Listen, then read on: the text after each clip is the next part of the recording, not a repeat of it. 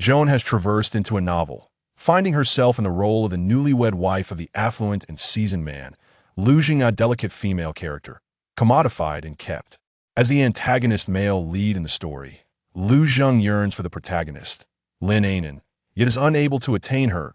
In his quest to alleviate his longing, he marries the obedient and demure Joan, whose name and appearance bear a striking resemblance to his beloved Moonlight. Transformed from the pampered and cherished Miss Chiao into a mere supporting character destined for demise, Joan is far from pleased. A mere substitute for the Moonlight? To harbor jealousy and deliberately entrap the protagonist only to meet a tragic fate? This young lady has no intention of engaging in such juvenile romantic games. She resolves to seek a divorce, however, when Joan presents the divorce agreement to Lu Zheng. The once cold and ruthless antagonist male lead unexpectedly pulls her into his embrace. Wife, let's not be angry tonight. I shall heed your every wish. Chapter 1. Little beauty, come out. We agreed to discuss the resources for the next film, yet you hide within. How can we converse? Joan, my little beauty, if you do not emerge soon, I shall become quite upset. Joan leaned against the bathroom door of the hotel, feeling the ceiling spin before her eyes, a dull ache pulsing at her temple. Before she could discern her surroundings, a lewd and unfamiliar voice wafted in from outside the door. Joan, little beauty, who dares to address her in such a lascivious and ill-intentioned manner? With delicate hands, Joan grasped the doorknob. Steadying herself as she gradually suppressed the dizzying sensation, she distinctly recalled being in a car accident, lying on the operating table, awaiting rescue. In the blink of an eye, she found herself in this bewildering place. Her slender lashes quivered delicately as she surveyed the opulent bathroom. Neatly folded white towels were arranged on the rack, while two bathrobes hung nearby, each embroidered with the words Junting Grand Hotel in golden thread, accompanied by 5 stars denoting the hotel's prestigious rating. Junting Grand Hotel? Chiao unfurrowed her brows, a sense of inexplicable familiarity washing over her. Before she could ponder further, the bathroom door behind her was pounded upon with a resounding thud. Chiao, come out at once. The person I was supposed to meet is you. You've even come to the hotel room. What pretense of innocence are you maintaining? Let me be frank, without my endorsement. Huang Zhihai, you shall not secure the role of the female lead in Ming Shi Chuan. That if you continue to hide in there, I assure you, I can ensure that you won't even land a role as a supporting character. A voice from outside, belonging to a stranger of middle age, carried a threatening undertone, and in that moment, Chowan recalled why the name Junting Grand Hotel resonated so vividly in her memory. Junting Grand Hotel, Huang Zhihai, these were names from the novel she had read the night before her accident. Could it be that she had traversed into the realm of the book? The novel she had been engrossed in was titled after entering the book, pampered by 3 powerful figures, a quintessential example of a stock market romance. In the narrative, the protagonist, Lin Anan, found herself embroiled with 3 male leads after her unexpected journey into the story. Each of FEMA distinguished and aloof film emperor, a cold and sensitive top idol, and a cynical yet ruthless second-generation heir harbored a deep affection for Lin and Lin. Anan found herself surrounded by 3 influential figures, transforming from an obscure 18-line celebrity at the beginning of her narrative into a celebrated star in the domestic entertainment industry, ultimately reaching the pinnacle of her life. A tale centered around stock investments. The author seemingly deemed that merely having 3 prominent characters would not suffice to create a tumultuous atmosphere. Thus, they introduced the formidable and cold-hearted elder, Lu Zheng, a man of distinguished status, as the antagonist at Lu Zheng, a powerful tycoon, harbored an unrequited desire for Lin Anan. In a bid to alleviate his longing, he wed the obedient and demure Chiao, whose appearance and name bore a striking resemblance to Lin Anan, serving as the substitute for his unattainable love. Indeed, aside from her beauty, the character Chiao in the book was devoid of any redeeming qualities, ultimately succumbing to jealousy of Lin Anan and spiraling into ruin. Sharing the same name as the Chiao and in reality. When Xiaoan read this book, she found herself at a loss for words regarding the character who shared her name, yet was her polar opposite in personality. However, her primary concern lay in discovering which stock Lin Anan eventually purchased and which male lead she ended up with. Thus, she hastily flipped to the conclusion, neglecting the intricate details of the plot in between. Unfortunately, pampered by three influential figures after entering a novel was still ongoing, and she could only glimpse the final chapter, witnessing the dismal fate of the character Xiao An, who shared her name and had fallen from grace due to her scheming against the protagonist, that moment. Xiao An found herself in an environment akin to the beginning of the journey, where the supporting character squandered her promising hand in the narrative. The original female supporting character, Xiao An, by happenstance, aided the Land family's matriarch, who had unfortunately sprained her ankle during her morning constitutional in the park. This act garnered the favor of the Land matriarch, who contemplated arranging a blind date between Xiao An and the Land family's head, who was also her eldest grandson, Lu Zheng.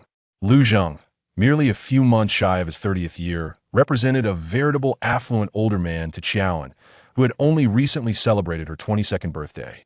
Lu Zheng is portrayed in the book as a resolute, aloof, and merciless antagonist. According to the author's infrequent depictions, this magnate of the business world, apart from his professional pursuits, only occasionally watched the television programs of the female lead, Lin Anan, for amusement. Implicit in the lines, Lu Zheng was an admirer of Lin Anan, regarding her as an idealized figure. Due to Xiao An's name sharing the character and with Lin Anan, and because Lin Anan, during her time as an obscure starlet, was known as Little Xiao, and Lu Zheng, unable to marry Lin Anan, and having reached a marriageable age from which he could not evade the Land matriarch's urging, acceded to his grandmother's request and took Xiao An as his wife. Xiao An's marriage to Lu Zheng occurred precisely when her career was in decline, impacted by the emergence of similar actresses like Lin Anan. Originally, her marriage to Lu Zheng, with the intention of tranquilly assuming the role of Mrs. Land, would not have been disadvantageous. After all, the Land family was the wealthiest in Cloud City, assuring a life of affluence and stability. However, Xiao An possessed a disposition that was easily swayed and lacked a firm sense of self. When she married Lu Zheng, it was a clandestine union. The two shared no genuine affection and merely existed as nominal spouses. Liu Zheng offered her no support for her career, and Xiao An did not actively seek resources from the Lu family. Her friends, family, and agent remained oblivious to her marriage to such a powerful figure. As a result, when Xiao An's career began to decline and her popularity waned, those around her incessantly devised plans to assist her. They not only frequently disparaged Lin Anan, causing her distress, but also arranged numerous social gatherings for her to vie with Lin Anan. It was after one such gathering that Xiao An caught the attention of the renowned producer Huang Zhihai, infamous for his predatory tendencies. Unbeknownst to the company, which was unaware of her marriage to Lu Zheng, they actively encouraged Xiao An to cultivate a closer relationship with Huang Zhihai. After dining with Huang Zhihai, she was coaxed into a hotel room under the pretense of discussing a script.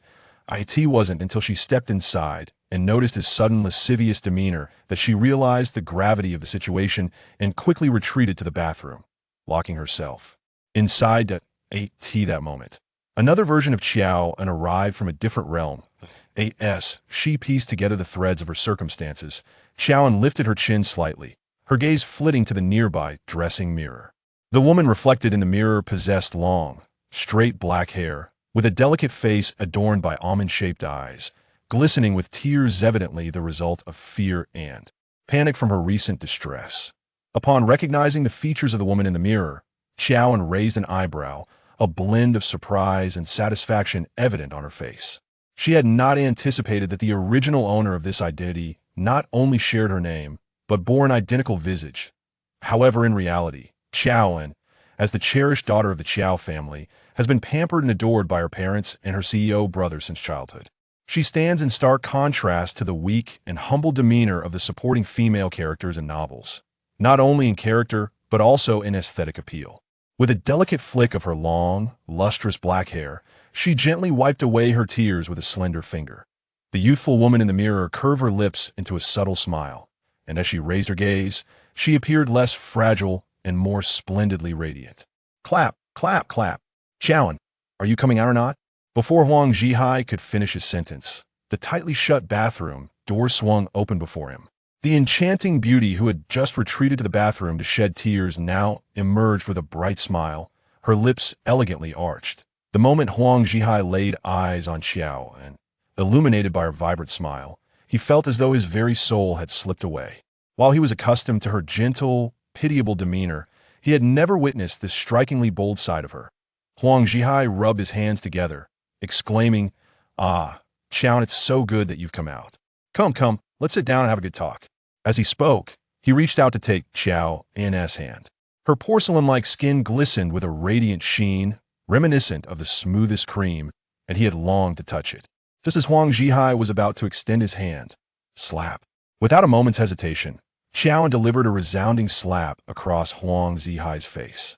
Huang Zhihai, caught off guard and unable to react before his hand could reach out, he was left stunned by the force of the blow. "How dare you hit me?"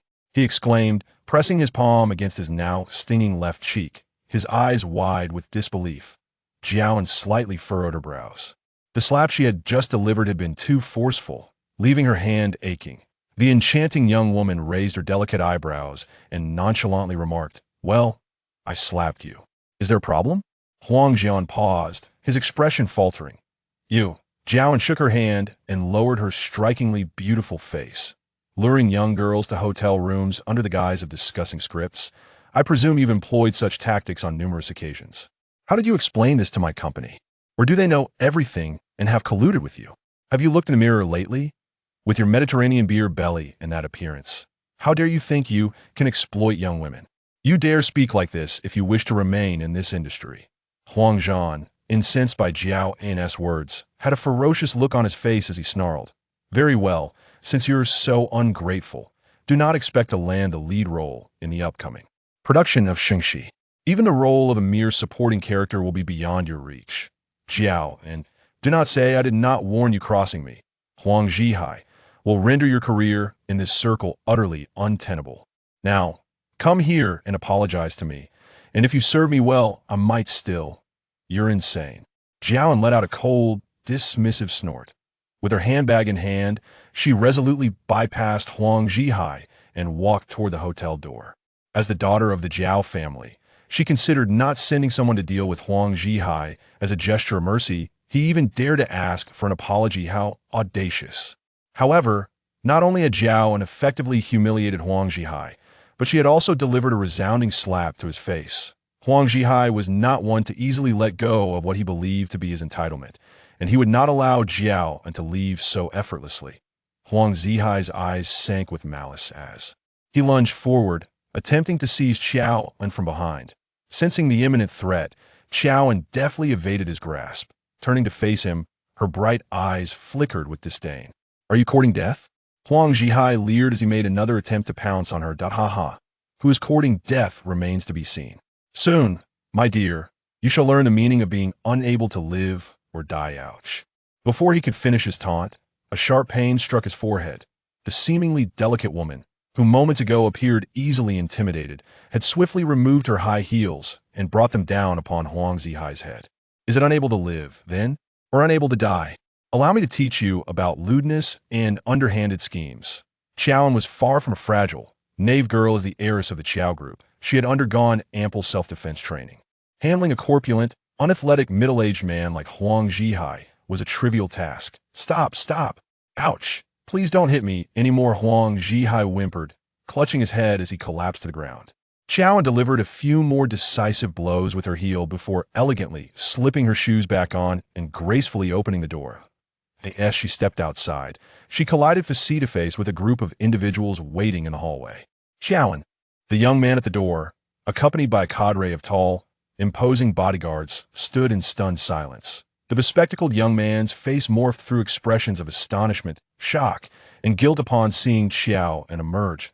He adjusted his glasses and spoke in his calm tone as, "Possible, madam, what a coincidence." Chapter 2. Joan lacked the memories of her original self and was oblivious to the identity of the young man before her, adorned with gold-rimmed glasses. However, upon hearing him address her as madam, she was reminded of the villainous male lead, Lu Zhong, from the novel, who was often accompanied by his assistant, Wu. Composed, Joan inquired, "What brings you here?" At her words, the man's expression shifted subtly. "I happened to come to the hotel for an inspection and noticed you seemed to be coming upstairs with a friend." "Ahem, I understand. You are merely discussing matters with a friend. Wu's scalp prickled with tension as he realized the delicacy of the situation. Although their president appeared indifferent towards his new bride, Wu had seen Joan ascend the stairs with a middle-aged man and felt compelled to follow. The Junning Hotel was, after all, a property of the Liu family, and he could not allow any misfortune to befall his president. In an instant, Joan discerned Wu's identity from his words and detected the underlying implications. She gently tucked a stray lock of hair behind her ear, raising her gaze nonchalantly. "Assistant Wu, with such a grand display. You must be here to catch someone in the act, am I correct?" Wu stammered, "And no, that's not it. Even if it were, I certainly did not anticipate you would so effortlessly unravel the matter at hand." He had yet to procure any evidence of the madam's infidelity. It would be inappropriate to lay the issue bare. "Well, the person you seek is here." With a nonchalant smile, Xiaoan gently pushed open the door, stepping aside to unveil the scene behind her to Wu Cheng. "This repulsive man lured me into this suite under the pretense of discussing a script. I detest such individuals. So, I gave him a slight lesson." Wu Cheng stood in astonishment, gazing at the middle-aged man sprawled on the floor, cradling his head in agony, momentarily at a loss for words. So, it appeared that the lady of their household was not here for an illicit affair, but rather had been deceived while attending to serious matters. After a brief pause, Wu Cheng suddenly came to his senses and instructed the other bodyguards. "You all go in and properly attend to the individuals inside. Regardless of the indifference between the president and his wife, we cannot allow her to be mistreated." Xiaoan observed the burly men rushing in, her lips curling slightly without any visible emotion. In a soft yet subdued tone, she instructed, "Assistant Wu, please arrange for a vehicle. I am feeling weary." Apart from the simplistic portrayal of the female supporting character in novels, Xiaoan possessed no memories of her original self. She had no choice but to rely on Wu Cheng for arrangements. Otherwise, she wouldn't even be able to return home. This was the first time Wu Cheng had heard Xiaoan address him in such a calm manner. During their previous encounters, she had either shyly averted her gaze or spoken in a voice barely above a whisper. It was a stark contrast to her current demeanor of giving orders. Nevertheless, Wu Cheng did not dwell on it and promptly arranged transportation for her. This unexpected encounter at the hotel had completely transformed Wu Cheng's perception of the president's wife. He needed to hurry back and report to the president. The driver arranged by Wu Cheng delivered Xiaoan back to the luxurious mansion located in the urban area of Yunding Peninsula, a lavish community teeming with affluent residents. The opulent villa ranked number 1 in this enclave was the residence of Lu Zheng and Xiao, and after their marriage.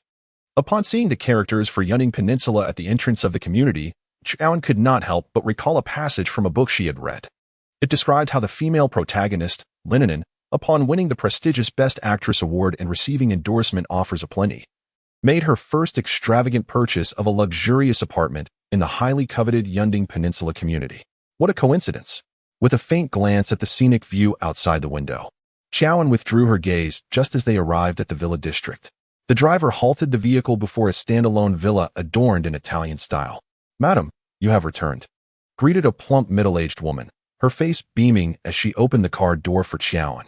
She appeared to be the housekeeper of this villa, accompanied by several servants. Xiaoan recalled that Assistant Wu had mentioned before she got into the car that he had already informed the housekeeper, Sister Song, to prepare for her arrival. Thus, the amiable woman before her must be Sister Song. Xiaoan nodded, her soft voice laced with a hint of languor. "Yes, I'm tired and would like to rest for a while. Sister Song, please have someone brew a pot of floral tea and bring it to my room." The villa was quite expansive, and she was not yet aware of the location of her own room. Sister Song, without a shred of doubt, responded, "Of course. I will arrange that immediately." She observed that today, her lady seemed a bit more delicate than usual. Though the lady of the house often appeared delicate and frail, she was not particularly talkative and even seemed somewhat aloof. Furthermore, she seldom organized any tasks for them. However, Sister Song did not dwell on this. She was efficient in her duties and promptly arranged for the floral tea to be delivered to the room at the end of the second-floor corridor. Xiaoan, positioned downstairs, observed everything keenly. She also took the opportunity to glance around the villa. Whether in the living room or the entrance hall, an aura of affluence permeated the space. The modern-style villa, seemingly simple, was in fact replete with hidden opulence. The top-tier Wisdom audio hi-fi sound system in the living room alone was valued at over 4 million. It was evident that Lu Zheng was a connoisseur of quality living. Xiaoan held no objections to this. Even though she was aware that the ensuing narrative would lead to her being cast aside by Lu Zheng, at present, she remained Mrs. Lu. As a couple, they were entitled to share the wealth accrued together. Lu Zheng's pursuit of a refined lifestyle mirrored her own aspirations for elegance. For someone like Qiaoan, who had grown up as the daughter of the Qiao family, enjoying the benefits of a good material life was as effortless and natural as breathing. However, upon entering the master bedroom and casually glancing over the vanity, her expression shifted subtly. What had she seen? A row of plastic bottles, neatly arranged on the vanity, with strikingly incongruous blue and green caps atop their white bodies, emanated a distinctly cheap aura. Qiaoan could not help but furrow her delicate brows. A delicate woman approached, picking up a jar that resembled a face cream. Upon opening it, she scooped out a small amount and applied it to the back of her hand. The texture of the cream was rather unappealing, proving difficult to spread and absorb, leaving an artificial slickness on her skin. Furthermore, the fragrance was overpowering and unpleasant. How could such a substandard skincare product be used? Joanna pressed her lips together and hastily replaced the lid on the jar. Though her original self was merely a supporting character destined for a tragic downfall, she was currently the wife of Lu Zheng, the wealthiest man in the novel. A prominent figure in Yun City and the president of the Lu Corporation. It was unthinkable for her, as the wife of such a distinguished individual, to be relegated to using a nameless, inferior product when she could have access to bespoke and luxurious skincare. Was Lu Zheng subjecting her to such indignities? Irritated, Joanna instinctively wandered into the adjacent dressing room. Opening the left cabinet door revealed a neat array of shirts and handcrafted suits, impeccably pressed and arranged from dark to light shades. Clearly, this was Lu Zheng's wardrobe. A glance at his dressing area compelled her to acknowledge that his taste exceeded her expectations, as many brands and details aligned closely with her own preferences. Moving to the right, she opened the opposite cabinet door, convinced that even if there were no haute couture gowns, she would at least discover a collection of the latest seasonal offerings from prestigious luxury brands hanging in her own closet. As she opened the wardrobe, she was dismayed to discover that aside from a relatively decent little black dress, there was not a single other piece of clothing that caught her eye. It was not that Joanna held herself in high regard. Rather, she could not comprehend why a female celebrity's closet contained only a scant selection of designer garments, with the remainder being an array of items that resembled the creations of internet influencers. It was not that she looked down upon such styles, but the silhouettes and designs of those garments were so blatantly derivative of classic pieces from renowned brands that she could identify them at a mere glance. To have her step out in clothes that were mere imitations was tantamount to a death sentence for her dignity. A faint flush crept onto Joanna's exquisitely refined face, a manifestation of her indignation. The original owner of this body was at least a moderately successful second-tier celebrity and a wealthy socialite. Joanna could hardly believe that the original would voluntarily choose such cheap and shoddy attire. Instead, she began to suspect that some injustice had befallen the original owner. While she could not fathom how the original endured this situation, as the daughter of the prestigious Joanna family, she would not stand for it. Determined, she retrieved her phone to access the banking app, intending to ascertain the extent of her assets, for she needed to procure essential items anew. In the real world, Joanna had been able to freely access her family trust since turning 18. However, upon employing facial recognition to unlock the banking app, she was left utterly astounded. After counting the figures, units, tens, hundreds, thousands, on the screen several times, she confirmed that she had not misread the display. To her shock, her account balance at this bank amounted to a mere $3,728.80. Joanna proceeded to check several other banking apps, only to discover that her deposits at those institutions were even less than the initial one. Indeed, the multitude of banking applications on her phone was rather astonishing, totaling no less than 10 different banks, each offering card services, yet none seemed to hold any significant deposits. Where, then, had her money vanished? Ultimately, Qiaoan discovered a sum of 20,000 yuan nestled within her WeChat wallet in a certain online marketplace. However, when she tallied her available funds, she found a mere 25,000 yuan in total. Could this be the entirety of a prospective second-tier starlet's savings, a wealthy matron's financial reserves? Clearly, something was amiss. Feeling a slight headache, Qiaoan propped her chin on her hand, leaning against the vanity, her gaze traversing the array of disheartening bottles and jars strewn across the surface, finally resting upon a jewelry box perched at the corner of the table. In stark contrast to the inferior, nameless products on the vanity. The exquisitely crafted and elegantly styled jewelry box stood out distinctly. Instinctively, Xiaoan reached for the box and opened it. Before her lay a metallic object that she recognized all too well, a black card. One corner of the card bore her name, a clear indication that it belonged to her. She was, indeed, not destitute, although domestic black cards lacked the limitless nature of their international counterparts. Possessing one still signified a credit limit ranging from 5 to 10 million yuan.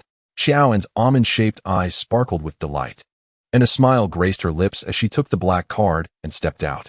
Her first stop was the mall, where she indulged in a selection of the latest ready-to-wear collections from high-end brands, followed by a complete set of skincare products from a specialty counter. With her spirits lifted after a shopping spree, she then visited a hair salon to refresh her hair color and style anew. She transformed her long, straight black hair into soft, chestnut-colored waves reminiscent of the real world. That evening, Joanna returned home with a ragdoll cat she had arranged to adopt from an online cattery.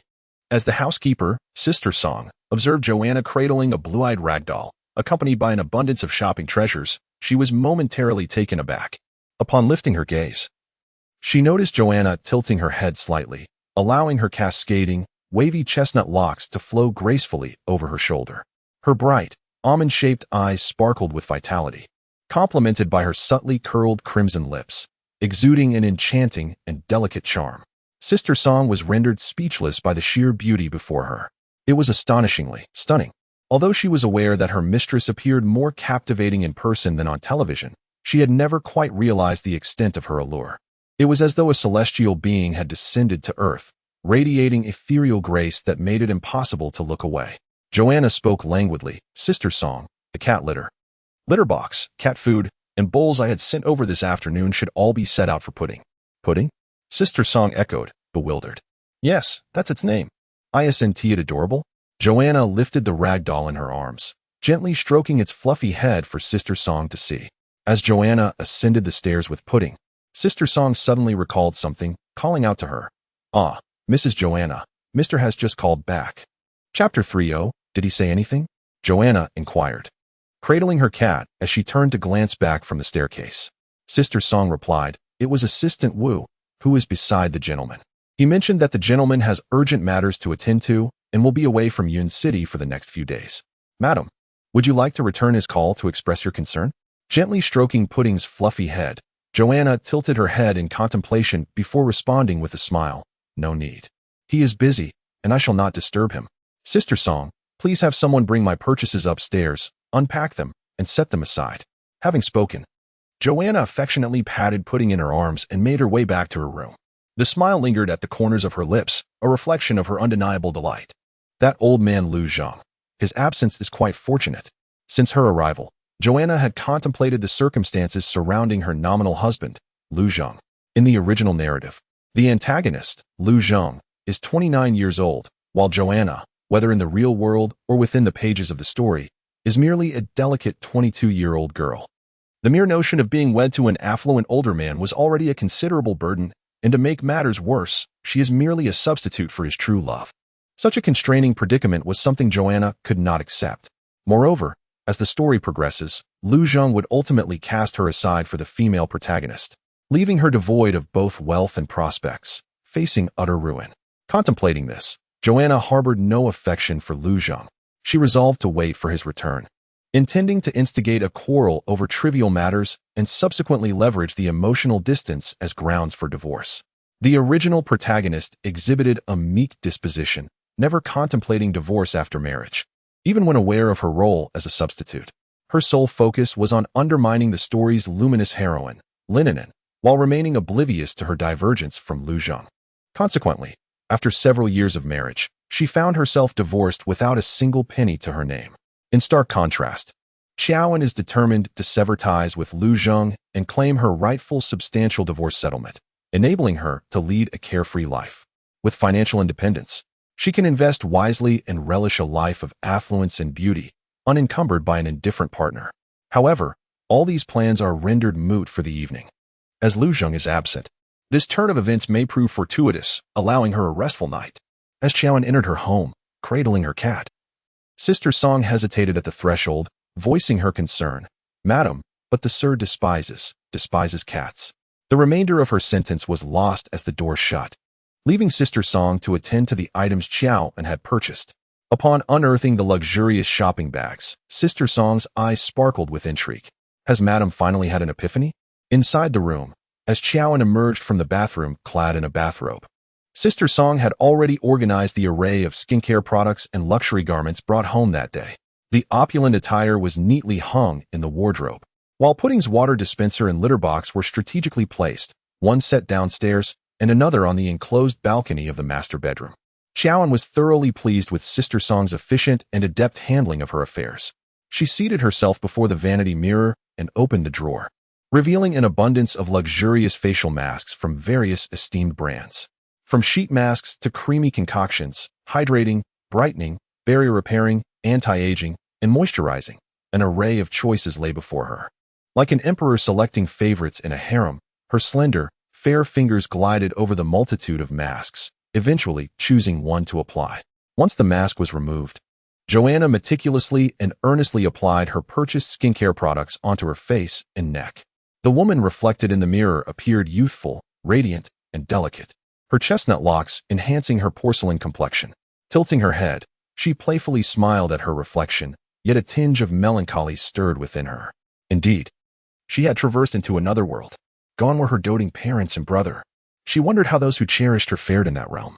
Shaking her head, Joanna dispelled the unwelcome emotions and climbed into bed, enveloping herself in the silk quilt.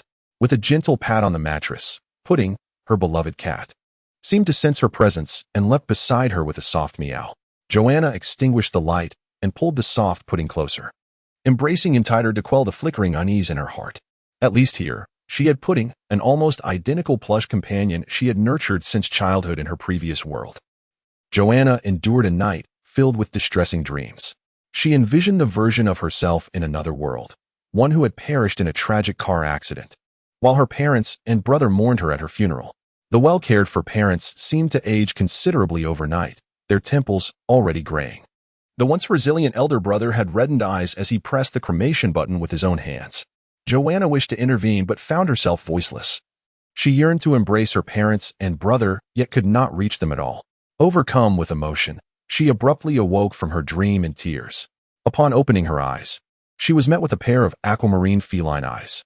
It was Pudding, who had been resting on her, suffocating her in her slumber, prompting her uncontrollable weeping. Pudding, she murmured softly, rising to cuddle the plump, fuzzy creature close to her. Joanna's delicate face nestled into Pudding's soft fur, remnants of tears lingering at the corners of her eyes. Yet deep down, she understood that even if what she had witnessed was merely a dream, there was no returning to that past, although she did not fathom why she had been transported into a book. She was acutely aware that the version of herself from another world no longer existed. From this moment forth, she would embody this world as Joanna. She could only cherish the opportunity to exist in this realm, vowing to live well as this Joanna, determined to avoid the tragic fate of a mere supporting character in a novel. After rising, Joanna fed Pudding some cat food before taking time to groom herself. Following her usual routine, she applied a light touch of makeup, selected a pair of fitted black high-waisted trousers, and paired them with a simple cropped gray t-shirt. Though these were two of the most ordinary pieces, the exquisite design and tailoring of the high-end brand made Joanna, who stood at 5 feet 5 inches, appear to possess legs that stretched to an impressive 6 feet. Joan casually tied her chestnut-colored, long wavy hair into a loose bun, exuding a youthful and captivating charm. After a brief glance in the mirror, she prepared to address the myriad of issues plaguing her career and love life. With Mr. Liu away on a business trip, the matter of divorce would have to be postponed for the time being. Joan's gaze fell upon her phone, which lay charging and powered off. She had discovered its low battery upon arriving the previous day, and after plugging it in at home, she had not turned it back on. Given the tumultuous incident from the hotel yesterday, involving the assault on a lecherous producer, she could easily surmise that turning her phone on would unleash a barrage of calls and messages. Cradling her well-fed and now contented Pudding, she made her way downstairs while simultaneously powering on her phone. As the screen illuminated, a cacophony of WeChat notifications flooded in.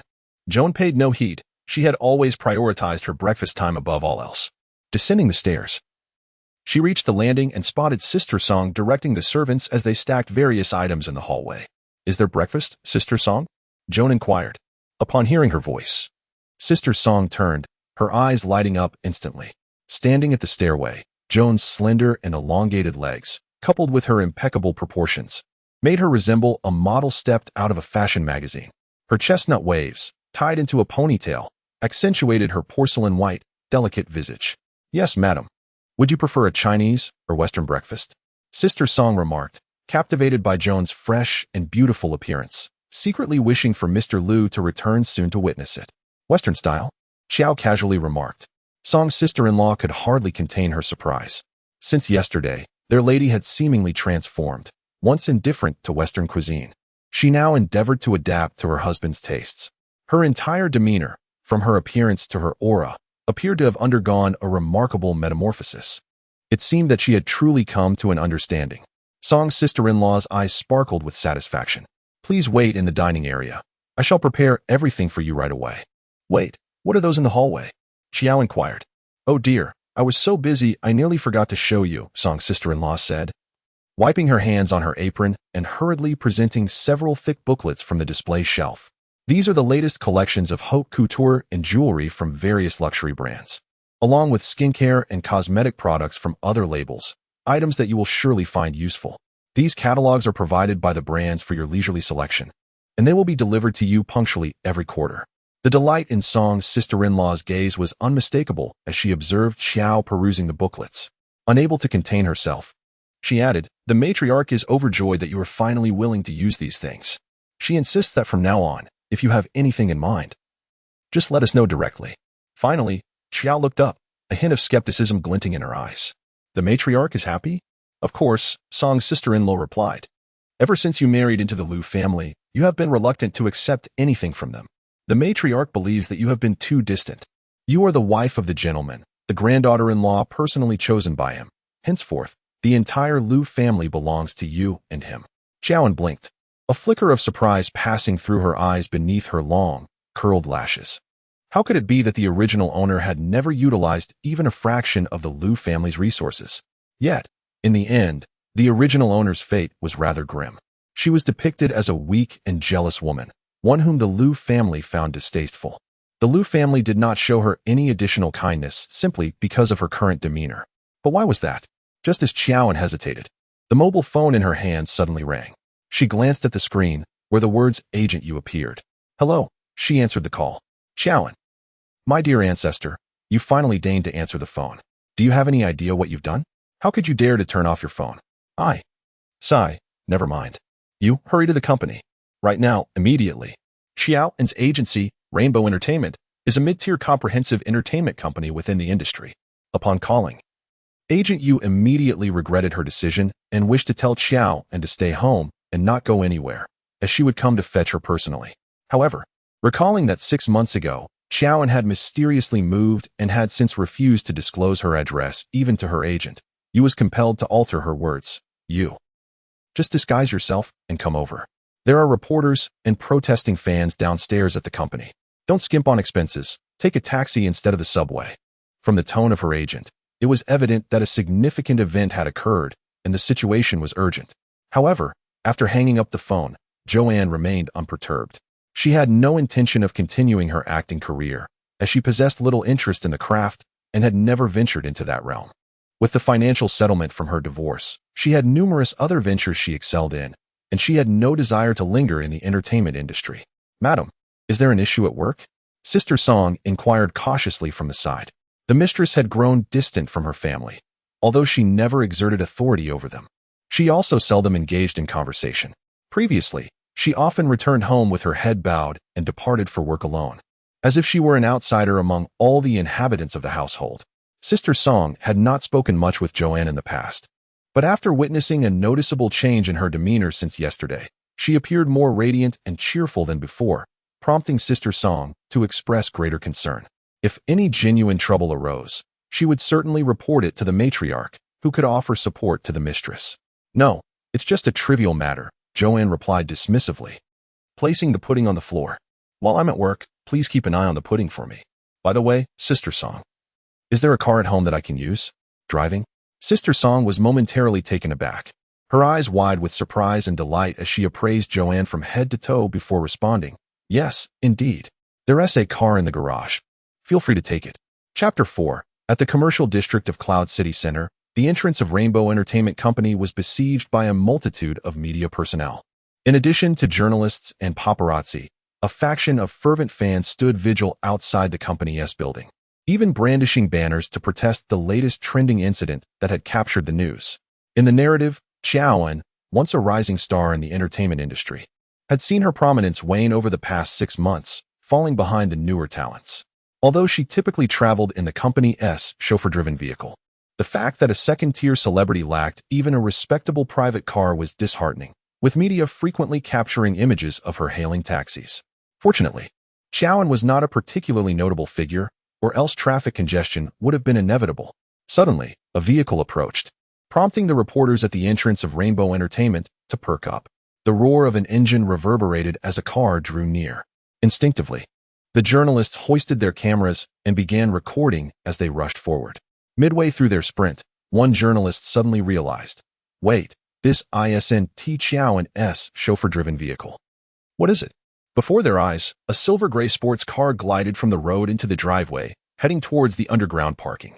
The understated yet opulent paint of the car shimmered under the sunlight, exuding an aura of wealth, while its sleek lines captivated all onlookers present. It was none other than a Lamborghini Veneno. A journalist recognized it and exclaimed loudly.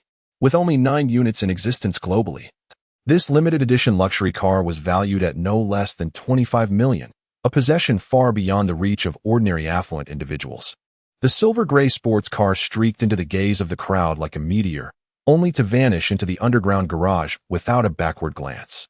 Moments later, all that remained was the fleeting red glow of its taillights. A group of reporters murmured, that car couldn't possibly belong to young Master Hua, could it? This scene unfolded beneath the Rainbow Entertainment Company, where only the affluent owner, young Master Hua, could afford such an extravagant vehicle.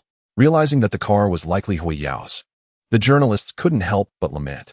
If only they had managed to intercept Hui Yao himself. Though they missed out on encountering Xiaoan, perhaps capturing her employer might yield some explosive news. Inside the Rainbow Entertainment Company, Xiaoan stepped out of the limited edition silver gray sports car and entered the elevator.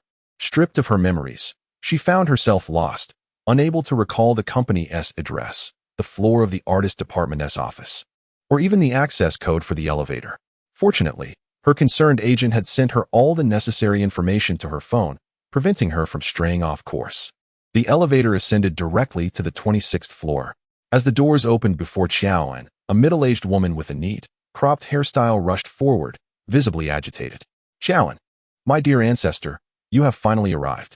Did you encounter any dangers on the road? Were you harassed by reporters? Wait, what is this hairstyle?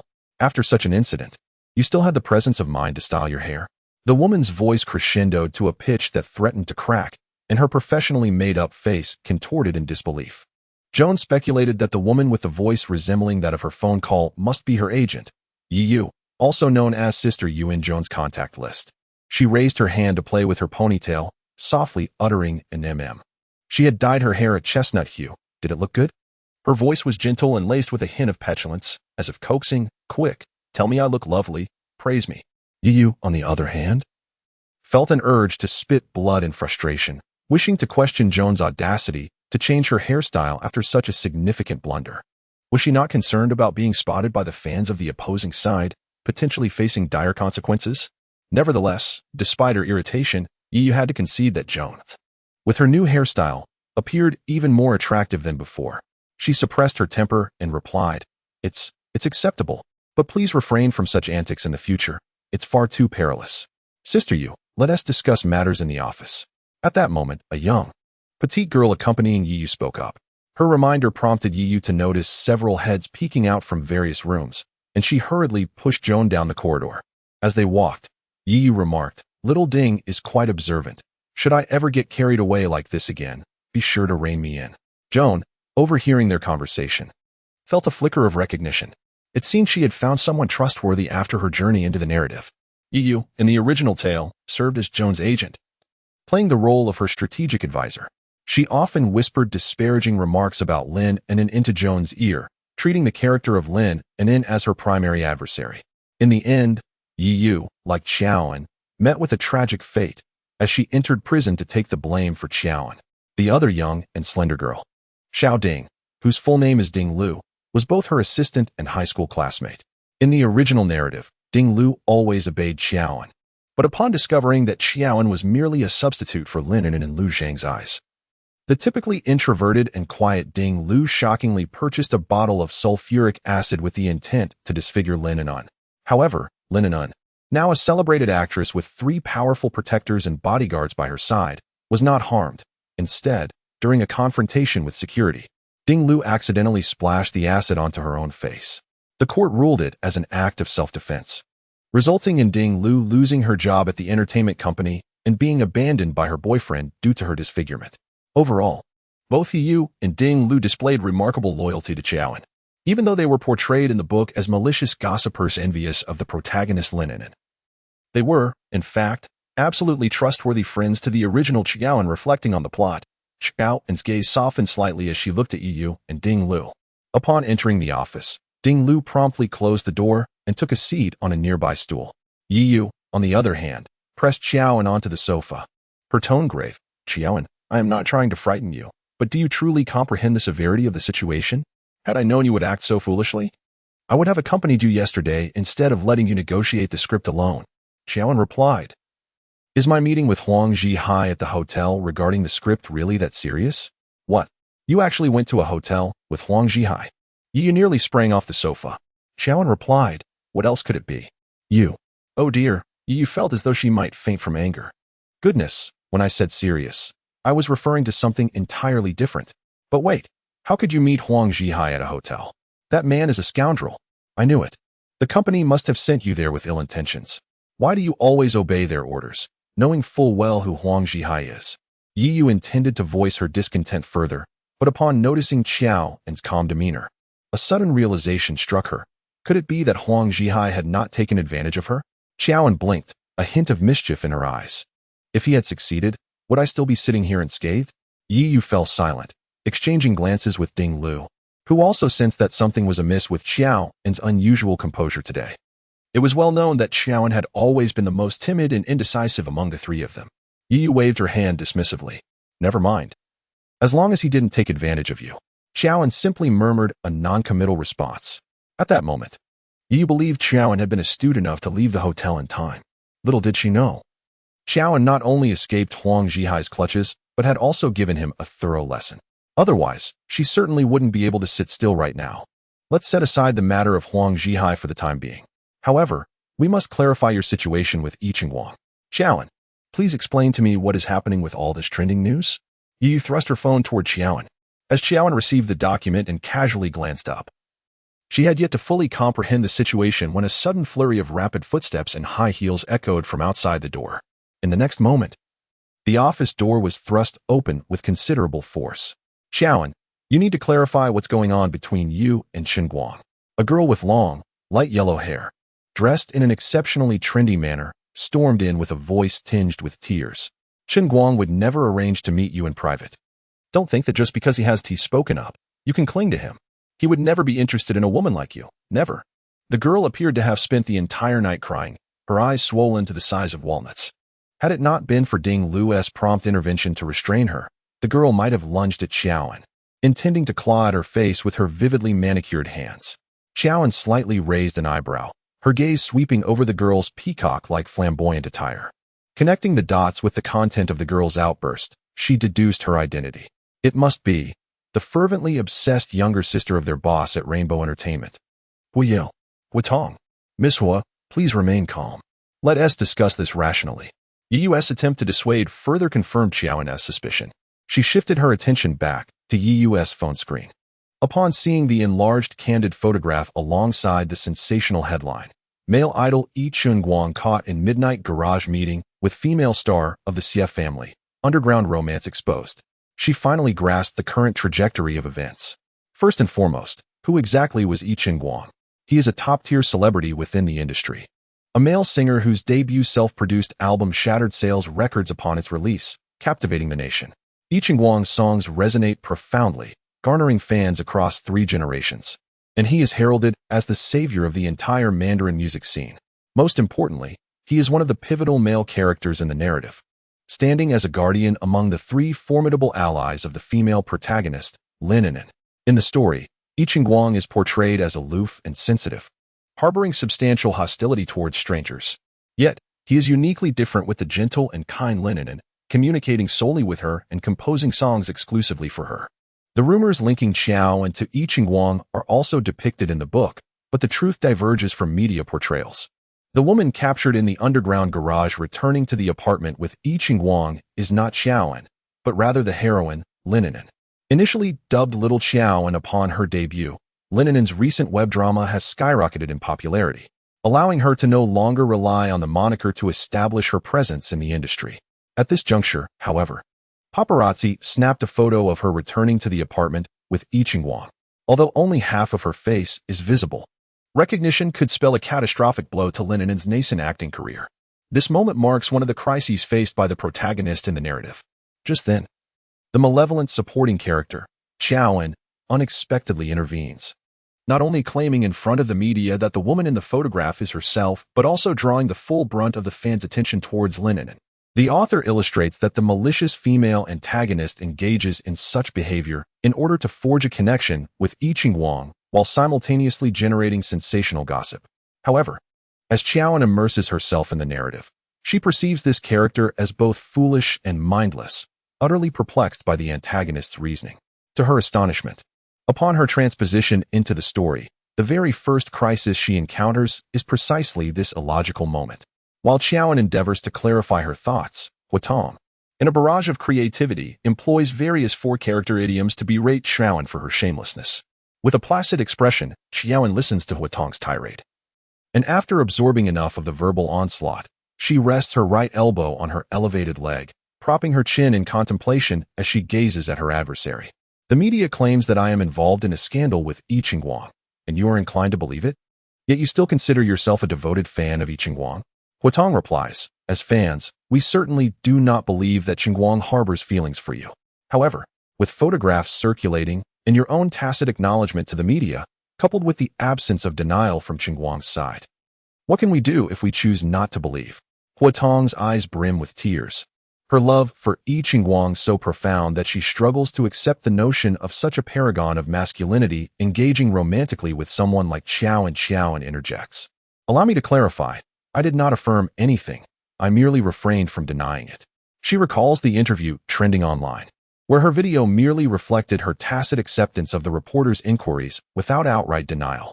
You possess an astounding level of audacity. Huatong, taken aback by Xiaoan's retort, feels her anger swell to the brink of tears. Is that so? Xiaoan muses, touching her own face, realizing that she ought to indulge in some exfoliation upon her return home tonight. Huatong, nearly exasperated to the point of bursting, can hardly contain her frustration. Upon witnessing the boss's sister on the verge of tears, Yi promptly intervened, separating the two and instructing Ding Lu to console Huatong. Meanwhile, Yi pulled Xiaoan aside and whispered, you should refrain from speaking too much. Miss Hua is the precious daughter of the Hua family. Do not provoke her. Xiaoan gazed skyward, chuckling inwardly. Who isn't a little princess in their own right? She remains her parents' and her brother's little princess. Yi sighed softly, alas. I wonder what the boss is thinking. Knowing full well that his sister harbors feelings for Yi Qingguang, why would he allow you to take the blame for Lin Yin? The woman in the photograph is clearly Lin Yin, even if her new drama has just become a hit. It is unfair for you to be put in such a position. What? Xiaoan raised an eyebrow. It seemed this matter was not merely a folly of the original self, but was intricately tied to their employer, Huiyao, the head of Rainbow Entertainment. Unaware of Xiaoan's subtle shift, Yi continued, that day, when young Master Hua sought your assistance in taking the blame for Lin Yin, I assumed you would merely feign compliance, never expecting you to genuinely confess to the media, even if young Master Hua has done you a favor. This is not the way to show your gratitude. Chapter 5. Yi incessantly criticized her, and the more Xiaoan listened, the more peculiar her expression became. When she initially read the book, she had reproached the original character for her actions in this matter. She had always believed that the female supporting character in the story was truly so foolish as to make a regrettable move for the sake of trivial gossip and fleeting benefits. However, the reality proved otherwise. While others remained oblivious to the circumstances surrounding Huiyao, Xiaoan was acutely aware. Huiyao was not only the president of Rainbow Entertainment and a well-known scion of a wealthy family in Yun City, but he was also one of the three formidable figures behind the story's protagonist, Lin. Originally, Huiyao embodied the archetype of a carefree and indulgent rich heir. Beyond his reputation for extravagance, he was infamous in the industry for his ruthless and merciless demeanor. Yet, unbeknownst to all, Huiyao harbored a cherished memory of a little fairy, an enchanting girl named Unin, whom he had known in his childhood and who once lived next door. This Unin was, of course, the very protagonist, Lin. Unfortunately, due to her father's business failure and subsequent bankruptcy, Lin had to move away from the affluent district at a young age, severing ties with Huiyao. Years later, while scouting for new talent at his company, Huiyao stumbled upon Xiaoan. The moment he laid eyes on her, memories of his childhood fairy flooded back. Moreover, the shared character in their names further compelled him to invest substantial resources into promoting Xiaoan without hesitation. During those 2 years, Xiaoan indeed thrived. She rapidly ascended from a newcomer to a burgeoning star, and even Huiyao, the company president, frequently visited her on set to lend his support. It would not be an exaggeration to say that during that time, Xiaoan was the undisputed queen of Rainbow Entertainment. Unfortunately, the good times were fleeting.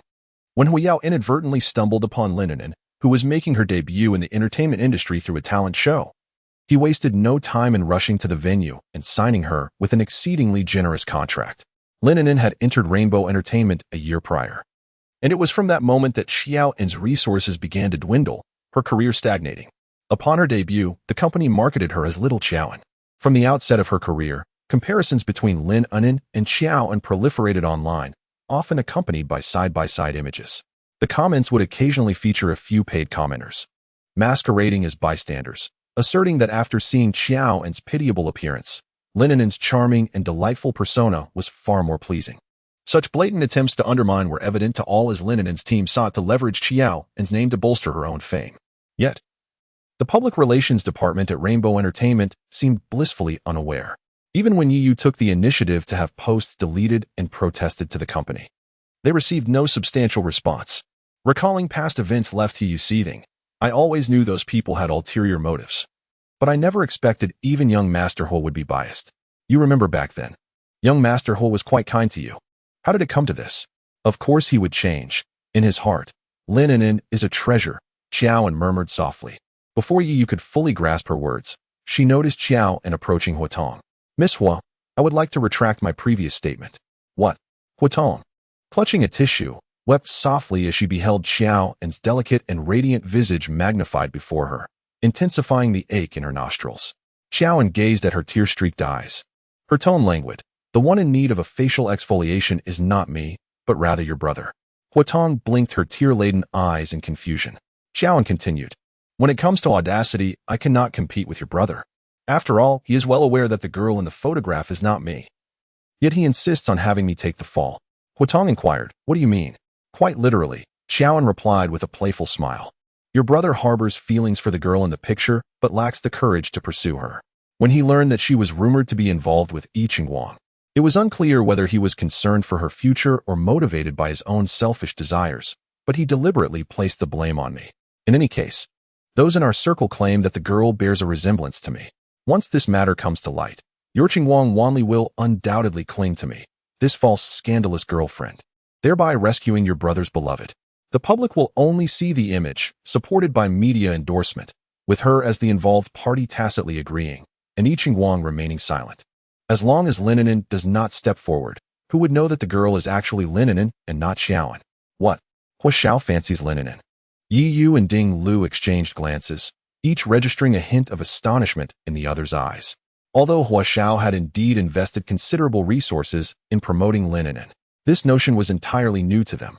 However, reflecting on Hua Xiao's unusually attentive demeanor towards Lin, it was evident that he would go so far as to sacrifice all the female artists in the company as stepping stones for her. Upon reflection, it indeed seems rather intriguing. Yi Yu observed, Xiaoan appears somewhat muddled and blindly loyal in her everyday demeanor, yet she perceives this situation with clarity. What? That woman is not you. Huatong was taken aback. Her eyes, swollen like walnuts, widened uncontrollably. Impossible. How could my brother? Why is it impossible? I have already stated that your brother has affections for her, Xiaoan replied. Huatong retorted. Her brother is notoriously fickle and heartless. How could he possibly display such sincerity towards a girl?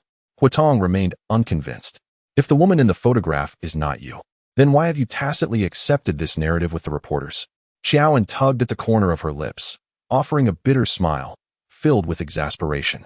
I have mentioned that your brother has an audacious disposition, utterly unashamed, insisting that I take the blame. As a boss, he confronted me directly. Could I dare refuse? If you doubt me, inquire with my agent. She was present when your brother pressed me. Xiaoan did not overlook the implications of Yi Yu's words. Hua Yao had indeed broached this matter in front of Yi Yu. This is all at the behest of young Master Hua, she confirmed, though a sense of apprehension stirred within her. She recalled that day when young Master Hua had not been overly coercive. He merely suggested it, and Xiaoan had readily acquiesced. Unaware of the full context, Huatong felt a tumult of indignation and grievance. Who was the woman in the photograph? Not only protected by Yi Qingguang's tacit approval, but also defended by her brother? What extraordinary allure and influence did she possess that compelled her brother to sacrifice the reputation of a female artist under his wing for the sake of concealment? Regrettably, in her ordinary life, Huatong's eyes were solely fixed on Yi Qingguang, showing no interest in other celebrities. Were it not for Xiaoan having been the most prominent actress in her agency, recently exposed by the media, she would not have found herself in this situation. Huatong's eyes instantly glistened with tears. Who is that woman? Who is the one with Qingguang? Yi Yu replied. It is someone we cannot disclose. Xiaoan's light, airy voice interrupted Yi Yu before she could utter the name. I am merely a minor star. While that individual holds a significant place in young Master Hua's heart, by sharing this information with you, I have already transgressed against young Master Hua. You, being his beloved sister, might as well inquire directly with him regarding her identity. Internally, Xiaoan was suppressing her irritation, keen to stir the pot further. Huatong, in fact, was one of the malevolent supporting characters in the original narrative, leveraging her status as the cherished daughter of the Hua family to create obstacles for Lin and later in the story. Originally, according to the plot, Huatong would only discover in the later stages that both Yi Qingguang and her brother were enamored with Lin. However, by that time, Lin would have already established herself in her career, and despite Huatong's interference, she could merely irritate Lin without inflicting any real harm. But now, the circumstances were different. Lin was still floundering in the tertiary tier. If Miss would truly set her sights on her, it would be a simple task. I will ask my brother right now. Upon hearing Xiaoan's words, Huatong became anxious, yet the next moment she hesitated, realizing. My brother has just gone on a business trip and is not in Yin City. Without asking him face to face, she feared he might hang up on her. Joan lifted her gaze, a sincere smile flickering in her clear eyes. Then why not ask Yi Qing? Aren't your families well acquainted? After all, you could be considered half a sister to him. Surely he will provide you with an explanation. Joan's words sparked a realization in Huatong. Indeed, she could inquire with Qingguang and perhaps see him as well. It had been quite a while since she had last laid eyes on Qingguang. Huatong hurried off to find Yi Qing, casting a tearful glance at Joan, managing to utter, if the person in the photo truly isn't you, I shall apologize to you. Before dashing away, as the young lady finally departed, Yi Yu and Ding Lu couldn't help but exhale in relief. However, before they could fully relax, Yi Yu noticed Joan massaging her forehead, expressing her disappointment. How unfortunate. Hua Yao is actually on a business trip. Yi Yu inquired, are you looking for Hua Xiao? Joan nodded, casually remarking, yes, I need to discuss the contract termination. What? Termination? Yi Yu's face paled in shock, while Ding Lu beside her wore an equally astonished expression. Yi Yu grasped Joan's arm. My dear aunt, I understand your dissatisfaction, but you cannot throw such a tantrum. If you terminate the contract now, let alone the breach of contract penalties, the betting agreement you signed previously could lead to your financial ruin. Joan raised her eyebrows. I signed a betting agreement? The original owner possessed nothing but a black card, devoid of any funds in her bank account, yet she had apparently signed a betting agreement. Yi Yu queried. You haven't forgotten, have you? Then she assisted Joan in refreshing her memory. 2 years ago, for reasons unbeknownst to her, Joan found herself in dire financial straits and thus established a small company under her own name, which was subsequently acquired at a premium by Rainbow Entertainment. This arrangement effectively constituted a wager with the company. From the year of acquisition onward, Joan was tasked with generating a net profit of 20 million, with a subsequent annual increase of 15% over the next 4 years.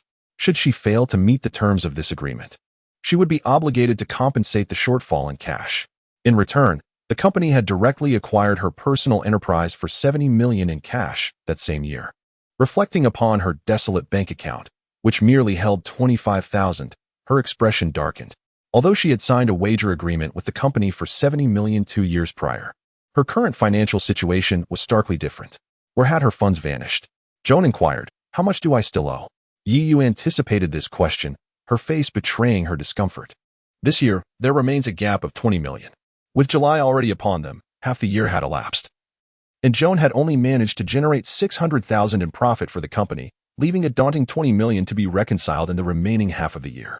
Yu continued, "In the first 2 years, you were riding high, and with Mr. Huet's support. We believed it would be effortless for you to earn over $20 million in a year. Who could have foreseen that 2 years later, your star would not only stagnate but regress? Once readily available business endorsements have now become scarce, and even promising scripts and shows are now predominantly offered to Lin Anan before they reach you. The situation has worsened considerably, as Joan faces widespread backlash due to rumors involving Yi Guang. The next 6 months loom uncertainly ahead." Yu wears a troubled expression, unaware that Joan has already devised her own plans. The young lady Joanne is not inclined to accept the dismal hand dealt to her by fate. She tousles her hair, preparing to implement her strategy of divorcing to attain wealth and reclaim oneself. After all, she is legally wed to the older man, Lu Zhang, who harbors no affection for her. Thus, it seems prudent to divorce, seize the settlement, and liberate herself. With this thought, Joanne's spirits lift slightly as she reaches for her manager. Yu asks, "What are you doing?" Joanne replies, "Hand me your phone." Without suspicion, Yu relinquishes her phone to Joanne. Then, she witnesses Joanne opening Weibo on her device.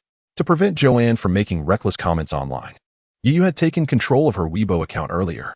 Moments later, a new post emerges, igniting a frenzy across the internet. Joanne states, "I would like to clarify that I do not have feelings for Yi Guang. Furthermore, the woman in the photo is not me." After sending the tweet, Joanne returns the phone to her astonished manager. Yu exclaims in disbelief, "How dare you post such a tweet? You just tacitly acknowledged your relationship with Yi Guang. And now you're contradicting yourself. Won't the online community brand you a liar and accuse you of seeking attention? Besides, this was orchestrated by Huiyao. Had she not agreed from the outset, it would have been a different matter. However, since she has acquiesced, does she not fear being thoroughly ostracized and silenced by Mr. Hua?" Xiaoan replied nonchalantly, "If he is not afraid of my loose tongue inadvertently revealing his cherished secret, then he may as well silence me." Unbeknownst to the outside world, Xiaoan, being well-read, understood the depth of Huiyao's unrequited love for Lin Anan. Her cryptic half-utterances hung like a sword over Lin Anan's neck, rendering Huiyao cautious in his actions. For now, she prioritized her own pleasure. "Well then, I must return home. We shall discuss the termination of the contract another time." She needed to gather funds. Thus, Xiaoan departed, unfazed by the subsequent collapse of Weibo. Upon returning home, she meticulously rummaged through her cabinets, drawers, and even her phone once more. There was indeed no cash, nor any savings book. Aside from a black card, the bank cards she discovered were all linked to her mobile app, collectively amounting to a mere $25,000. Where had all the money gone? Clutching her pudding, she absent-mindedly stroked its fluffy head, murmuring to herself. As a star capable of signing a $20 million a year gambling contract, it seemed implausible for her to be in such dire straits. Furthermore, Yu had mentioned that 2 years prior, she had withdrawn $70 million in cash from the company. Xiaoan cast a glance at the luxurious cosmetics on her vanity that had already been replaced, contrasting them with the previous cheap items, and her suspicion deepened. What was this? Xiaoan's hand faltered as she fiddled with her phone. She discovered a black icon on her phone, beneath which were inscribed 4 characters, "Secret Memories." This was an application titled Secret Memories. Upon opening the app, she was prompted to enter a password. Joanna attempted to input her birth date, and it was correct. However, the system immediately requested another password. This time, she tried various combinations, all of which proved unsuccessful. Furthermore, this application did not support facial recognition for unlocking. Joanna had no choice but to exit and check the App Store. To her surprise, she found that it was an application designed for recording private diaries and safeguarding personal secrets. According to the description, to prevent accidental breaches. This app required a dual password for access. Only when both passwords were entered correctly could the app be opened. Might the second password be Lu Zhang's birthday? Joanna made a point to inquire about Lu Zhang's birthday from Aunt Song and entered the password once more, yet it still failed. It seemed the original owner had not been foolish enough to use her unloving husband's birthday as a password. Nevertheless, Joanna now harbored a sense of intuition that perhaps everything she did not understand, including the whereabouts of the original owner's assets, lay concealed within this app. If she could unlock this application named Secret, she was certain she would uncover the truth. Unable to decipher the password, Joanna took a bath that evening and, cradling her pudding, retired early to bed for a beauty sleep. In the darkness, as she slept soundly, a tall, slender figure entered the room. Chapter 6. In the midst of her slumber, Joanna was abruptly awakened by the sensation of her silk quilt gradually slipping away from her body. If it slid any further, it would no longer provide her with warmth. Assuming that Pudding was playfully snatching the covers from her, she murmured sleepily, her voice laced with a hint of petulance and affection. Stop it. The figure standing at the edge of the bed paused momentarily in its motion to reclaim the quilt. A few seconds later, Joanna felt the quilt being mercilessly yanked away. The chill from the air conditioning brushed against her skin, prompting her to open her eyes and turn over, intending to rescue Pudding from the quilt and reclaim her own warmth. However, upon glancing back, she was met with the sight of a tall, statuesque figure standing by the bed. In the dim light of summer starlight filtering through the window, Joanna, still drowsy, collided with a pair of dark, profound eyes. The next moment, a gasp escaped her lips. "Ah, there's a thief." Her voice, both delicate and explosive, nearly sent the roof soaring. Within half a minute, the lights throughout the villa flickered to life, and Sister Song, accompanied by the chef brandishing pots and pans, rushed in at the forefront. Joanna, now bereft of her covers, curled up at the head of the bed, clutching a pillow with her left hand while her right instinctively grasped a decorative item from the bedside table for protection. Just then, the bedroom lights illuminated the scene, revealing the man whom Joanna had mistaken for a thief. He was clad in a bespoke, dark suit, impeccably tailored to accentuate his physique. With broad shoulders, a slim waist, and long legs, his figure was comparable to that of a top model. The man sported short black hair and possessed sharp features, his narrow, dark eyes scanning Joanna with a detached demeanor. As Joanna rubbed her bleary eyes with her fair fingers, it quickly dawned on her that this man was likely not a thief, but rather her yet-to-be-met husband, the affluent elder, Lu Zhang. Madam, we have arrived," came the breathless voice of Sister Song from outside the door. Lu Zhang cast a fleeting glance at Joanna before he opened the door with a frosty expression. Upon seeing the tall figure in a tailored suit standing behind the door, Sister Song nearly buckled at the knees. "Sir, you have returned. Would you care for a midnight snack?" she asked, panting heavily, exchanging furtive glances with the chef, who had rushed in wielding a kitchen knife, both hastily concealing their weapons behind them. How could it be the sir? Hadn't Assistant Wu mentioned that he would be away on business for at least half a month? Lu Zhang's cold gaze swept over the concealed implements of their culinary craft, and he bore no significant distaste for their protective disposition. "No need," he replied icily, causing the atmosphere to thicken abruptly. Both Sister Song and the chef understood Lu Zhang's temperament, recognizing the impatience in his tone, and they dared not speak further, retreating hastily. After shutting the door to the bedroom, Lu Zhang turned to find his young wife huddled at the head of the bed, clutching a pillow, her wavy chestnut hair cascading down her shoulders, regarding him with a wary gaze. Lu Zhang furrowed his brow. Did she perceive him as a threat? Silently, he approached her, his expression darkening as he yanked the silk quilt from the bed. Joan immediately reacted, leaping forward to secure the blanket. "What are you doing?" The petite woman tilted her head back, her beautiful eyes shimmering under the light, completely devoid of any trace of drowsiness. Lu Zhang lowered his gaze, his long fingers still tugging at a corner of the silk quilt. His brow remained slightly furrowed, and his tone was indifferent. "My blanket." Joan was taken aback, not expecting this older man to attempt to wrest the blanket from her upon his return. She pressed down a bit more on the bed, instinctively wrapping her arms around the quilt. "Why is it yours? It doesn't have your name on it." As she spoke, the object she had been clutching in her right hand fell to the ground, a substantial brass ornament, now exposed under Lu Zhang's watchful eyes. The angular features of Lu Zhang's face instantly darkened. It seemed that during his prolonged absence, someone had been preparing such a thing in his room to welcome him home.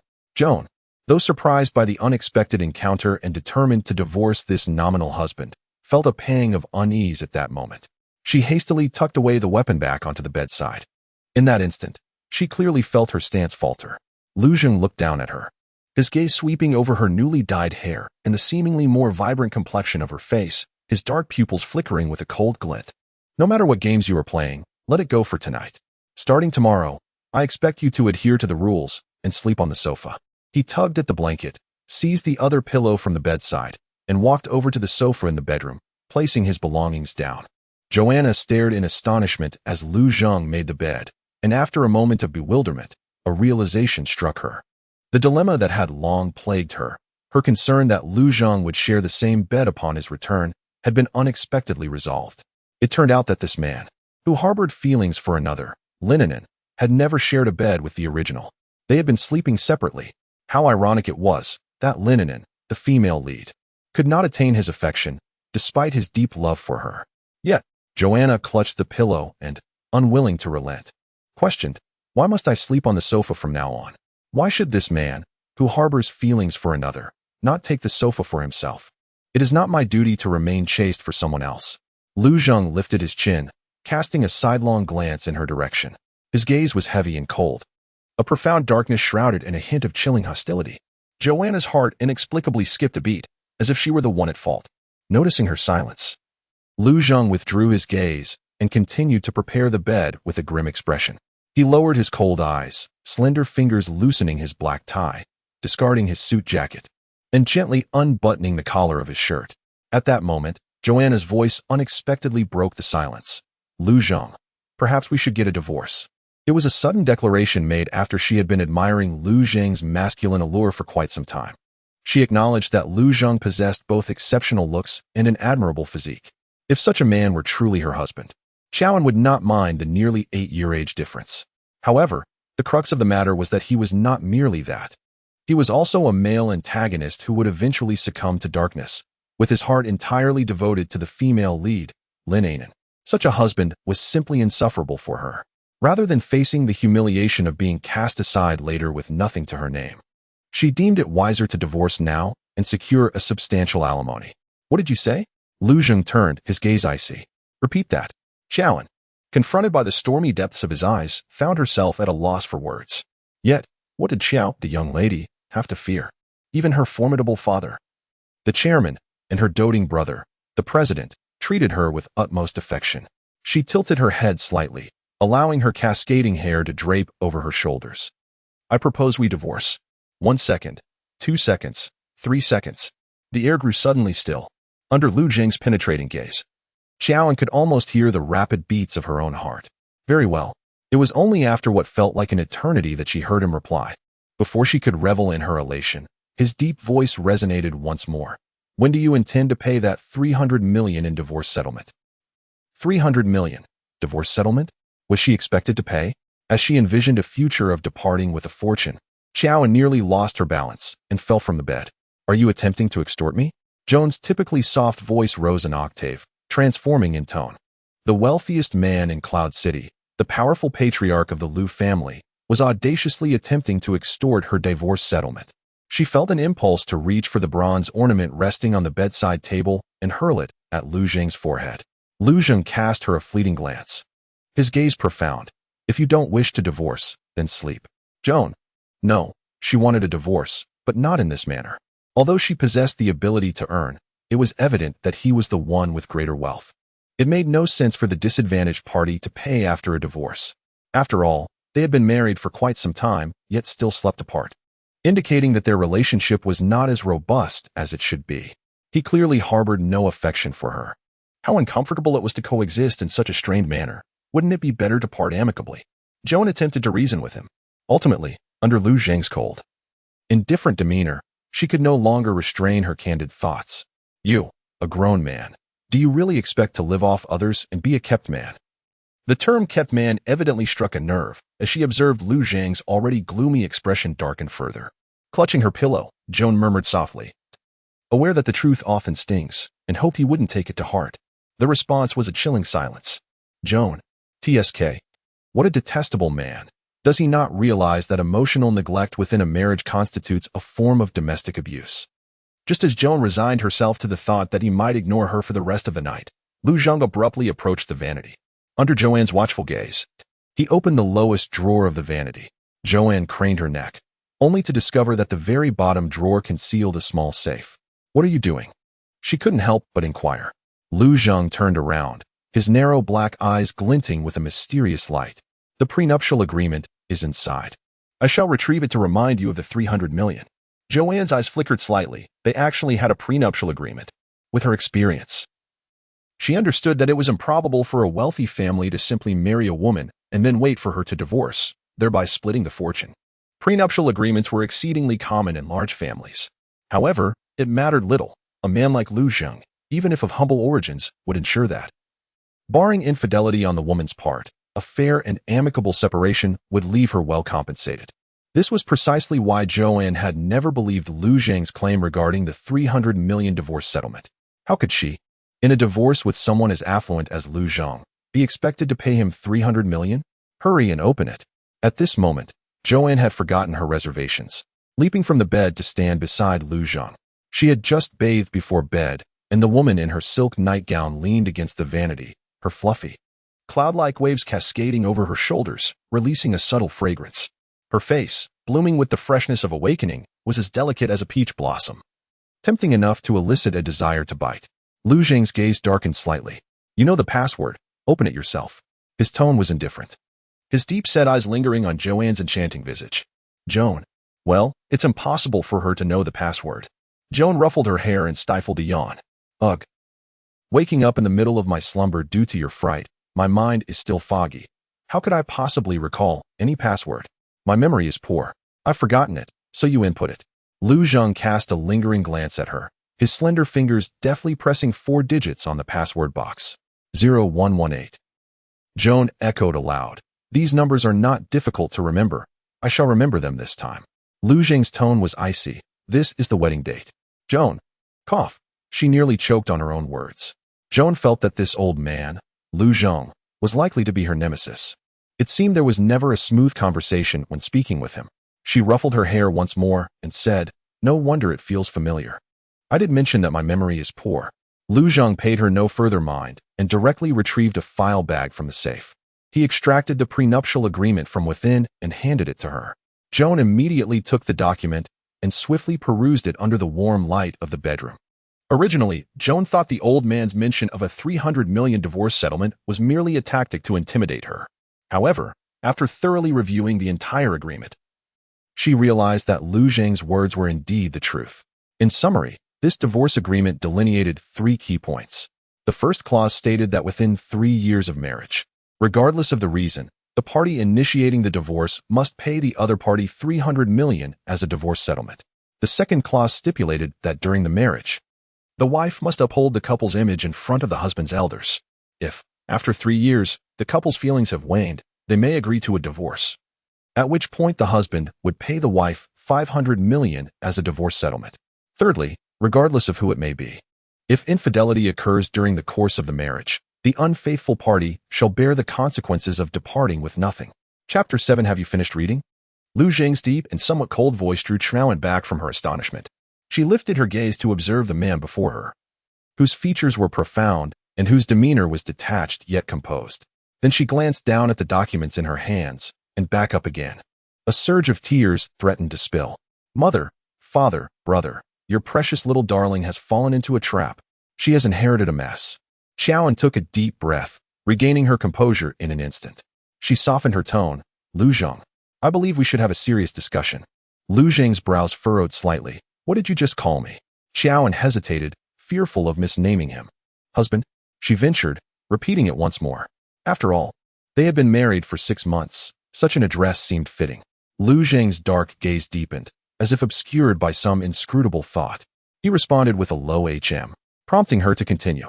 Noticing that his expression had softened, even more so than when he had appeared brooding moments earlier, she boldly expressed her thoughts.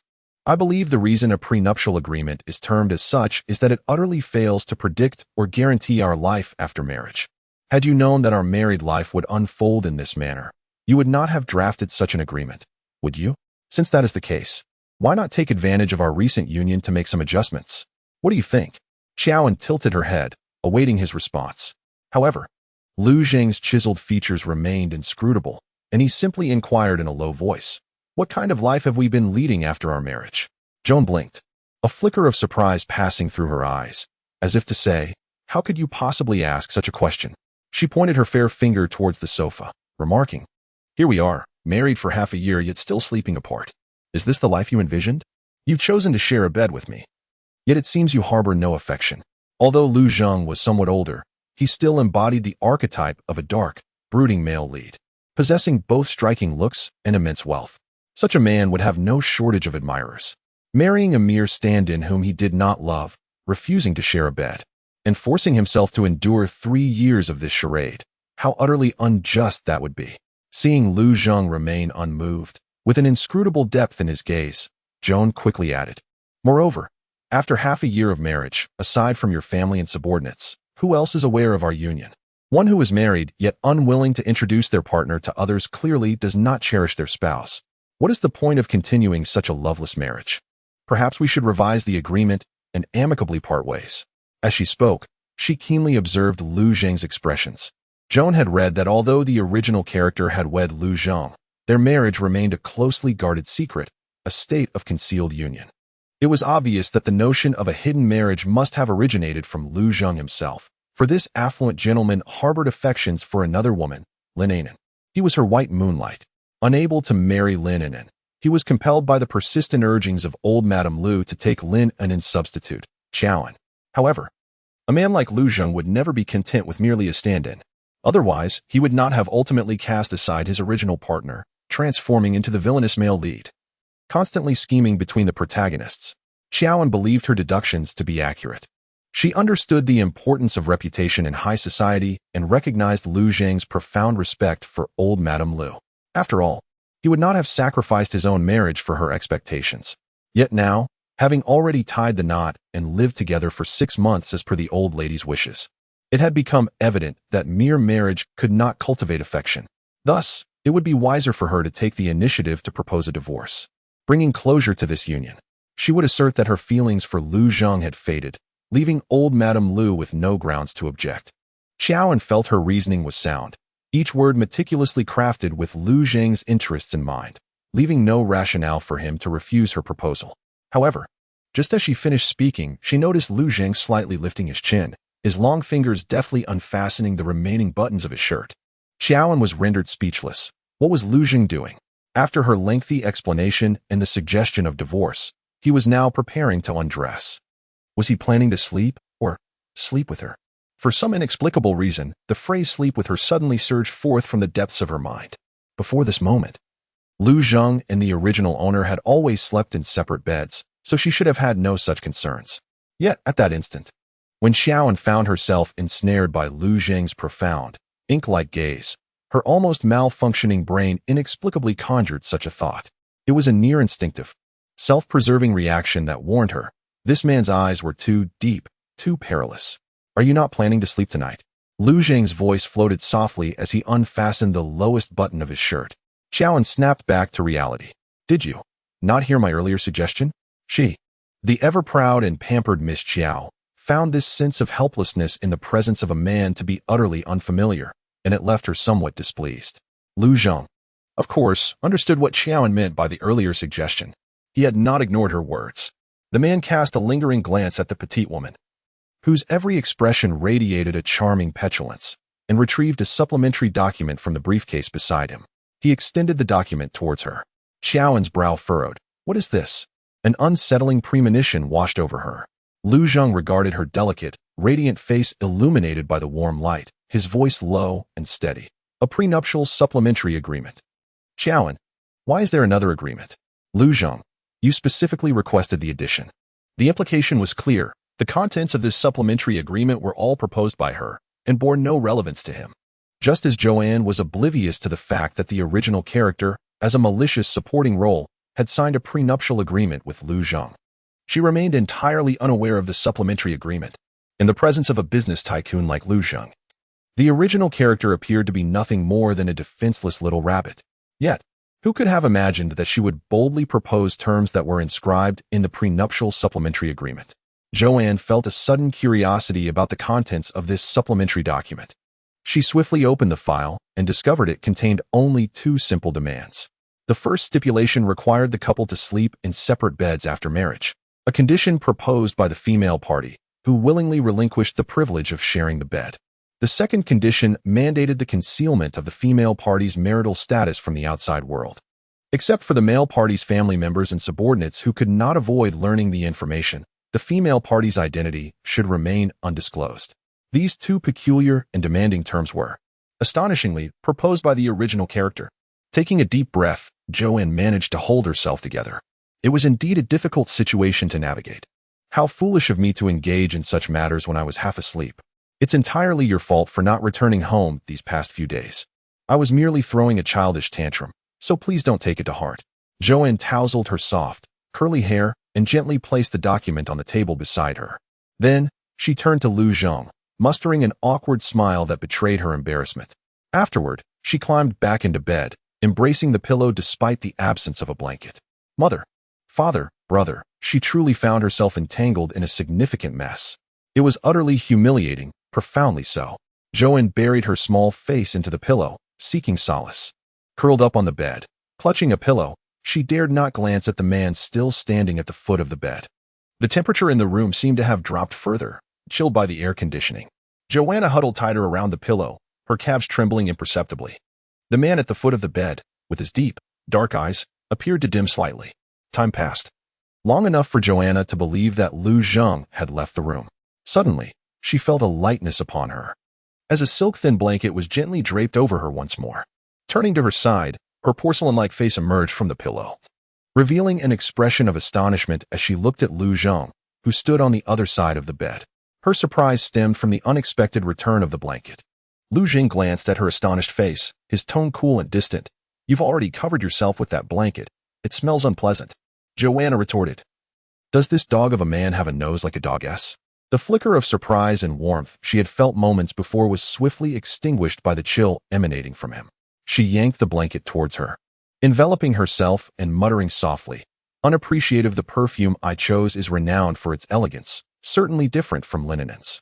Lu Zhang, unable to catch her words clearly, merely observed the small woman bundled up on the bed, his gaze profound. In the end, he did not attempt to reclaim the blanket from Joanna, nor did he insist that she adhere to their agreement and sleep on the sofa. Perhaps it was due to his return from a business trip that they found themselves in a state akin to newlyweds after a brief separation, making it seem inappropriate to summon Sister Song for a blanket at that moment. Ultimately, he chose to sleep fully clothed on the sofa. The night passed peacefully, just like that. The next morning, when Joanne awoke, clutching her pillow, the room was devoid of Lu Zhang's presence. She yawned and sat up, her lovely face still bearing the dazed expression of someone just roused from slumber. Joanne truly did not anticipate that in this seemingly nominal marriage, it would be she who proposed to sleep apart. It was also she who had insisted on a secret marriage. She had originally believed that the tragic fate of the malicious supporting character she embodied stemmed from her compliance and weakness, pushed to the brink by her husband's betrayal.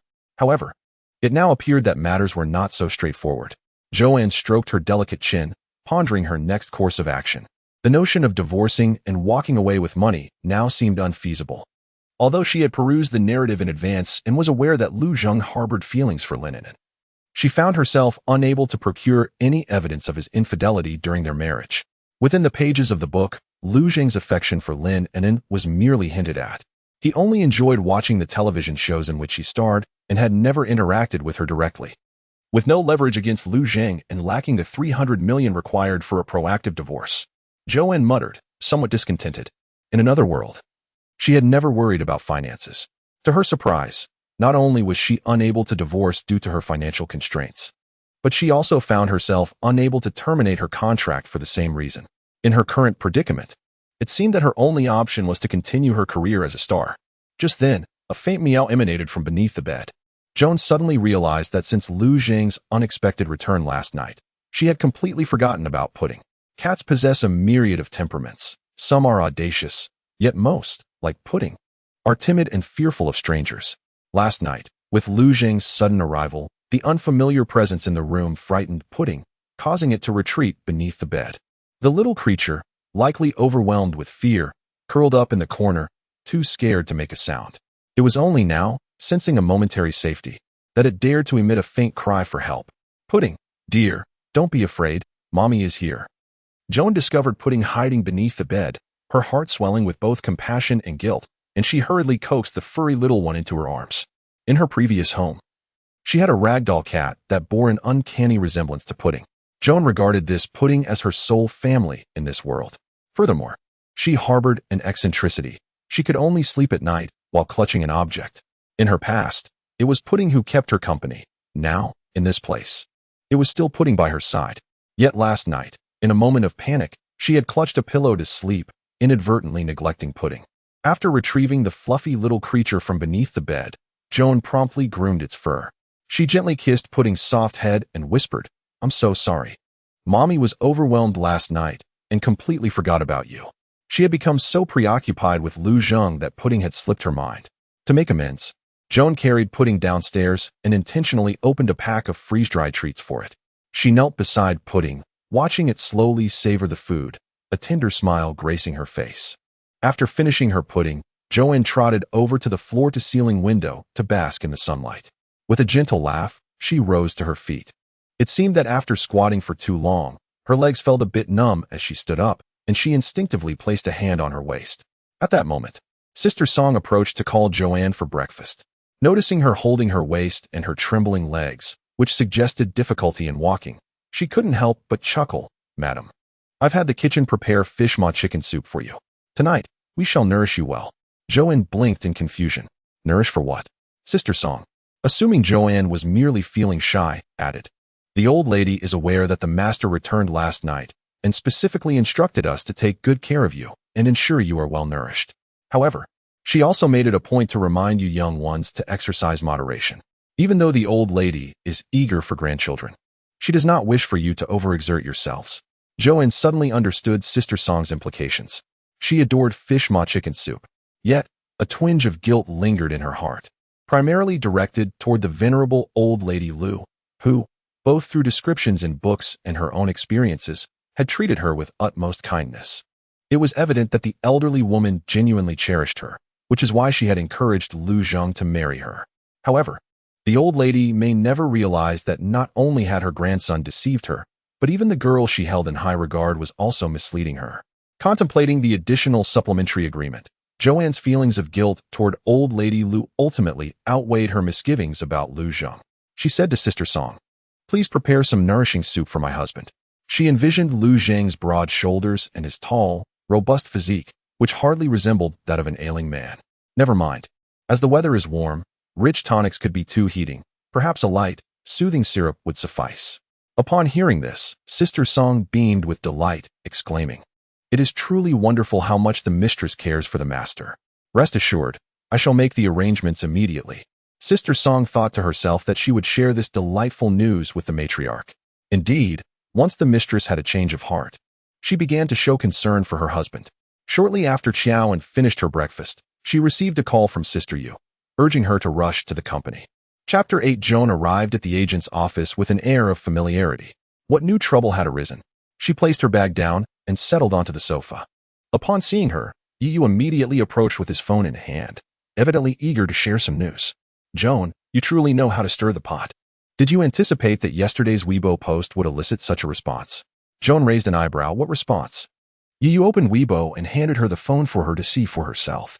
As Joan took the device, she noted that her agent had logged into her Weibo account, where a torrent of questions, accusations, and even curses awaited her. "Are you merely gilding your own image? Please, take a good look in the mirror and stop believing you are so admirable, especially when it comes to our brother. It would be nice if you exhibited a modicum of professional ethics in your publicity stunts. I have never seen a family so keen on exploitative tactics. If it weren't for the association with our Chun Guang, who would pay any attention to you? Do you not realize your own worth? Yet you dare to belittle Chun Guang in your posts? Joan, for the love of all that is good, be a decent person. Our male idol is uniquely brilliant, and your narrative has no bearing on him. Please refrain from dragging him into your trending topics. If your family has the resources to hire online armies and marketing accounts, perhaps they should invest in trending topics instead. Since the photographs have been taken, let's just assume our brother was momentarily blinded by naivety. We, as his fans, feel his pain, but what gives you the right to scorn him? It is utterly shameless. Everyone can see that you long for a chance to be beside him. All while pretending to be indifferent. Joan returned the phone to you? Is this what you call a response? An outpouring of insults? Although Joanne does not pay much attention to the discussions online, it does not imply that she is willing to meticulously critique each comment. No ordinary person would relish being insulted outright. No, no, no. It is not merely about the insults. These are all forms of promotion, a means to generate buzz. Yu gently grasped her arm, gradually elucidating. Joanne, you understand, in our industry, it is not the criticism that we fear, but the lack of attention. When the rumors about you and Yi Qingguang first emerged, you were simply the subject of mockery across the internet. Yi Qingguang's fans protested on their official blog and disparaged you in private, dismissing you as unworthy of their attention.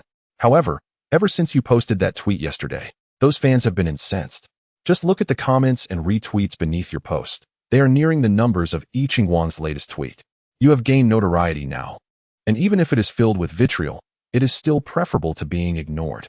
After listening intently, Joanne finally grasped the situation. Her tweet from yesterday had inadvertently struck a nerve with Yi Qingguang's fans, resulting in a collective backlash against her. The individuals lining up to berate her in the comments had propelled her to the pinnacle of online trending. Joanne blinked her luminous, captivating almond eyes and remarked, "The way you put it, it seems as though they are akin to dung beetles, fully aware of my nature yet insistent on approaching me." In the eyes of those netizens and fans, she was entirely unpalatable, thoroughly vilified across the internet. Yet, they still flocked to her tweet to berate her, inadvertently amplifying her visibility. Yi responded, "Who likens themselves to dung?" Although she felt that Joanne's analogy was rather apartment. However, this is not the crux of the matter. Yi was eager to share the good news with Xiaoan. Do not dismiss what I'm saying lightly. Look, as soon as your popularity surged, opportunities began to knock at your door. Early this morning, Director Fu's team sent word, inviting you to participate in the latest season of his variety show. Xiaoan, this is Director Fu, the mastermind behind several hit shows. Such an exceptional opportunity is something others would desperately seek, and we cannot afford to turn it down. Xiaoan had previously been averse to participating in variety shows, thus turning down every offer that came her way. However, the circumstances had changed. Ming Shichuan had flopped, and the tweet she posted last night likely offended Mr. Hua. If she continued to decline this variety show, there was a real possibility that upon Mr. Hua's return from his business trip, she would find herself cast aside. Xiaoan blinked, a hint of skepticism crossing her face. At a time like this, a renowned director would invite me to join a variety show? Such fortunate occurrences seem improbable. She was not naive. The tweet she had shared, believing she could exit the entertainment circle, had not only angered the large fanbase of Yi Qingguang but had also directly antagonized the company's most powerful figure, Wu Yao.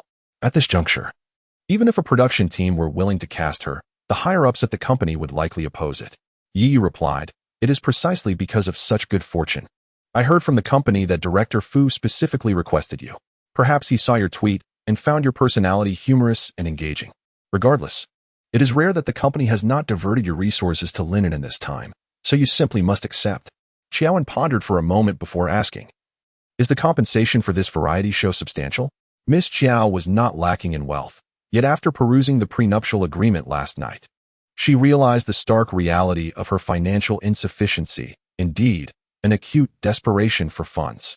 Even disregarding the company's finances, she needed to amass 300 million just to regain her freedom. The sum of 5 million per season seemed like a lifeline to her in this moment of dire need. Seeing Xiaoan still deep in contemplation, Yi hastily interjected, "Director Fu's variety shows are always of the highest caliber. If you perform well and garner attention, there will undoubtedly be subsequent resources available, and perhaps even new business opportunities to sign. However, this particular show required a 20-day overseas shoot, alongside a week of domestic skill training beforehand, which might pose some challenges. As this was a new program, all content had to remain confidential prior to signing the contract." Yi was aware of little more than this, yet it did not deter her from fervently persuading Xiaoan. With a flicker of her gaze, Xiaoan mused, "Is it truly possible that the entertainment industry offers such an opportunity? Just as I am being vilified online, a director specifically requests my participation in a variety show? It seems rather peculiar." Yi replied, "What is so peculiar about it? It is merely a variety show. Even if there is something amiss, it is your notoriety and popularity they seek. Given the circumstances, why ponder so much?" It is 5 million. 5 million. Are you not in need of money? Xiaoan sighed, feeling the weight of her debts and the necessity to save for her divorce and emancipation. 5 million was indeed a pressing need. She raised her delicate, fair hand, admiring her freshly done manicure, and murmured, "Very well, I shall sign with them. After all, I am in dire need of even 5 million."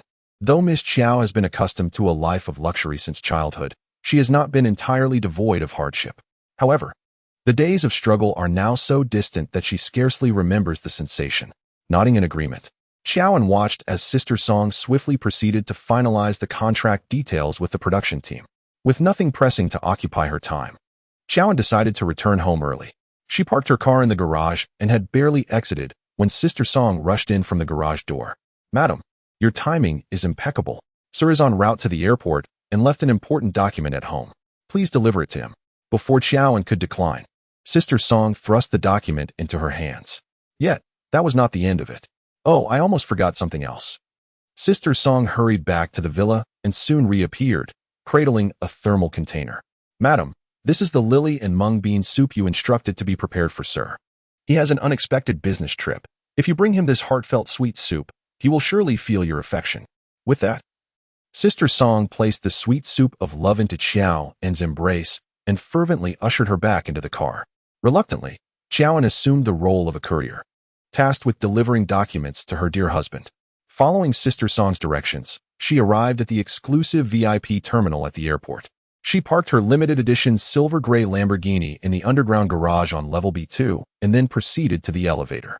On this sweltering summer day, Joanne donned a pair of oversized sunglasses that obscured half her face while driving, and she did not remove them even while waiting for the elevator. She wore a short t-shirt in a blend of blue and gray, complemented by fitted jeans that hugged her legs, accentuating their slenderness and elegance, revealing a glimpse of her delicate waist. Her voluminous, soft, chestnut waves cascaded over her shoulders, and despite the sunglasses cloaking much of her visage, she radiated an undeniable brilliance. Strikingly captivating, the elevator she awaited ascended from the third basement level. As the doors opened before her, Joanne stepped inside, instinctively casting a glance around. Her gaze was effortlessly drawn to a tall, youthful figure leaning against the inner wall of the elevator. He was clad in a black knit cap, his head bowed as he immersed himself in music through his earbuds. A hint of his deep purple hair peeked out from beneath the cap. His face was similarly obscured by a pair of sunglasses, rendering his features indistinct. It was evident that he was a strikingly handsome young man, and his slender, elongated frame made it nearly impossible not to notice him upon entering the elevator. However, after a mere glance, Joanne redirected her attention. She faced the elevator doors, positioning herself on the opposite side, her focus now consumed by her phone. Since parking, she had received 3 urgent messages from Assistant Wu. The sunglasses concealed her growing impatience. It was clear to her that the Liu family had chauffeurs at their disposal, and she was not oblivious to Sister Song's intentions in fostering more interaction between her and Liu Zheng. She had been thrust into the role of a courier, persistently urged by the other party, with her left hand holding documents and a thermos, while her right hand busily typed a response to Assistant Wu on her phone. Joanne's attention was entirely consumed by the screen. Unbeknownst to her, since she had entered the elevator, a man had been observing her intently. Just as Joanne finished replying to Assistant Wu, informing him that she was already in the elevator, an uncertain voice broke the silence. "Are you, Joanne?" Joanne lowered her phone and lifted her gaze to meet the speaker. To her surprise, the one calling her name was a middle-aged man standing on the opposite side of the elevator. He appeared to be at least in his 40s. With a stern and serious demeanor, Joanne squinted, a hint of caution in her eyes. "Do you know me?" she wondered. Could he possibly be an ardent fan of Yi Qingguang? Yet, it seemed unlikely that someone of his age would be a fan of Yi Qingguang. Could he be one of her followers? "Miss Joanne, please, do not jest. Even if you have changed your hairstyle and donned sunglasses, I, Zhao Jin, have encountered countless faces in this industry. Every day, I must be wary of numerous paparazzi and fans approaching our Qingguang. Your level of discretion is still rather naive," he replied, stepping aside slightly to shield the tall young man behind him. Joanne's eyes widened in realization. This middle-aged man was none other than Zhao Jin, renowned as the gold standard manager beside Yi Qingguang in the novels. The individual leaning against the elevator wall, immersed in his music and casting his gaze downward. Without a glance at anyone, is none other than Guang. What an unfortunate twist of fate. It is indeed a case of enemies crossing paths. Beneath her sunglasses, Xiao En's enchanting eyes ignited with fury. Before she could assert her position, Zhao Jin interrogated her in a stern and suspicious tone. You have informed the reporters, haven't you? How many people are waiting outside, and what is that you are holding? Upon noticing the thermal container in Xiao En's grasp, Zhao Jin's imagination ran wild, conjuring headlines of Xiao En personally preparing soup to send off her boyfriend at the airport, solidifying the rumors of their relationship. He immediately felt a sense of impending doom. Xiao En, I do not care about any prior relationship you had with Guang.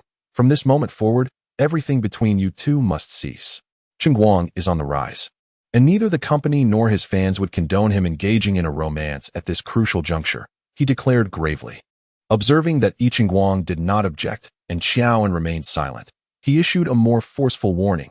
If you wish to remain in the entertainment industry, you must refrain from appearing in front of Guang. As the elevator doors opened, he instructed, we shall exit first. You will take the elevator back downstairs alone, and you are not permitted to follow. With that, Zhao Jin prepared to escort Guang away. At that moment, Xiao En, suppressing her anger, languidly spoke up. So you haven't revealed the truth to them yet. She removed her sunglasses and fixed her captivating gaze directly on Guang, who, from beginning to end, kept his headphones on, not once removing them or his sunglasses. His jawline was taut, and the lower half of his face, visible beyond the sunglasses, exuded an air of detached indifference. Guang was fully aware that the woman in the photograph was not Joanne, yet he allowed his agent, the company, and his fans to misconstrue the situation. This was indeed intriguing. Upon hearing Joanne's words, Guang finally raised his gaze, only to find Joanne smiling radiantly at him, though the mockery and menace in her smile overshadowed any warmth. The eyes behind Guang's sunglasses darkened abruptly. Zhao Jin inquired, what truth? What are you discussing? Being a seasoned veteran, Zhao Jin suddenly sensed an unusual undertone from Joanne's soft smile and Guang's atypical demeanor. Headlines flooded his mind. Unmarried idol causes a major star's pregnancy. Top tier Guang's hidden secrets. Guang and Joanne reportedly married in secret. In that instant, he was overwhelmed by a multitude of alarming trending topics. Zhao Jin decisively stated, Joanne, do you want money or something else? Set your terms. What exactly have you concealed from the company? Joanne, with a smile that hinted at irony, replied, what could I possibly conceal? I have already clarified everything on Weibo. That day, the star who was photographed with Guang in the garage was not. Silence. Joanne's words were abruptly cut off by a chilling voice. Guang, who had previously appeared indifferent and refused to even glance at Joanne, suddenly closed the distance, assertively covering her mouth with his hand. Joan instinctively furrowed her delicate brows. MMM. The unrelenting Guang pressed his long fingers firmly against Joan's face, nearly distorting half of it. Joan, damn it, my lipstick. Just as the elevator doors arrived at the VIP floor, Guang kept one hand covering Joan's face while the other wrapped around her slender waist. Embracing her tightly, he pulled her out of the elevator. Zhao Jin, are you out of your mind? Zhao Jin and his assistant hurried to follow. Guang, with one hand still on Joan's face, pressed her firmly against his chest and turned back to press the down button outside the elevator. He removed his sunglasses, revealing resolute light-colored eyes. Jin Gu, I will explain everything to the company myself. You two go on ahead. Zhao Jin, but Guang remained silent, his gaze growing colder and more determined. Zhao Jin, fine, just take care of yourself. At least don't cause a scene in public. You could go to a corner. His further admonitions were drowned out by the closing elevator doors.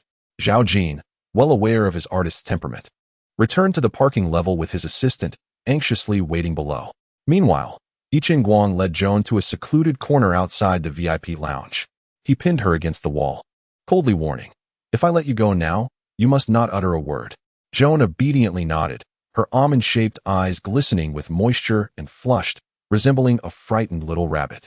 Guang, and do not mention that photograph again. Even though Joan is innocent, she has individuals she must protect. She obediently nodded, exuding an air of utmost compliance, her eyes glistening with tears, appearing exceedingly pitiful. Upon witnessing her submissive demeanor, Guang seemed to finally relax, releasing the grip he had on Joan's face. The moment Joan regained her freedom, she unhesitatingly delivered a sharp slap across Yi Qingguang's face. The sound echoed in the air. Yi Qingguang, taken aback, turned to look at the woman who had just moments ago appeared so delicate and innocent, his light brown pupils narrowing sharply. You. He raised his hand, gripping Joan's shoulder and forcefully pressing her against the wall, the color of his pupils darkening further. What are you doing? At that moment, a cold, deep voice suddenly resonated. A sharply dressed man emerged from the VIP lounge, his expression devoid of emotion as he regarded them. Chapter 9. Lu Zhang. Xiaoan turned her head and was taken aback by the sudden appearance of the man not far away. Clad in a dark suit, his tie meticulously knotted at the collar, his already strikingly handsome and sharp features radiated an air of austere elegance. The moment Xiaoan laid eyes on him, the word noble flashed through her mind, only to be swiftly replaced by refined rogue. Why did this man suddenly appear? Yi Qingguang was clearly momentarily stunned. The hand resting on Xiao and shoulder unconsciously loosened. Seizing the opportunity while Yi Qingguang was lost in thought, Xiaoan swiftly brushed away his hand. Yi Qingguang. With graceful confidence, Xiaoan approached Lu Zhang. Darling, weren't you supposed to wait inside? Why did you come out to greet me? She said playfully, leaning in close to him and casually linking her arm through his. A look of unmistakable astonishment appeared on Yi Qingguang's handsome face. Clearly unprepared for the revelation of the relationship between this man and Xiao Hua Yao had not informed him that Xiaoan already had a boyfriend. Lu Zhang, with an impassive demeanor, wrapped his arm around Xiaoan and cast a cold glance at Yi Qingguang. The stern, piercing gaze sent an involuntary chill down one's spine. Yi Qingguang instinctively met his gaze, only to find a realm of icy scrutiny within those depths. Yi Qingguang. Who is he? Lu Zhang's voice was deep and resonant. As he posed the question to Xiaoan, his gaze remained fixed on Yi Qingguang, imbued with a sense of scrutiny that seemed to penetrate the very essence of the other man. Yi Qingguang is a rising star, prominently featured on grand billboards even in airports. Yet, the impeccably dressed man before him, exuding an air of cold sophistication, remains oblivious to his identity. Accustomed to the adoration of fans and onlookers, Yi Qingguang is taken aback to discover that this man genuinely does not recognize him, prompting him to steal a few more glances. As he observes the sharp yet handsome features of the stranger, an unsettling sense of familiarity washes over him. Though he cannot quite recall where they may have crossed paths, Xiaoan, entwined with Lu Zhang, casually responds, "Oh, he is my latest rumored love interest. Arranged by the company." Yi Qingguang feels a twitch at his temple. He did not anticipate Xiaoan's audacity in introducing him as her romantic rumor in front of her boyfriend.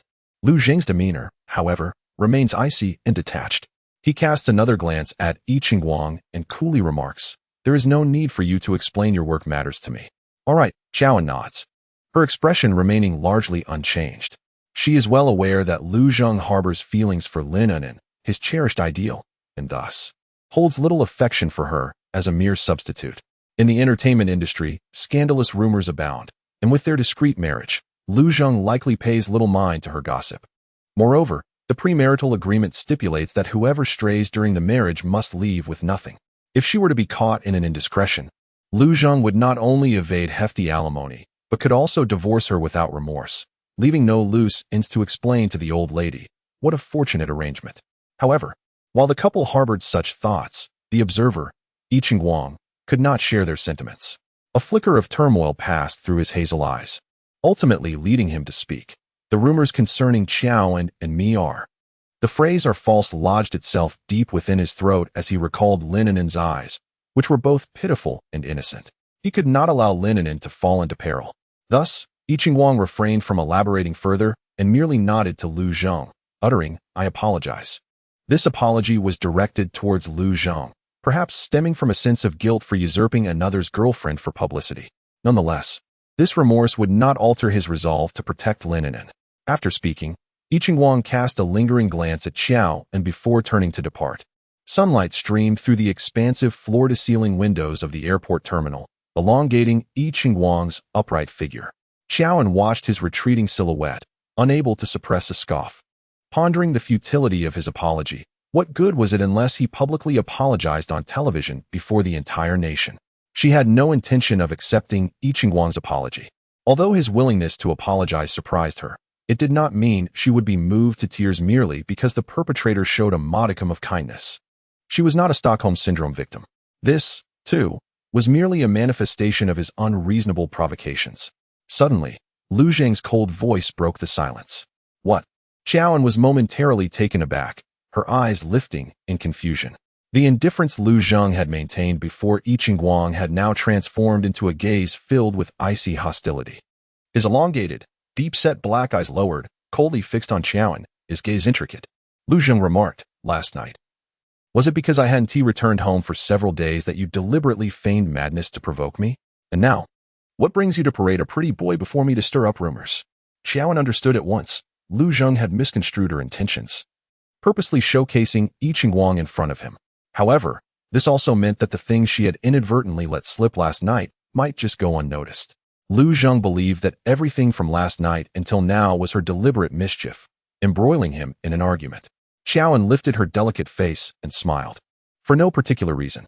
Just for my own happiness. Can you place a price on my joy? Such reasoning was undeniably brazen. Lu Zhang studied her intently for a moment before softly stating, hand me the documents. You may leave now. At that moment, Xiaoan regained her senses. Realizing she had been intimately entwined with Lu Zhang, her upper body leaning against him. She quickly distanced herself, handing him the documents with a casual, here you go. Oh, and this. Recalling Sister Song's instructions, she added, this is a refreshing sweet soup specifically prepared for you by Sister Song, perfect for the summer. Take it and enjoy.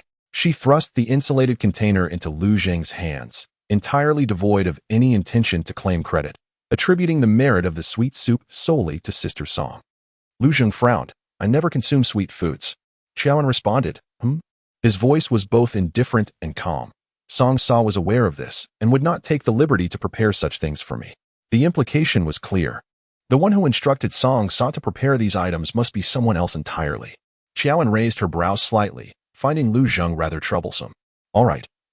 It was I who asked Song Sa to prepare it, if that suffices. After all, it is to show respect for old lady Lu and express concern for you. Whether you wish to drink it or not, the items have been delivered, and I shall take my leave. Xiaoan thought Lu Zhang, this older man, truly was quite a nuisance. She waved her hand at him, ready to depart. Wait. Lu Zhang called her back. Xiaoan turned. Is there anything else? Lu Zhang's dark eyes deepened, his expression impassive as he inquired, was that man from earlier the reason you wished to divorce? Xiaoan stifled a laugh, barely managing to suppress her amusement. With a playful smile and her eyes twinkling, she replied, that type of young, energetic man does seem to be more charming than someone like you, an older gentleman. Lu Zhang's brows instinctively furrowed together. However, Xiaoan regarded him, giving her eyes a playful blink. Lu Zhang asked, however what? Xiaoan responded, however, concerning my rumored romantic interests, that is also part of my professional obligations. Is it not? Did you not say that I need not report my work matters to you? Therefore, there is nothing to disclose. With that, regardless of Lu Zhang's still stern expression, she waved goodbye to him. I have matters to attend to, so I shall take my leave. If you do not wish to drink that sweet soup, please do not let it go to waste. You may give it to Assistant Wu.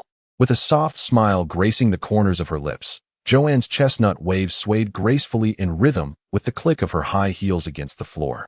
Her silhouette seemed to possess an alluring quality that rendered Lu Zhang unable to divert his gaze from her. It was only after Joanne vanished at the elevator entrance that the tension in Lu Zhang's jaw gradually eased. He lowered his eyes, his cool demeanor settling upon the thermos in his hands, his expression a tapestry of complex emotions. At that moment, his assistant, Wu Cheng, emerged from within. President, it is nearly time to board, he informed, having received Joanne's message moments prior, signaling her arrival at the elevator, prompting him to prepare to greet her. However, when the president expressed his intent to go, Wu Cheng refrained from following. Approaching as usual, he took the documents from Lu Zhang's hands. With mild surprise, Wu Cheng inquired, this thermos, was it sent by the madam? He had always been aware of the somewhat distant relationship between the madam and the president, making this the first instance he had witnessed her offering sustenance to him. Lu Zhang raised an eyebrow, casting a cold glance at his astonished assistant before discarding it. What? Wu Cheng stammered, clearly taken aback by the president's decision to dispose of the madam's thoughtful gesture. Hesitating, he replied, isn't that rather unkind? It was her heartfelt intention. Lu Zhang retorted, then you may drink it yourself. With that, he walked expressionlessly into the VIP lounge. Wu Cheng, Scratching his nose, felt an inexplicable sense of unease regarding the president's mood that day, hastily clutching the thermos and following suit. Lu Zheng did not rush to board the plane. Instead, he settled in a corner of the VIP lounge, instructing Wu Cheng to hand him the documents just delivered by Qiaoan. As the president perused the files, Wu Cheng gently placed the thermos on the coffee table. He contemplated the wastefulness of discarding it, realizing it would be inconvenient to bring it aboard the flight. It would be better to partake in it now. Thus, he discreetly observed his superior, noting that Lu Zheng's focus remained on the documents, and cautiously opened the thermos. The thermos, sent by Qiaoan, contained soup in the lower compartment, with the lid serving as a small bowl for pouring the soup. As Wu Cheng poured out the sweetened water, a refreshing aroma of mung beans wafted through the air. It turned out to be lily and mung bean soup, which explained the president's reluctance to indulge. Wu Cheng murmured softly, delighting in the sweet fragrance of the mung beans. Unfortunately, Mrs. Liu remained oblivious to the president's preferences, unaware that he never indulged in such sugary treats, thereby benefiting him instead. In this sweltering weather, such a sweet and refreshing beverage was indeed appropriate. Just as Wu Cheng was about to lift the bowl's lid, Lu Zheng suddenly cleared his throat. He pressed his fingertips at the collar of his shirt, loosening his tie. Appearing somewhat uncomfortable, Wu Cheng promptly set the bowl down, expressing concern. "President, are you unwell?" Lu Zheng, with his long legs casually crossed on the sofa, cast a downward glance at his assistant. He replied in a cool tone, a bit thirsty. Wu Cheng immediately sprang to his feet, stating, "I shall fetch you a glass of water." "No need," Lu Zheng replied. Lu Zheng intercepted him, his gaze resting upon the luminous green bean soup. The clear, glistening broth effortlessly evoked thoughts of Qiaoan's bright and tender eyes. "Just a sip of that," Lu Zheng spoke in a low voice. Following the direction indicated by the jut of his jaw, Wu Cheng's eyes landed on the bowl of lily green bean soup on the coffee table. Wu's signature gold-rimmed glasses slipped down his nose, nearly tumbling to the floor. What was happening? Their president desired such a sweet soup? Before Wu could offer further counsel, he witnessed their president leaning forward, his long fingers grasping the thermos bowl resting on the table. Lu Zheng's Adam's apple bobbed as he consumed the refreshing bowl of lily green bean soup before Wu Cheng's eyes. Wu Cheng. Once Lu Zheng finished, he expressionlessly set down the soup bowl and rose to head towards the boarding gate. Wu Cheng promptly gathered the thermos, entrusting the luggage and other items to the life assistant, before following closely behind. "Sir, do you require some mineral water to rinse your mouth?" he inquired with concern. The only response he received was the indifferent disregard of his president. Just as Wu Cheng contemplated offering further care, Lu Zheng suddenly halted. The man's stern gaze fixated on a large advertisement plastered on the airport wall nearby. It featured an advertisement for a certain international brand of wireless headphones, showcasing a young and handsome male idol clad in a hoodie, wearing blue wireless headphones, leaning against the wall, casting a sidelong glance at the camera. Under the spotlight, the idol's chiseled face emanated an aura of cold mystery. Lu Zheng inquired, "Who is he?" He gazed at the billboard and, with an air of indifference, posed the question he had refrained from asking in front of Joan. Wu Cheng lifted his gaze to the advertisement and realized it was Yiqing Wang, the recently popular male singer. "If you are interested in him, sir, I have some of his songs. You might listen to them on the plane later. His original compositions are quite commendable." "I hold no interest in him," Lu Zheng coldly interrupted his assistant. "I am only intrigued by the rumors involving him and my wife." Wu Cheng, who had been on the verge of recommending Yiqing Wang's new song, nearly stumbled over his words. He usually focused solely on music and was oblivious to the entertainment gossip, unaware of when this superstar had become embroiled in rumors with their esteemed lady. In a state of fright, Wu Cheng broke into a cold sweat. "This must be a misunderstanding. I will investigate the matter immediately." Lu Zheng remained noncommittal, his gaze still fixed on the billboard in the distance. Later that day, the airport's advertising department received an urgent order. The Lu Group, led by the wealthiest family, sought to purchase advertising space for a new line of products.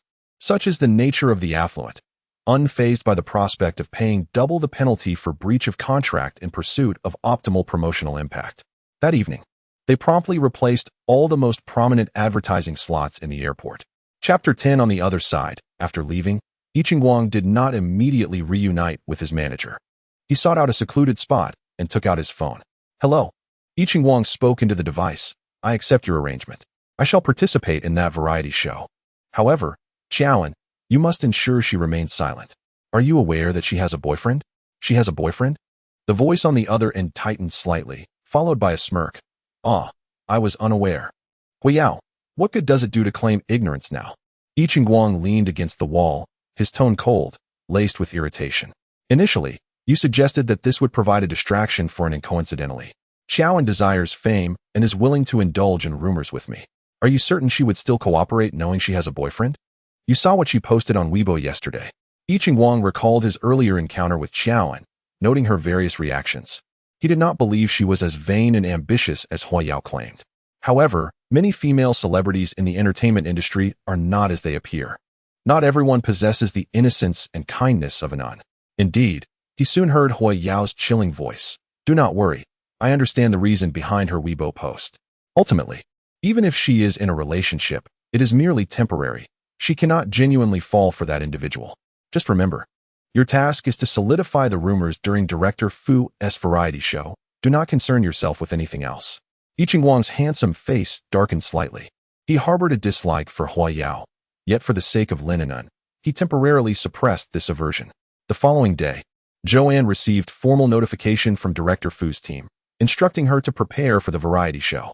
According to the contract they had previously signed, she would need to set aside a period of 20 days to record this new program overseas. Prior to that, there would be a week of training domestically. In essence, this meant she would need to allocate at least a month for the show. Recently, due to a widespread boycott, Joanne had found herself without work, having received her payment. She was more than willing to comply with the training requirements set forth by the production team. In the ensuing days, Joanne was sent to a pet shop to learn how to bathe and care for pets. At this point, the veil of secrecy surrounding the new variety show was finally lifted. It was to involve guests jointly managing a pet store. No wonder, during the signing process, the production team had specifically inquired whether the guests had any allergies to various substances, one of which was pet hair. Joanne, being a cat owner herself and an animal lover, had previously bathed her cat, pudding, and even pampered it with spa treatments. Initially, the staff at the pet shop were taken aback by Joanne's delicate and beautiful appearance, presuming she would be difficult to work with. However, as the days progressed, their opinion of her underwent a significant transformation, especially in contrast to other celebrities training at their branch, some of whom were reportedly quite demanding. The week of training swiftly came to an end, and the production team informed everyone to gather at the airport in 2 days for departure. On the eve of their journey, Joanne busied herself with packing, with Lu Zheng occupied with business overseas during this period. She had taken to sharing her bed with Pudding every night, indulging the cat with her affection, concerned that Pudding might feel uneasy in her absence. Joanne specifically instructed Sister Song not to close the master bedroom door while she was away, allowing Pudding to sleep in her bed at night. Despite the difficulty of such a request, Sister Song felt compelled to comply with the lady's wishes. However, her greater concern lay with Joanne. Upon learning that Joanne would be traveling overseas for a 20-day variety show, she eagerly offered to assist in packing Joanne's luggage, only to be gently declined.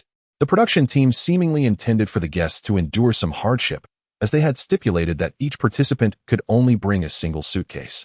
The following day, as Joanne prepared to leave for the airport, Sister Song observed her carrying only one suitcase, her figure appearing delicate and fragile. Unable to suppress her concern, she urged, "Madam, should you require anything while you are there, do not hesitate to call home. Sir has a company there as well, and we can send whatever you need at any time." Sister Song's enthusiasm was truly overwhelming. After bidding farewell to Sister Song, Joanne was driven to the airport by the family chauffeur. The production team, being quite affluent, had arranged for her to travel in business class. Joanne checked her luggage and proceeded through the VIP passage to the first-class lounge.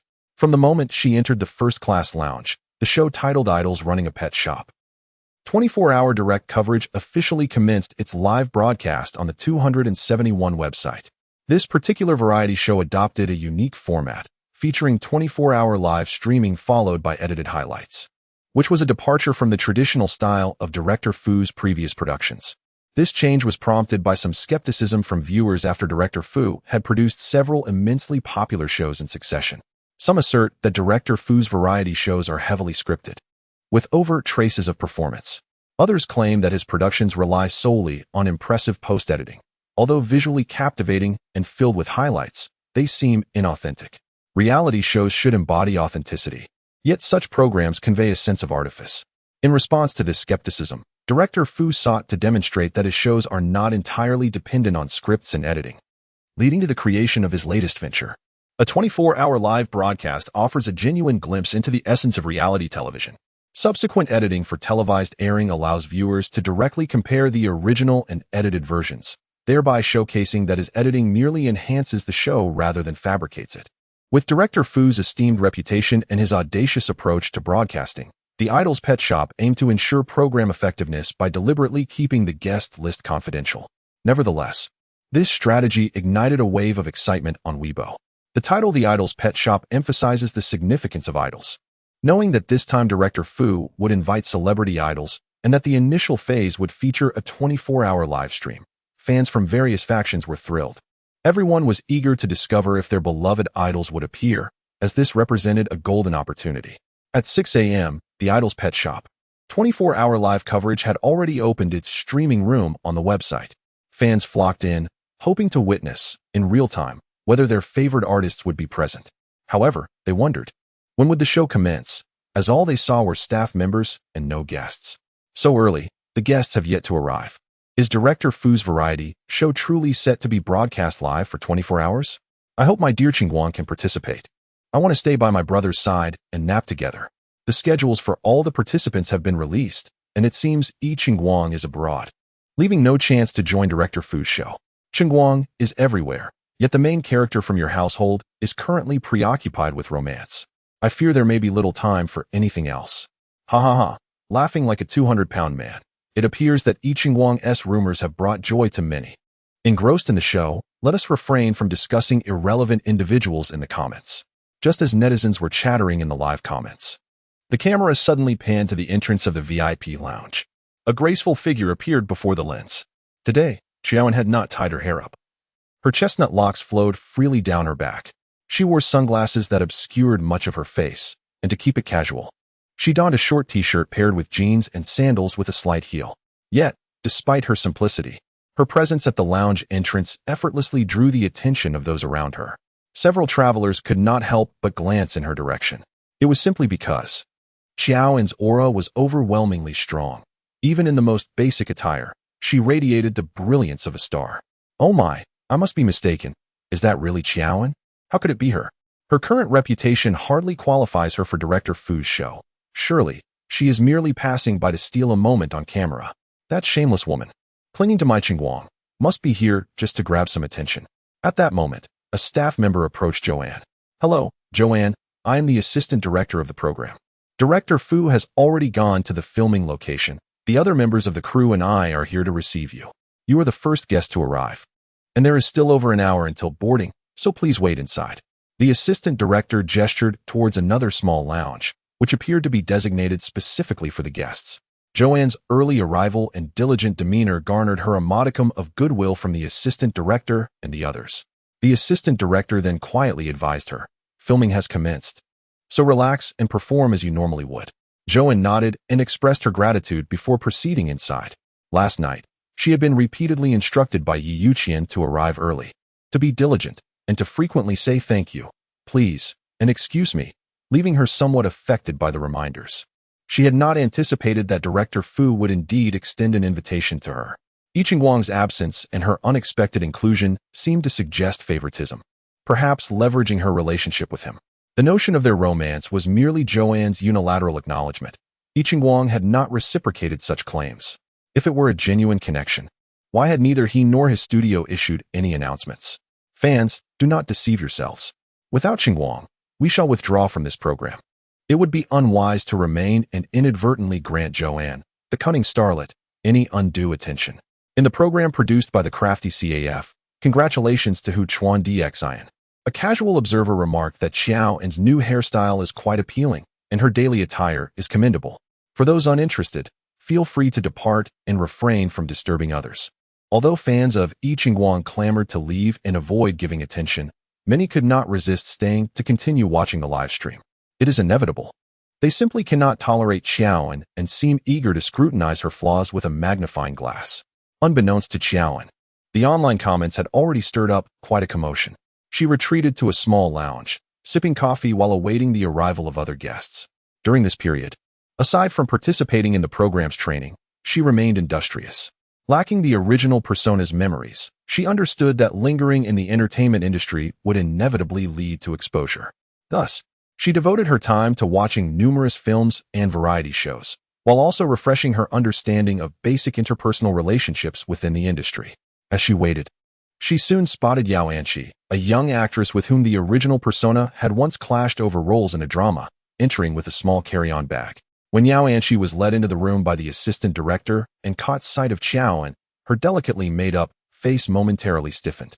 However, concerned about the hidden cameras nearby, she forced a smile of surprise, exclaiming, "Qiaoan, it's been a while. I'm so delighted to see you here."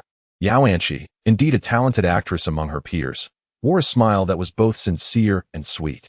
Yet, Qiaoan had only just attended a makeup session with Ding Lu the day prior.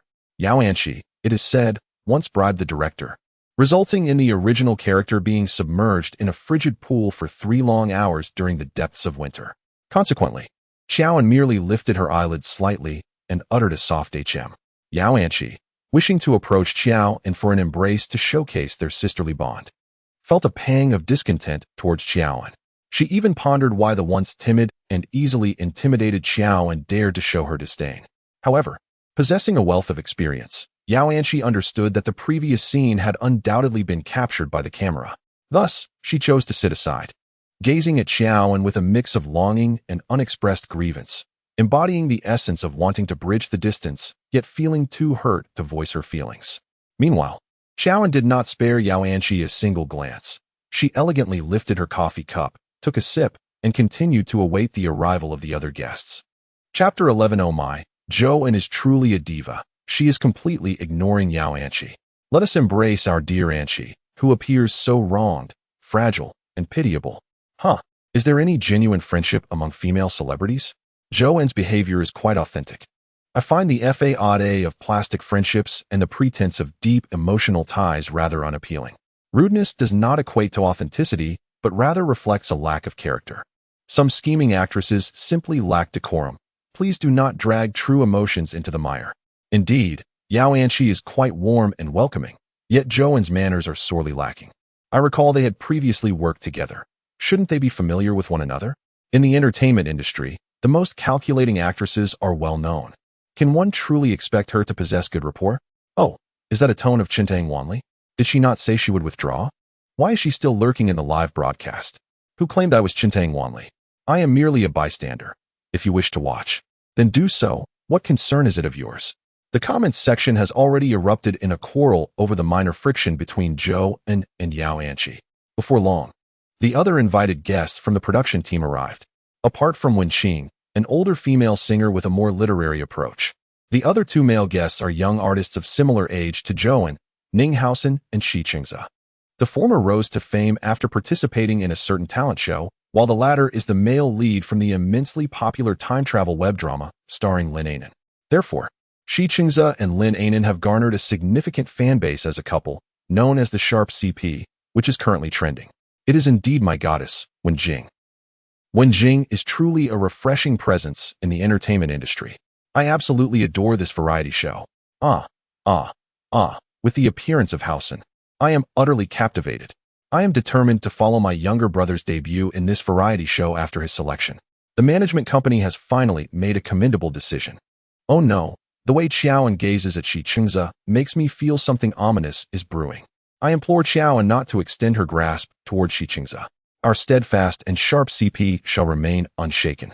Please, Qiaoan, maintain some dignity.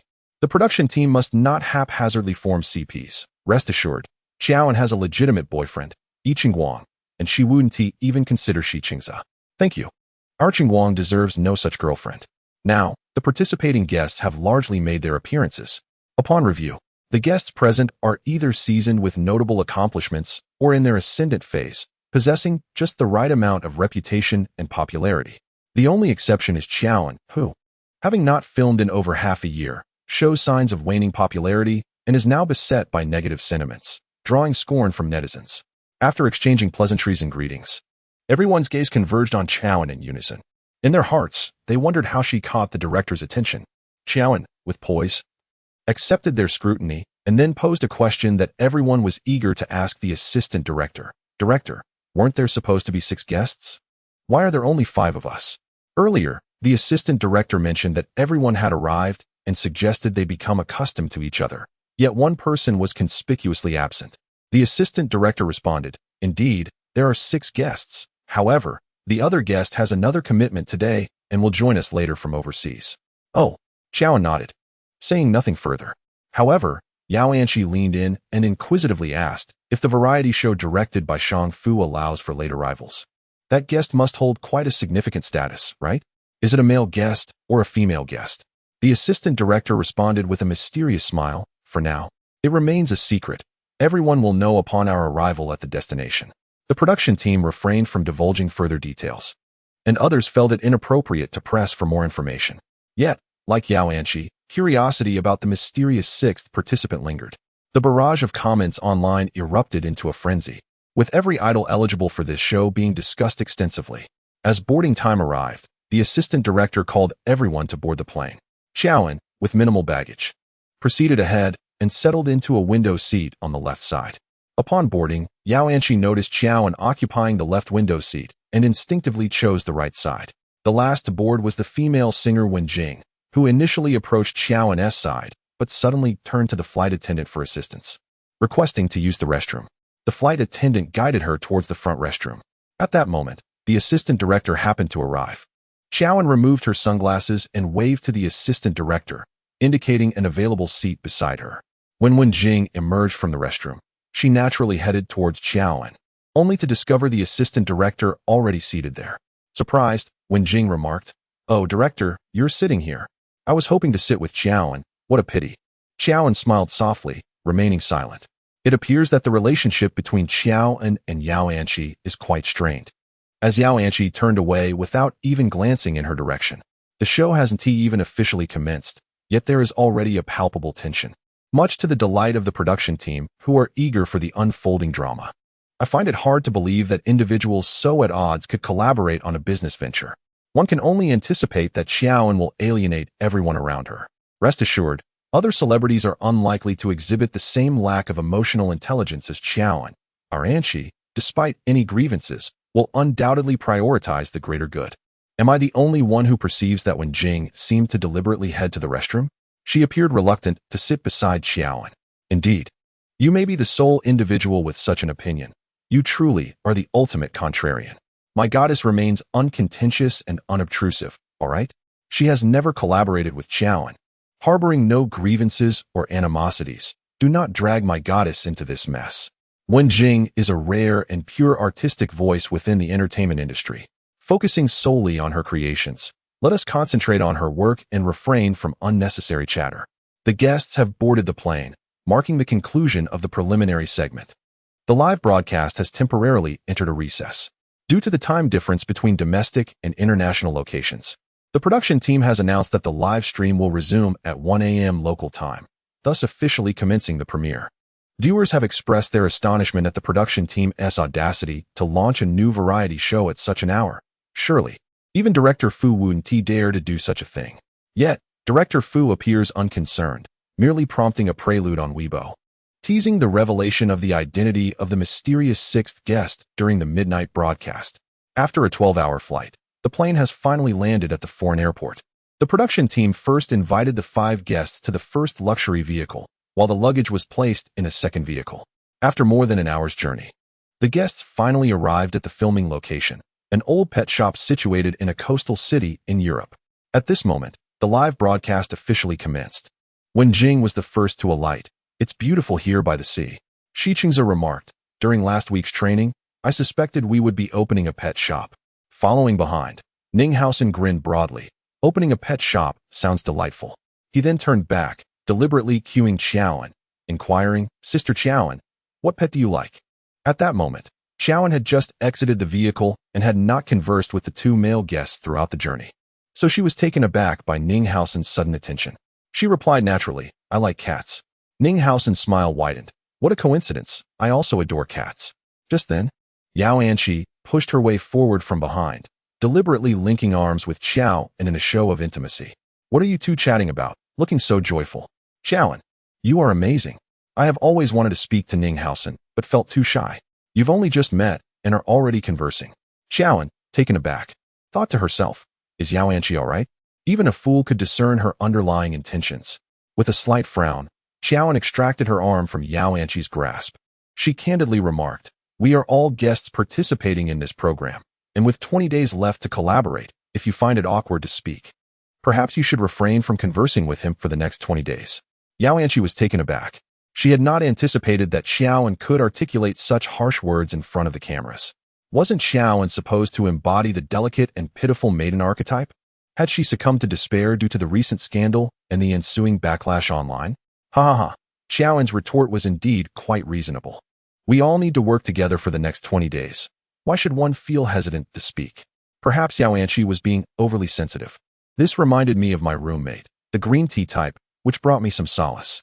Poor Anqi. She was merely reserved and slow to warm up to others. It is entirely normal to feel shy around unfamiliar faces. Unlike Xiaoan, who casually converses with boys. What a piece of work. For heaven's sake, what era are we in? What is wrong with talking to boys? While I am not fond of Xiaoan's attempts to cling to Yi Qingguang for publicity, I can't deny that her behavior here leaves little to criticize. Sun, keep your distance from Xiaoan. Do not engage with her. Mommy disapproves. My dear Sun smiled sweetly at Xiaoan, which made me feel a twinge of jealousy. I had initially thought that the late-night livestream would attract few viewers. Yet it was surprisingly packed. What could one expect when Director Fu's reputation is at stake, coupled with the anticipation surrounding the mysterious sixth guest? Many viewers were enduring the night with cups of goji berry tea. Ninghausen, the youngest, noticed the tension between Xiaoan and Yao Anqi and felt somewhat awkward, unsure of how to ease the discomfort. At that moment, it was still Shi Qingze who identified the issue, deftly diverting the topic. Seizing this opportunity, Yao Anqi engaged in conversation with Shi Qingze, thereby establishing a semblance of familiarity. Xiaoan, however, ignored Yao Anqi, circumventing the others and striding forward with her small bag. She felt a twinge of aversion towards Yao Anqi's petty antics, preferring to remain oblivious to them. As Xiaoan walked ahead, she became the first to push open the door of the shop. Upon opening the vintage wooden door of the pet store, a bell hanging behind it emitted a clear chime. Inside, a boy clad in a black hoodie was intently examining the small trinkets displayed at the front desk. Under the warm glow of the lights, his familiar silhouette and deep purple hair caught Xiaoan's eye. Still gripping the doorknob, she abruptly halted. How could it be you? She exclaimed, her eyes widening in disbelief. Who is it? Is the sixth guest finally arriving? Zoom in quickly. Let me see who has startled the scheming girl. Xiaoan's voice was fierce. What could she possibly have seen? Following Xiaoan's sudden outburst, the other four guests crowded at the door of the shop.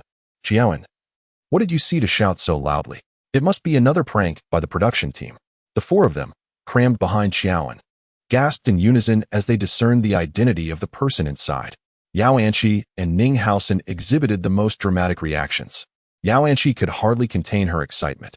Oh my gosh! How could this be? Ninghausen's eyes sparkled with admiration. Senior. Shi Qingze and Wen Jing exhibited a demeanor of composure, yet their eyes betrayed a flicker of astonishment. At that moment, the camera finally shifted from the guests' expressions of shock to the interior of the pet store. The audience was granted a glimpse of the unfolding situation. Oh, I could perish. It is truly Qingguang. My brother is slaying me. He is simply too handsome, even in casual attire. My brother is so striking that I can hardly contain my excitement. This marks his debut in a variety show, and director Fu V587 has surprisingly managed to elicit a nod from him. Thank you, Director Fu. I am utterly fulfilled. Tonight, I shall dream of my brother in his filming position. The appearance of Yi Qingguang was a surprise not only for the audience, but also for the other guests present, who had not anticipated such an occurrence. The top-tier celebrity Yi Qingguang attended a variety show for the first time, and astonishingly, it was on their program. Although everyone was aware of Director Fu's esteemed status in the industry, none could fathom that the production team could secure such a prominent star. After all, it is common knowledge that Yi Qingguang has never participated in variety shows. Wait a moment. Yao Anqi, glancing at Xiao and still lingering at the entrance, suddenly realized a crucial point.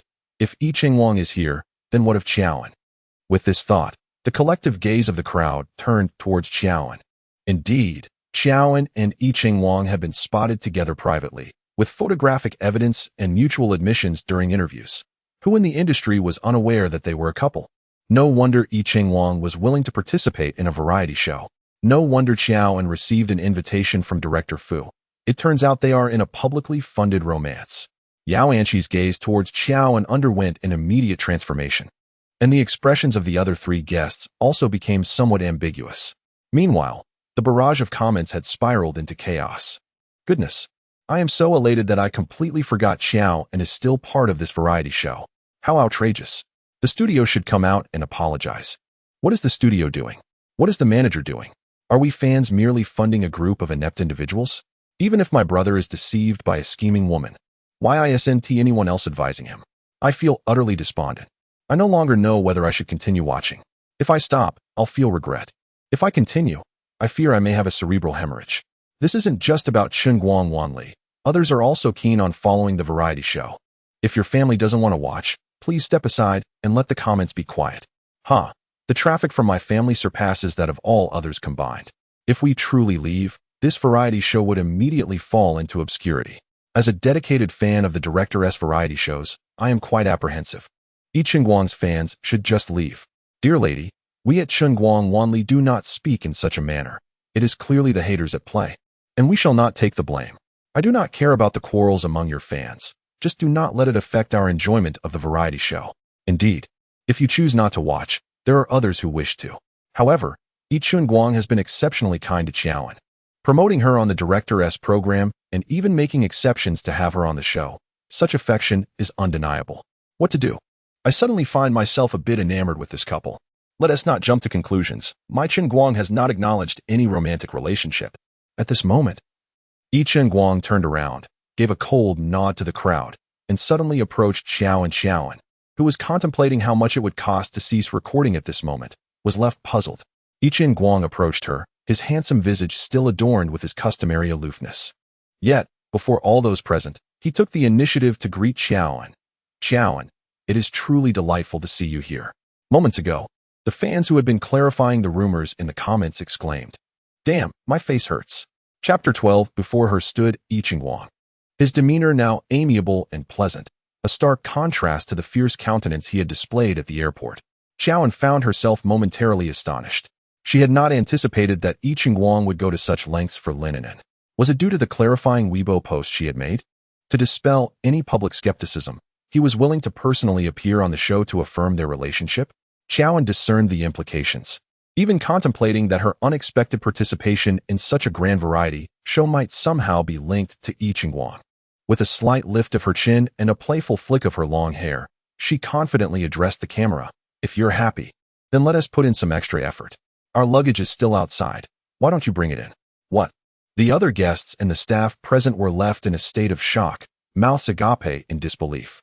No one had expected Xiao An to audaciously request Yi Ching-wang to do chores on a live variety show. Did she not realize this was a 24-hour broadcast?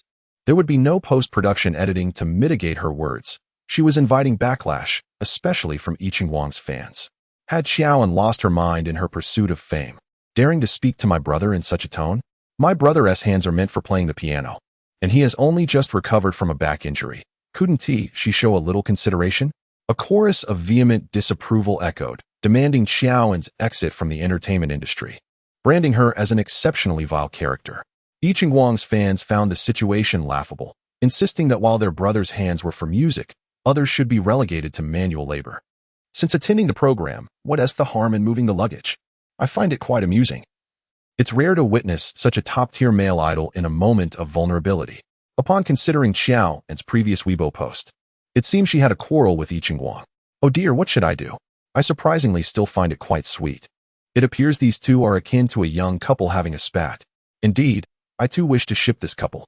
I wager 5 spicy strips that Yi Ching-wang will not decline. Yi Ching-wang's light brown eyes fixate intently on Xiao An, exuding profound affection under the camera's gaze. With great effort, suppressing the urge to twitch, Yi Ching-wang concedes, "All right, I will carry it. If you're tired from the long flight, you should rest first." I've come to realize that the dynamic between Yi Ching-wang and Xiao An isn't quite as fans suggest. Rather, it seems the male side is quite devoted. My brother is simply too considerate. What devotion? My brother is inherently well-mannered. He merely possesses a fundamental understanding of common courtesy. He truly embodies politeness. Despite his top-tier status, he remains as humble as when he first debuted. It's no wonder he has been my idol for many years. Even under the watchful eye of a bloodsucker, he remembers to maintain decorum.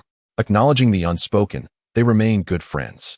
I secretly support the Yiqiao CP for a fleeting moment. A new ship name, Yiqiao CP, has surged to the trending search list alongside another hot topic, Yiqingguang's first variety show appearance for Qiaoan. Yiqingguang and Qiaoan's public romance is now substantiated. Qiaoan is desperate for fame. Perhaps she should exit the entertainment industry, refusing to engage in petty squabbles. Let us recount the vampiric female stars within the entertainment industry. Yiqingguang went to retrieve the luggage, while Ninghausen and Shi Qingze promptly followed suit. Yao Anqi and Wen Jing contemplated letting it go, yet Qiaoan had already settled comfortably upon the sofa in the establishment. The two exchanged glances, uncertain of how to proceed.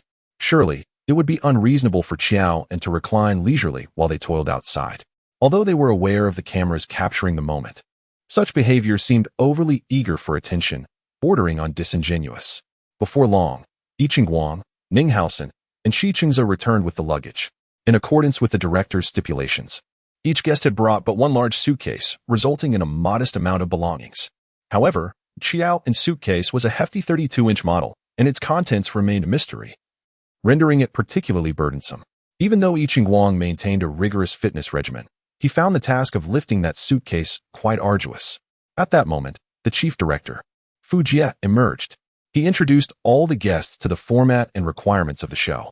This establishment had been operated by 3 generations of a family, with the owner, Xiao Li, being of Chinese descent. Considering that the participants would be unable to master pet grooming in a short span, Xiao Li would remain in the grooming room during the program, offering assistance for the pet's trimming and beautification. Beyond that, whether it pertained to meals, accommodations, or client interactions, Xiao Li would not be present, leaving the participants to navigate those challenges independently. Fu Jie explained that the first and second floors housed the store, while the third floor served as the living quarters for the guests. Our staff has installed over 50 hidden cameras in various locations, excluding the restrooms. For the next 20 days, in addition to managing the pet shop operations, you will also be responsible for your own dining and daily necessities. During this period, you are prohibited from seeking assistance from agents or the company. Now, please hand over your mobile phones, cash, and bank cards. What? We must surrender our personal belongings again? Ninghausen, the youngest among us, could not help but exclaim, "Why must we go through this process again? Director Fu, I have watched several of your variety shows and thought this time would be different." Fu Jie chuckled, "Huh, true feelings have never been retained throughout history. Only schemes win hearts. The audience loves to see you all fend for yourselves. Come on, everyone, let us not dawdle. Please voluntarily submit your belongings." Oh dear, my little son is too naive and has fallen prey to Director Fu's teasing. "Son, you must strive harder. Your mother is cheering for you." I can't help but think that Son must be overjoyed. After all, the great Yiqingguang is his idol. Just look at the way he gazes at him. Goodness, having one Xiaoan is already enough. We can't possibly have another Ninghausen, can we? My brother stands out on his own. He does not accept being paired. Some people need to lighten up. Our darling has frequently posted Yiqingguang's albums on Weibo before his debut. He genuinely admires his idol and is not seeking publicity through a partnership. Hee, who knows, it could be another Qiaoan. After the production team confiscated everyone's personal belongings, they officially handed over the pet shop to the 6 individuals. The group decided to move their luggage to the living area on the 3rd floor first. Yao Anqi went to retrieve her luggage, and Ninghausen, noticing her, offered his assistance. Shi Qingze also took charge of Wen Jing's bags. At that moment, Qiaoan suddenly stood up and approached Yiqingguang. "Oh my, what is this scheming woman up to? Let go of my beloved. Qiaoan, step back, keep your distance. If you dare to touch a single finger of my brother." Yiqingguang, do not let her ensnare you. Such actions could lead to the loss of your sweetheart. Yiqingguang, the suitcase is so heavy. You will help me carry it upstairs, one to you? Qiaoan glanced at Yiqingguang, her almond-shaped eyes shimmering. Yiqingguang. For a fleeting moment, Yiqingguang desperately wanted to refuse Qiaoan. He had already experienced the true weight of her suitcase. While others were unaware, Yiqingguang knew the suitcase's genuine heft. However, due to the expectations of their romantic facade, or perhaps the necessity of bestowing upon Xiao an a special treatment. He could only respond with a subdued murmur of agreement. With a serious expression, he approached Xiao and's 32-inch suitcase. Xiao pressed her lips together and followed closely behind Yi Qingguang. She walked slowly, gazing up in admiration at Yi Qingguang as he carried the heavy load upstairs, even though he struggled to maintain his composed and cool demeanor. Xiao, I'm so happy. My Qingguang's waist. Oh, I'm going to faint. My heart aches for him. Is Xiao out of her mind? Or is she truly the rumored girlfriend of my brother? Does she not know he has just recovered from a back injury? Why torment him so? What torture? I see Yi Qingguang quite enjoys pampering his girlfriend. Dear fans, there is no need for unwarranted worry. Your beloved idol might very well be reveling in bliss. Bliss my foot. I must express my frustration. Xiao is not without her limbs. She has previously stated her disinterest in our brother, embodying the persona of an independent woman. Yet now, she comes forth seeking assistance with a pout. Does she not feel the sting of her own contradictions? Merely relocating some luggage should not be conflated with independence.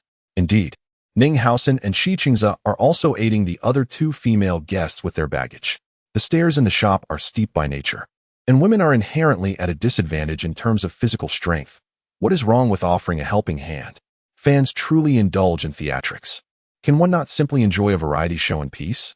Absolutely not. Such manipulative behavior is utterly transparent. After Ning Haosen and Shi Qingze aided the other two female guests in transporting their suitcases to the third floor, they descended once more to retrieve their own belongings. Meanwhile, Yi Qingguang had yet to complete the task of moving Xiao and's luggage. At first, Yi Qingguang maintained an air of calm detachment as he ascended with Xiao and suitcase. However, upon reaching the second floor, he found himself utterly fatigued and had to pause for a moment's respite. In the eyes of his fans, Yi Qingguang is always the epitome of a radiant idol. Under the scrutiny of the media, he perpetually upholds the image of a flawless top-tier star. Yet, truth be told, despite his efforts to conceal the rising and falling of his chest, anyone could discern from his pallid complexion that he is far from well. At this moment, Xiao thoughtfully inquired, Yi Qingguang, are you all right? If it proves to be too much, perhaps it would be wise to take a moment's respite here. After all, I am in no particular haste. Leaning against the staircase railing, Yi Qingguang thought, in this world, there exists no man capable of facing the phrase not possible with equanimity. Moreover, this is unfolding live on a reality show. Should Yi Qingguang concede to the moment, the headline, Yi Qingguang admits his inability would undoubtedly dominate the news. I am still capable. Yi Qingguang inhaled deeply, leaning against the staircase railing, and declared, I shall assist you in transporting it upstairs. His right hand, having previously carried the suitcase, had turned crimson, thus he was compelled to use his left. Yi Qingguang instinctively placed his right hand on his waist, lifted the stationary suitcase with his left hand, and took a deep breath as he ascended the stairs. Xiao followed closely behind, a smile gracing her features. Oh, I see my brother supporting his waist. It must be that his injury has flared up again. Why can't the scheming woman manage her own luggage? Why does my brother feel the need to be so accommodating? He deserves far better than this. Qingguang, may you always be accompanied through the miles. I implore you to awaken to reality. To be frank, is Yi Qingguang's health not up to par? He is panting heavily, though I sense he is making a concerted effort to conceal it. Yes, I have long thought the same. He indeed appears somewhat unwell. Impossible. My brother merely suffers from a back injury, yet his stamina is remarkable. He performed solo for an entire 150-minute concert without any guest appearances or breaks, just so you know. At last, Yi Qingguang managed to carry Xiao and suitcase to the third floor. As the suitcase was placed on the ground, Zhou clearly observed a bead of sweat trickling down from Yi Chen's deep purple hair, landing on the carpet. Zhou smiled. Thank you. You've worked hard. Yi Chen, however, felt no inclination to form a partnership with this woman. In fact, he wished to distance himself from her. Zhou pushed the suitcase forward, intending to enter. Wait. Yi Chen called out to her. There was a question lingering in his mind that would trouble him throughout the night if left unasked. He gazed at Zhou, who turned back, his expression momentarily solemn. What exactly is in your suitcase? Why is it so incredibly heavy? Oh, this, Zhou smirked. I can't reveal it just yet. It's my secret weapon. Yi Chen nearly cursed aloud in front of the camera. Secret weapon indeed. Nonetheless, Zhou looked back at him with a particularly sincere expression. You know, once you return home, You should consider visiting a traditional Chinese medicine doctor. Seriously, neglecting a man's health can lead to serious consequences. With that, she pushed the suitcase into the room, leaving Yi-Chin standing in the hallway, bewildered by the wind. What did Joanne mean by that statement? Was she alluding to something? He was not ill. His health was perfectly fine. Ha ha ha. I'm sorry, I could hardly contain my laughter. Did you see Yi-Chin's expression? It was the first time I had witnessed such a blend of coolness and coldness on his face, revealing a hint of discomfort. At that moment, I felt that Yi-Chin must have wanted to twist Joanne's neck, yet he couldn't bring himself to do it. Ha ha. Chapter 13. Jiao and inquired of Yi Qingguang whether he was unwell, suspecting he might be harboring a hidden ailment. A renowned traditional Chinese medicine practitioner held a consultation, briefly discussing methods for nurturing male vitality. These three topics surged to the forefront of trending discussions in the dead of night.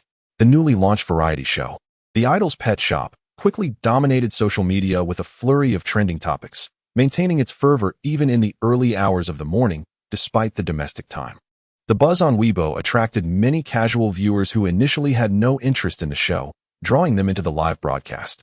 At this moment, the live broadcast room was segmented, with each guest accompanied by a dedicated camera. 6 individual streaming rooms and 1 comprehensive streaming room offered viewers the choice to watch their preferred guest's perspective. Besides the living area on the 3rd floor, there was a spacious balcony and 2 guest rooms. The male guests shared 1 bedroom, while the female guests occupied another, each room furnished with 2 bunk beds. As Jiaoan arrived last, she found Wenjing and Yao Anqi already unpacking their luggage. She noticed both girls had claimed a lower bunk. Upon seeing Jiaoan enter, Yao Anqi gleefully looked up. Jiaoan, I'm so sorry. We didn't see you come in and took the beds first. I hope you don't mind. Both Yao Anqi and Wenjing preferred the lower bunks, as it was deemed less graceful for female stars to climb up and down, and certainly less convenient. Not at all, Jiaoan replied in a flat tone, betraying no discernible emotion. She maneuvered her luggage towards the inside bed, which happened to be Wenjing's upper bunk. It was not a deliberate avoidance of Yao Anqi. Rather, she simply favored the bed by the window. Yao Anqi's expression darkened.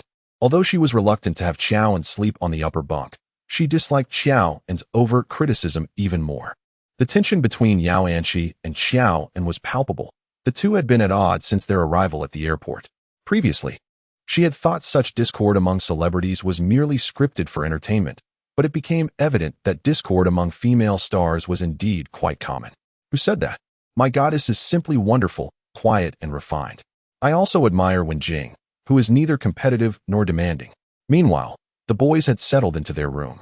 Everyone gathered in the dining area to discuss the forthcoming arrangements. One by one, the others arrived, leaving only Qiao still in her room. Yi Qingguang inquired, "Where's Qiao?" Yao Anqi replied, "I have no idea what she's up to. When we left, she was still fiddling with her suitcase." The mention of suitcase instantly reminded Yi Qingguang of his aching hands and back. His expression soured slightly. Just then, Qiao entered the dining area. "Are you all hungry?" she asked, cradling a large bag that resembled instant noodle packaging. Ninghausen's eyes lit up. Starving. At just 18, the youngest among them, Ninghausen had a voracious appetite. Qiao smiled. "All right, then I shall treat you to a midnight snack."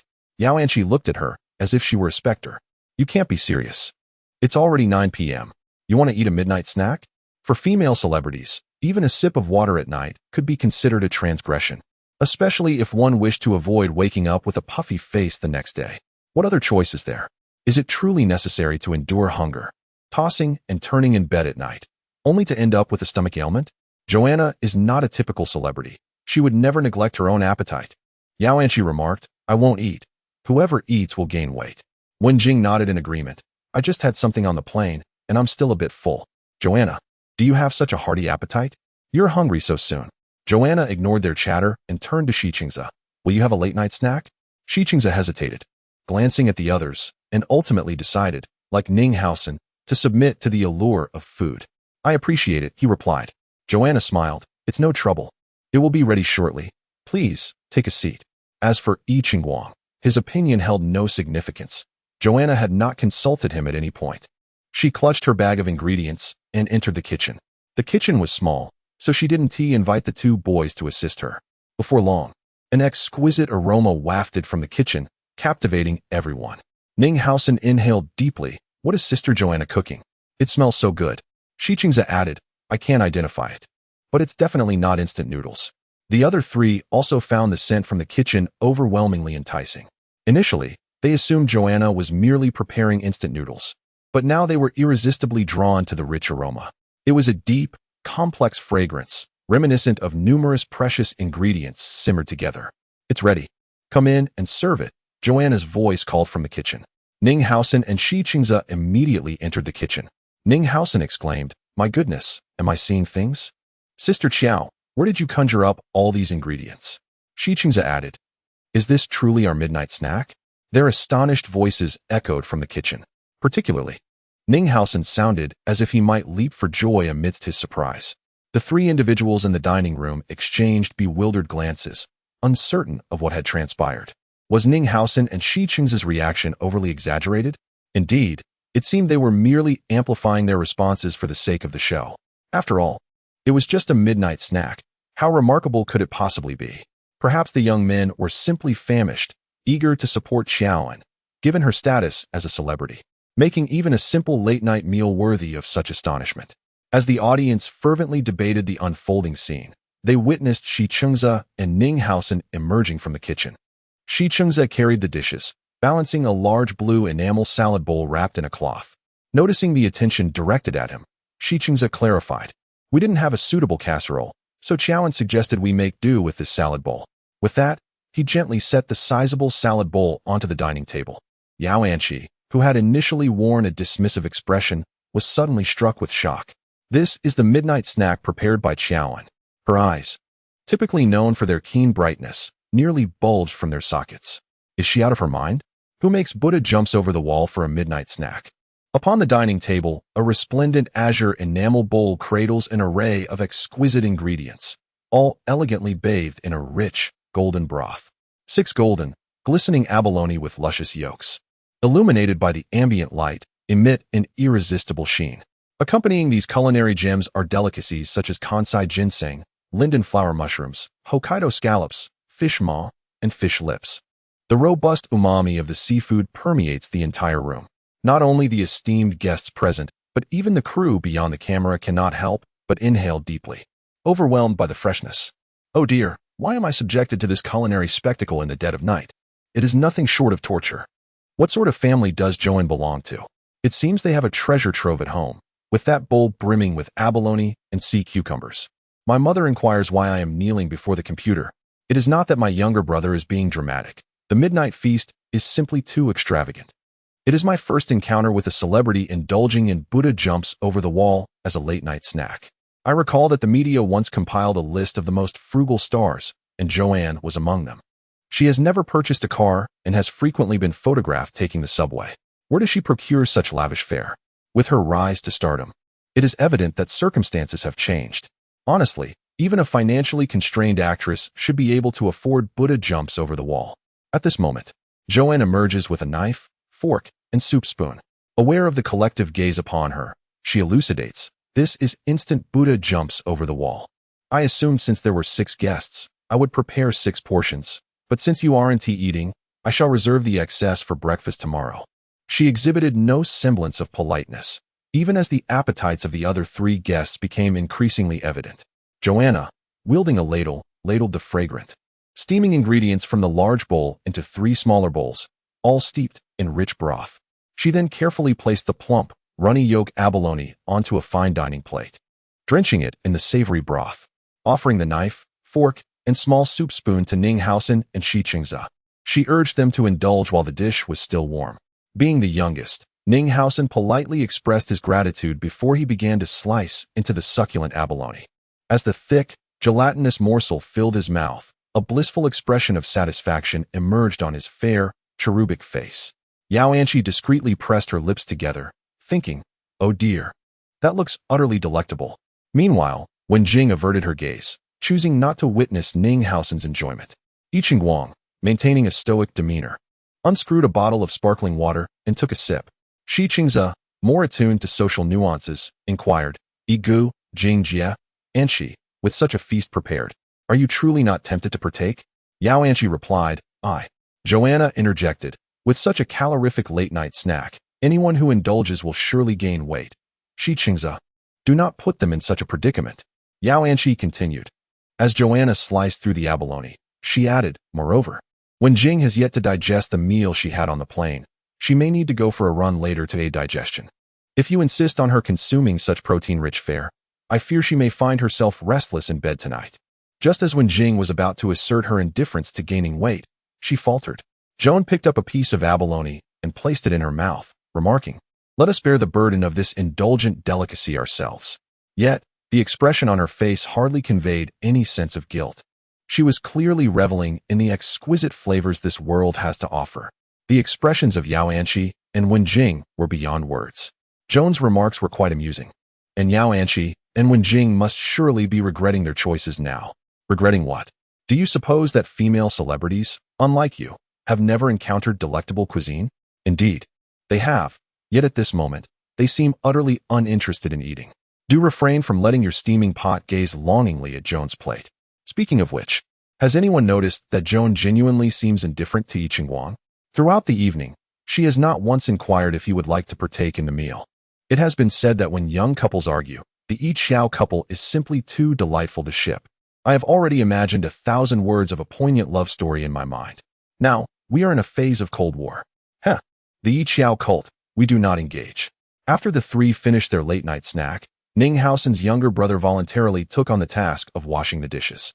Xingzi covered the unfinished Buddha jumps over the wall with cling film and placed it in the refrigerator. Joan returned to her room, and shortly thereafter, emerged with a large bag of yet unopened vacuum-sealed ingredients. Yi Wang thought to himself, how much food has Joan packed? Unable to contain his curiosity, he followed her into the kitchen and asked, just how much food did you bring?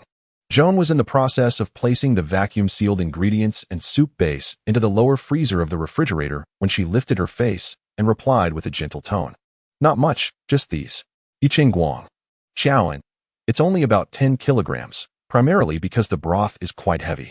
But it's significantly lighter than the other items in my suitcase. The Buddha jumps over the wall dish serves 6, weighing 5 kilograms per portion, totaling 10 kilograms for 2 portions. Yi Wang ground his molars. Excellent, 10 kilograms. It's lighter than the other contents of the suitcase. He realized that Xiaoan's suggestion for him to carry the suitcase was surprisingly proactive, as she had evidently been waiting for him. He must have been out of his mind to heed Hui Yao's advice and stir up rumors with such a woman. In the domestic Cloud City, the luxurious mansion atop the Liu family's mountain was rarely aglow at such a late hour. In the living room, the matriarch of the Liu family, who was staying up late for the first time to watch a live broadcast, nervously rubbed her hands on the sofa. Her weathered face was etched with concern. Sister Song, who had specially returned from the small villa to accompany the matriarch, comforted her. Do not worry, madam. The relationship between the lady and her husband has improved significantly, and she is gradually letting go of her grievances, becoming more receptive to the family's kindness towards her. You don't understand? I'm not worried about that.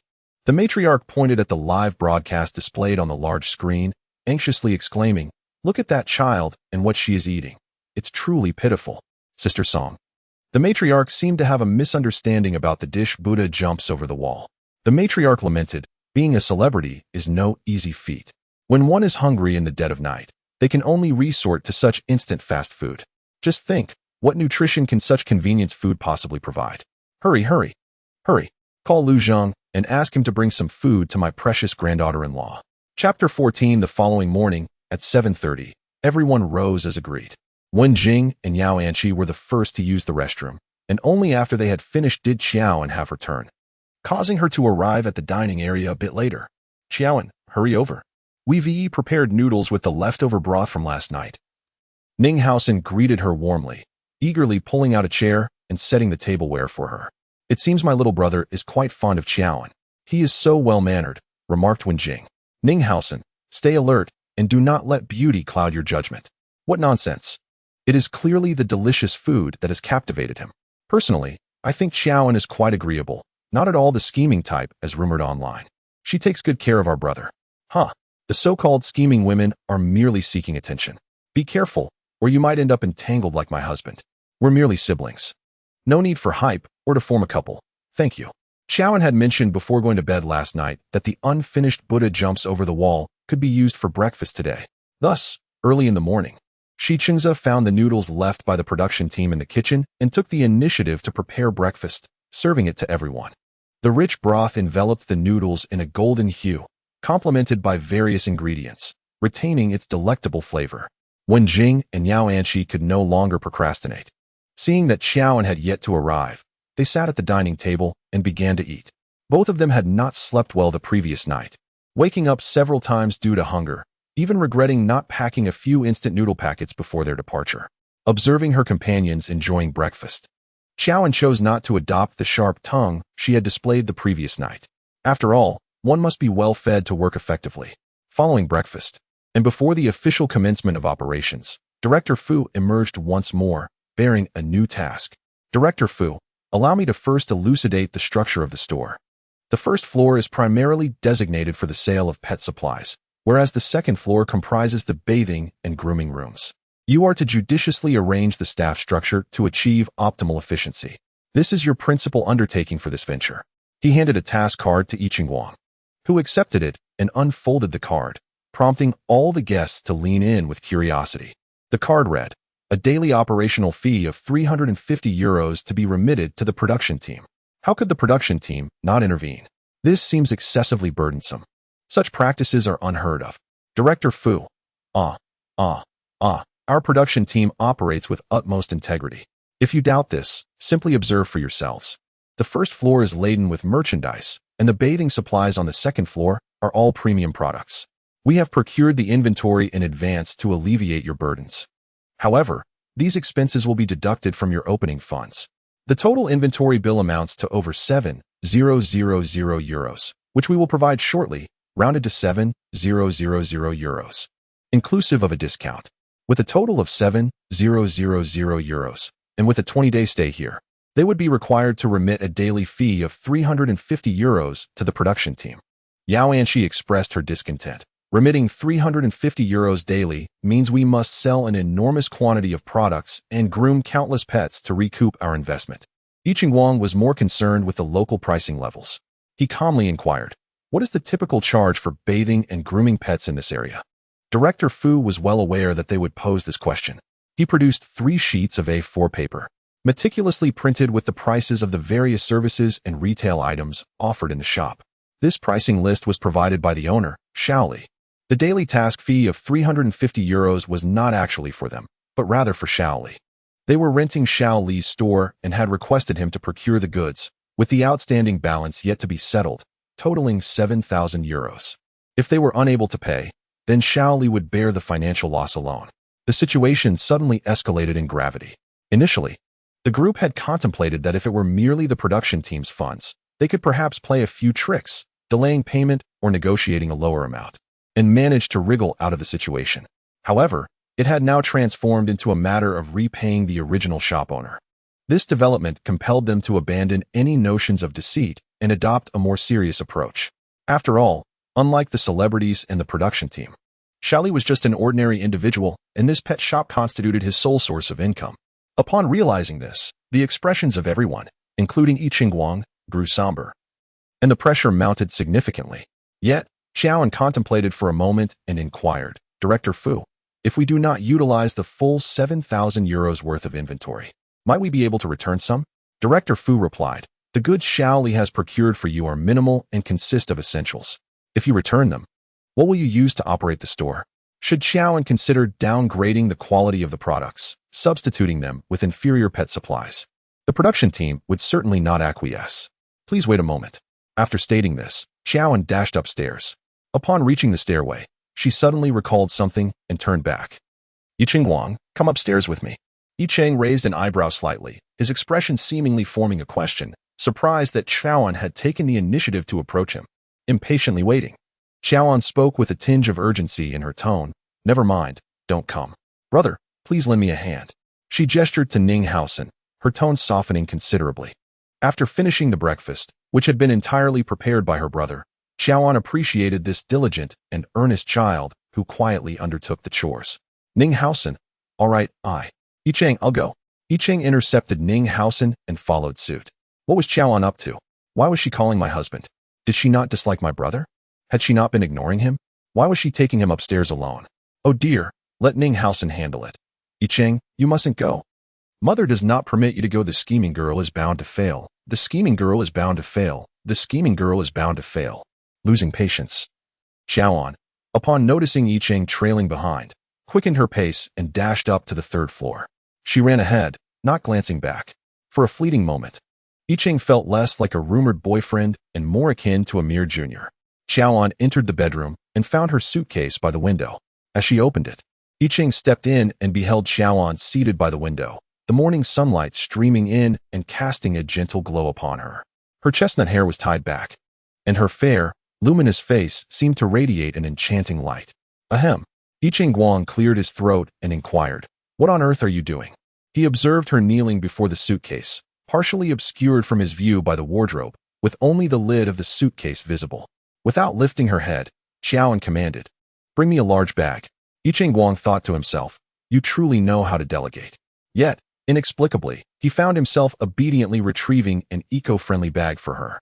Upon his return to the room with the bag, he discovered that Xiaoan had already emptied the contents of the suitcase, neatly arranging them in a row on the floor. As he gently swayed the eco-bag in his hand, his fingers twitched and the bag slipped to the ground. His light brown eyes widened in disbelief, and his throat tightened as he exclaimed, "These, you brought." At last, he comprehended the reason behind the suitcase's considerable weight. How could she have thought to pack such items?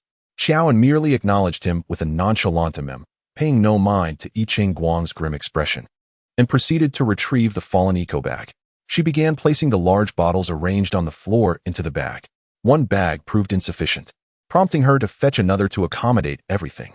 1 bottle, 2 bottles, 3 bottles, a total of 30 bottles. She had brought an entire 30 bottles of pet grooming products, including shampoo, body wash, conditioner, and fragrance. Did I just see that correctly? Xiaoan packed pet shampoo. The laughter erupted uncontrollably, leaving me in stitches, unable to contain the hilarity. Sister truly possesses an extraordinary knack for manipulating emotions. Yichen's demeanor has transformed dramatically. I can almost hear the inner monologue of Yicheng Guang, who must be contemplating a mutual demise with Xiaoan. My heart aches for my husband. The scheming woman is exceedingly insidious. During those fleeting seconds while Xiaoan was arranging her items, Yicheng Guang nearly lost his ability to manage his expressions. It was only after Xiaoan had finished her task that he, with a scowl, took a deep breath and inquired, "Why do you bring these things for no reason?" Participating in a variety show, the store is equipped with everything necessary. There is no need for her to bring these supplies. Finally, Xiaoan lifted her gaze, her doe-like eyes sparkling with innocence as she replied, "To be prepared for any eventuality. Who knows if the production team will play tricks on us? Moreover, since we are opening a pet shop, grooming products for pets are our hallmark. This particular brand is favored by royalty. Even the corgis of the British Queen use it. I have examined it, and the supplies prepared by the production team do not compare. Her pudding only uses this specific line of grooming products." Yicheng Guang retorted, "We won't need so many. They are all the same." He felt the weight of the numerous bottles and jars, bewildered by how Xiaoan managed to fit them into her suitcase. "But they cannot be the same," she insisted. "This brand of shampoo, conditioner, and fragrance all possess unique identification numbers, each tailored for different types of coats. For instance, this one." She picked up several bottles, explaining, "This is for shedding. This one addresses sensitive skin. This is for coarse fur. This is for double-coated breeds. And this one is for tangled coats. Not to mention these few, which are specifically for cats." As Joanna introduced the bathing shampoos, although her demeanor was somewhat petulant, her tone was exceedingly earnest. She perceived that Yicheng Guang was rather unprofessional, naively believing that a single shampoo could suffice for all dogs and cats. I hesitated to admit that, for a fleeting moment, I found Joanna to be both knowledgeable and exquisite. Indeed, her seriousness was striking. I had thought she was merely there to fill the numbers. I whispered to myself, sensing that this captivating woman was. Haha, how many children in the third world struggle for basic sustenance, while products for pets are so lavishly presented? Such extravagance. The scheming woman flaunting her wealth should instead consider aiding impoverished regions rather than showcasing her affluence here. To those moralists upstairs, please take your troubles elsewhere. Yicheng Guang, having never owned a pet, was surprised to discover that grooming products for cats and dogs, much like those for humans, possessed such a wide array of distinctions. He could not resist the urge to approach, squatting down slightly to grasp one of the bottles. Do these products truly serve so many different functions? He inquired. Joanna, with a hint of pride, nodded affirmatively. Indeed, of course. I personally manage pudding and previously volunteered at a small animal rescue center. I am quite the expert in pet care. At this moment, Yichen Guang was half-squatting before Joanna, their proximity somewhat intimate. Accustomed to her hostility, he was taken aback to hear her speak so delicately to him, emitting a soft humph. His ears inexplicably warmed. Instinctively, he averted his gaze from Joanna, his eyes falling upon the packaging of the shampoo he held. At the bottom of the shampoo bottle, it read, capacity 1,000 milliliters. He abruptly lifted his head, his gaze fixed intently on Joanne. This bottle of shower gel is 1 liter. Joanne blinked, her expression serene. Is there a problem? Yichen Guang. Is there a problem? There is a significant problem. 1 bottle of shower gel holds 1 liter. 30 bottles amount to 30 liters. Even if those few fragrance bottles are somewhat smaller, there is still at least over 20 liters of liquid here combined. Yichen Guang took a deep breath, holding the shampoo in his hand as he asked Joanne, tell me, how much does this bottle weigh? Oh, so you wanted to know that. Joanne finally realized this. It's not very heavy, really. 1 bottle weighs 1 kilogram, so here it's less than 30 kilograms. She looked at him with a charming smile, completely devoid of any sense of guilt. Yichen Guang, damn. Adding in those 2 large bags of Buddha jumps over the wall from yesterday. The boxes he carried upstairs must weigh at least 40 kilograms. 40 kilograms, not heavy, not heavy. To hell with the notion of not heavy. Damn it. The version of himself wanting to stir up rumors with Joanne is just plain foolish. Chapter 15. Yichen Guang seldom experienced anger, yet at this moment, his emotions were entirely stirred by Joanne. You are well aware of the box's weight, yet you still insist I carry it. His light brown eyes narrowed, a flicker of irritation residing within. Joanne was clearly toying with him, leading him in circles. A hint of mirth faded from Joanne's expression as her delicate brows arched slightly. Indeed, she conceded without a hint of defense, candidly acknowledging, I did it on purpose. Yichen Guang remained silent. Joanne, who had originally been seated on the carpet, rose to kneel, leaning closer to him. The camera captured her nestled beside Yichen Guang, her lips brushing against his ear, one hand pressed against the microphone at her collar, while the other rested at his neckline, concealing her voice. She leaned in, whispering in a tone audible only to the two of them. I could have retrieved these items from the first floor, but who prompted you to pursue me for this publicity stunt? Since you wish to create a spectacle before the cameras, I certainly cannot hinder your opportunity to display your boyfriend prowess. Wouldn't you agree? The depth of Yichen Guang's gaze intensified. You truly dare to speak so. Joanne smiled with a playful arch of her brow, her almond-shaped eyes sparkling. Not only do I dare to speak, but I am also quite bold in action. Yichen Guang, this predicament is of your own making, is it not? You must be well aware that you were the one who orchestrated this situation. If you had not dragged me into this publicity stunt, you would not be enduring such trials. Take a moment to ponder whether you wish to abandon this endeavor. Upon concluding her words, she withdrew her hand from his chest and gently patted his shoulder. In the lens, Qiaowen and Yichen Guang appeared remarkably harmonious, their gazes locked upon one another, eyes filled solely with each other's presence, an air of ambiguous intimacy enveloping them. The sight of their togetherness was unexpectedly pleasing to the eye. Qiaowen, what are you doing? Release your grasp. Qiaowen, can you not show some decorum and keep your distance from my husband? May you meet your demise, and may your whole family perish. The remarks from Yichen Guang's fans were rather unrefined. They ought to exercise some restraint and not taint the barrage of comments. Indeed, it seems that Qiaowen is merely conspiring with Yichen Guang and is not foolish enough to engage in flirtation during a live broadcast, right? Isn't it quite normal for guests to whisper and discuss matters? Some fans appear to be overly biased. How bothersome. I shall turn off the comments. Qiaowen's words lingered in Yichen Guang's ears. In stark contrast to the intimate ambiguity captured on camera, his heart was a tempest of contradictions. He had long regretted the decision to play up the romance with Qiaowen. However, he found himself unable to place Linen, the one he truly wished to protect, in a perilous situation. Yichen Guang lowered his eyelids, his long, thick lashes casting shadows over his light-colored irises. I'm sorry, he murmured, his voice barely audible, too soft for the audience to discern his words. Yet, Qiaowen heard him. His apology signified that his initial intentions remained unchanged. He would continue to be bound to Qiaowen, using her as a shield. The corners of Qiaowen's lips curled upward, her beautiful almond-shaped eyes glimmering with a hint of irony. Truly, he was worthy of being one of the original male protagonists in the story. Unwaveringly loyal to the original female lead, Lin and. You may leave now. Joan, uninterested in further conversation, picked up the small bag of toiletries and proceeded towards the exit. Iching silently lifted the large, eco-friendly bag and followed suit. Meanwhile, the remaining guests waited downstairs for a brief moment, only to see Joan and Iching descending with their two substantial bags in tow. Joan presented her shower gel, pet conditioner, and fragrances to Director Fu for inspection, insisting that the production team return all the pet grooming supplies purchased from the store in favor of her own. This change would allow them to save at least €1,000 in procurement costs. Initially, Director Fu was reluctant, but upon consulting the store owner, Xiao Li, he was met with an immediate thumbs up in support of Joan. The grooming brand she brought could be likened to the Hermes of pet care, leaving no pet store with a valid reason to decline.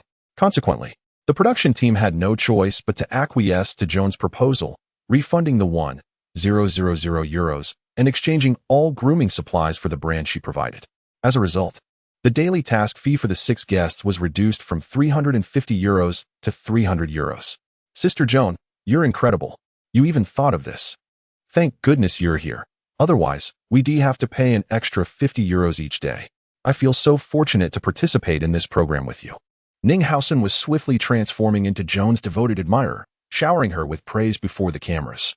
Joan smiled, her eyes sparkling as she affectionately tousled her brother's golden hair. His sweet words were utterly endearing. Iching observed coldly, his expression darkening even further. Moments later, the pet store officially opened for business. Everyone gathered on the first floor. When Jing approached the front desk and found the name tags left by the production team, there were tags for the store manager, front desk, beautician, and sales assistant. Let us first decide on the store manager, she suggested, and everyone agreed.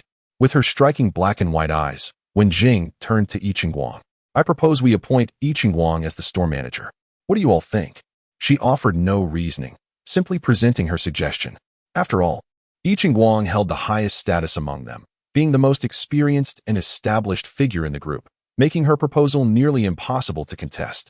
However, Xiaoan blinked and tilted her head, saying, I disagree. What?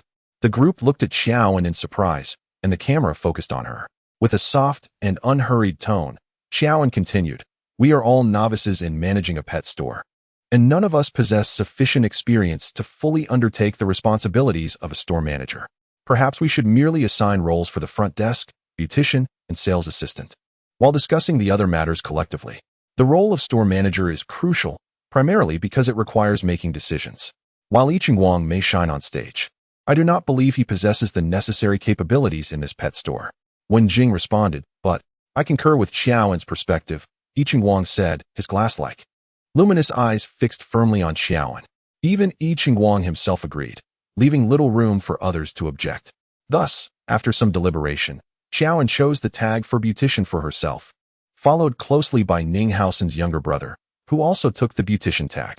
Yao Anqi aspired to secure a position at the front desk or as a sales assistant, yet was thwarted by Xiaoan. With a hint of irritation, Yao Anqi inquired, why can't I be a sales assistant? Xiaoan gazed at her, her long, curled lashes fluttering gently, and asked, are you proficient in English?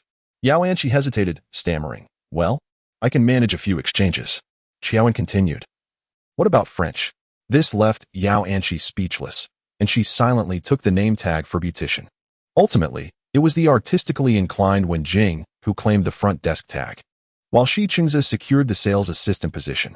This left Iching as the last one standing, with everyone watching him, for only the manager's name tag remained in the box. However, it had already been stated that there would be no manager this time. What then was Iching to do? Xiaoan regarded him with a gaze as gentle as water, her lips curling slightly. Iching, why not just take on the miscellaneous tasks? What? Miscellaneous tasks? The guests had yet to voice their thoughts, but the barrage of comments erupted. Xiaoan, go to hell. I can't bear to watch any longer, truly unbearable. Can't you show some respect for your seniors? My brother has at least debuted earlier than you. Why must he endure such humiliation? That despicable woman is infuriating. My brother is so unfortunate to be entangled with someone like her. This scheming woman deserves nothing but a miserable end. May she fall into the depths of despair. Holding on to Qingguang, my heart aches for my husband. 55555. Wenjing's reaction was rather intense. How can we allow I Ching-Wang to handle the menial tasks? Joan, irrespective of the veracity of the rumors surrounding you and Ego, I implore you not to allow your personal life to interfere with your professional responsibilities. After all, Ego is our senior and represents our collective image. As a junior, I find it difficult to accept such arrangements. Her words echoed sentiments expressed by I Ching-Wang's fans in the comments section. Consequently, the barrage of insults directed at Joan intensified, while admiration and gratitude for Wenjing reached a fever pitch. My goddess is truly so principled. Thank you, Wenjing, for standing up for my brother. As a top-tier celebrity in the entertainment industry, I failed to comprehend why he would subject himself to such trials by participating in this variety show. I urge the studio to reconsider. This is the program you have chosen for him. Admittedly, it may seem somewhat disheartening to say this now, but it is likely that I Ching-Wang himself selected this show. Indeed, I am now utterly convinced that Yi Qiao and CP must have had a quarrel. I Ching-Wang is attempting to appease Joan, as evidenced by his lack of rebuttal, clearly indulging her. The fervent fans of the cult should depart. Joan raised an eyebrow and smiled. This is a pet shop, not a hierarchy. I Ching-Wang did not travel with us from the mainland. I suspect that with his hectic schedule, he likely had no opportunity to partake in the program's preliminary training. Each of the others dedicated a week to learning and training at the pet shop. However, as a top star, I Ching-Wang undoubtedly lacked such time. All eyes turned to I Ching-Wang, who responded calmly. I did not attend the training. Everyone told him that merely participating in this variety show would suffice. He was I Ching-Wang, a top-tier star, a guarantee of viewership. Thus, even I Ching-Wang himself forgot that his standing at the pinnacle was not solely attributed to talent, but also to his unwavering dedication and the immense effort he consistently invested. However, in the face of this show, in his eagerness to create sensational rumors and shield Lin and In from scrutiny, he overlooked the original intention that had propelled him to such heights. Wenjing remarked, "It's fine if you haven't undergone training. It's all quite simple." Yao Anqi added, "Indeed, we also." I Ching-Wang's chestnut eyes dimmed slightly as he proactively stated, "Xiaoan is right. I should start from the bottom. I will be your assistant. Feel free to assign me any menial or laborious tasks." He had forgotten his initial aspirations, approaching the program with the most unprofessional attitude. He ought to begin from the ground up. Leaning at the front desk, Xiaoan looked at him, her chin lowered, indicating that not only should he tackle the arduous tasks, but also engage his intellect. While observing from the side, he should actively learn how to contribute. After all, he couldn't spend 20 days merely as a laborer without making any progress. I Ching-Wang glanced back at her, his gaze weighted with contemplation. His voice, low and measured, conveyed understanding. "I understand. What was it about their dynamic that made it feel so compelling?" Xiaoan's sharp tongue was undeniable, yet when she spoke to I Ching-Wang, there was an indescribable depth in his eyes. "Oh dear, why do I find myself captivated by this poignant and tumultuous pairing? The valiant couple, Yi Qiao CP, is invincible in battle. I feel that I have truly succeeded, and I am capable.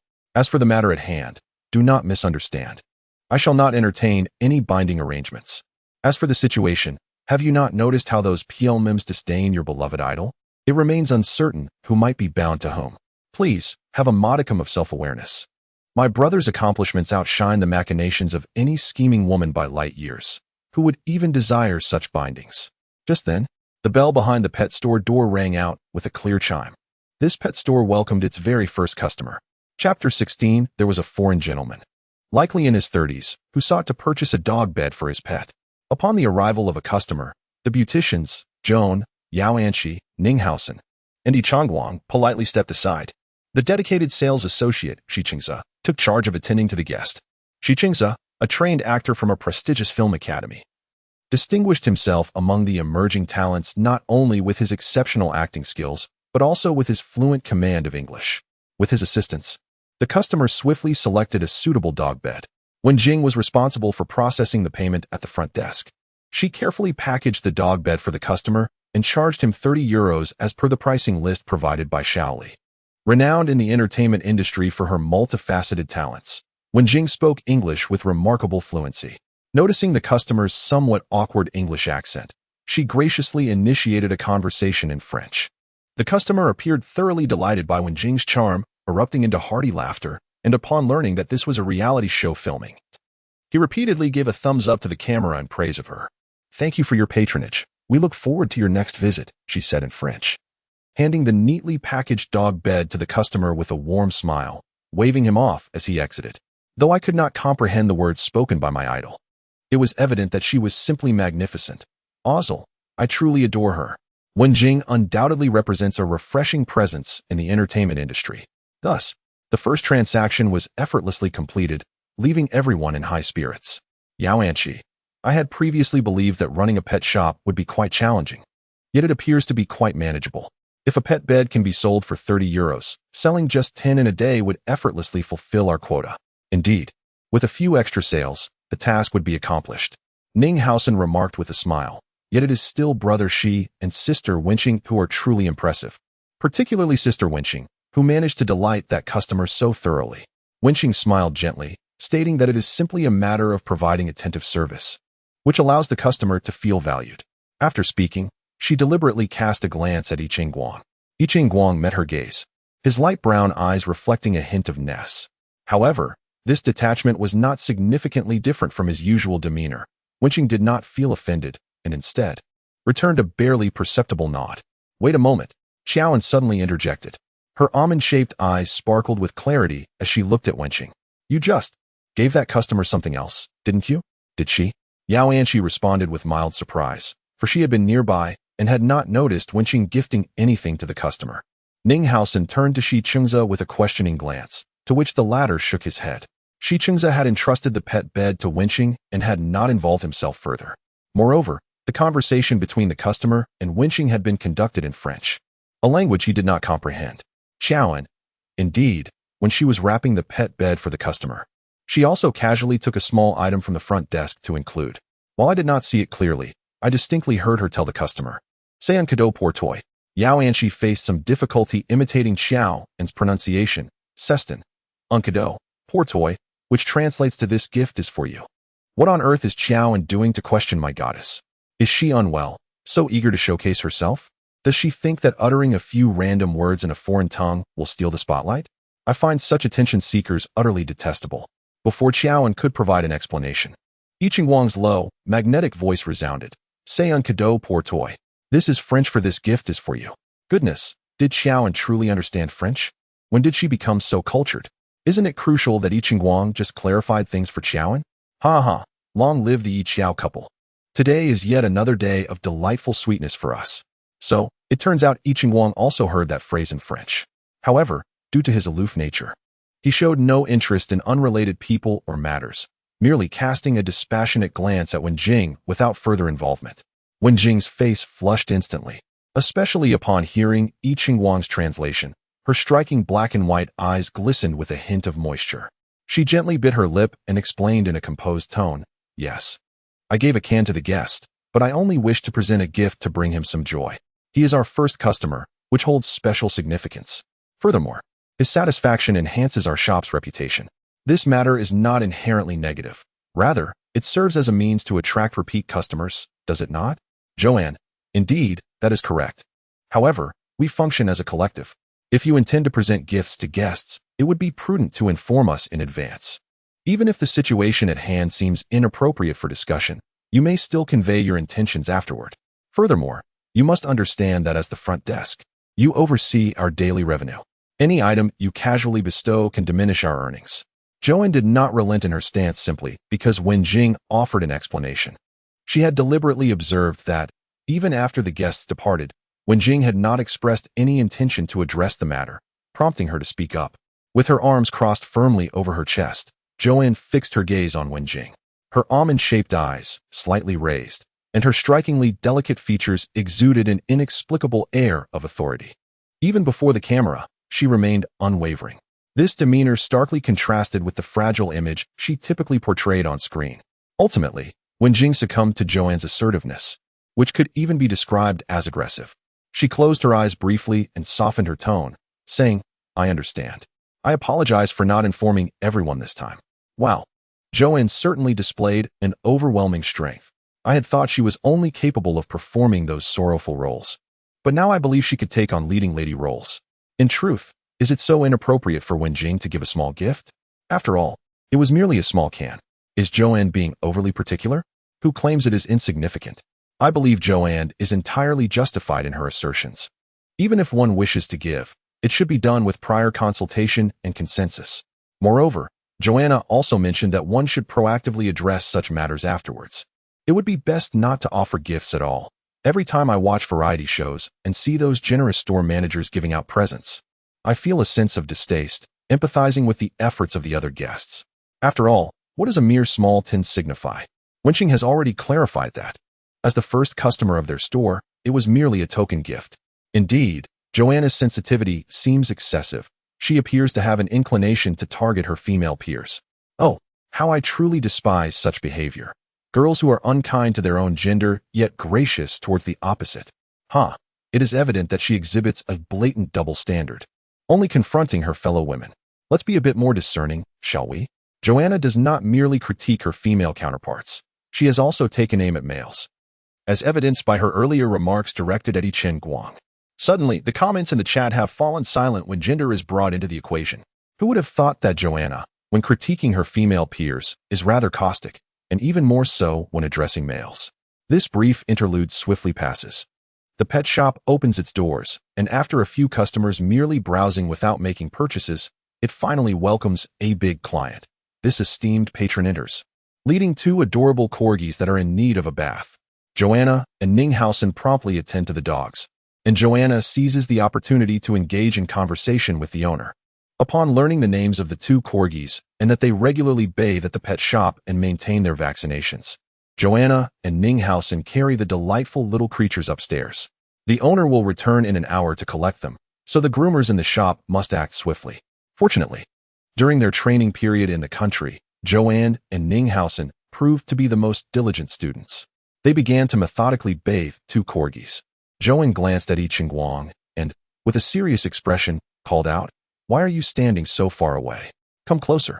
Chen Guang, who had deliberately positioned himself by the door, thought that Joanne perhaps preferred to keep her distance from him. He approached her. Joanne continued to wear a stern expression as she directed him. "Come over here and observe how I bathe the dogs." She turned on the shower head, allowing only a small trickle of water to gently cascade over the corgi's short legs. At that moment, a softness graced Joanne's features, her tone turning gentle. "First, we wet the little one's legs with a lighter spray. There's no need to rush. Let them acclimate. Observe their reactions, and if they seem anxious, just wait a moment longer." As she spoke, she tenderly stroked the back of the corgi's neck. The animal, enjoying her gentle massage, began to squint its large eyes in delight. Unbeknownst to Chen Guang, his deep gaze shifted from the small corgi to Joanne's face. Occasionally, splashes of water would land on her porcelain cheek, which she absent-mindedly wiped away with the back of her hand. She seemed utterly unconcerned about smudging her makeup, appearing far removed from the persona of a glamorous star. "Did you understand?" Joanne inquired, lifting her eyes. Chen Guang's light-colored eyes flickered momentarily before he regained his focus. Joanne furrowed her brow, her almond-shaped eyes brimming with exasperation. "Were you daydreaming just now? Can you be a bit more serious? Did you truly comprehend?" Chen Guang. Ha. I am utterly amused. I never anticipated that the king of the stage, Chen Guang, would be so ordinary in reality. My brother, both charming and alluring, turns out to be so adorably naive in private. This is too funny. Xiaoan's gaze towards Chen Guang seems filled with disdain. It is confirmed. He shares the same look as our mathematics teacher. The look reserved for fools. My brother is not foolish. He simply rebounds tenfold. Chen Guang averted his eyes, not daring to look at Xiaoan, and quietly murmured, "Understood. Xiaoan, if you understand, then give it a try." She handed the shower head to Chen Guang. Chen Guang was momentarily taken aback, accepting the shower head from her hand. He presumed that Xiaoan was going to prank him again, but she did not. Instead, Xiaoan earnestly and meticulously, yet with her characteristic sharp tongue, instructed him on the proper way to bathe a small animal. Having never owned a pet, let alone bathed one, Chen Guang gradually began to rub his fingers over the plump body of the corgi. He was unaware that the sensation of touching a small creature could be so delightful. Furthermore, he had never experienced the moment when a small animal tilted its head to gaze at him, its round, bright eyes, reminiscent of painted eyeliner, seemingly reflecting only him. Is this the healing sensation often spoken of in books, derived from pets? No one knows that I Ching-Wang actually suffers from a slight emotional deficiency. It is precisely this deficiency that renders him both indifferent and sensitive. Due to a profound sense of insecurity regarding the world, he struggled with a lack of self-identity, often feeling inferior and socially inept. Although his tall, handsome appearance and status as a prominent figure masked these flaws, the symptoms persisted. Until recently, only Lin Anan could provide him with a sense of security and trust. Now, cradling this small creature, he felt as though he were embracing the most fervent trust in the world. In that moment, he experienced an unprecedented sensation. I Ching-Wang was not typically a person prone to emotional fluctuations, yet he found that, for reasons unknown, his emotions intensified more than usual when in the company of Qiao and Xiaoan. "We have guests. Come help." The voice of Yao Anqi echoed from outside. Xiaoan spotted Yao Anqi, who was standing outside, flustered, with a teddy bear in her left hand and a cat carrier in her right. She entrusted the nearly bathed little corgi to I Ching-Wang and stepped out to assist. Taking the cat carrier from Yao Anqi, she stated, "You handle the dog, and I shall take care of this cat." Xiaoan had a fondness for cats and understood that they were not as easily managed as dogs. Most cats resisted, even feared, bathing. During her training at the pet shop, Yao Anqi had learned that bathing a cat was significantly more challenging than bathing a dog, often resulting in scratches. Seeing Xiaoan effortlessly take the cat, Yao Anqi was taken aback for a moment. She hesitated, then asked, "Are you truly willing to bathe the cat?" She had anticipated that Xiaoan would simply take the dog and leave the more perilous task to her. Joaquin gently unzipped the cat carrier and slowly extracted the charming silver-shaded British Shorthair within. Why was it so reluctant? It was undeniably adorable. As she lowered her gaze, her almond-shaped eyes shimmered with a gentle warmth, a stark contrast to her usual vibrant and sharp-tongued demeanor. Yao Anqi's eyes flickered with mild surprise. She had never encountered this side of Joaquin. The two soon entered the bathing room, each cradling a pet, a cat, and a dog. Yao Anqi's responsibility, a well-behaved teddy, had already begun its wash. Conversely, the silver-shaded British Shorthair in Joaquin's care displayed a rather irritable temperament. After considerable effort, Joaquin managed to soothe the little creature, allowing its emotions to gradually stabilize. "Such a good boy," she cooed, affectionately rubbing the fluffy head of the cat, her face illuminating with a dazzling smile. At that moment, I Ching-Wang inadvertently glanced over, pausing his actions. Joaquin lifted her eyes, catching sight of the seemingly idle man. The smile on her lips faded as she sternly remarked, "What are you dawdling for? Hurry up and express its anal glands." Anal glands? I Ching-Wang's handsome face turned a shade of green. Chapter 17. Although I Ching-Wang had never tended to cats or dogs, he could vaguely sense the different connotations emanating from the term anal glands. What is the process of expressing anal glands?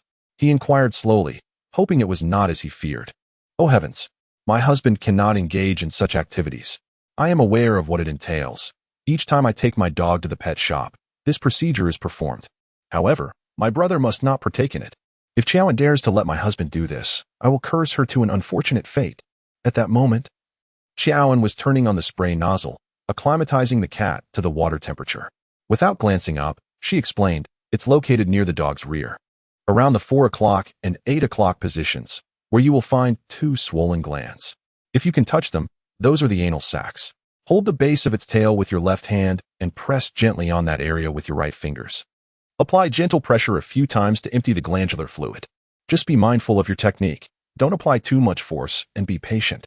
I Ching-Wang thought to himself, "It doesn't sound particularly difficult."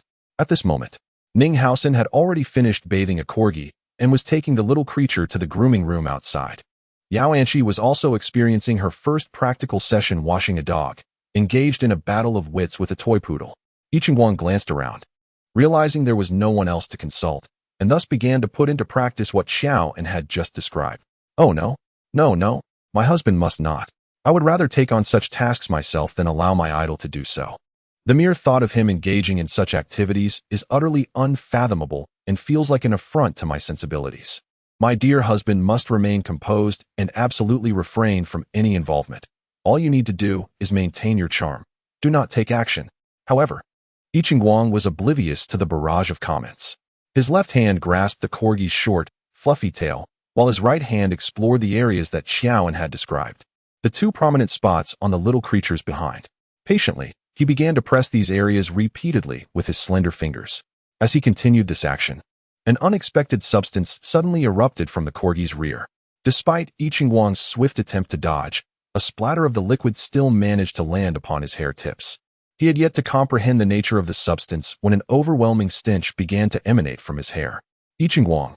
At that moment, he was paralyzed, his entire being stiffening in shock. Oh no. It's over. I swear I shall take vengeance upon that wretched woman. Qiaoan.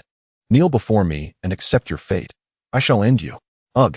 Moments later, I Ching-Wang suddenly realized what had transpired. The young and handsome star, in that instant, completely shed his idol persona, crouching beside the sink, nearly retching his breakfast. My goodness, my husband is so pitiful, so very pitiful. Oh, what has my brother done to deserve such torment? I feel like crying. Joanna, leave this show, leave the entertainment industry. I never wish to see this woman again. She has been a leech, ensnaring my brother with her schemes. Joanna deserves no mercy. What has transpired? Yao Anqi, hearing the commotion, exclaimed dramatically. Joanna, who was initially tending to her cat, lifted her gaze to observe I Ching-Wang. You. Upon closer inspection, she realized the situation. How did you manage to get into this state? Joanna noticed the tips of I Ching-Wang's deep purple hair were stained with a hint of yellowish-white substance. Why did you act without clarifying first? She immediately understood what had happened. This substance should be handled with a tissue or cotton to prevent splattering everywhere. You should have asked me sooner. Asking now is just hindsight. Why didn't you teach our brother earlier? If I had wanted to teach, I would have done so by now. What good does it do to feign concern now? That conniving woman is deliberately setting a trap for my brother. Joanna had been preoccupied with soothing the cat in her arms and, amidst the chaos, genuinely forgot that I Ching-Wang lacked experience. Moreover, she certainly did not anticipate that he would proceed without any inquiries. Although she harbored disdain for I Ching-Wang, she never intended for such a mishap to befall him. She recognized that this incident could potentially tarnish the image of a top-tier celebrity. At this moment, I Ching-Wang was struggling to suppress his disgust. He rose to his feet, disregarding Joanne's words, and ceased his retching. Bowing his head, his expression cold, he rinsed away the foul liquid clinging to the tips of his hair. What on earth was that viscous substance? It was utterly revolting. Was I Ching-Wang truly angered? His brother's countenance was quite fearsome. Surely he was not upset. A comforting embrace for my brother would suffice. It seemed that my husband could no longer tolerate Joanne, this cunning woman. It would be best for him to see through her faade and sever ties promptly. In truth, I Ching-Wang's ire towards Joanne seemed somewhat unwarranted, as she had no inkling that he would end up in such a predicament. With a perplexed expression, he wondered why he was displaying such displeasure. This was his responsibility, and any shortcomings lay with him alone. The production team ought to have recognized his busy schedule during contract negotiations, understanding that he could not afford the time for training. It was not intentional. Had Joanne taken the initiative to instruct him beforehand, this situation could have been averted. The fault lay with her. It was evident that Joanne had deliberately sought to embarrass him, exploiting such a distasteful incident for sensationalism, which infuriated me. Are you upset? Joanne inquired softly upon noticing I Ching-Wang's grim demeanor as he continued to wash away the remnants. I Ching-Wang offered no reply. He turned off the faucet and casually grabbed a clean towel to wipe away the droplets from his face and hair tips. As a leading figure in the entertainment industry, it was unthinkable for I Ching-Wang to appear on a variety show without makeup. Yet, at that moment, water cascaded from the tips of his deep purple hair, trickling down his face. He used the towel to remove those droplets, simultaneously erasing the shadows and foundation applied by the makeup artist from his visage. In the eyes of his admirers, I Ching-Wang is the epitome of the golden ratio, once again gracing the lens with his presence.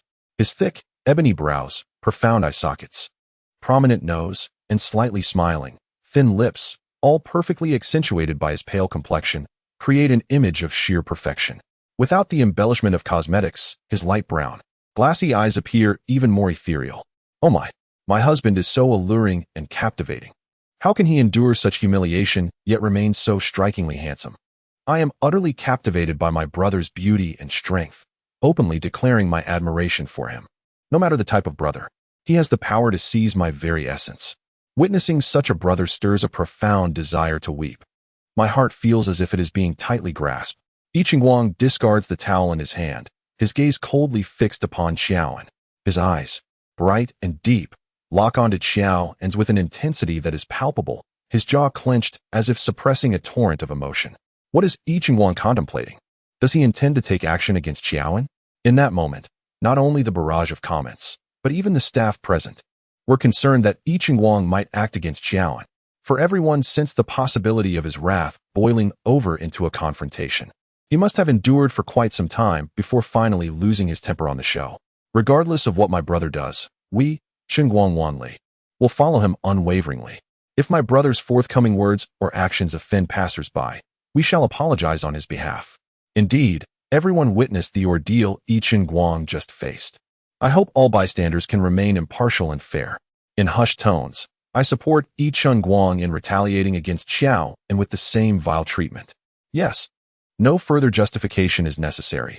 We shall forgive Xiao and with an eye for an eye. Are the fans losing their sanity? I Ching-Wang has neither spoken nor acted. Yet you fans are being overly dramatic. The fan circle certainly appears peculiar. Nevertheless, I Ching-Wang genuinely seems angry. Could he really strike Xiaoan? Xiaoan raised an eyebrow, slightly amused. So, not answering means you concede. Are you going to unleash your fury on me, or will you walk away? She admitted that, for a fleeting moment, she had indeed taken a somewhat unkind delight in his misfortune. However, from the beginning to the end, she never intended to toy with I Ching-Wang in their professional setting. The earlier incident was purely accidental. I Ching-Wang remained silent, his light brown eyes dark and brooding as if they could weep. He fixed a piercing gaze on Xiao and Yi. About what just happened? Xiaoan probably didn't mean it. Yao Anqi, sensing the heavy atmosphere in the room, instinctively advised, don't stoop to Xiaoan's level. She just has a sharp tongue, but her intentions aren't malicious. Xiaoan shot a glare at Yao Anqi. Who are you calling foul-mouthed? I Ching-Wang disregarded Yao Anqi's words. His strikingly bright eyes fixated solely on Xiao, and moments later, he abruptly lowered his gaze and silently turned away. Yao Anqi, still locked in a staring contest with Xiaoan, ceased her playful antics and cast a puzzled glance at I Ching-Wang. Xiaoan also slightly raised her chin to look at him. At that moment, I Ching-Wang reopened the faucet, as if nothing had transpired, quietly bathing the bewildered little corgi that was oblivious to its own mischief. Yao Anqi, with a mute expression, silently inquired of Xiao, and Xiao shook her head, unsure of I Ching-Wang's thoughts. Perhaps it was simply that the facade of a perfect idol had shattered before the public, leaving the child momentarily unable to cope. Approximately an hour later, everyone had gradually finished washing their pets. Ninghausen, having completed his tasks, approached to assist I Ching-Wang. Unaware of the earlier incident, the younger brother sensed that his senior seemed even more aloof than the day before. As everyone completed the grooming of their final pet, it was already time for the midday break. One by one, they made their way downstairs, with Xiaoan trailing behind. Suddenly, I Ching-Wang seized her wrist from behind and forcefully propelled her into the empty restroom. Xiaoan was taken aback. Had I Ching-Wang lost his mind? After all, they were live-streaming. Once inside, the door swung shut swiftly behind her. I Ching-Wang pressed her against the wall, his hand firmly gripping her shoulder, pinning her in place. Joan's first reaction was not one of fear or panic, but rather a silent prayer that the people outside had not discovered their presence. Although she was acutely aware that such hope was exceedingly slim. Each of them had a follow PD, and even if others did not notice their disappearance, their follow PD would undoubtedly keep track of them. Thus, they were doomed. I Ching-Wang insisted on causing a scene with her at the live broadcast, much to her frustration. In a fit of anger, Joan switched off the microphone at her collar and deftly severed the connection to the microphone at I Ching-Wang's waist. At that moment, the only solace for Joan was that I Ching-Wang still possessed a modicum of rationality, at least remembering to bring her to this place. The entire establishment spanned 3 floors, and the only room without a camera was the restroom. I Ching-Wang, do you even comprehend what you are doing? Joan lifted her gaze, her almond-shaped eyes glinting with fiery indignation. She did not attempt to conceal her vexation. Your shameless act of using me as a scapegoat for Lin and In is disgraceful, yet it has not truly impacted our work. I do not condone your actions, but the sole comfort I find is that while participating in this variety show, you still clearly remembered that you are a guest, refraining from dragging me into a more nauseating and crass display of affection for publicity. But what are you doing now? Do you think that by pulling me into a small room during the live broadcast, you can ensnare me? I Ching-Wang, do you believe I 1T turn you into the nation's infamous homewrecker in an instant? Joan was genuinely furious. Damn it, if it comes to it. Let the fish perish alongside the net. In any case, Her clandestine marriage with Lu Zheng remained a well-kept secret. Since I Ching-Wang had escalated matters to this extent, she was willing to be misjudged as having an extramarital affair, all to drag him down with her. She intended to transform him from a top-tier idol into the nation's scandalous homewrecker, entangled with a married woman. Even if public opinion collapsed, her situation could hardly worsen. Yet, once I Ching-Wang, a purveyor of dreams and ideals, became the third party in a broken home, his prospects and future would vanish entirely. After a fervent outburst of frustration, Xiaoan no longer wished to engage in conversation with I Ching-Wang. Nevertheless, his hand remained firmly upon her shoulder, unyielding and steadfast. With his chin slightly lowered, the deep purple tips of his hair concealed the myriad emotions swirling in his eyes. Xiaoan turned her head. "Release me. I wish to leave." I Ching-Wang. "Xiaoan, I said to let go." I Ching-Wang. Furrowing her brow, Xiaoan warned, "If you wish to be struck as you were at the airport last time, then by all means, do not release me." This time, I Ching-Wang finally reacted, though it was not to relinquish his hold on her. "I Ching-Wang, do you truly despise me?" He suddenly spoke, his voice low and slightly hoarse. Had Xiaoan not been wholly on guard, she might not have caught his words. Without hesitation, Xiaoan nodded. "Yes, I truly detest you." She would never harbor a shred of sympathy for the man who gripped her shoulder, his chin lowered, eyes betraying a hint of melancholy. She vividly recalled that she was an innocent victim. I Ching-Wang inhaled deeply. Joan heard it, the deep, weary breaths. "Why do you despise me so?" He suddenly posed the question to himself, his voice hoarse. "It must be because I have done things that repulse you," he concluded. Joan remained silent, finding this moment with I Ching-Wang exceedingly peculiar. Yet, I Ching pressed his palm against her shoulder, sensing the warmth emanating from his hand, a tangible warmth. He abruptly shifted the topic. "Do you know why I cherish it so much?" Joan's gaze flickered. "I have no desire to know." "No, I want you to understand," I Ching interjected firmly. "I adore Lin because she allows me to feel warmth, to distinctly experience joy, anger, sorrow, and happiness, making me feel human and alive in this world." Joan had anticipated some profound sentiment from I Ching, yet what she heard was merely this youthful agony. She smirked disdainfully. "As a top star in the entertainment industry, your life seems rather burdensome." Joan did not conceal her mockery. Such derision should have offended I Ching. Yet he responded with laughter instead. A smile crept upon his lips, revealing his genuine expression for the first time. "You see, I can feel emotions from you now, even if they are tinged with anger." I Ching gazed at her, smiling. His eyelashes are long, his pale eyes deep set, and his features are strikingly handsome and well-defined. His damp, deep purple hair falls across his forehead, and when he smiles, he unexpectedly resembles a spirited little wolf dog. "Joan, why do you enjoy uttering such irksome remarks? You know, your distasteful comments have begun to endear you to me." Just as Joan was poised to retort with another sharp quip, she paused, clearing her throat. "Wait, what did you say?" She raised her hand to shield his face, her eyes trembling with disbelief. I Ching-Wang did not miss the shock and disarray reflected in Joan's gaze. The corners of his lips curled into a deeper smile. "I said, it seems I have started to like you." Chapter 18. After processing this astonishing confession, Joan blinked and calmly retorted, "Are you saying you like me because I resemble Lin? Yet, in the next moment, she furrowed her brow, realizing, no, Lin debuted after me. Even if I bear some resemblance, it should be her resembling me. Even in such matters, Miss Joanne possessed an unwavering sense of pride. With curiosity glimmering in his shallow eyes, I Ching-Wang found himself increasingly intrigued by the emotional surprises Joanne could offer him. "When I say I like you, I mean a pure affection for who you are. Joanne, I find myself liking you more and more, a feeling akin to discovering a companion." Joanne's face was a canvas of confusion.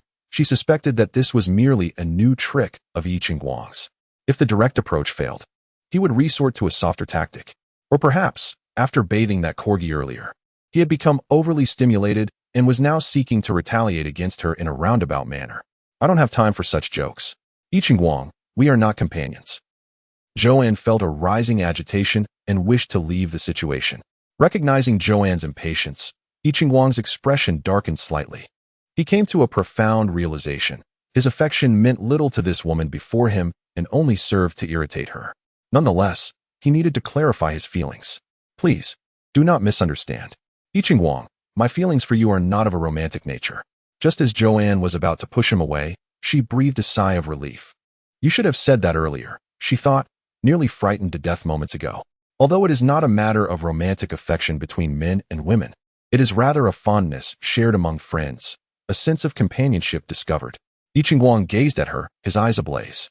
Not only towards you, but also towards that corgi from earlier. The feelings you both evoke within me resonate with a sentiment I have never experienced before. Do you understand? Only the words you spoke could provoke me, stirring within me a tempest of anger, shame, and introspection. Xiaoan. She suspected that I Ching-Wang might be somewhat unwell. To compare her to a corgi seemed an insult, as if he were calling her a dog. She raised her gaze and said earnestly, "If you were provoked by that earlier incident, then I sincerely apologize. Although I personally believe that the matter does not directly concern me as your half-mentor, I regret not having forewarned you." The child had indeed been overly stimulated. And considering I Ching-Wang's muddled state, she felt it permissible to soften her tone with him. However, upon hearing her words, a flicker of surprise crossed I Ching-Wang's eyes. "I was not angry with you at all about that incident. I simply fell silent, consumed by my own frustration. This trivial matter has led me to realize that the halo of fame I have worn for these years has made me forget how to begin anew as a common individual."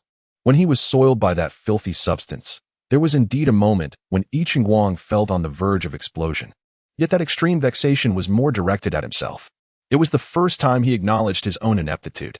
And this ineptitude stemmed entirely from his arrogant refusal to engage in any preparatory training. At that very moment, he profoundly realized that his emotions could experience such intense fluctuations. "I owe my gratitude to you and that little dog, for you both have revealed a different side of myself," I Ching-Wang earnestly explained. "Xiaoan." She couldn't help but roll her eyes. "Crazy, he must be out of his mind." Xiaoan waved her hand dismissively. "Never mind.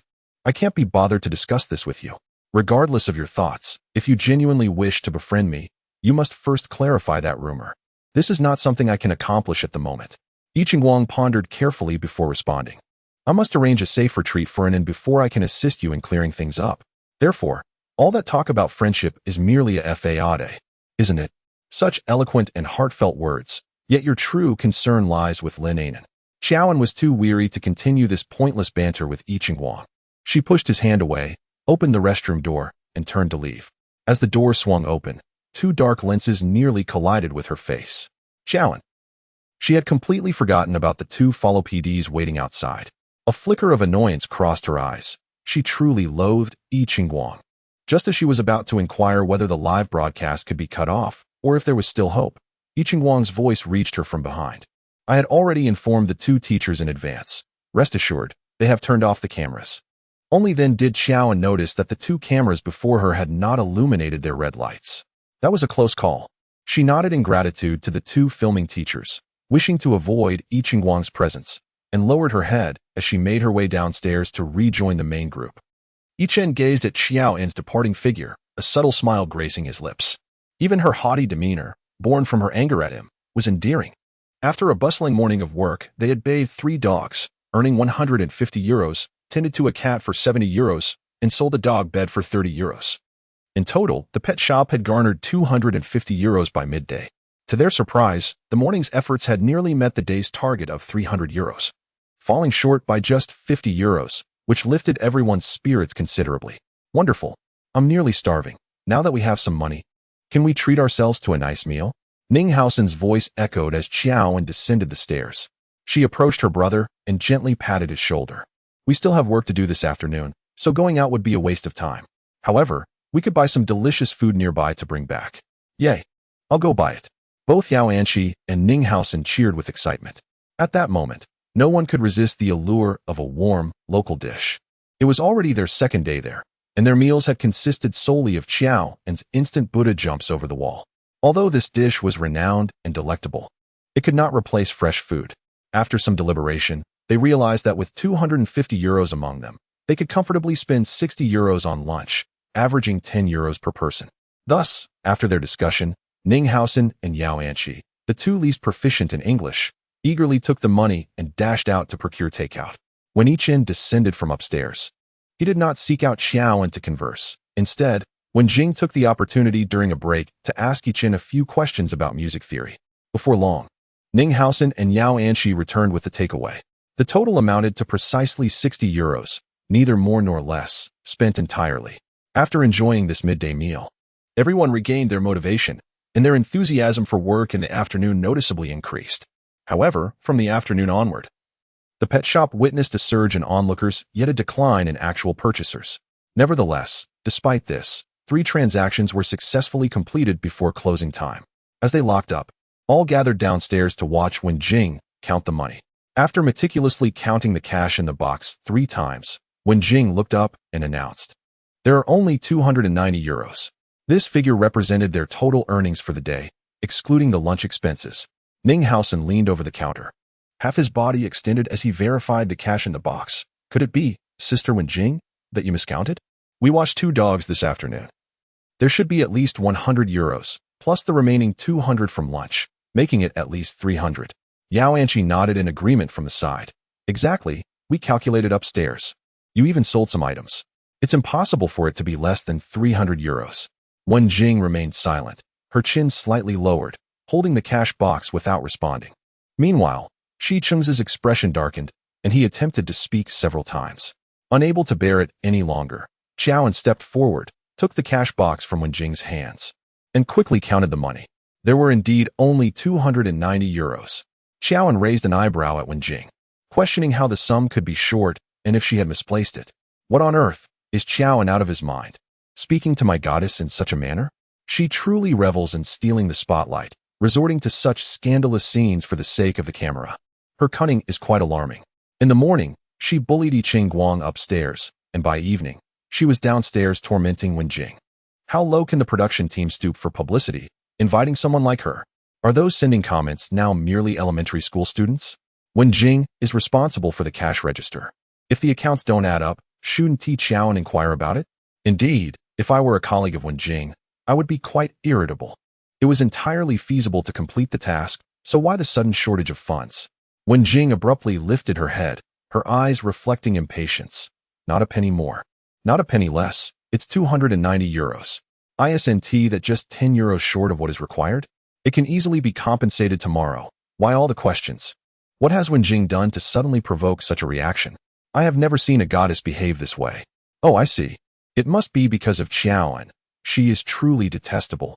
Even the goddess despises her.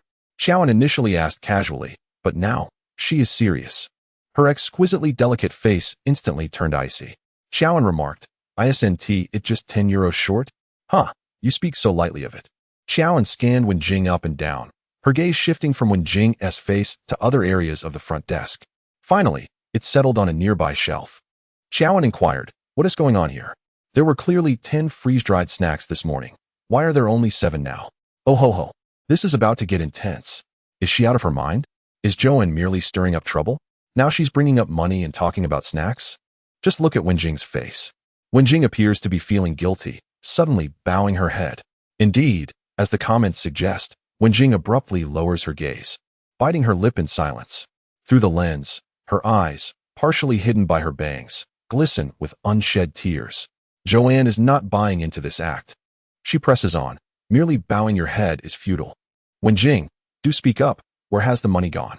What happened to the snacks on the shelf? Wen Jing turns her face to the left. Joanne retorts, "I am addressing you. Can you not hear me?" Wen Jing shifts her gaze to the right, deliberately avoiding Joanne's eyes. Joanne inhales deeply, brushing her long hair back, her beautiful eyes flickering with a hint of suppressed fury. At that moment, Shi Qingze, unable to hold back any longer, interjects. "Earlier this afternoon, when we just opened, there were quite a few customers inquiring, and Sister Wen Jing told them that discounts were available. As for the 3 freeze-dried snacks that are missing, Sister Wen Jing gifted them to the customers." The crowd gasps, "What? Am I hearing this incorrectly?" Wen Jing actually took it upon herself to offer discounts and give away items to the customers. This is madness. My husband is upstairs working hard, while she, merely at the front desk, casually offers discounts and gifts. She seems to disregard the value of others' labor. In this moment, I must side with Joanne. Come on, Joanne. Transform into the fierce queen and confront Wen Jing. Joanne, unleash your wrath upon her. I assure you that I shall not criticize you this time. Are you all too utilitarian? Wen Jing may have her reasons. Can we not be a little more rational? Indeed, my goddess is quite wonderful. She is certainly not the type to act independently. Might we extend a bit more understanding? Understanding? What nonsense. All I know is that my brother is upstairs washing the dog until his hands are pale. If you have any capability, let your goddess go and do it herself. Yes, it is easy to speak from a position of comfort. If you have the ability, why not take action yourself? Knowing that Wenqing unilaterally decided to offer discounts. Not only did Xiao An's expression change, but even Yi Qingguang, who had been lounging on the sofa with a cold demeanor, furrowed his brow.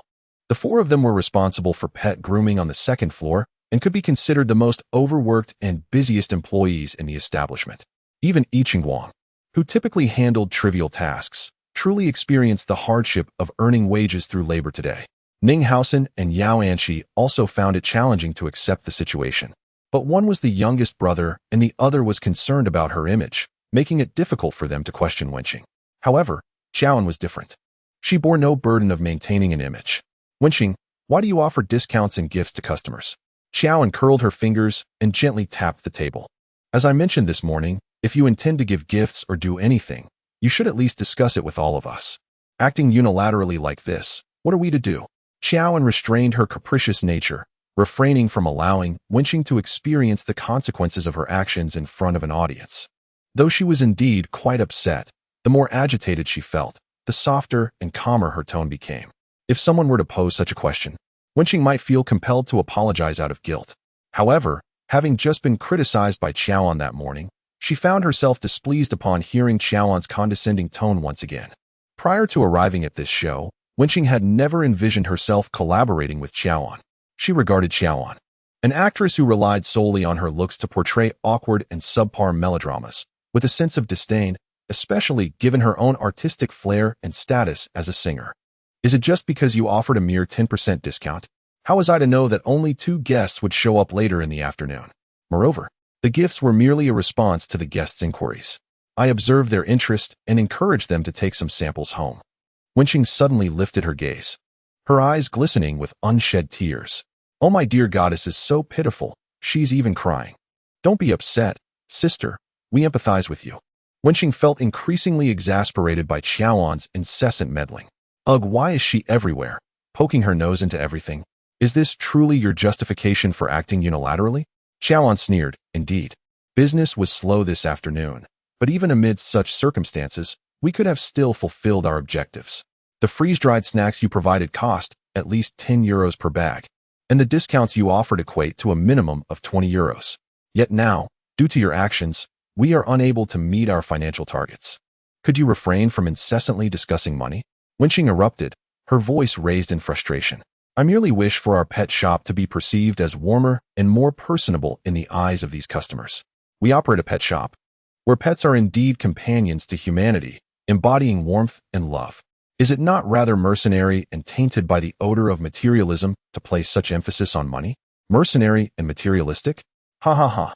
This time, Joanne was truly amused by the absurdity. Am I not a bit mercenary? What shall we do tonight? Hasn't humanity's friend informed you that if this continues, we will go to bed hungry? We are without even the funds for dinner. Wenqing stubbornly replied, if we go hungry, then so be it. I shall simply forego dinner tonight. Hiss. Joanne inhaled sharply, feeling the urge to lash out. I believe Wenqing's behavior is indeed excessive. Joanne's concerns are for the sake of the entire team. Why must Wenqing's desire to project warmth and maintain a perfect persona drag others down with her? Is Wenqing truly all right? What of Joanne's perceived mercenariness? As she stated, they are now deprived even of dinner money. Why should everyone suffer alongside Wenqing? At this moment, Wenqing found herself genuinely cornered. As her words fell, 2 streams of tears cascaded down her cheeks. The other guests, initially harboring irritation, were now taken aback. Yao Anqi said, Wenqing, please do not cry. It is not such a grave matter. Ning Haosen added, let it go, dear sister. Let us contemplate other solutions. At that moment, Shi Qingze also offered an apology. In truth, I share some culpability. Had I been bolder in promoting the dog food today, selling just one more package could have filled the void. Except for Yi Qingguang, who remained silent and aloof. Nearly everyone was striving to provide Wenqing with an escape. Yet Joanne stood firm. Not only did Joanna refuse to provide Wenqing with an escape, but she also insisted on being particularly pedantic, stating, all right, since you have voluntarily chosen to forego dinner, you must absolutely refrain from sneaking a bite later. Meanwhile, Wenqing, who was quietly sobbing, responded, ha ha, This is utterly hilarious. In that fleeting moment when Wenjing lifted her gaze, it felt akin to a cardiac arrest. She must have believed that everyone would console and persuade her, only to be taken aback by Joanna's unwavering stance, disregarding her public persona to engage in this confrontation. Ha. This is such a delight to witness. Joanna's retorts are commendable. However, Joanna's behavior seems rather contrived, as if she is merely playing to the cameras and engaging in petty squabbles. My heart truly aches for my goddess having to record a show with such a person. Indeed, Wenjing is simply too kind-hearted. Her intentions were pure. With so many patrons in the morning, she could not have anticipated such a dismal turnout in the afternoon. Right, everyone lacks experience. Joanna merely washed 2 pets while Wenjing had to deal with a multitude of customers, standing the entire day. Wenjing must be even more exhausted, emotionally drained. Fans should cease to defend her. It is evident to anyone with eyes that Wenjing's performance has tarnished her public image. Although I disapprove of Joanna's sensationalism regarding the Yichen incident, I find myself supporting her this time. Indeed, even Chunguang feels that Joanna's actions were justified, while Wenjing has become rather unbearable. In an instant, the debate over who is right, Wenjing or Joanna, escalated, with Joanna confronting Wenjing and Wenjing accusing Joanna of being mercenary, propelling the topic into trending searches. While the arguments raged on Weibo, the 6 individuals at the pet shop were diligently bargaining with the production team. Regardless of how much Wenjing cried, they were still short of the program's required €10 and were obliged to make up the deficit at 3 times the price by tomorrow, as it had been predetermined by the show's rules. Thus, they were to hand over a total of €330 to the production team the following day. After confirming the shortfall, Chowan suggested, "Let us head upstairs to warm up the Buddha jumps over the wall in the refrigerator, then we can tidy up the store." "I'm not going," Wenjing suddenly interjected. Noticing everyone turned to look at her, she leaned against the reception desk and quietly added, "Besides, I'm not qualified to have dinner, so I'll just reflect down here." Chowan responded with confusion. It was clearly Wenjing's own mistake, and now she punishes herself by refusing dinner, yet she speaks of not being qualified with such grievance. The others, hearing Wenjing's words, grew somewhat discontented, particularly Yao Anqi, who felt genuinely upset but, considering the cameras were rolling, had to play the role of the peacemaker. "Take your time to reflect," she advised. At that moment, Yichengwang, who had remained silent until now, unexpectedly spoke up. Before anyone could offer further consolation, he abruptly stated, without turning back, that he was heading upstairs. Wenjing, who had been waiting for others to persuade her, was taken aback, while the others remained silent. With Yichengwang having voiced his opinion, the rest felt liberated from their pretenses and obediently followed him upstairs. Chowan brought up the rear, waving goodbye to Wenjing at the staircase.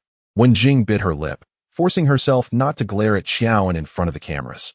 Suddenly, the bell at the shop door chimed lightly, signaling the arrival of a customer after hours. Wenjing, who had been irked, abruptly lifted her head. If someone makes a purchase of at least €10 at this moment, she will be able to enjoy dinner.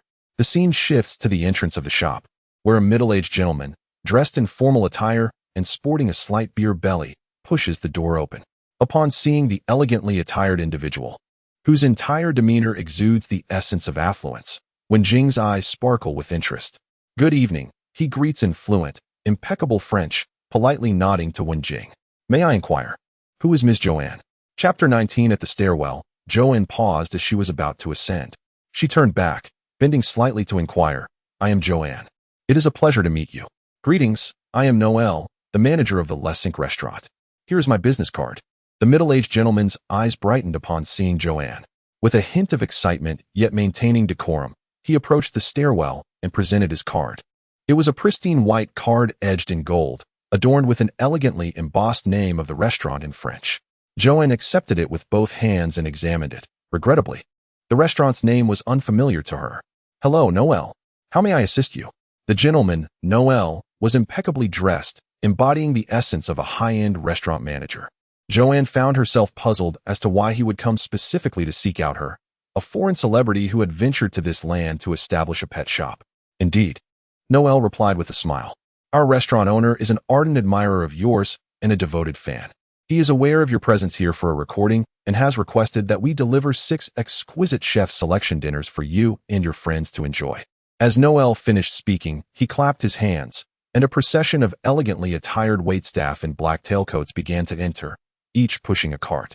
The carts were draped with white tablecloths, adorned with flowers, silver cutlery, and topped with a glass dome sheltering small red candles, exuding the quintessential charm of French romance.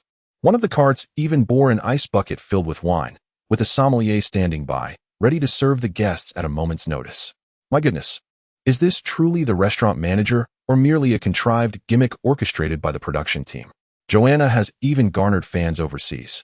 How could they possibly follow her to the show? It seems implausible. Just look at the waitstaff and the elegantly presented carts. They appear so lavish. It's utterly amusing to think how many overseas fans could actually exist. Undoubtedly, this is a prearranged segment by the production team. Can they not treat the audience with some respect, assuming we can be easily deceived by such a ludicrous establishment that we've never even heard of? If they had the capability, they should secure a genuine venue. Indeed, among the 5 guests present, who does not possess a better reputation than Joanna or boast a larger fan base? It baffles me why they would single out Joanna for such a delivery segment. Wait a moment. I must whisper this quietly, but there truly exists a restaurant named Le Cinq, albeit a transliterated name. If you search for the French name that appeared when the camera zoomed in on the business card, you will find that it is indeed the top-ranked Michelin 3-star restaurant on a certain review platform, thanks to a comment on the live stream. Someone actually searched for the French name of Le Cinq on that review app. The results were astonishing. Goodness, it is genuinely a Michelin 3-star restaurant. The owner of this esteemed establishment is a fan of Joanna. Typically, a reservation here is nearly impossible to secure, often requiring at least a month in advance.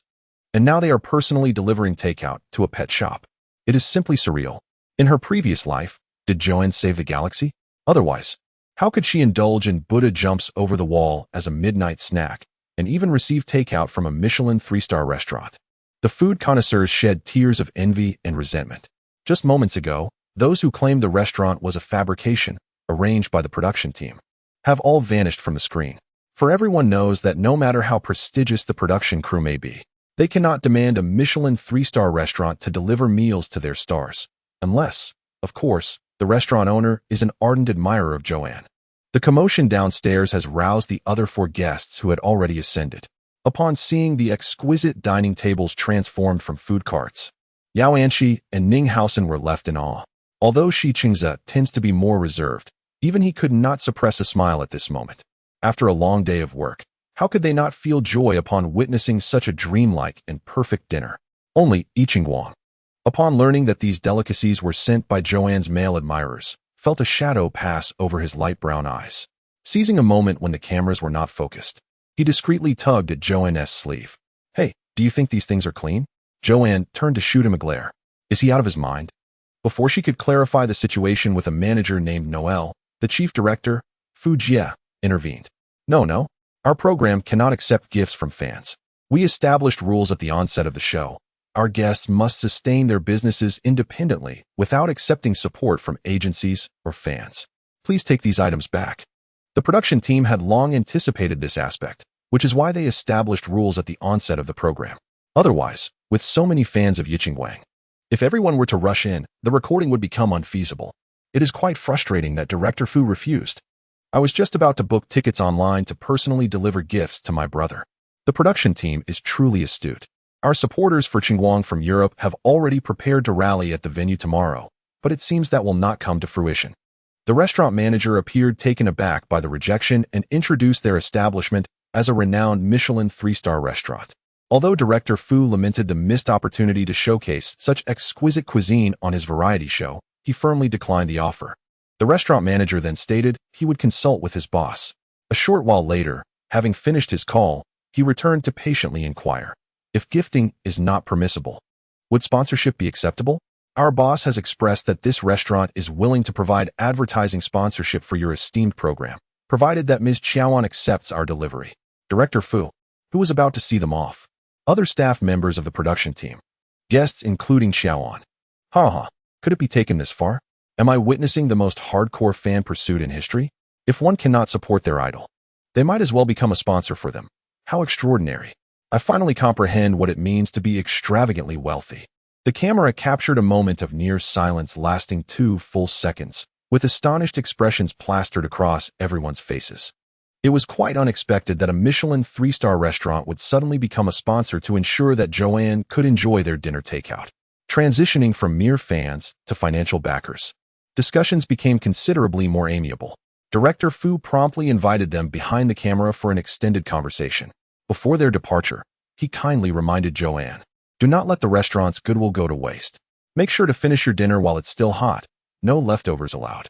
Joanne responded, "Director Fu, can you not have a shred of dignity?" However, the exquisite cuisine from the Michelin 3-star establishment was a much-desired reward for those who had labored throughout the day. At this moment, Joanne felt no hesitation and directly urged the others in front of the camera, "Hurry, hurry. Let us eat before Director Fu changes his mind. Even if the negotiations fall through later, we must not waste this." Their laughter echoed, and I suddenly realized this was a flavorful variety show. Joanne's reminder prompted the others to hastily take their seats. The waitstaff from the Michelin 3-star restaurant personally attended to them, unveiling silver platters one by one, revealing dishes meticulously crafted by the chef. The camera panned across the array of delicacies: lobster, truffles, foie gras, porcini mushrooms, and other exquisite ingredients.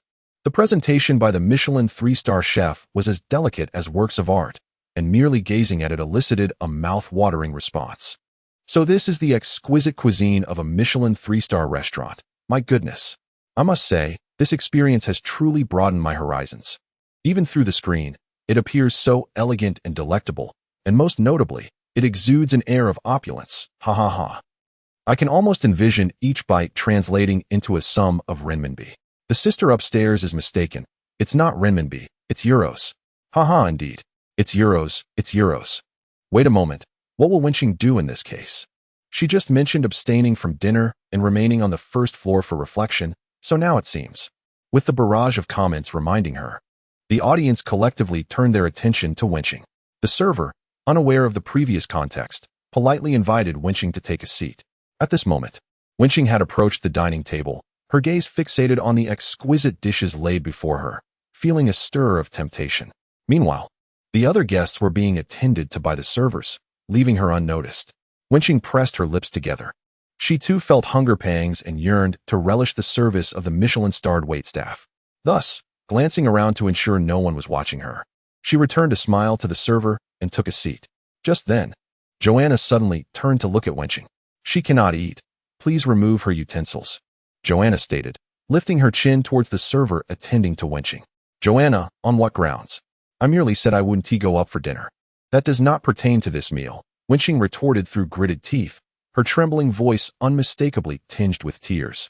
When Jing had already devised her reasoning, with such an argument, others would have no justification to deny her dinner. Earlier, she merely stated that she would not consume anything from the establishment, without specifying that she would refuse the exquisite fare delivered from this Michelin 3-star restaurant. This is indeed a different matter. Xiaoan had nearly reached her limit, when Jing was already aware of her misstep, so why continue to torment her? Indeed, the goddess seemed so pitiable. Such a petite girl. Must she truly endure hunger and be deprived of her evening meal? What wrong had she committed? I believe when Jing did not perceive any fault in herself. Otherwise, she would not have had the audacity to sit down. Precisely, her demeanor was undeniably arrogant. Completely disregarding Xiaoan. Haha, while watching a program, I suddenly realized that the personas of certain artsy female celebrities might be on the verge of collapse. While Xiaoan, the so-called scheming woman, appeared far more straightforward than I had imagined. Xiaoan tilted her head slightly, her chestnut hair cascading to one side. This meal was a gift from my fans. She propped her elbow on the armrest of her chair, cradling her chin, and reiterated her request to the waiter in French. When Jing was nearly overwhelmed with indignation, just as she managed to regain her composure, she witnessed the waiter, who had been so attentive moments before, emotionlessly removing her utensils. When Jing, "Wait, what are you doing?"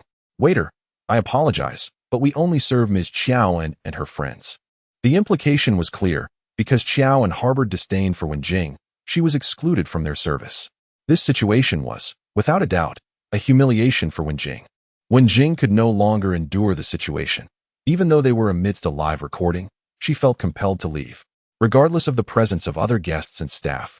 And whether it was a live broadcast or not, she abruptly rose from her seat, causing her chair to scrape loudly against the floor. With tears in her eyes, she defiantly shouted at those around her, "If I don't want to eat, Then I won't. It's not as if I've never tasted such things before. Who cares? With that, she stormed out of the pet shop, her eyes still glistening with unshed tears. The others were left in stunned silence. Such an incident during a live broadcast dampened the spirits of the remaining guests. However, the exquisite Michelin 3-star cuisine was undeniably delectable. Thus, they chose to indulge in the meal instead of pursuing her. I found myself at a loss for words. Reminiscent of a coworker in our organization who often felt out of place and overly self-important, Wen Jing ought to reflect on why no one followed her out. The production team, seemingly passive, allowed the scheming woman to isolate my goddess while they awaited the unfolding of events on the very first day of the store's opening. Such a dismal program is hardly worth watching. In stark contrast, Xiaoan remained unaffected by Wen Jing's hasty departure. On the contrary, she savored a bit of wine, relishing the culinary delights in a pleasantly tipsy state. Truly, the creations of a 3-star chef were a feast for the senses. From the appetizers to the main course and dessert, each dish was a celebration of flavors. The attentive and thoughtful servers were always present at the table, ensuring that even takeaway did not compromise the quality of service. After satisfying their appetites, the atmosphere in the room transformed into one of relaxation and joy. The awkwardness brought about by Wen Jing's departure had long since dissipated. At that moment, Director Fu returned to the restaurant accompanied by the manager. The two appeared to be engaged in a pleasant conversation, both wearing satisfied smiles. Director Fu beckoned to Joanne, who was leisurely sipping from a glass of red wine. "Joanne, come here for a moment." Joanne felt an oddity in Director Fu's expression. She set down her wine glass and approached him. Director Fu nudged her in front of the restaurant manager. "I have already arranged for our dinners to be provided by Lexink Restaurant each evening. Their owner is a devoted fan of yours. Since they are so considerate, you ought to meet him and express your gratitude." Joanne was taken aback. "Wait, is Director Fu really selling me out so swiftly?" "Director Fu," she protested, "I'm a celebrity. Isn't it a bit inappropriate to just package me off to a fan?" Director Fu glared at her in exasperation. "What are you imagining? I'm going there to sign a contract as well. I will accompany you along with other staff members. Once you arrive, simply shake hands and sign your name. Whether or not you wish to take photos is entirely up to you." "Oh," Joanne nodded, realizing the true intent. Well, for the sake of enjoying exquisite French cuisine for the next fortnight, it seemed reasonable to go and sign a few autographs. Thus, Joanne temporarily stepped away from her group, accompanied by Director Fu and the production team staff, as she followed the restaurant manager to meet their owner. Yet, as they traveled, Joanne couldn't shake the feeling that something was amiss. According to the knowledge she later acquired, the original persona had primarily taken on sorrowful romantic dramas, earning the nickname the most beautiful actress in crying scenes. Unable to restrain her curiosity, she inquired of the manager seated in the front row. "Is your boss a gentleman who also enjoys watching those romantic dramas I starred in?" The manager, caught off guard by the sudden question, stammered, It seems so." Joan pressed on. "Can he understand videos in Chinese?" This query appeared to surpass the manager's realm of knowledge. After contemplating the directives from above, he attempted an answer. It should be the original Chinese audio with French subtitles. Upon finishing his response, he wiped the sweat from his brow. Joan immediately grasped the manager's discomfort. The dramas of the original persona did not possess a French version. Revealing that this overseas fan had been watching pirated translations, no wonder the manager's reply was so hesitant. Joan thought to herself, well, at least he is a devoted fan. The original persona's career had been on a downward trajectory for the past 6 months. So it was rather remarkable to have such a passionate overseas admirer who remained steadfast in her support. Moreover, this fan was generous enough to spend lavishly on the program just to meet her. She decided to indulge this dream for the sake of her fan. In Joan's mind, her image of this overseas fan had transformed into a devoted, slightly foolish older boy who idolized her. Holding on to the sentiment, Joan accompanied Director Fu to the home of the restaurant owner. It was a splendid villa exuding the charm of southern France. As this sponsorship had been arranged at the last minute, and it was evening, the owner could only summon a lawyer to the villa to finalize the contract. In the villa's living room, Director Fu, accompanied by Xiao and 2 staff members, and a legal advisor, awaited the arrival of their host. Meanwhile, the restaurant manager ascended the stairs to summon the owner. Xiao sat gracefully on the sofa, her chestnut waves cascading over her shoulders. The living room seamlessly connected to a terrace overlooking the sea, where a gentle ocean breeze tousled her long hair, adding a slight haze to her exquisite features. Tinted with a hint of inebriation. Elegantly, She reached for a silver fork resting beside a fruit platter, poised to lift a piece of fresh kiwi to her crimson lips. Suddenly, the ornate wooden double doors leading to the adjoining room swung open with a loud clatter. The silver fork slipped from Xiao An's grasp and clattered to the floor. Who could explain to her how the charmingly foolish overseas fanboy had transformed into the visage of Lu Zheng, a man far older than she had anticipated? Lu Zheng's unexpected entrance left Xiao An momentarily stunned. The man, flanked by a throng of subordinates at the threshold of the living room, possessed strikingly sharp features, his hand-tailored dark suit accentuating his tall, elegant frame. Aside from Xiao An, the other staff members were equally taken aback, their mouths agape in astonishment, momentarily rendered speechless. No one had anticipated that Xiao An's overseas admirer would surpass even the most celebrated star in terms of looks. Moreover, his demeanor was undeniably captivating. Coughing discreetly, Director Fu cleared his throat several times to remind everyone to maintain decorum, directing a particularly pointed cough toward Xiao An. He certainly noted the comical sight of her dropping the fruit fork in a moment of weakness upon the arrival of such a striking fan. In an instant, Xiao An comprehended the meaning behind Director Fu's words. She is not what you think. She has no ulterior motives. How could she possibly be swayed by mere physical allure? It was merely the sudden appearance of an older gentleman, her legally recognized husband, that had startled her. At this moment, Xiao An discreetly picked up a silver fork and placed it on the table. Accompanied by his lawyer, assistant, and bodyguards, Lu Zheng approached. As he drew nearer, the expression of the assistant beside him, who wore gold-rimmed glasses, and the group of bodyguards still donning dark sunglasses at this late hour grew increasingly peculiar. It was simply unbearable. They all knew precisely who the actress was, now donning a demure fade while seated next to the director. Wasn't she the one who had previously engaged in a fierce altercation with a middle-aged producer at a hotel? She was none other than the president's wife.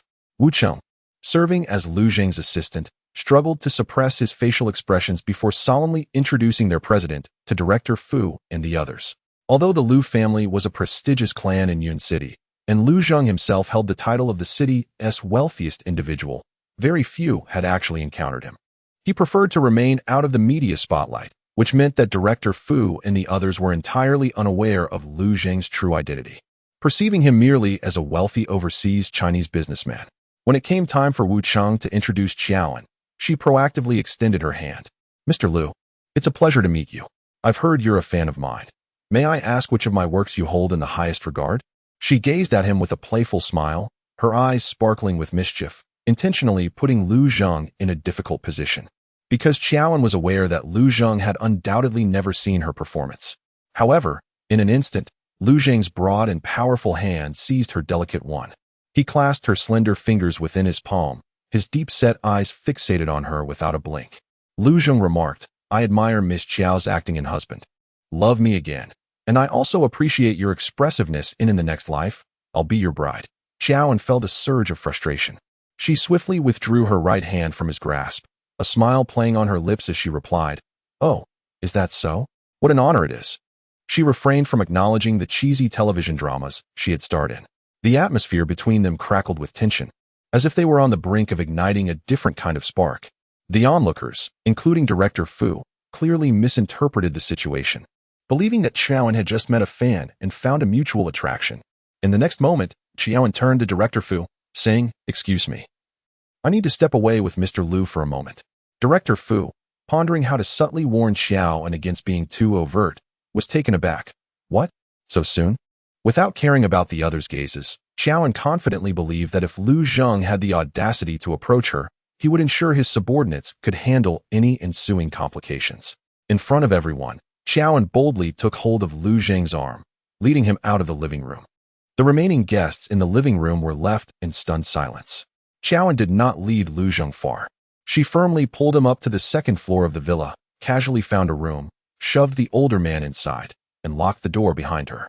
Joan stood in the room, her face flushed from the effects of alcohol, and with a sulky expression she questioned, "Speak up. What exactly do you intend to do? Wasn't it said we were to keep our marriage a secret?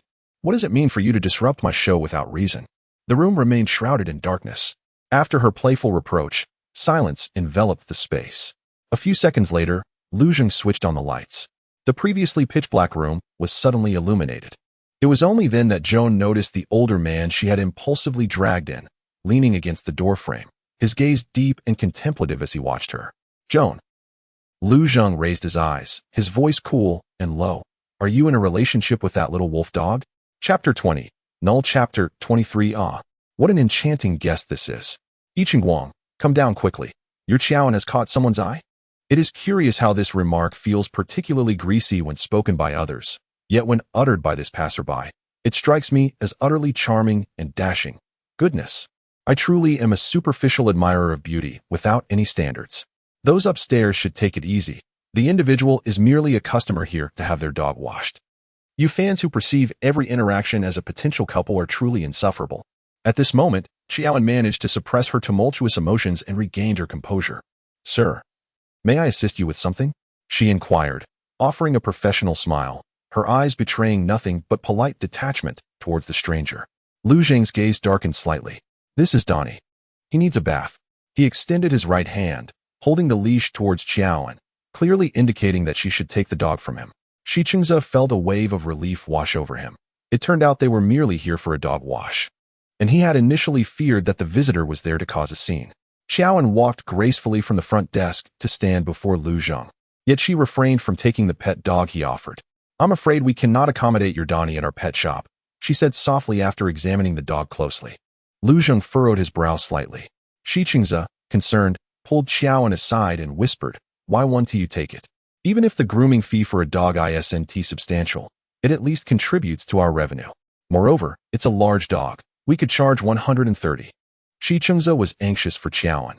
Had she truly given up? I understand, but we cannot accept that particular job. What has happened to Joanna? Does she truly not wish to succeed? Xiao Bao, do not surrender so swiftly. There is still time. Huh. What difference does it make to persist when there remains less than half a day? Even if she were to take on this task, she would still be outshone by Wenjing. I await Joanna's apology with bated breath. After speaking to Shichengze, Joanna raised her gaze towards Lu Zheng. With a polite smile, she addressed the customer. I am terribly sorry, but we are unable to serve you today. Perhaps you might consider visiting another establishment. She then took the initiative to open the door for Lu Zheng, the gesture unmistakably signaling her intent to usher him out. Lu Zheng inquired, why will you not accept my business? His voice, deep and resonant, possessed an allure that could enchant listeners even through a screen. Yet, Joanna remained unmoved. Leaning against the door frame, she met his gaze with a hint of aloofness. Sir, do you know what breed this dog is? Lu Zheng furrowed his brow, a flicker of confusion crossing his features. This is a Doberman, a breed known for its strength. It is a loyal and astute guardian for its owner. Yet for our groomers at the pet salon, it poses too great a risk. Regrettably, we lack experience in grooming aggressive breeds. For the safety of our staff, we cannot undertake this task. As she spoke, her cool almond-shaped eyes reflected a trace of reproach. She had meticulously arranged the day's schedule and had specifically instructed Wu Cheng to bring a docile pet dog. Unexpectedly, Lu Zheng appeared without warning, completely disrupting her plans. Accompanied by a majestic and imposing Doberman, it was not that she held any disdain for dogs. Rather, her small pet shop lacked the experience required to groom such a fierce breed. For the sake of all the guests' safety, she could not accept this business, even at the cost of losing the bet. After listening to Qiaoan's detailed explanation, Lu Zheng lowered his gaze in contemplation. You are right, Lu Zheng finally said, raising his eyes. I should not have brought Donnie. Qiaoan nodded in agreement. Indeed, not only should you not have brought Donnie, but your presence here is also unwarranted. Doubts about the bet now clouded her mind. Goodbye. With that, Lu Zheng walked away, holding his Donnie. Watching the tall figure of the man depart, Shichengze silently sighed for Qiaoan. He was not alone. The comments were filled with sighs as well. Oh Qiaoan, why are you so foolish? Even if it's a fierce dog, it could still be managed. Alas, it's just that it cannot be bathed. It's all for everyone's safety. Qiaoan is truly wonderful. I am increasingly able to appreciate her virtues. I think I understand why the top influencer Yiqing Guang is fond of Qiaoan. She is genuinely exceptional. Huh. It's merely a performance for the cameras. Since the bet is already lost, one might as well seize the opportunity to gain fans. Such poor acting. I could do better. Anyone who speaks sarcastically, beware of my curse upon your precious white lotus, destined to stew in the depths of the earth for eternity. Qiaoan felt a flicker of annoyance. Her meticulously arranged plans had all been rendered futile, and if this continued, she would undoubtedly be outdone by Wenjing. And what of Lu Zhang? What could he possibly be thinking, appearing out of the blue on a reality show? To her knowledge, Lu Zhang had always maintained a low profile, remaining largely unrecognized by the public as the wealthy magnate of Yun City. In the original narrative, he was scarcely mentioned in the early chapters, only to emerge later as a dark figure, orchestrating schemes against the three prominent characters before revealing himself. Xiaoan pondered. Could it be that he was deliberately plotting against her? Her gaze darkened. That scoundrel truly seemed to be her nemesis. After Lu Zhang departed, several more guests trickled in. However, much like the morning visitors, they were solely fixated on yesterday's promotional discounts. Upon discovering that no such offers existed today, they hastily departed without a second glance. With 2 hours remaining until closing time, Shi Qingze could no longer contain himself and suggested to Qiaoan, "What if Ning Haosen and I perform some talents at the entrance to attract attention?" Qiaoan shook her head, grateful for Shi Qingze's goodwill. The customers were not fools, who would venture into a pet store merely to indulge in the charms of a handsome young man, purchasing items they had no use for. Moreover, her inventory was insufficient to meet demand. If Wu Cheng did not arrive, her plans would be entirely derailed. Just then, the familiar chime echoed once more from behind the door. This time, the door swung open, and the returning man, accompanied by a pet dog, re-entered the small shop. It was the same customer from earlier. Shi Qingze gasped softly, his eyes sparkling with excitement upon seeing the pet dog that Lu Zhang was holding. Joan's eyes flickered with surprise. She had not anticipated Lu Zhang's return, especially not in such a manner. The man, clad in a bespoke suit, possessed impeccably styled black hair and a strikingly chiseled visage, his white shirt buttoned at the very top, exuding an air of austere elegance. Every movement he made radiated an aloofness that was both cold and noble. Yet, astonishingly, this man held in his hands a teddy bear, a French bulldog, and a Siberian husky. Upon noticing the presence of two unfamiliar individuals in the shop, the husky suddenly became animated, its tongue lolling out, and its previously stoic expression transforming into one of comical absurdity. What a sight to behold! This was none other than the handsome passerby from earlier. Where had his imposing Doberman, Donnie, vanished to? Now he appeared with a teddy bear, a French bulldog, and a husky. This was certainly not a comedic effect orchestrated by a production team. Just look at the guest's expression. Why do I perceive a sense of existential ennui lurking beneath his strikingly indifferent exterior? How utterly amusing this is. I would wager a bottle of soda that this gentleman harbors intentions towards my dear Joan. Otherwise, why would he have gone out of his way to fetch these dogs? Joan inhaled sharply, astonished that Lu Zhang had returned, let alone with 3 new pets in tow. She had thought he was merely playing a prank on her. Lu Zhang raised his hand, the long fingers gently holding 3 leashes. He addressed Joan, saying, "This time, may I take them in?" "Yes, certainly," she replied. Shi Qingze approached with delight, eager to take the 3 dog leashes from the peculiar guest's hands. However, the man's grip on the leashes evaded Shi Qingze. His narrow, piercing gaze was solely fixated on Qiaoan, brimming with intensity, as if to declare, "I want her." Shi Qingze thought to himself, how could it be that, despite being a distinguished young actor in the country, he found himself so blatantly disregarded abroad? He could only seek assistance from Qiaoan, who still stood behind the counter. Through a pleading glance, after a moment of surprise, Qiaoan involuntarily exhaled in relief. Lu Zhang returned, accompanied by a pet dog that the shop could manage, signifying that she would not be defeated. It was a moment that should have been joyous, and indeed, Qiaoan felt a fleeting sense of ease and a peculiar delight in her heart. Yet, the next instant, she beheld a man clad in a custom suit that accentuated his tall and slender physique, exuding an indescribable aura of restrained indifference. Standing in the shop with 3 endearing and somewhat foolish pet dogs, Qiaoan suddenly felt an urge to laugh, her mood transforming delightfully. "Customer, please let me have them," she said, a playful smile gracing her lips as she approached Lu Zhang. Her smile blossomed, and her already soft and alluring features became even more captivating. Her almond-shaped eyes sparkled as they regarded Lu Zhang, the earlier coldness in her gaze dissipating. Lu Zhang, slightly taken aback, replied, "MHM." He extended the leashes, his long fingers brushing against Qiaoan's delicate, fair hand. A flicker of darkness shadowed his eyes.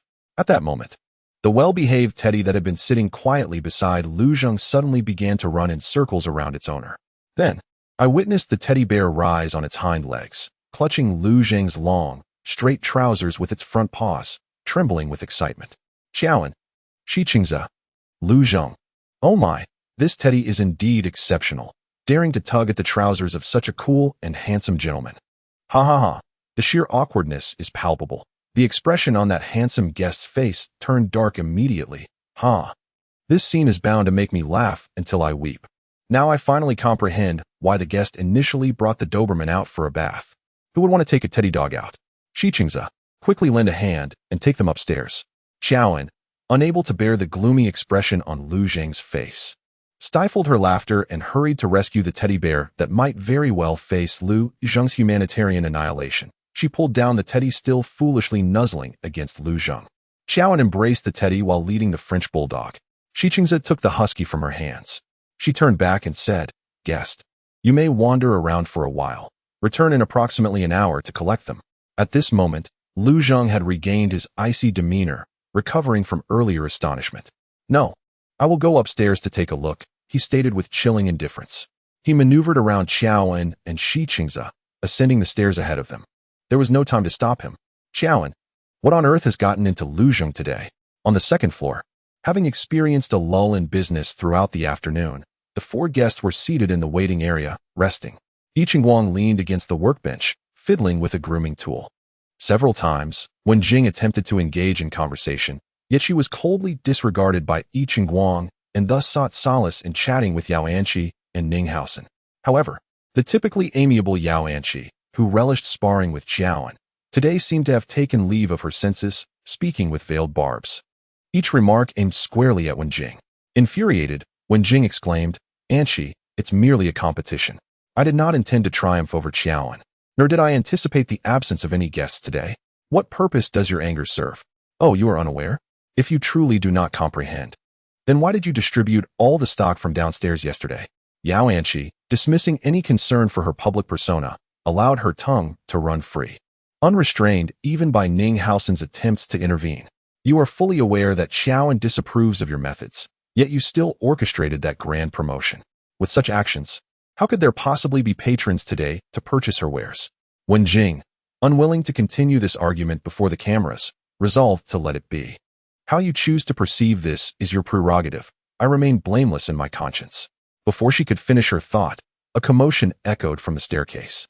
A strikingly handsome yet aloof man ascended, his gaze sweeping over the individuals in the lounge before finally settling on Yiqingwang, who was idly twirling a grooming brush in his hands.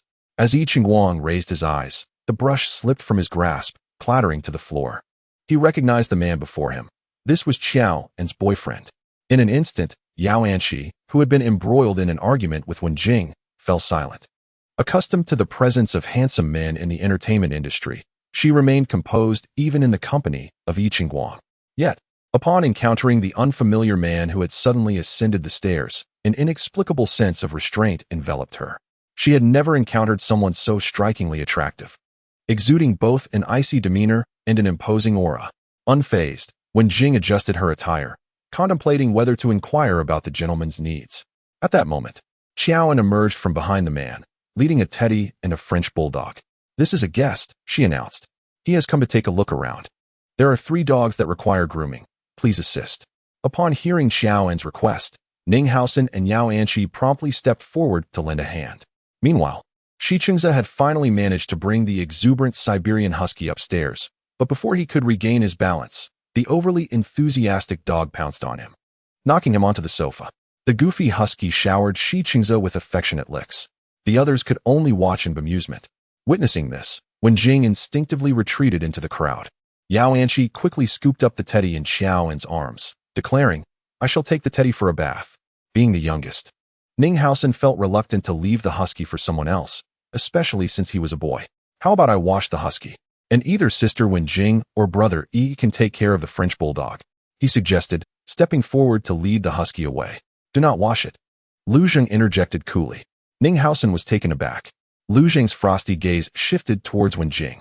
"This husky prefers to be bathed by someone of the opposite gender. You shall wash it." Wen Jing, striving to diminish her presence, could only respond with a silent, "Ha ha ha, the handsome guest is truly remarkable. Indeed. Let Wen Jing take on the task." Her fans claim that while washing a dog is exhausting, it is nothing compared to serving at the front desk. Let her experience firsthand the true labor of a groomer. This customer is quite amusing. Just look at Wenjing's face, which pales in an instant. I am eagerly anticipating her washing the dog. A husky, after all, is a remarkably charming and silly creature. Without a moment's hesitation, Wenjing exclaimed, "No, I can't do it. I have never washed a dog during my training. Oh dear." In her fluster, she inadvertently let it slip. Xiaoan chuckled. "So the difficult person the instructor mentioned is you?" She recalled the instructor had mentioned that certain celebrities could be particularly challenging during training, neglecting to learn many things. When she first encountered the guest, she had thought it was Yao Anqi. Wenjing stammered, "That's not me. I misspoke just now. I simply didn't learn well." "It's not that I can't do it," Xiaoan replied. "If that is the case, then you should proceed. This is the customer's specific request." Wenjing's expression grew troubled, but deep down, she understood that there was no way to decline. If she were to back out now and it led to the customer's dissatisfaction, even if she succeeded later, the audience would not support her. Xiaoan could even use this as an excuse to refuse payment. Despite Xiaoan, Wenjing steeled herself and approached. As she reached for the dog leash, the husky that had been playfully sprawled on Shi Chengza excitedly turned its head. The husky barked, "Woof, woof, woof." In the next moment, Wenjing found herself pinned beneath the exuberant dog. The joyful, foolish deer used its saliva to wash Wenjing's face. The situation was too distressing to behold. Ninghausen was about to step in to assist when he was halted by a guest. This particular husky was enamored with a small wolf dog over there, and the guest requested him to go. Lu Zheng slightly raised his chin, signaling to Yi Qingguang, who was standing nearby. Ninghausen, who was prepared to lend a hand, exclaimed, "The little wolf dog? Are you referring to Yigo?" The young boy displayed an expression of utter astonishment. His idol, now referred to as a little wolf dog by a more mature and handsome man, left him bewildered. What on earth is going on with this handsome guest? Why do I sense an indescribable bond in the way he gazes at Yi Qingguang? Ha ha ha, kindred spirits indeed. I feel the same way. Little wolf dog? Forgive me, but I believe this title has sparked a million-word narrative in my mind. However, in stark contrast to the excitement expressed in the comments, Lu Zheng's gaze towards Yi Qingguang remained cold and composed. Lu Zheng reiterated his request, directly naming Yi Qingguang and Wenjing to wash the husky together. As the guest, the beautician had no choice but to comply. Yi Qingguang's somewhat peculiar gaze flicked back and forth between Xiaoan and Lu Zheng a few times before he picked up the grooming brush that had fallen to the ground and placed it back. Then approached Wenjing. He secured the restless, excited husky. Only then did Wenjing manage to stand up and escape her predicament. "Yigo, thank you," she said softly as she drew closer to Yi Qingguang. Yi Qingguang did not conceal his disdain as he dragged the exuberant husky into the bathing room. Wenjing could only wipe the saliva from her face and follow suit. The last remaining French bulldog was entrusted to Ninghausen. The four individuals commenced their tasks. Approximately 40 minutes later, Yao Anqi brought the freshly washed and impeccably clean teddy downstairs. An hour later, Ninghausen had also completed washing the French bulldog. However, Yi Qingguang and Wenjing were still laboring in the bathing room. It was said that due to Wenjing's lack of practical experience in washing pets, there had been several instances of miscommunication with Yi Qingguang, resulting in utter chaos within. With less than half an hour remaining until closing time, Yao Anqi could no longer contain her frustration, exclaiming, "Is Wenjing doing this on purpose? How can the customers pay if they don't receive their dogs? At this rate, Sister Xiaoan will only have a few dozen euros in revenue today. Isn't that excessive? It should not be intentional." Ninghausen interjected, having just returned from checking upstairs. "It is genuinely chaotic. Sister Wenjing simply cannot wash the dogs and constantly obstructs Yigo. I heard upstairs that she seemed to have been scolded to tears by Yigo. I just jumped over from another live stream. And Wenjing was indeed harshly reprimanded by Yi Qingguang. I never knew he could be so sharp-tongued. Yi Qingguang likes Xiaoan, so of course he would take the opportunity to settle personal scores. Who would have thought that a top influencer could be so unprincipled? How absurd. Even if my brother doesn't like Xiaoan, he would still reprimand Wenjing. Who could blame her for being so foolish? My brother has never undergone any training and has already learned how to wash pets. Just look at Wenjing. Despite having received training, she is utterly inept. Today's program has thoroughly unveiled her foolishness. A certain goddess's fan is utterly amusing, for her idol is so foolish that she confuses conditioner with body wash. yet has the audacity to accuse others of lacking principles.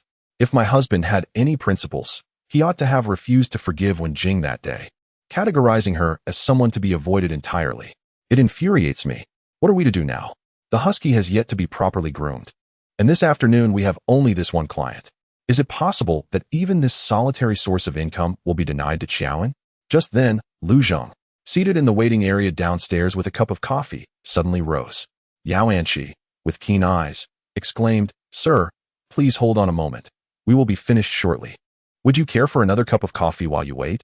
She was anxious that Lu Zheng might grow impatient. He subtly evaded her touch, his voice low and firm as he replied, "No need, just the bill." Yao Anqi, Ning Haosen, and Shi Qingze immediately turned to observe Qiaowen, who remained composed behind the reception desk, given that the husky had taken so long without even reaching the drying stage. It was entirely reasonable for the client to feel restless. Should the client become dissatisfied and leave a negative review or request a price reduction, what would Qiaowen do? Qiaowen lifted her gaze and stated, "All right, the poodle is 50 euros, the French bulldog 70 euros, and the husky 130 euros, totaling 250 euros. Lu Zheng approached, retrieving his wallet, pausing momentarily at the thought of charging 130 euros for a husky that had not been adequately washed after such a lengthy duration. After a moment of contemplation, Qiaowen amended her statement. "Considering our service oversight, we shall charge 100 euros instead, making it a total of 220 euros. You may wish to peruse our promotional materials. Here is a flyer I prepared last night." She presented him with a newly crafted promotional leaflet. Yao Anqi, Ning Haosen, and Shi Qingze displayed expressions of frustration behind them. I knew Wenjing was being intentional. It's so infuriating that Qiaowen worked hard to secure a significant deal. And even though it didn't surpass yesterday's revenue of Wenjing, her delays are utterly exasperating. Damn it, I'm furious. I'm done watching. I await the moment my goddess triumphs over Qiaowen. I'll be waiting for Qiaowen to apologize to my goddess and all her devoted fans. Chuckling. Go away, foolish White Lotus fans. You are not welcome here. Lu Zheng remained noncommittal, preparing to hand money to Qiaowen. He hesitated slightly, his gaze lingering on the promotional flyer. Lu Zheng's voice was low and magnetic. "Can you issue cards here?" "What?" Yao Anqi suddenly exclaimed in disbelief, covering her mouth. Ning Haosen and Shi Qingze exchanged glances, their eyes filled with excitement. Indeed, issuing cards. How had no one thought of this before? Pet stores back home offer card services. Yet upon arriving abroad, they seemed to have completely overlooked this point. If it weren't for this customer's suggestion, they would have entirely forgotten about the option for prepaid cards. The camera zoomed in, revealing the promotional text about prepaid card services. Wow, what a brilliant move. Qiaowen truly is remarkable. I finally understand why she wasn't anxious at all. She actually thought of the recharge option. Xiaobao is incredibly talented. Hurry. Promote. Employ all your skills to encourage this handsome customer to purchase a 1,000 card. No longer a mere 1,000 euros. Let it be 3,000 euros, or even 5,000, 6,000. As long as it surpasses Wenjing. Xiaobao. Qiaowen did not even lift her gaze, a smile curling at the corners of her lips. Certainly. We offer several types of prepaid cards. Please consider which one you would like to acquire. She opened the notepad placed at the front desk, wherein she had meticulously noted the prepaid options after conferring with the shop owner the previous evening. A deposit of 1,000 euros grants one session each of spa and beauty treatments. A 3,000 euro deposit offers 3 sessions of each, while a 5,000 euro deposit bestows 5 sessions of each along with additional products. Qiaowen leaned over the counter, detailing the offerings to Lu Zheng. He observed her head bobbing in his line of sight, a smile forming on his lips. "I'll take this one. 10,000 euros. 10,000 euros. 10,000 euros. Father. Surely a benefactor. This father is exceedingly dashing and extravagant. I am utterly smitten." Tears of satisfaction streamed down Mother's face. "My daughter has endured so much, and she has finally encountered a good man. May good men enjoy a lifetime of peace." Not only were the comments frantic, but witnessing this spectacle, Yao Anqi, Ning Haosen, and Shi Qingze also embraced in excitement. In that moment, the three cast aside their idle personas. How wonderful it is that a wealthy father has charged 10,000, thus saving Qiaowen. Qiaowen produced the POS machine, and Lu Zheng swiftly swiped his card for the sum of 10,000 euros. Once the money was secured, Qiaowen recorded the recharge details. Upon seeing the man's strong and assertive signature of Lu Zheng inscribed in the notebook, Qiaowen felt a slight tremor in her brow. Lu Zheng's appearance was entirely beyond her expectations. His return was utterly beyond her expectations. Yet now, he unexpectedly aided her in flawlessly executing this performance. "Thank you," she said softly, lifting her gaze to meet his. This expression of gratitude transcended the mere acknowledgement from a shopkeeper to a customer. It embodied Joanna's heartfelt appreciation towards Lu Zheng. He replied with a slight grunt, his demeanor remaining aloof, though the intensity of his gaze upon her deepened. Joanna ground her teeth. The older man was perpetually indifferent towards her, proving that a little kindness towards him was futile. At that moment, the husky from upstairs finally descended, its fur fluffed up. Following closely behind was Yi Qingguang, who, upon seeing the man standing too close to Joanna, felt his already unsightly expression grow even grimmer. As for Wen Jing, her hairstyle was in disarray, strands clinging to her forehead, and her makeup had completely faded, leaving her devoid of any semblance of poise. "Wen Jing, you must be utterly astonished. Joanna has triumphed." Yao Anqi exclaimed excitedly as she spotted Wen Jing coming down. "Today's revenue is 10,050 euros. She has won against you." Chapter 24, 10,050 euros? And she, are you jesting? Wen Jing had no faith in Yao Anqi's words. She suspected that Yao Anqi was deliberately attempting to provoke her on the show for Qiaowen's sake. "I am not joking, if you don't believe me. Come and see for yourself. This guest has just spent 10,000 euros. Yao Anqi cast a glance at Lu Zheng. Wen Jing followed her gaze and saw Lu Zheng standing by the front desk, tall and handsome, his expression indifferent, yet he showed no sign of denial. A chill ran down Wen Jing's spine. "Impossible. Absolutely impossible," Wen Jing exclaimed. "The total cost of all the merchandise in the store wouldn't even amount to 10,000 euros. This guest merely brought 3 pet dogs for grooming. How could he possibly spend such a sum? Because he can also recharge and obtain a membership card," Qiaowen, leaning against the front desk, interjected, shaking the notebook in her hand. "This guest has just acquired a 10,000 euro stored value card. The rewards for recharging have been discussed with the store owner and are entirely legitimate." Wen Jing, slightly agitated, rushed forward and snatched the notebook from her. The camera zoomed in at that moment, revealing clearly written specifications for various amounts and rewards associated with the cards. As long as one could obtain a card, the quantity of merchandise available in the store became irrelevant. Indeed, even customer traffic would hold less significance. A single affluent patron could equate to the consumption of 100 regular customers. Wen Jing finally comprehended the predicament she was about to face. She lifted her gaze, filled with resentment, and asked, "Did you conceive of this strategy long ago? Have you consulted with the shop owner in advance?" Joanne nodded noncommittally. "Yes. I thought of it before you sold out the inventory. However, I want to disclose that to you, and I will still restock. After all, as pet store owners, it is unseemly to have empty shelves." Wen Jing's expression suddenly changed. In that instant, she felt akin to a foolish clown. To ensure Joanne's defeat, she resorted to underhanded tactics to deplete the inventory. Ultimately, Joanne did not even require those goods. "I lost." Wen Jing released her grip on the notebook. She gazed up at Joanne in confusion. "I lost?" "Indeed, you lost," Joanne replied with an air of calm. "Therefore, you must issue a statement and apologize to me on Weibo. Do not forget, it must remain posted for a year." Wen Jing. She did not want to keep it up. Why should she? However, the program was live, and it would later be edited for broadcast. Everyone would know about her wager with Joanne. Wen Jing closed her eyes tightly, biting her lip in an effort to endure the humiliation. Her eyelids trembled slightly, and soon a solitary tear cascaded down her cheek. Wen Jing opened her eyes, her gaze brimming with crystalline tears. "Very well, I will post the apology statement. Joanne, you have won. I am sorry. I hope this brings you joy and satisfaction. Alas, let us embrace our goddess. Do not weep, dear deity. My beloved goddess has endured too much suffering and injustice. It is true that Qiaowen has been cunning. Wen Jing's defeat stemmed solely from her lack of guile compared to Qiaowen. Fear not, Wen Jing. Indeed, Wen Jing's decision to place this wager was solely for the sake of us, her devoted fans. She granted Qiaowen the opportunity to humiliate her in a bid to vindicate us. All of us fans shall never forget this day. We know that Wen Jing did not truly lose. Our goddess has not faltered. She is merely bearing the burden for all her supporters. Even if an apology is to be rendered to Qiaowen, It should be us who apologize, not Wenjing who bears the blame. Yes, this statement of apology is one that we owe to Wenjing. She should not be bowing to Chaoan. We, the Jing fans, shall forever stand by Wenjing. And we willingly take on the responsibility of apologizing on her behalf. The brainwashing prowess of Wenjing's fans truly rivals that of a pyramid scheme.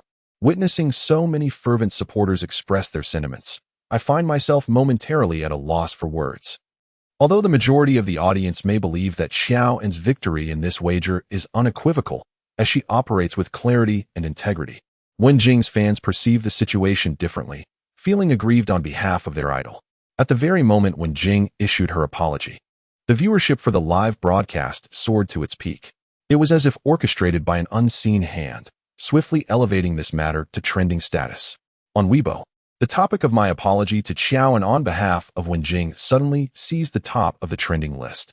Under this topic, led by Wenjing's most devoted fans, all her supporters concurrently tagged Chaoan on Weibo. They spoke various apologies to Joanne, pleading for her forgiveness, attributing the blame to the fans of Wenjing, with numerous discussions surrounding this topic. However, these so-called apologies, aside from their contrived conciliatory tone, revealed no genuine remorse. Rather, they resembled complaints, accusations, and veiled threats. During this period, Joanne had already garnered attention multiple times due to her rumored relationship with Yicheng Guang and the soaring popularity of the reality show Idol's Pet Shop. Now, as Wenjing's fans amplified the discourse around these apologies, she found herself once again thrust into the spotlight. Ultimately, Joanne's public recognition could not compare to that of Wenjing. As the topic of Wenjing's apology to Joanne surged to the headlines, many unsuspecting onlookers began to question online, why should an exceptionally talented artistic singer apologize to Joanne, who merely acts in melodramatic television series and exhibits lackluster acting skills? Joanne, devoid of a mobile phone, remained unaware of the rapidly shifting public opinion. She simply observed Wenjing in tears, apologizing. Then, at the moment when Wenjing, looking pitiful and enduring, prepared to bow her head in contrition, Joanne interjected, "Actually, the one you should be apologizing to is not me, but your fans." What? Wenjing, having lowered her stance to the utmost and poised to concede, was taken aback. "Last time, you mentioned that because your fans were misunderstood, you wished to wager with me. You claimed you would win me over in a fair and open manner to prove that your promotional strategies were not flawed, so I accepted your bet." Chaoan gazed upon Wenjing's tear-streaked face, her expression somewhat frigid.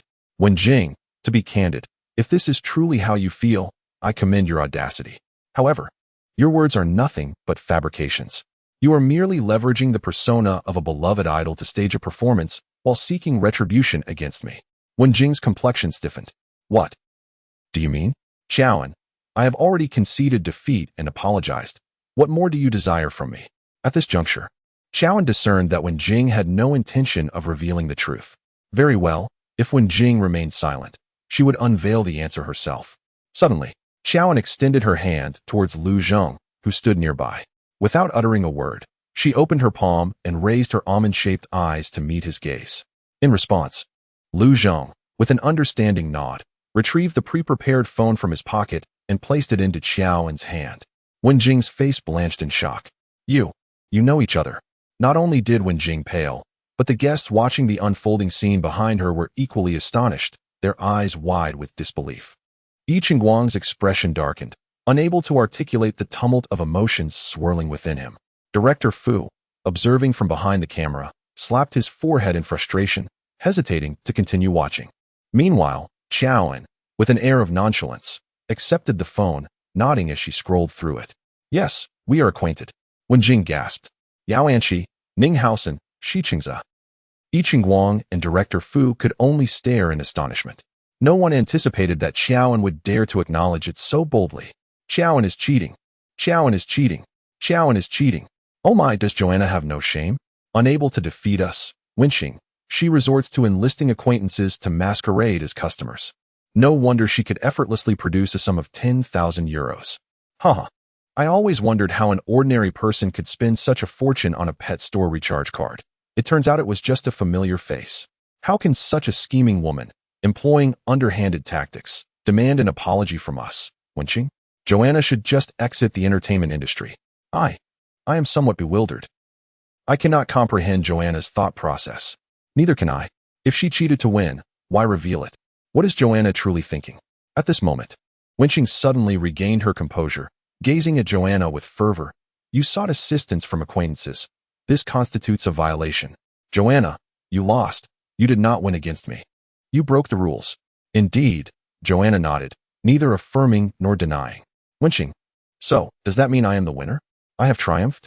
I am the ultimate victor. The turn of events was so swift that Wenqing, swept away by her victory, could scarcely believe it. Yet Joanna shook her head. No. Even so, you have not won. Wenqing, what? To achieve victory through cheating and yet not acknowledge defeat. How disgraceful. If one cannot bear to lose, then one should not compete. Worthless Joanna. Joanna had just found something on her phone.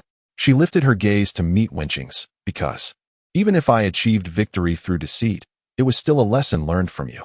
Wenqing, my unearned victory mirrors your own. I merely emulated your methods.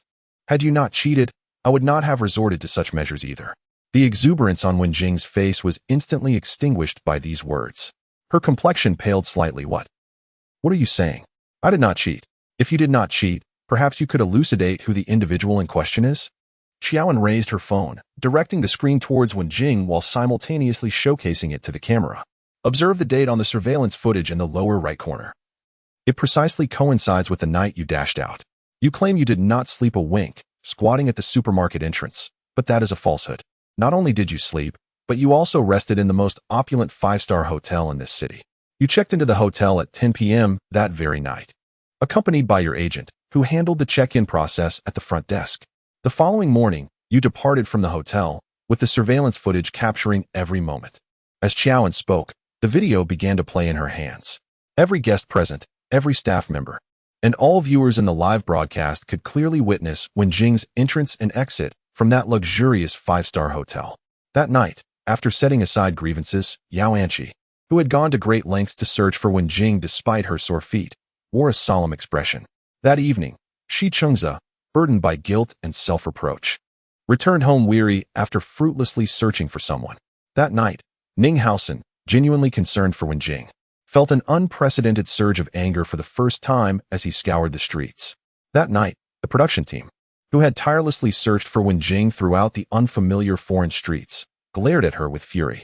That night, consumed with concern for Wenqing, her devoted fans remained vigilantly in the live stream room, praying for her, cursing Xiaoan, and shedding tears for her. Suddenly, they found themselves at a loss regarding the current predicament. A tumultuous blend of emotions, confusion and anger, swelled within each heart.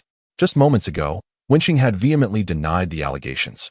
Yet now her complexion drained of color, her mouth agape in panic, unsure of what to utter.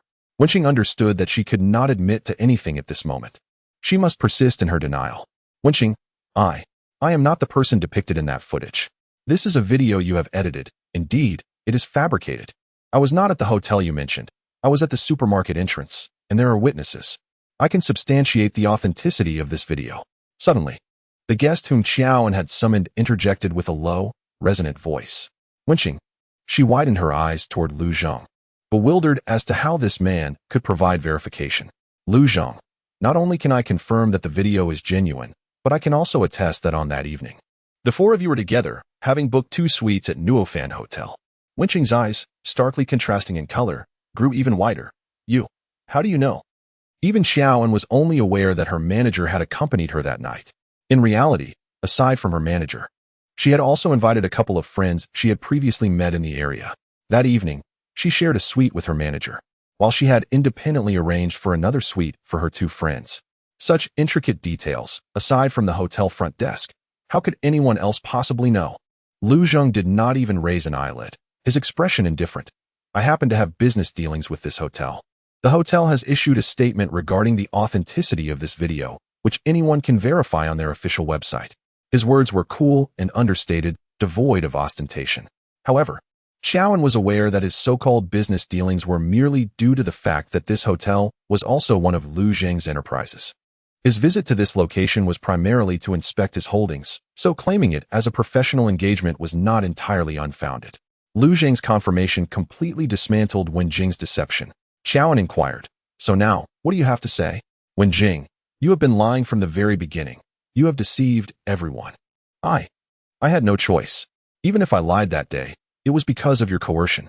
I was collectively isolated by all of you. What else could I do but play the victim? Even now, Wen Jing remained unrepentant. Xiaoan retorted, "So, is this also our fault?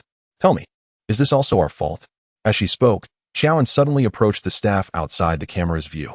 Everyone was momentarily taken aback, unsure of her intentions. She walked up to a slightly overweight staff member and said, "Hand it over." Others recognized him as Wen Jing's fellow PD, her personal cameraman. The chubby cameraman wore an expression of utter disappointment. Without any hesitation, he handed a USB drive to Xiaoan. Joanna hastily approached the front desk with a USB drive in hand and connected it to the computer. Following her earlier, unexpected display of a video on her phone, Wen Jing was now visibly flustered. "Why must my filming footage be given to you on a USB drive? Have you bribed him? What is contained within that USB?" Joanna remained unfazed by Wen Jing's outburst, her expression impassive as she accessed the files on the USB. A video began to play on the laptop screen. Joanna turned the screen towards the audience and pressed the play button. The video commenced with a seemingly ordinary follow-up shot, but soon the image jolted, revealing Wen Jing's furtive figure. Having followed this variety show for some time, viewers recognized the setting as the terrace of the third-floor living area of a pet store. The footage depicted Wen Jing sneaking into view, glancing around to ensure no one was present before she stealthily retrieved a mobile phone from the corner of the terrace. The show explicitly prohibited guests from using communication devices, yet Wen Jing had concealed a phone. After activating the device, it was unclear who she was conversing with. Upon concluding the call, Wen Jing switched off the phone and tucked it into a potted plant nestled against the wall. The video then fast-forwarded, revealing Joanna's figure emerging in the frame. She approached the potted plant where Wen Jing had hidden her phone and retrieved the concealed device. What does this imply? Is it that Wen Jing concealed the phone only to be discovered by Joanna? It should be this way. I can only express my relief that this is a live variety show. Otherwise, with so many twists and turns, I would certainly assume it was the work of a master editor. Do you understand, Wenqing? I have previously stated that you owe an apology to your fans. From beginning to end, it has been you who has deceived them. Xiaoan paused the video, gazing intently at Wenqing. You feigned an entire night of disappearance, claiming you had been squatting at the supermarket entrance, causing them to worry and pray for you, while in reality, you were ensconced in a luxurious hotel bed. You professed your desire to win me fairly, to vindicate your fans, when in truth, you were cheating from the very start.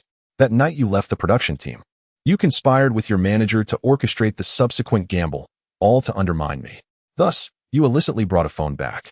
You believed no one would notice.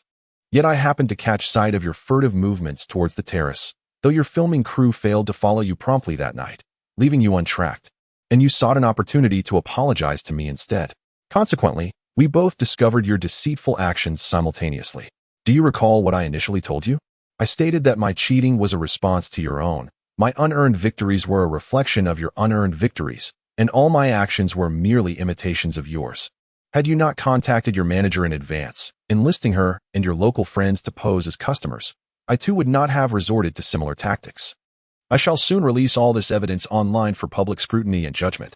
Wenqing, I can openly admit my unearned victories. Can you do the same? Wen Jing. Can she? Of course, she cannot. The corners of Wen Jing's tightly clenched mouth trembled uncontrollably in this moment. She understood that it was all over for her, irrevocably finished. If what she had lost were merely her persona, there might have been a chance for redemption. If it were merely the affection of the passers-by, there could still be a way to salvage it. Yet at this moment, what she had truly lost was perhaps the hearts of all those sincere followers who had accompanied her through thick and thin. Without their support, her path to recovery would be exceedingly arduous. Xiaoan, I am sorry. I am not in a position to declare you unworthy of victory. I was a fan of Wen Jing, but from this day forth, I have turned from admiration to disdain for this person. I never anticipated that the beautiful sister who vowed to be our eternal role model, to bear burdens for us, would turn out to be such an individual. Indeed, we are all infatuated fans, loving someone to the point of losing reason and discernment. I did not foresee that the idol I held in such high regard, who seemed so unassuming and uncontentious, would leave me feeling so disheartened at this moment. As for Wen Jing, I no longer wish to speak on her behalf. Countless comments flooded the live stream. Just moments ago, my apology on behalf of Wen Jing to Xiao and had topped the Weibo trending list, only to be eclipsed by Wen Jing's farewell and the sentiments of the most beautiful unworthiness, and Xiaoan, I am sorry. Xiaoan's popularity and reputation, which had plummeted following the gossip with Yi Qingguang, have now made a remarkable resurgence. Her current acclaim and popularity even surpassed those of the past. The show Idol's Pet Shop experienced an explosive response that day, shattering the record for simultaneous viewers on the video platform. Director Fu's variety show has completely shed the previous doubts surrounding its editing. Many viewers, who had previously lacked the time to follow the live broadcasts, have fervently urged Director Fu to swiftly release the edited version of Idol's Pet Shop for airing after viewing the summarized highlights. Following the conclusion of that day's program, Wen Jing was promptly dismissed by the production team. She not only grievously violated the show's rules, but also deceived the entire staff with lies, betraying their trust. Those who genuinely worried for Wen Jing and stayed up all night on her behalf will never forgive such treachery. In the wake of the controversy, the show approached its finale. In the final days, with Wen Jing's absence, the program lacked many of the intense confrontations that had characterized it. However, the atmosphere became infused with warmth, harmony, and even humor. Xiaoan continued to disdain Yao Anqi, often delivering her sharp-tongued remarks. Yet, after witnessing Xiaoan's outburst that day, Yao Anqi transformed into Xiaoan's devoted admirer. Not only did she follow her every move, but on the last day of filming, while the two were in the bathroom removing their makeup, Yao Anqi took the opportunity to apologize for her past antics that had undermined Xiao and during their time in the production. Yao Anqi, at that time, I thought you were so pretentious, always appearing delicate and fragile. I made a careless remark, and you actually cried in front of the other staff. I disliked you so much then, thinking you were a pure white lotus, which is why I couldn't help but play tricks on you, making you soak in cold water. I never truly resorted to underhanded tactics. Xiaoan smiled subtly, her expression inscrutable. Well, I appreciate your efforts. Though you merely kept me company for 3 hours. Yao Anqi responded, No. I now realize you were certainly playing the part of a harmless fool. Goodness. Thinking back, I'm relieved you never intended to confront me. Otherwise, I would have been oblivious to my own demise. Xiaoan gently curved her lips, but chose not to reply. She understood it was unlikely, for the original persona bore no resemblance to her character. Yao Anqi inquired, But Sister Xiaoan, who was that incredibly handsome gentleman the other day? You have no idea. The internet is abuzz with speculation about his identity. Some have gone so far as to say you're greedy, maintaining a relationship with the popular Yi Qingguang while also keeping such an outstanding male friend. Xiaoan, while applying toner before the mirror, stated, I've mentioned before, Yi Qingguang is not my boyfriend. We have no connection. Believing Xiaoan was merely being modest, Yao Anqi nodded. Yes, I understand. It's just gossip. However, after a moment's contemplation, she added, Sister Xiaoan, your reputation has recently improved. It would be wise to avoid further rumors with others. Yi Qingguang's fans are formidable. If you wish to maintain a good relationship with him, any misstep could lead to dire consequences. Just one fan's disdain could drown you in a sea of contempt. Unbeknownst to Yao Anqi, her ill-fated words would soon prove prophetic. A day later, the program officially concluded. Eager to return home to see Pudding, Xiaoan departed from the main group that afternoon and booked a flight back to her country ahead of schedule. As the aircraft descended upon Yunqing International Airport, she had just pushed her luggage out of the terminal when she was besieged by a throng of reporters. Xiaoan, could you shed some light on the rumors surrounding you and Huang Zhihai? There are claims from paparazzi alleging that you engaged in intimate relations with the renowned producer, Huang Zhihai. Is there any truth to this? Does Yi Qingguang know about your rendezvous at the hotel with Huang Zhihai? Did your early return to the country without your boyfriend stem from a quarrel regarding this matter? Chapter 25 Agent Yi Yu and Assistant Ding Lu managed to extricate Xiao and from the throng of reporters. Once inside the car, Xiaoan inquired, How could this happen? Why are there rumors linking me to Huang Zhihai? Just hours earlier, as she boarded her international flight, everything seemed perfectly normal. Yet, upon her arrival, she found herself besieged by relentless paparazzi. What irritated Xiaoan the most was the incessant barrage of questions regarding her supposed affair with Huang Zhihai. I'm furious, she exclaimed. Yi Yu handed her a bottle of water after unscrewing the cap. Please, try not to be upset. This situation is far from straightforward. Your recent rise in popularity due to director Fu's variety show has reignited interest in you, even prompting whispers from the crew of Ming Shichuan, a project that had previously dismissed you, about casting you as the lead. This news surfaced just before the scandal with Huang Zhihai broke. I suspect someone is orchestrating this behind the scenes. Ming Shichuan wants me for the lead. Xiaoan paused mid-sip. Huang Zhihai was the producer of Ming Shichuan. Could he truly facilitate her casting? She recalled her initial arrival in this world, having just stepped into the hotel bathroom. At that moment, the original character had been lured to Huang Zhihai's hotel room, nearly falling victim to his unscrupulous intentions. According to the original narrative, had she not arrived, the protagonist would have likely suffered his advances. This incident not only led to a divorce from Lu Zheng, but also tarnished her reputation due to infidelity, leaving her with nothing.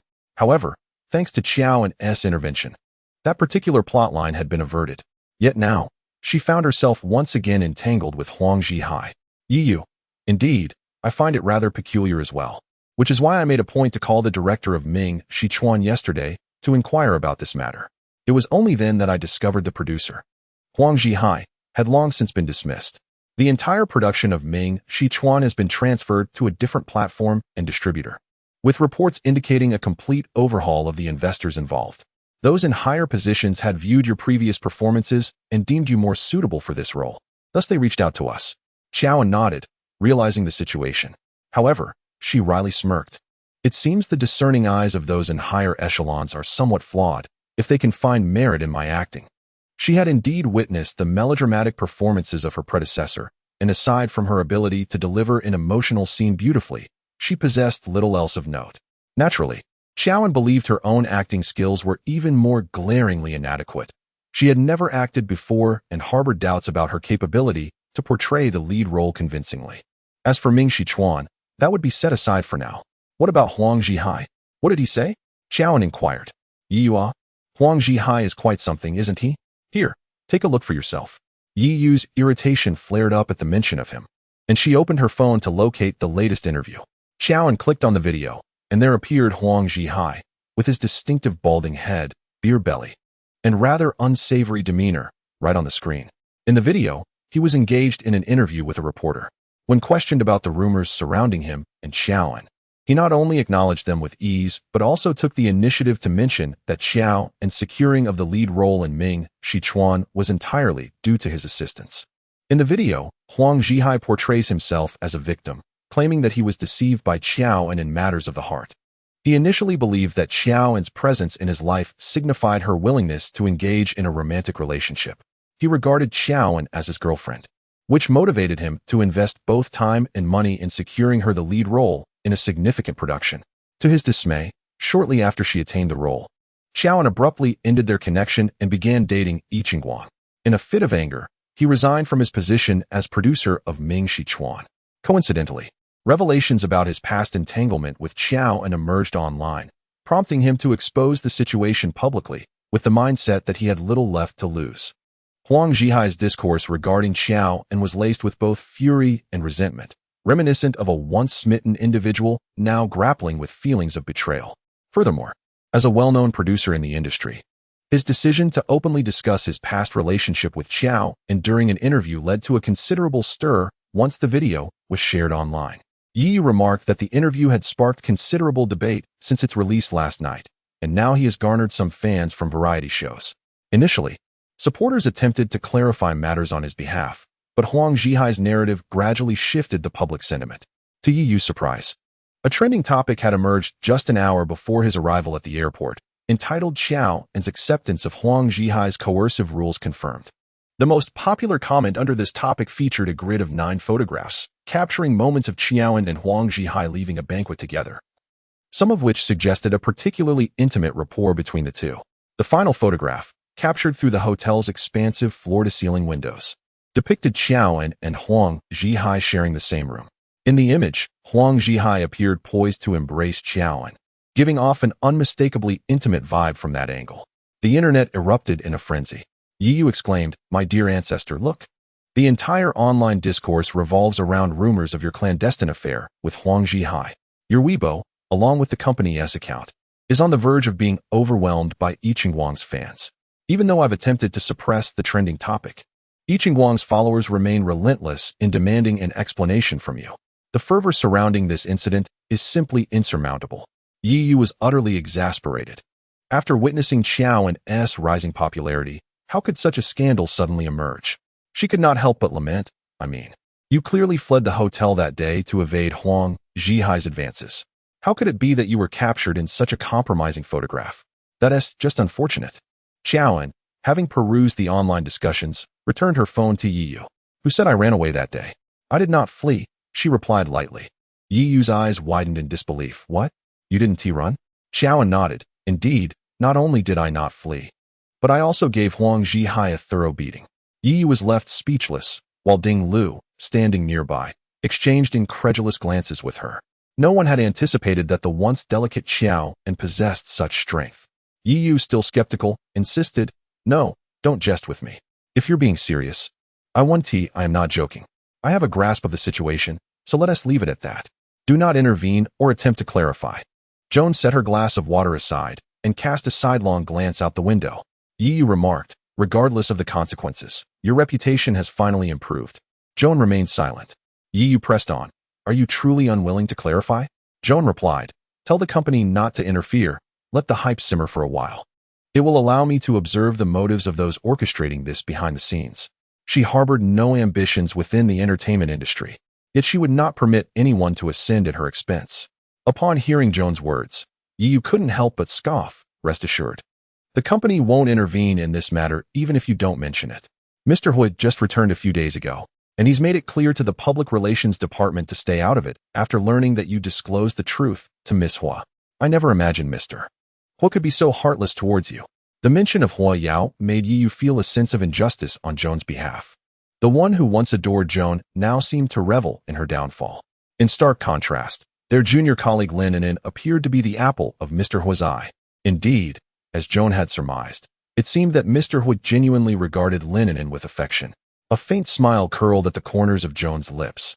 It seems I was being overly cautious. Let us set aside work for now and take me home. Her most pressing concern was to return and see her pudding.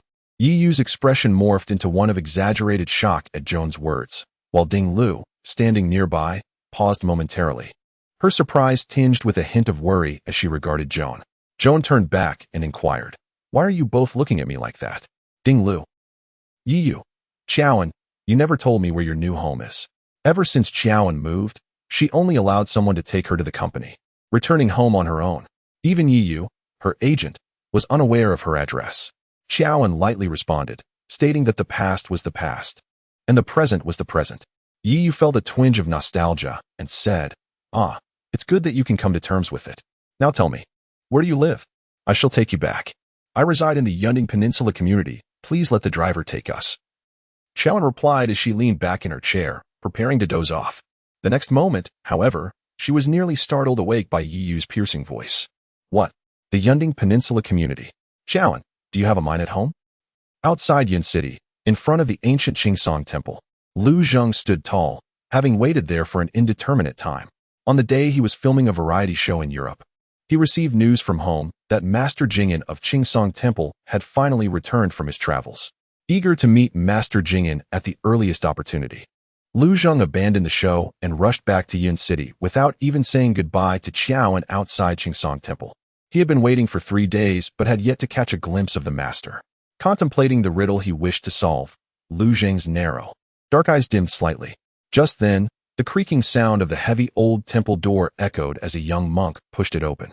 Upon seeing Lu Zheng still standing outside, the young monk paused for a moment, saying, Esteemed benefactor, you are still here?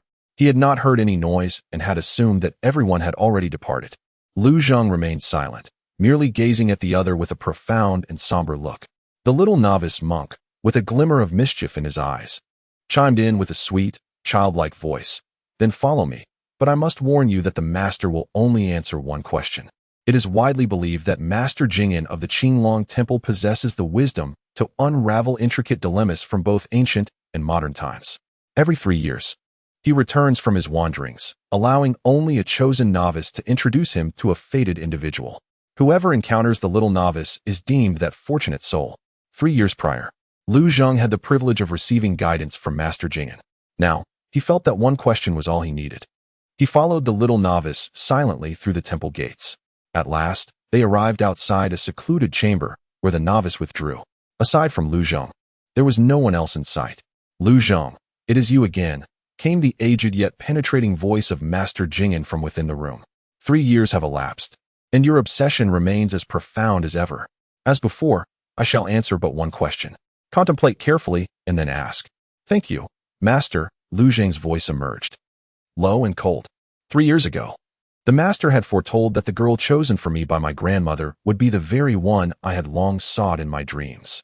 However, upon marriage, I discovered that apart from her resemblance to the girl in my dreams, she bore no other similarities. Initially, I presumed the master's prophecy was flawed, but recently, she has undergone a remarkable transformation. I have come today to ask the master a singular question. Is she now the one I have been searching for? Lu Zhang's gaze deepened, imbued with an enigmatic intensity.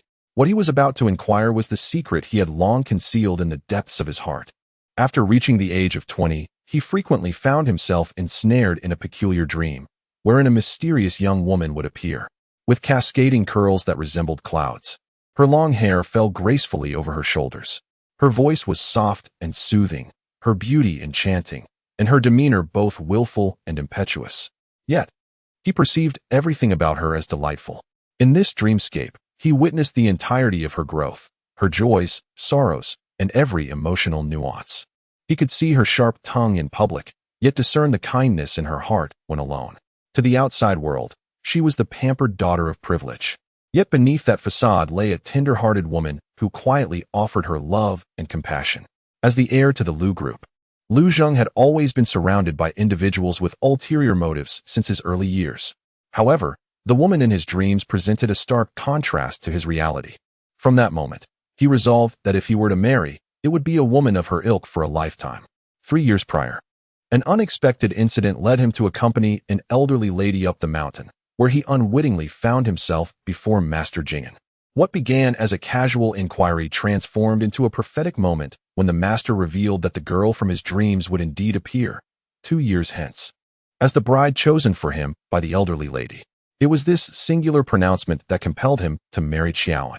Yet, after the wedding, apart from discovering that his new wife bore a resemblance to the woman from his dreams, he found himself disillusioned by every other aspect of their union.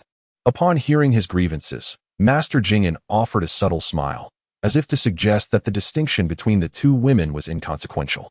Lu Benefactor, he stated, now that she stands before you, it is for you to discern the truth for yourself. You ought to inquire of your own heart, rather than seek answers from this humble monk. Lu Zhang's dark eyes clouded with contemplation. I fear another disappointment. His voice was low and laden with uncertainty. The surprise upon seeing each other for the first time in marriage has been supplanted by the disappointment of cohabitation. Lu Zhang is acutely aware that the woman he has brought home is not the one he had sought. Although her appearance may be identical, her soul is distinctly different. Thus, even though he has recently sensed a transformation in Xiaoan and feels an irresistible urge to draw closer to her, he remains hesitant. Having endured disappointment once, he is unwilling to face it again. 3 years. The voice of Master Jing'an resonates once more, echoing the words of the previous encounter, that the lady in question is destined to possess 2 souls. After 3 years of marriage, if the other soul does not arrive, it shall not return. You need only wait patiently for 3 years to learn the outcome. This matter had been previously mentioned by Master Jing'an, which is why he had entered into a 3-year marriage contract with Xiao, and Lu Zhang's expression darkened slightly. But I do not wish to wait any longer. Master, I seek an answer. Master Jing'an lets out a deep sigh, murmuring softly, you once mentioned in a dream that she cherished cats. The key lies within the cat. If the cat arrives, she shall come. In the spacious single-family villa located within the Yunding Peninsula community, Yi Yu and Ding Lu sit awkwardly in the living room, having been brought home by Xiaoan for the first time. The joy of Sister Song upon seeing the lady return with guests is immeasurable, as she busily serves fruit and refreshments. Observing the table laden with fruit platters and exquisite desserts, Yi Yu swallows hard, attempting to suppress her apprehension. Please, do not stand on ceremony. Indulge in some refreshments. These are all crafted by Sister Song, far superior to the offerings of any 5-star hotel dessert shop. Xiaoan says with a smile, presenting a platter of mousse cake. Beside her, on the sofa, a plump feline, with its eyes half closed, contentedly rubbed against her leg. Chapter 26. The residence on Yunding Peninsula is beyond the means of ordinary individuals, sending a tremor through Yi Yu's heart. She cautiously accepted the dessert that Sister Song had brought over, her hands still trembling. Ding Lu fared slightly better than Yi Yu. exhibiting a modicum of composure, albeit still exercising caution. Sister Song, with a beaming smile, stood nearby, her eyes glimmering with joy. This was the first time their mistress had brought friends home since her marriage. Xiaoan exerted a bit of effort to lift the pudding nestled in her arms, affectionately rubbing her nose against the cat's. "My dear, how have you grown so plump? Oh dear, you are quite heavy. Have you been sneaking snacks at home?" Sister Song chuckled, reporting, "Little Master Pudding has been quite well behaved, not indulging in any clandestine feasting. It was I who couldn't resist. Every time he nuzzles against my leg, my heart softens and I end up feeding him a little beef liver." Xiaoan raised her gaze in mild surprise. "Pudding? Little Master?" Sister Song confirmed, "Indeed. It was the old lady who insisted on this title. She believes that since you have married into the Liu family, you are the mistress of the household. Thus, the cat you raise is also considered a little master of our Liu family. We ought to care for Little Master Pudding just as we would for future little masters and mistresses." Xiaoan was taken aback by the old lady's kindness towards her. Such affection extended even to Pudding, who was now regarded as a little master. Yi Yu and Ding Lu exchanged astonished glances, realizing how benevolent Xiaoan's in-laws were. It seemed Xiaoan had made a splendid match, Yi Yu thought. Wait. Suddenly, Yi Yu pieced it together. When had Xiaoan gotten married? When had she even acquired in-laws? Xiaoan. You are married? Oh my, if Xiaoan were to marry, wouldn't that spell disaster for I Ching Wang in light of the affair he had with Ho Xiao? Once Xiaoan announces her marriage, I Ching Wang, the top idol, would forever be branded with the label of adulterer. However, that is not the crux of the matter at hand. Yi Yu, filled with excitement, inquired, "When did you get married? How was I not informed?" Xiaoan casually placed the pudding on her lap and replied nonchalantly, "It's been over half a year. I simply never found the time to notify you." Yi Yu retorted, "Never found the time to inform? Clearly, you just didn't want to say anything." Yi Yu was evidently taken aback by Xiaoan's abrupt revelation, compounded by the fact that it had been concealed for so long. She oscillated between questioning why Xiaoan hadn't mentioned it sooner, lamenting that she hadn't been invited to witness the ceremony, and fretting over the potential fallout should the company and media discover the truth. Xiaoan, cradling her cat, smiled as she observed Yi Yu's fretting. As for why the original Xiaoan had chosen to keep her marriage a secret, Xiaoan could not fathom. Yet, since she was in this predicament and unable to extricate herself from the marriage, publicly acknowledging her marital status might actually alleviate many of her troubles. Wait a moment. Yi Yu suddenly turned to the quietly seated Ding Lu. "Why am I so agitated while you show no reaction at all? Xiao Ding, aren't you surprised?" The introverted Ding Lu, not adept at lying, lowered her head and murmured, "I already knew." Yi Yu gasped in astonishment, and even Xiaoan was taken aback. She understood that the original Xiaoan had likely proposed the idea of a secret marriage precisely to prevent anyone from learning of her marital status. However, at this moment, Ding Lu was aware of the situation. Could it be that she had gleaned some insight from subtle hints? Ding Lu nodded. "It was Xiaoan who informed me." Yi Yu exclaimed in surprise. Xiaoan pondered. If the original self had shared this matter with Ding Lu, then perhaps Ding Lu might also be privy to other secrets of the original self, such as the locked note-taking app. Xiaoan resolved to seek an opportunity to subtly probe Ding Lu's knowledge. Ding Lu was aware of Xiaoan's hidden marriage, a fact unbeknownst to Yi Yu, which incited a pang of jealousy in the elder sister and her displeasure. When Yi Yu discovered that Ding Lu only knew of Xiaoan's marriage but had never attended the wedding or even met her husband, she declared, "I don't care. I must be the first to meet your husband. As your manager, Xiaoan, you must allow me to scrutinize that man. Come on, bring him out so I can have a look." Though it was evident that Xiaoan had married well, Yi Yu was still concerned about the state of Xiaoan's marriage. Despite her seemingly carefree tone, she harbored fears that Xiaoan might have wed a portly middle-aged man, or worse, an elderly gentleman with graying hair. In such a case, even if the man were immensely wealthy, Yi Yu would urge Xiaoan to seek a divorce.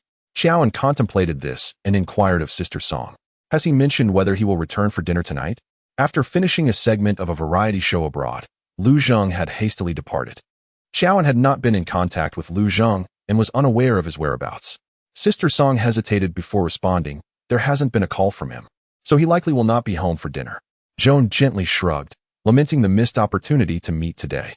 Although no words were exchanged on Yi Yu's face, her mind began to weave intricate scenarios. Surely, Joan must be trapped in an unhappy marriage. Why else would she need to inquire about her husband's whereabouts through the butler? This union likely bore more shadows than it appeared to the eye. Such thoughts only deepened Yi Yu's sympathy for Joan. Just then, Yi Yu's phone suddenly rang. "I'll step outside to take this," she said, heading to the terrace with her phone. Seizing the moment, Joan discreetly distanced herself from Sister Song and nestled beside Ding Lu, cradling her pudding.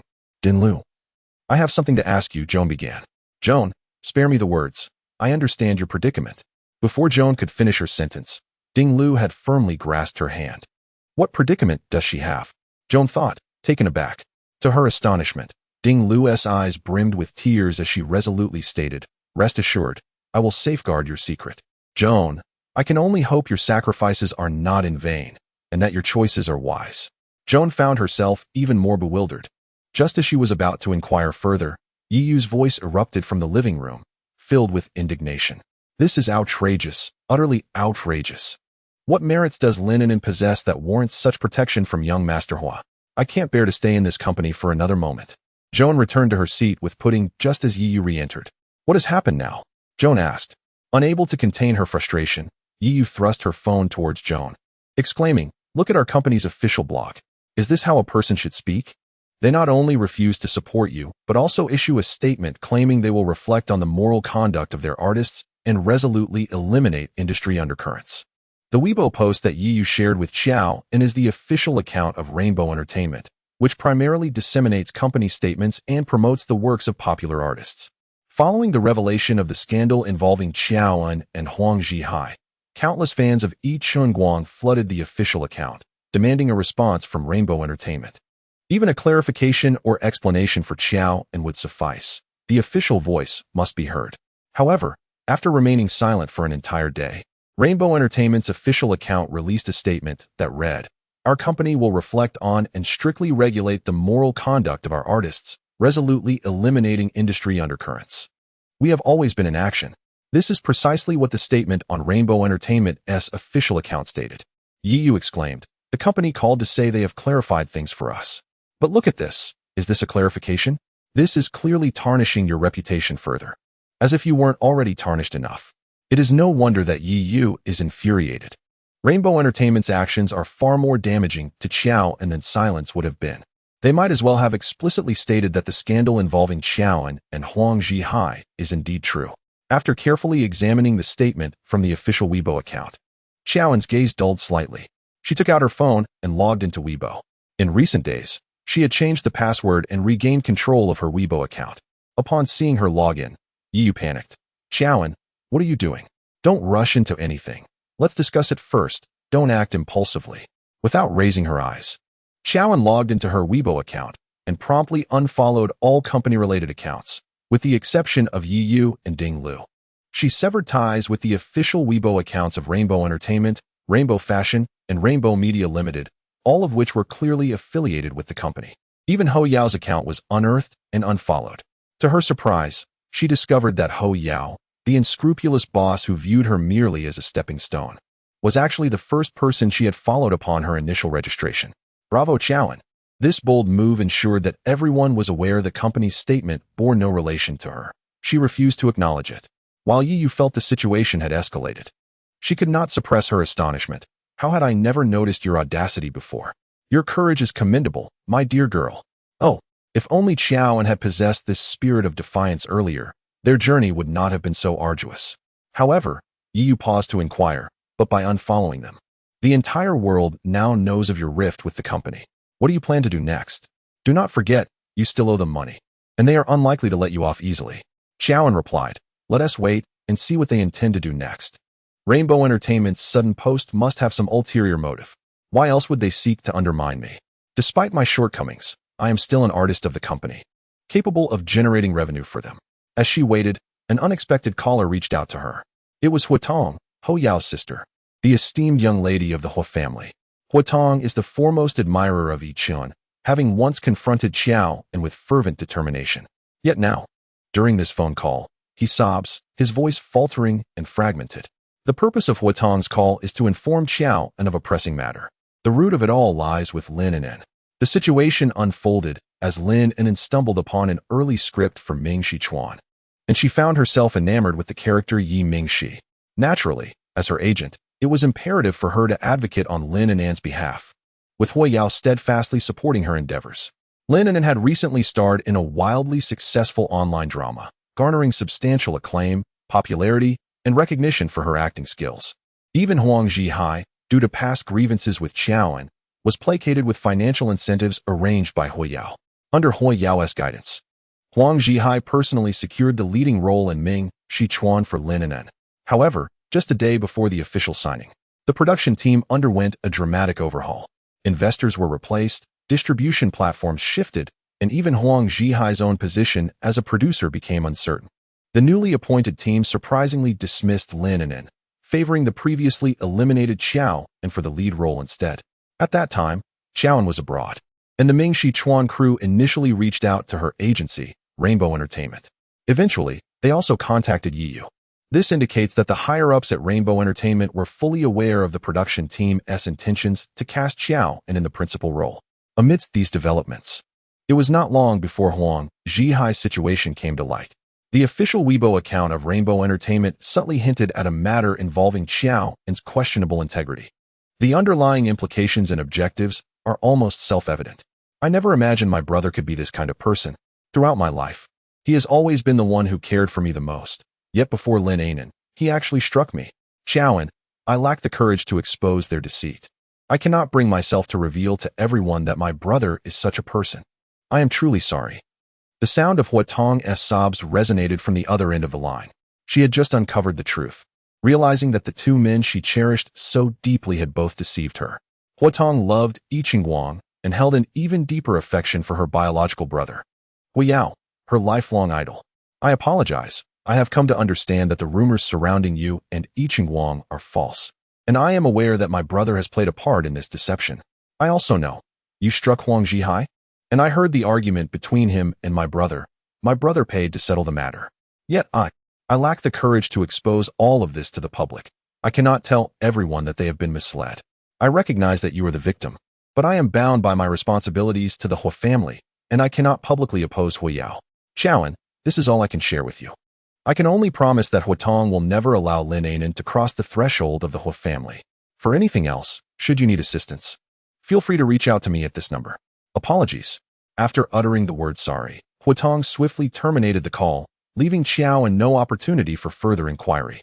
Huatong could not bring herself to publicly betray the Hua family or Hui Yao, and thus found it even more difficult to face Qiaoan, who had borne the brunt of all accusations. Once the call ended, Yiyu, who had been accompanying Qiaoan in the villa, asked, "What did Miss Hua say on the phone?" She had caught a faint echo of Huatong's voice moments earlier. Qiaoan, cradling her pudding, calmly recounted Huatong's words. Yiyu listened with indignation. Is it really about that Lin Anan again? Is Hua out of his mind? Even if he is doing this for Lin Anan, he need not exploit you like this. You are both artists of the same company. What could he possibly gain from such actions? Qiaoan responded. He seeks to ensure that the production team of Ming Sichuan favors Lin Anan again if I create a scandal that tarnishes my reputation. They believe I bear a striking resemblance to Lin Anan, and it seems I am destined to traverse the same competitive path. There was one point Qiaoan refrained from voicing. When Lin Anan debuted, the company had assigned her the moniker Little Qiao and to aid in her promotion. Although the novel does not delve into Lin Anan's sentiments, Qiaoan suspected that no one would relish the idea of launching their career under the shadow of another's name.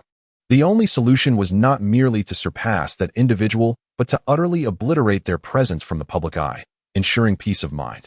Yiyu inquired, "What shall we do now?" In a press conference intended to clarify matters, given the irreparable rift with the company, Yiyu decided to publicly unveil the previous incident involving her covering for Yiqing Guang and Lin Anan's scandal, thereby complicating matters for Hui Yao. At this moment, Yiyu had become so disenchanted that she no longer even referred to him as Hua Xiao. Qiaoan chuckled, "Considering you still receive a salary from Rainbow Entertainment, isn't it a bit hasty to rebel?" Yiyu merely pouted, "I've long desired to resign. If necessary, I can always find another job." However, a moment of hesitation washed over her. While both she and Ding Lu could seek new opportunities, what about Qiaoan? Acting on impulse was one thing, but Qiaoan still owed the company a considerable sum, and her management contract remained with them. If a fallout occurred and Hua Xiao intentionally sidelined her, Qiaoan might end up in dire straits, unable to repay her debts and facing imprisonment. Yiyu faltered, Shall we give Hua Xiao a call to gauge his response? Xiaoan responded with a smile. No need. Let them continue to stir the pot. The more sensational, the better. We shall observe. For there is no harm in enjoying the spectacle. Later that afternoon, Xiaoan received several concerned calls, including from Yao Anqi, Ning Haosen, and Shi Qingze. Even Yi Qingguang attempted to reach her, but Xiaoan declined his call, dismissively hanging up. That night, the outcry against Xiaoan on Weibo reached a crescendo, with evidence from an interview with Huang Zhihai, a statement from her company, and the most damning proof, intimate photos of her and Huang Zhihai in a grid format. Public sentiment turned sharply against her. Despite Xiaoan unfollowing both Rainbow Entertainment and Hoi Yao on Weibo during the day, which sparked discussions labeling her actions as mere theatrics, it ultimately bore little consequence. On the following morning, Yiyu called her to inform her that the production team of Ming Shichuan had decided to forego signing a contract with her and instead would be signing Lin and. Xiaoan merely curled her lips into a faint smile without uttering a word. Shortly thereafter, a marketing account released news online, claiming that due to Xiaoan's involvement in a scandal and her questionable character, the collaboration with Ming Shichuan had been cancelled. The lead role originally intended for Xiao and was now to be given to her junior colleague, Lin from the same agency. The marketing account had even posted an unflattering still from one of Xiaoan's older dramas, where the lighting was poor, alongside a glamorous image of Lin from her recent hit web series. One showcased a protagonist with an awkward angle and subpar lighting in a cliché crying scene, while the other depicted the most popular rising star in contemporary dramas. Even without the scandal, it was evident whose reputation the marketing account sought to undermine. Subsequently, the official Weibo account of Ming Shichuan released a statement, tagging Linen's Weibo to announce her as the lead. Ming Shichuan is a major production based on a well-known IP, featuring a reliable screenwriter and an accomplished director, with a highly professional crew and seasoned supporting actors. Moreover, it is set to be broadcast on a prominent platform, with plans for a television release in the future. Linen's ascension from a web series lead to the lead in Ming Shichuan is undeniably a remarkable achievement that few young actresses could aspire to. The comments under the official Weibo account of Ming Shichuan were flooded with adoration from Linen's fans. Similarly, her trending topics and Weibo were filled with congratulatory messages from her admirers. Even Rainbow Entertainment, which had released a statement disparaging Xiao on the previous day, had now adopted a charming and playful tone, congratulating Lin. The last Weibo post, over a month ago, was a promotional retweet by Lin for the premiere of the web series, which has now been followed by another promotional retweet from Hou Yao confirming the lead actress in Ming Shichuan. He personally congratulated Lin, asserting that this recognition is well-deserved. Everything appears to be unfolding in the most splendid manner. Alas, I find no pleasure in witnessing their perfection.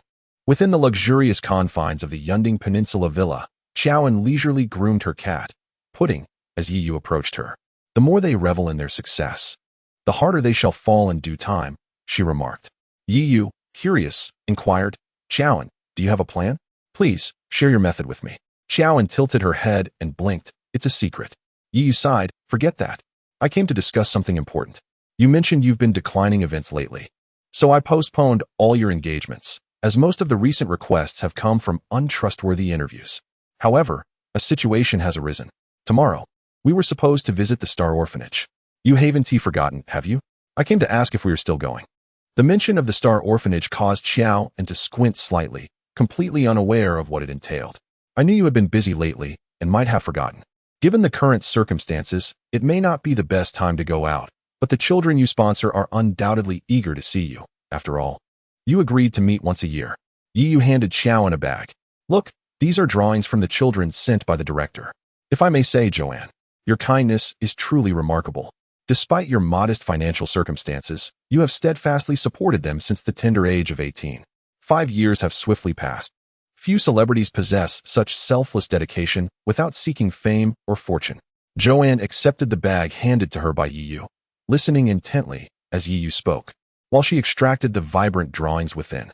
One by one, she perused those artworks, each brimming with innocent joy and overflowing with love, with heartfelt messages of gratitude inscribed upon them. The children depicted in the drawings affectionately referred to her as Sister Xiao Xiao. After examining these creations and hearing Yiyu's explanations, Joanne discovered that the original owner had been quietly sponsoring an orphanage located on the outskirts since she began earning money at 18. In her first year, she contributed 100,000. The following year, 200,000. By the beginning of this year, the sum had escalated to 1 million. Despite bearing immense debts and having little savings, she consistently engaged in such benevolent acts. Even when she faced widespread criticism and negativity online, she never exposed her charitable endeavors. Indeed, a celebrity's unwavering commitment to philanthropy could have easily served as a turning point in reshaping public perception. This could have even marked the moment of redemption for the original character within the narrative. Yet, she refrained. While reading, Joanne had once dismissed the foolishness and ignorance of this character who shared her name, disdaining her clumsy attempts to undermine the protagonist, Linen. However, now, Joanne lowered her gaze, fixated on the pudding nestled in her lap, her heart constricting with pain, and an overwhelming urge to weep surged within her. At that moment, Yi Yu's gentle voice drifted over. So, are we still going tomorrow? If you feel too exhausted lately, I can push them back. Jiawen embraced pudding, lifting her gaze with crystal-clear eyes, affirming the child's request, resolute in her decision. I will accompany you tomorrow and bring them some extra supplies. In the grand residence of the Hua family, the next generation's heir, the nonchalant yet ruthless young master Huayao, leaned against the terrace, engaged in a phone conversation. A cigarette dangled from his right hand, the curling smoke obscuring his features. It remained unclear what was said on the other end of the line, but his signature, piercing phoenix eyes narrowed, revealing a glimmer of intent. She dared not. As Huayao's eyes flickered with disdain, he mused that unfollowing was merely a trivial tactic, an attempt to elicit her coaxing. Chapter 28. Joan sat upon her hospital bed, using her left hand to post a message on Weibo before tossing her phone aside. Yi Yu inquired, why do you refuse to accept the apologies from those netizens? Even if you don't genuinely forgive them, you could feign magnanimity. It would serve to improve your image. I have always been rather petty. Why should I pretend to be generous? Joan replied, her gaze unwavering. Moreover, the damage has already been done. What purpose does an apology serve? If I were to accept their apologies, it might assuage their inner turmoil and guilt. I have no intention of granting them that peace. I want them to feel uneasy and remorseful. Yi was taken aback. She had previously overlooked Joan's capricious and indulgent nature. Well, this is a prime opportunity for you to elicit sympathy. If you play the victim now, you might even find a way to explain the situation with Huang Zhihai. You are the victim here. If you claim you did not have an affair with him, people will surely believe you. Joan blinked. Pity garnered through playing the victim is bound to backfire eventually. Regarding my affair with Huang Zhihai, either I refrain from explaining it altogether, or I must present the most compelling evidence. Now is not the right moment. Yi Yu questioned, I fail to understand you. When? Then, will the right moment arrive? Joan contemplated for a moment. Perhaps we should wait until those individuals believe they have secured their victory. Yi Yu sighed. But you are already injured. Gently, Joan moved her right shoulder, indicating it was merely a superficial wound, without any damage to her muscles or bones. Being hospitalized provided her with the perfect opportunity to rest. Yi was at a loss for words. How was it that Joan exhibited an even more laid-back attitude than her own manager? However, this unexpected assault may not be a misfortune for Joan, although she sustained injuries. They are not severe, and the public sentiment online has shifted due to this incident. Even though Joan possesses no evidence to substantiate the scandal involving her and Huang Zhihai, the number of individuals condemning her online has significantly diminished. Initially, it was presumed that the best outcome following her injury would end there. To her surprise, that very evening, another turning point occurred. In the hospital room, Joan was enjoying the apple that Ding Lu had peeled for her, while Yi Yu was scrolling through Weibo. Suddenly, Yi Yu exclaimed, "This is incredible! You must see this. Look at this." Yi Yu opened a video that had just been widely circulated online moments before, which rapidly captivated the entire internet. As the video began, the strikingly handsome face of Yi Qingguang appeared at the center of the screen. This video was a personal recording made by Yi Qingguang himself. Hello everyone, I am Yi Qingguang. I assure you that every word I speak in this video is the absolute truth, and I would stake my entire reputation on it. His light brown eyes were focused and resolute as he gazed into the camera, his expression cold and serious. Firstly, I want to clarify that Joan and I have never been in a relationship. In fact, we are not even friends. Regarding the rumors surrounding us, I owe an apology to all my fans and friends who support me. I am sorry for deceiving you. The girl in that photo taken in the garage is not Joan. She is merely a scapegoat. Due to concerns for the girl accompanying me, fearing she might face a fate akin to that which Joanne encountered today, we chose to resort to deception following the exposure of the photographs. I must confess that I had no romantic involvement with the girl in the images. However, at that moment, in order to protect my friend, I acquiesced to the suggestion of the head of Joanne's company, opting for Joanne to take the blame. Thus, you witnessed Joanne's admission of the scandal during the interview. In truth, she has been a victim throughout, a victim coerced by the machinations of corporate capital. I sincerely apologize once more to all my supporters and beloved friends and fans. Finally, I extend my heartfelt apologies to Joanne. I hope for your swift recovery. The video lacks background noise or any superfluous distractions. It features only Yiqing Wang, seated at a table, his voice resonant yet slightly cold, as he speaks slowly. His expression reveals subtle emotions at times, with several shifts and pauses in his speech, indicating the gravity of his decision. Upon the video's release, the internet erupted in astonishment. Yiyu nearly went mad after watching the clip. Is this Yiqing Wang? Has he taken the wrong medication or had a sudden awakening of conscience to actually help clarify this matter? Oh my Joanne. How wonderful it is that you no longer have to shoulder the blame for Linen. Ding Lu also rejoiced, embracing Yiyu. Yet Joanne merely pursed her lips with disdain, saying, why does he need to clarify? If he doesn't clear this up in a few days, I could just hammer him myself. So infuriating. Yiyu turned back, puzzled. Hammer him? Indeed. Joan nodded regretfully. She had a way to decisively eliminate both Yiqing Wang and Hui Yao, but now, it seemed that Yiqing Wang had successfully emerged from the turmoil. Joan felt no gratitude towards Yiqing Wang's clarification. She was acutely aware of the immense effort he had exerted to reach this point. At the very least, his video would not only impact his own star trajectory, but would also thrust his beloved Lin Anin into the limelight. It was unexpected for Joan that he would take such a stance. After some contemplation, she decided to let it go. She would regard his actions as a means of self-rescue, a narrow escape from disaster. In a few days, Yiqing Wang's management company would likely express immense gratitude for his actions today. Joan's words left Yiyu uncertain of their veracity. However, at this moment, Yiqing Wang's agency was in a state of frenzy. As a top-tier celebrity in the country, the moment that video was released, it caused the recently expanded Weibo servers to crash. By the time the servers were restored half an hour later, Weibo had erupted. Netizens were left bewildered by Yiqing Wang's self-destructive move. The vast legion of Qing Wang fans found themselves at a loss for words, grappling with the disheartening revelation that the person they adored had resorted to sacrificing a girl to shield a so-called friend. If it weren't for Joan being wounded by Yiqing Wang's fervent fans, how much longer would this web of deceit continue? Would the truth ever see the light of day? At this moment, everyone suddenly comprehends the meaning behind Xiao An's Weibo post stating no need to apologize. Indeed, delayed justice ceases to be justice. And can a tardy apology still be considered an apology? A female artist, coerced by her agency, collaborated with another top-tier celebrity to fabricate scandalous rumors, enduring all the vitriol and even being assaulted by fervent fans. What exactly did she do wrong? The public's disappointment in Yiqing Wang is matched only by their sympathy for Xiaoan. The fans of Yiqing Wang, who once loathed Xiaoan for their beloved idol, now grapple with profound guilt and unease. An increasing number of individuals flock to Xiao An's Weibo to express their apologies and seek her forgiveness.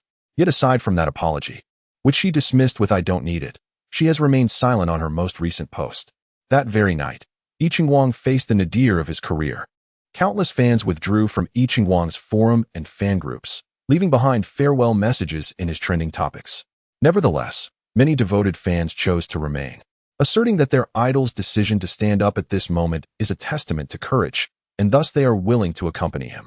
Regardless of the number of steadfast supporters, it is indisputable that this day marks a significant blow to Yiqing Wang's popularity and reputation. Yet, before long, public opinion began to shift again. Some individuals commenced a meticulous analysis of Yiqing Wang's words in the video. First and foremost, who was the girl seen with Yiqing Wang in the garage? Secondly, why would Xiaoan's agency sacrifice her to shield that girl? After all, Xiaoan is indeed a notable female artist within Rainbow Entertainment. It is of little consequence not to pry.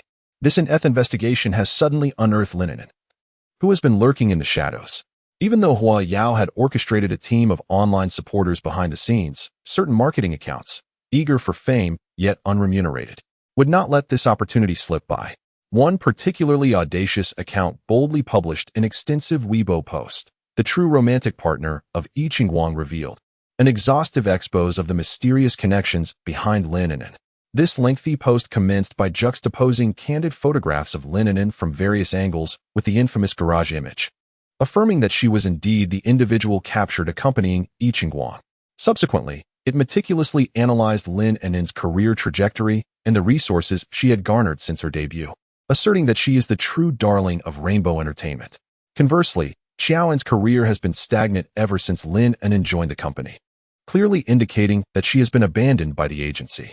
This elucidates why Rainbow Entertainment chose to present Xiao An as a scapegoat following the exposure of Yi Qingguang's garage photo.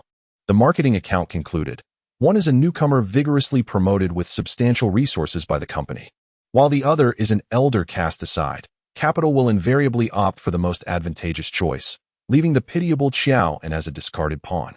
While the marketing account undoubtedly aimed to capitalize on the collective sympathy for Xiao and to generate traffic, it simultaneously aided her in waging a public relations battle online.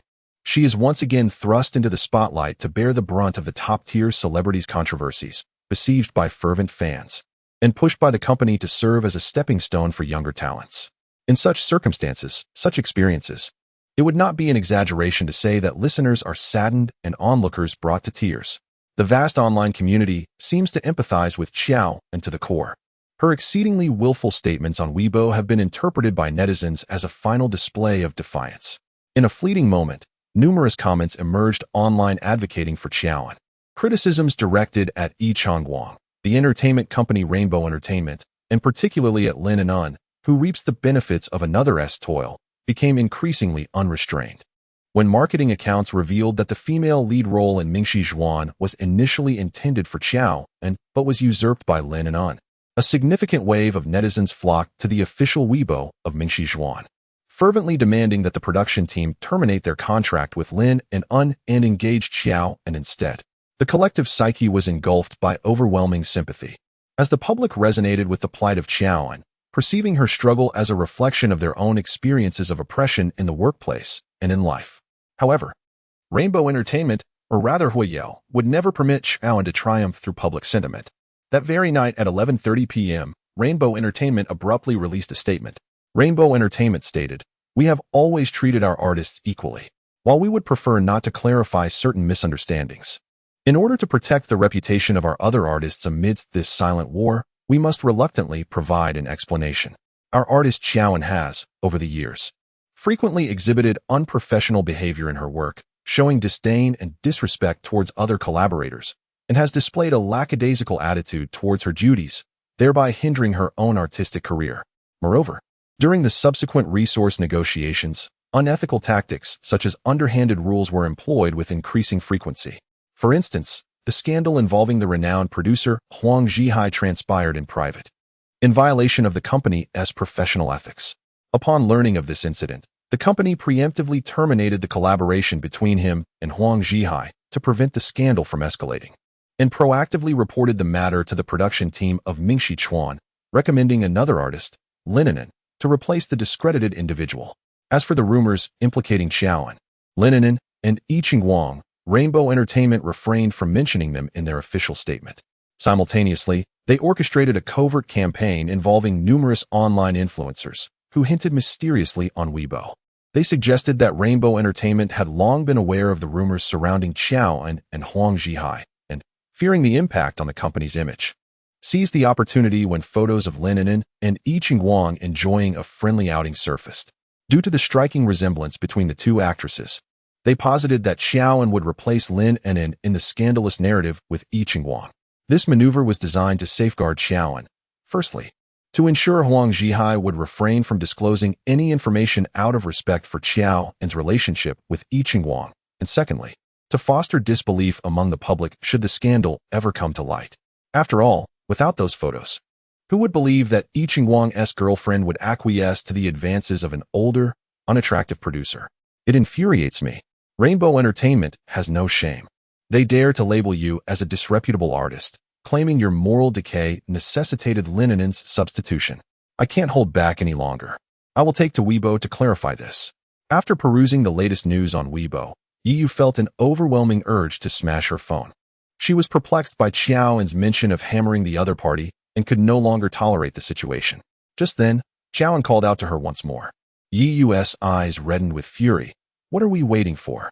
Are you really going to suggest I let it go? She was exasperated. Although she understood that issuing a public statement might be too late, she felt compelled to give it a try. However, Qiaoan, tilting her head, picked up her phone from the side and clarified, I'm not asking you to let it go. I'm suggesting you sit aside and watch the drama unfold. The timing is impeccable. Rainbow Entertainment and Hua Yao have orchestrated a splendid downfall, presenting me with an unexpected gift. If they weren't so reckless, how could I possibly strike them down and successfully terminate the contract? What she sought was never merely the restoration of her reputation. She yearned for a definitive escape from this predatory company. With a smile, Qiaoan logged in with her left hand and composed a Weibo post. Within minutes, Weibo crashed again. Qiaoan, this is a company I have served for many years. I wanted to spare you some dignity, yet you insist on trampling on others. Since that's the case, let us all listen and see which shameless company Rainbow Entertainment Huiyao deceived a married actress into succumbing to the producer's unscrupulous demands. The accompanying image was a marriage certificate, with both the name and face of the male party obscured. Without allowing time for a reaction, she swiftly posted another tweet, disclosing a segment of a recorded phone conversation. Chapter 29. As soon as the recording released by Joanne commenced, it was met with a cacophony of vigorous knocking. Bang, bang, bang. Joanne, will you come out or not? The middle-aged male voice resonating in the recording struck many netizens as eerily familiar, and upon closer reflection, they recalled its resemblance to the voice featured in the recent viral interview video of Huang Zhihai on Weibo. Thus, it was Huang Zhihai. Before they could confirm, the sound of a door being pushed open echoed through the recording. Immediately, the male voice resounded once more. Ah, Joanne. It's best if you come out willingly. Come, take a seat, let us converse leisurely. Just as Joanne was expected to respond, an unmistakable sound resembling a slap reverberated from the recording. Following that was the man's furious voice. How dare you strike me? Well, if I hit you, then I hit you. What is the problem? This was Joanne's voice. The man retorted, you.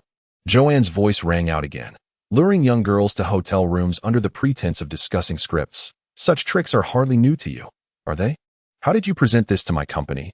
Or do they already know everything and are colluding with you? Have you looked in the mirror? With that Mediterranean beer belly of yours, how dare you attempt to manipulate young women? The man roared. Speaking like this, you must not wish to remain in this industry. Very well, since you are so ungrateful, do not expect to secure even a supporting role, let alone the lead in the drama. Joan, do not blame me for not warning you. If you offend me, Huang Zhihai, you can forget about making a name for yourself in the entertainment industry. Come here and apologize to me, serve me well, and perhaps I will consider. Insanity. Joan scoffed with disdain. Immediately following, the recording fell silent. But the sound of footsteps indicated that Joan was preparing to leave. Suddenly, her voice, laced with contempt, pierced through the air. Are you courting death? A lewd voice belonging to Huang Zhihai followed closely. Heh, who is courting death remains to be seen. Soon, dear brother will teach you the difference between seeking to survive and seeking to perish. Ouch! Huang Zhihai's sudden cry of pain was followed by a series of thuds emanating from the recording. Although the visual was absent, one could easily envision Joan striking Huang Zhihai with an object. So you wish for death, do you? You wish to indulge in depravity and engage in underhanded tactics. Joan's voice, filled with indignation, resonated once more. Huang Zhihai pleaded desperately. Stop, please don't hit me. Ouch, stop it. Another two thuds echoed, mingling with Huang Zhihai's whimpers, as the sound of footsteps and a door being pulled open followed. The recording concluded here. After a brief silence of 3 seconds, Joan appended an explanation. My agency sent me to the hotel to discuss a new role with Huang Zhihai. Trusting in their professionalism and my boss, Huiyao, I let my guard down and proceeded to the meeting. I never imagined that a colossal company like Rainbow Entertainment, a second-generation entrepreneur of such stature as Huiyao, and a renowned producer like Huang Zhihai could be colluding in such a despicable manner. Fortunately, I mustered the courage to refuse the unspoken rules and prudently preserve this recording. Initially, I lacked the resolve for a scorched earth approach. It was the relentless stream of slander directed at Huang Zhihai, Rainbow Entertainment, and even my employer Huiyao that galvanized my determination. As a married actress who has toiled for many years in the entertainment industry, I find myself confronted with such a crisis.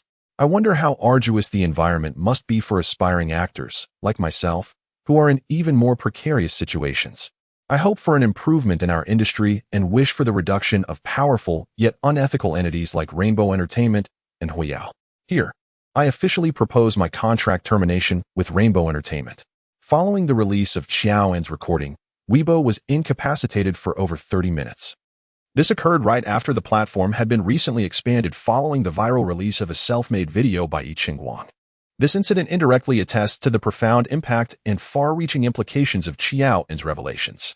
Netizens express that if Huang Zhihai is a shameless scoundrel, then Xiaoan's former employer, Rainbow Entertainment, is a company that deserves to plummet into the abyss. As for the illustrious second-generation heir Huiyao, he had previously garnered attention online due to his handsome looks and affluent background, earning the title of the wealthy heir every girl dreams of marrying. Now, no one wishes to marry him anymore. Everyone scorns this hypocritical scion of wealth, eager to hurl insults and cast disdain. Netizens have remarked that it is fortunate that Huiyao is still the distinguished heir of the Hua family in Yunqing. The reputation painstakingly built by the Hua family over the years, alongside their charitable endeavors, has been utterly tarnished by this shameless rich heir.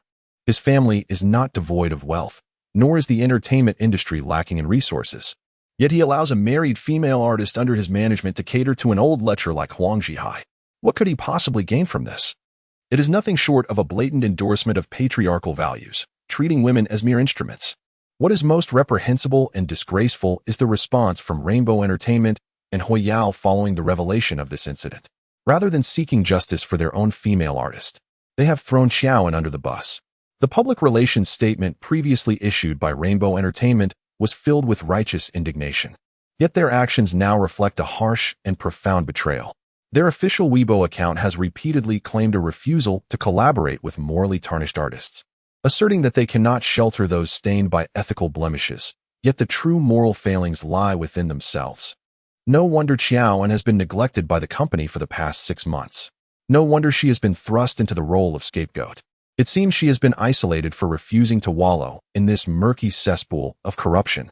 In an instant, the internet has erupted with speculation, criticism, accusations, and vitriol. With an overwhelming number of netizens flocking to the official Weibo accounts of Rainbow Entertainment and Huiyao, creatively expressing their disdain in myriad forms. Especially for Huiyao. As the face of the Hua family and a scion of a prestigious lineage, this incident not only tarnished his personal reputation, but also implicated the Hua group. On Weibo's trending topics, there were not only hashtags supporting Xiaoan, but also calls for Rainbow Entertainment and Huiyao to apologize and terminate their contract. Alongside trending topics urging a boycott of the Hua group, the public furiously condemned Huiyao for disgracing the Hua family's ancestral legacy, stating that even the spirits of his forebears could hardly endure the shame. They meticulously listed various enterprises under the Hua group, such as supermarkets, restaurants, daily necessities, and more, rallying for a boycott. Huiyao could never have anticipated that Xiaoan possessed such incriminating audio. Even more astonishing to him was Xiaoan's audacity to release it. Moreover, he was utterly unprepared for her decision to terminate their agreement, her betrayal, and most shockingly, her marriage. Xiaoan's response on Weibo caught both Huiyao and Rainbow Entertainment off guard, rendering all of Huiyao's prior efforts to manipulate public opinion and all the strategic preparations of the Rainbow Entertainment PR team utterly ineffectual in the face of this audio and marriage certificate. Shortly thereafter, the comments beneath the Weibo posts of Rainbow Entertainment, Huiyao, and even the Hua group were inundated with calls for a boycott. To preserve his family's honor and protect Linen, Huiyao had no choice but to temporarily acquiesce. Huiyao personally posted on social media, indicating that the company was facing managerial issues, which had led to certain unscrupulous senior executives colluding with Huang Zhihai to falsely accuse the artist Xiaoan. The company has since dismissed the offending executive and issued a directive within the industry. Huiyao firmly upholds respect for women and maintains ethical standards in the industry. Expressing profound regret over the misunderstandings that have transpired, Rainbow Entertainment respects Xiaoan's wishes and agrees to terminate her contract, while also making earnest efforts to retain her. The company vows to reflect on its personnel management and to regulate its policies, ensuring that such incidents will not recur and will not be tolerated. After Hui Yao's grandiose post, which notably lacked an apology, Rainbow Entertainment promptly retweeted it while tagging Xiaoan. At that moment, Yiyu, who was accompanying Xiaoan, received a call from a senior executive of Rainbow Entertainment. The caller informed Yiyu that Hui Yao had agreed to the contract termination and that Xiaoan would not need to repay the remaining 50 million, provided she refrained from further discussing the matter or dragging Lin Anan into it. Yiyu pressed the phone's microphone, whispering to Xiaoan, "What do you think? This condition isn't bad. You still have a 20 million shortfall this year and 30 million next year. If they allow you to terminate the contract and wipe out this 50 million, I think it's a good deal." Yiyu was undoubtedly considering Xiaoan's best interests, recognizing that nothing was more pressing than this debt of 50 million. Xiaoan tilted her head, contemplating, and replied, "No. Tell them I only want to terminate the contract. The remaining amount from the betting agreement should be repaid according to the timeline. If they wish for this matter to be resolved, I have but one request. I want a public apology from Hui Yao." "What?" Yiyu exclaimed, her face flushed with urgency. She could not comprehend how a mere public apology could possibly outweigh the sum of 50 million. Lowering her voice, she inquired, "Are you certain this is the response you wish to give them? Is it truly worth it?" Xiaoan nodded affirmatively, believing it was indeed worthwhile. As a fellow scion of wealth, Xiaoan understood that 50 million was merely an inconsequential figure to Hui Yao. However, compelling a man who would not even utter a word of apology in a crisis public relations statement to publicly bow his head in contrition would inflict genuine anguish upon him. Moreover, Xiaoan felt that this apology was something Hui Yao owed to the original self, regardless of whether the original self had been foolish or reckless in the past. She had always harbored gratitude towards Hui Yao, who had meticulously uncovered her existence. Were it not for this, she would never have consented to Hui Yao taking the blame for Lin Anan, nor would she have unwittingly entered Huang Zhihai's room. Had Xiaoan not intervened, the original self's innocence would have been tarnished by Huang Zhihai in that hotel room. If Xiaoan had not arrived, she knew from the narrative that the original self lost her status as a distinguished lady of high society due to the scandal involving Huang Zhihai. It was this very incident that prompted her subsequent, extreme acts of vengeance. Everything stemmed from that hotel room, from the original self's trust in Hui Yao and the company. Thus, when Xiaoan first grasped the unfolding narrative, she recorded the conversation that would ultimately exonerate her. Initially, she had intended to capture it merely to deal with Lu Zhong, but unexpectedly, it unraveled Hui Yao's scheme. Upon Yiyu conveying Xiaoan's request, the senior management at Rainbow Entertainment stated they needed to consult with Hui Yao before ending the call. That evening, Rainbow Entertainment did not respond further. Xiaoan remained unperturbed. As the other party did not acquiesce, she refrained from making any statements on Weibo, maintaining a stalemate. She instructed Yiyu to turn off her phone and to return home with Ding Lu to rest, deciding to address matters in the morning. After all, it was not her who was being subjected to online harassment on Weibo, with insults directed at her ancestors. As Xiaoan uploaded the recording, it was nearing midnight. Weibo had been incapacitated for half an hour, and with the public relations team from Rainbow Entertainment alongside Hui Yao's clarification, the commotion lasted over an hour. Sitting on the hospital bed, Xiaoan yawned, glancing at the clock which indicated it was approaching 2 a.m. She prepared to sleep. Just as she was about to lie down, her phone on the bedside began to vibrate. Who could it be at this hour? A quick glance at the caller ID revealed only the characters Chushin. Chushin? What could that signify? A peculiar sensation stirred within her, prompting an instinctive reluctance to answer the call. She clutched her pillow, watching the phone vibrate incessantly. If she did not answer, the caller would not hang up. The call dropped, only to ring again. After half a minute, faced with the incessant vibrations, Xiaoan pressed the call button. Due to her right hand's inconvenience, she did not lift the phone but opted for speaker mode. "Xiaoan, so you finally decided to answer the call. Did you wish for me to personally reach out to soothe you?" A somber and magnetically foreign male voice, tinged with an irrepressible annoyance, resonated in the expansive hospital room. Joanna's expression shifted momentarily. "Are you Hui Yao?"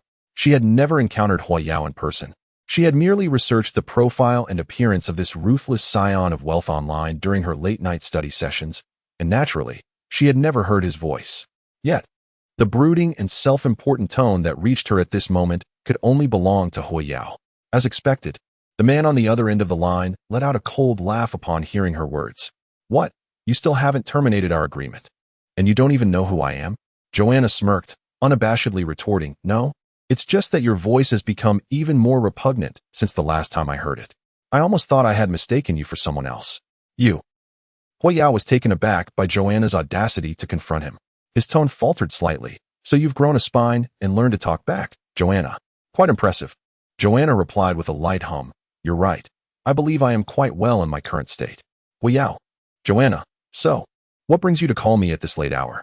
To personally apologize, perhaps? I agree. A public apology on Weibo hardly suffices. Why not apologize to me directly here? And then later make your post on Weibo? I am ready. You may speak now. Huiyao had previously spent time with Joanna. In fact, he knew her quite well. Before he re-encountered Lininen, Huiyao had viewed Joanna as a substitute for Lininen, having personally elevated her status. In the past, Joanna was utterly compliant with Huiyao's wishes. Whenever he directed her to the east, she would not dare venture west. Huiyao never anticipated that Xiaoan would dare to confront him with such an attitude today. Huiyao's voice deepened with intensity. What new tactic is this? Xiaoan, I caution you, do not attempt any tricks before me. You should be aware that in a contest with the Hua family, you stand no chance. While I still possess patience, I urge you to delete that recording and issue a new Weibo post claiming it was all a misunderstanding. Xiaoan let out a derisive laugh, unabashed. I may not be able to compete with the Hua family, but public opinion can certainly prevail. As long as you refuse to apologize, the Hua family will face relentless backlash from the netizens. When the stock market opens tomorrow morning, do you dare to guess whether the stocks related to the Hua family will plummet? Huiyao's expression darkened on the other end of the line.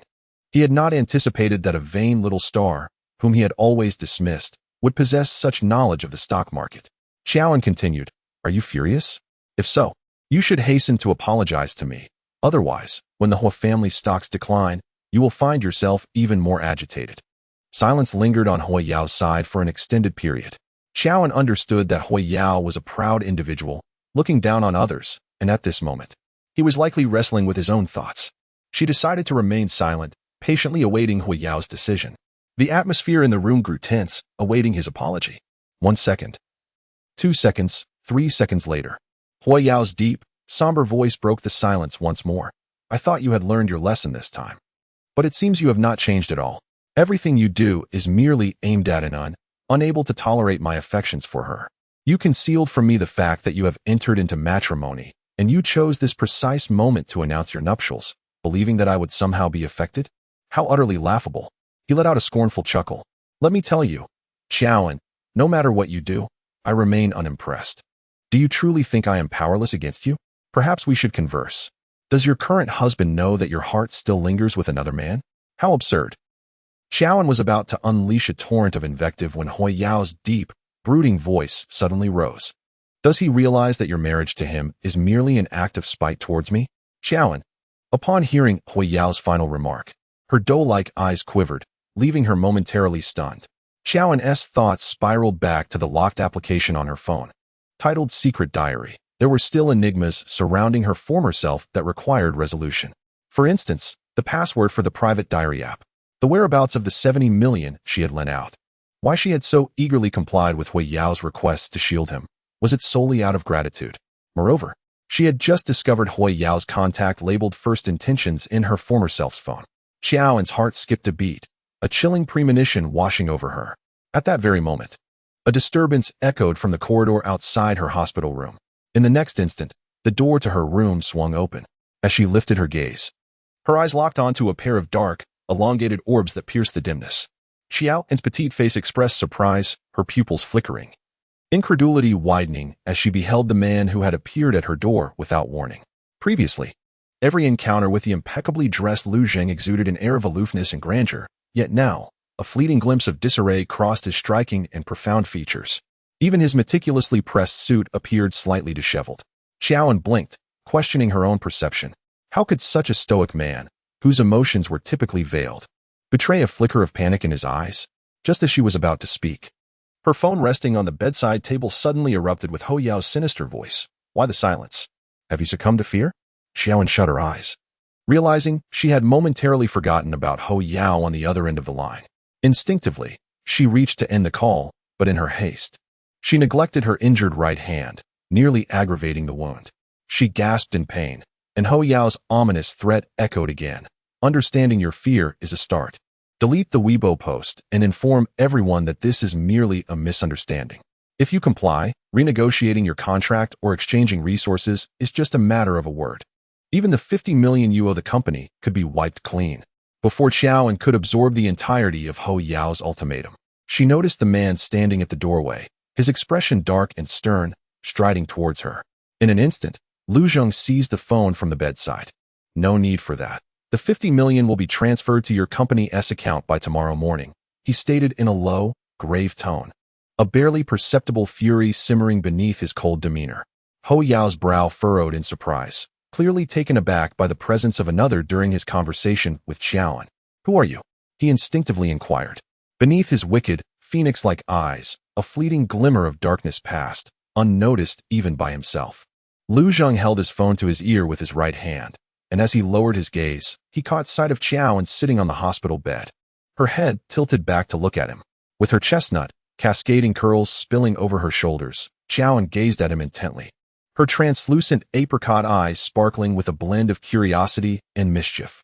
In that moment, she appeared just as she did in his dreams. Instinctively, Lu Zheng raised his left hand. His fingers were long and elegant, his palm broad, each digit exquisitely formed. He gently placed his palm on Qiaoan's forehead, his large hand cradling the crown of her head. Qiaoan was momentarily taken aback, not anticipating such an action from Lu Zheng, as her attention had been primarily focused on the conversation between him and Ho Yao. Caught off guard, she forgot to lean away. Lu Zheng's lowered gaze captured Qiaoan's unintentional movement of not shying away from him. A subtle smile tugged at the corners of his lips. Yet his tone remained icy. I am her husband. With that, he abruptly ended the call. Ho Yao on the other end paused for a brief moment, seemingly unable to accept the abrupt termination of the call before attempting to dial again.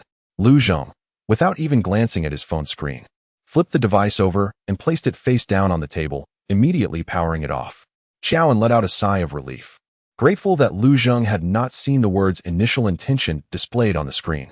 Overcome by an inexplicable sense of guilt, she neglected to remove Lu Zheng's hand. Still resting on her forehead, she slightly tilted her head back and asked, What brings you here? You need not concern yourself with repaying the 50 million.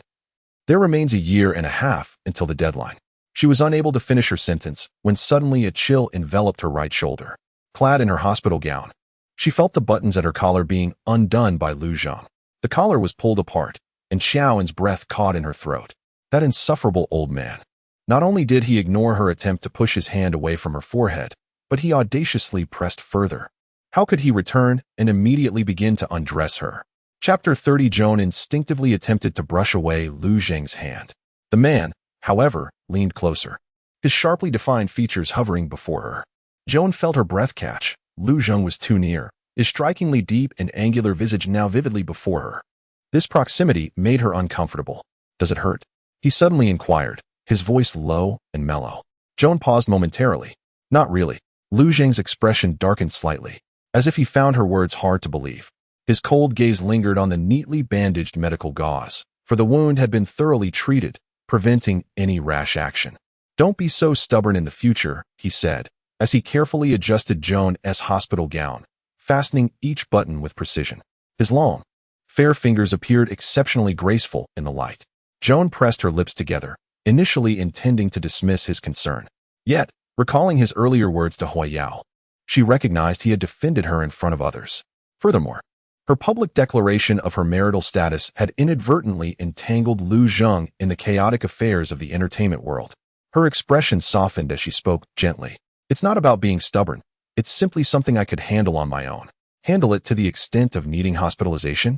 Joan retorted. If you can't engage in meaningful conversation, perhaps you should refrain from speaking altogether. Lu Zheng straightened, his face cold. I came down from the mountain and immediately heard about your incident. The family is still concealing this from Grandma, hoping to avoid alarming her.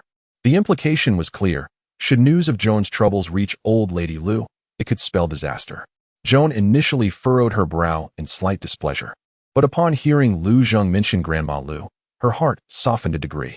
While she was uncertain about many matters, one thing remained clear. Grandma Lu had always treated her with utmost kindness. Lu Zheng spoke in a cold tone. In the future, should anything like this happen again, do not bear it alone. Regardless of the circumstances, you are still Mrs. Lu, and the Liu family will not allow anyone to trample upon you. Joan nodded in acknowledgement. I understand. Thank you for the 50 million. I am indeed facing some troubles at present, but I assure you, it will not last long. I aim to repay you within 2 years. A myriad of complex emotions flickered in Liu Zhang's dark, lowered gaze. What he wished to convey was not articulated as intended. Instead, the words emerged with a tone of stark indifference. There is no rush. Joan responded with a simple, oh, suddenly recalling that since Liu Zhang was present, she could discuss the events of the day with him, particularly regarding the issue of their concealed marriage.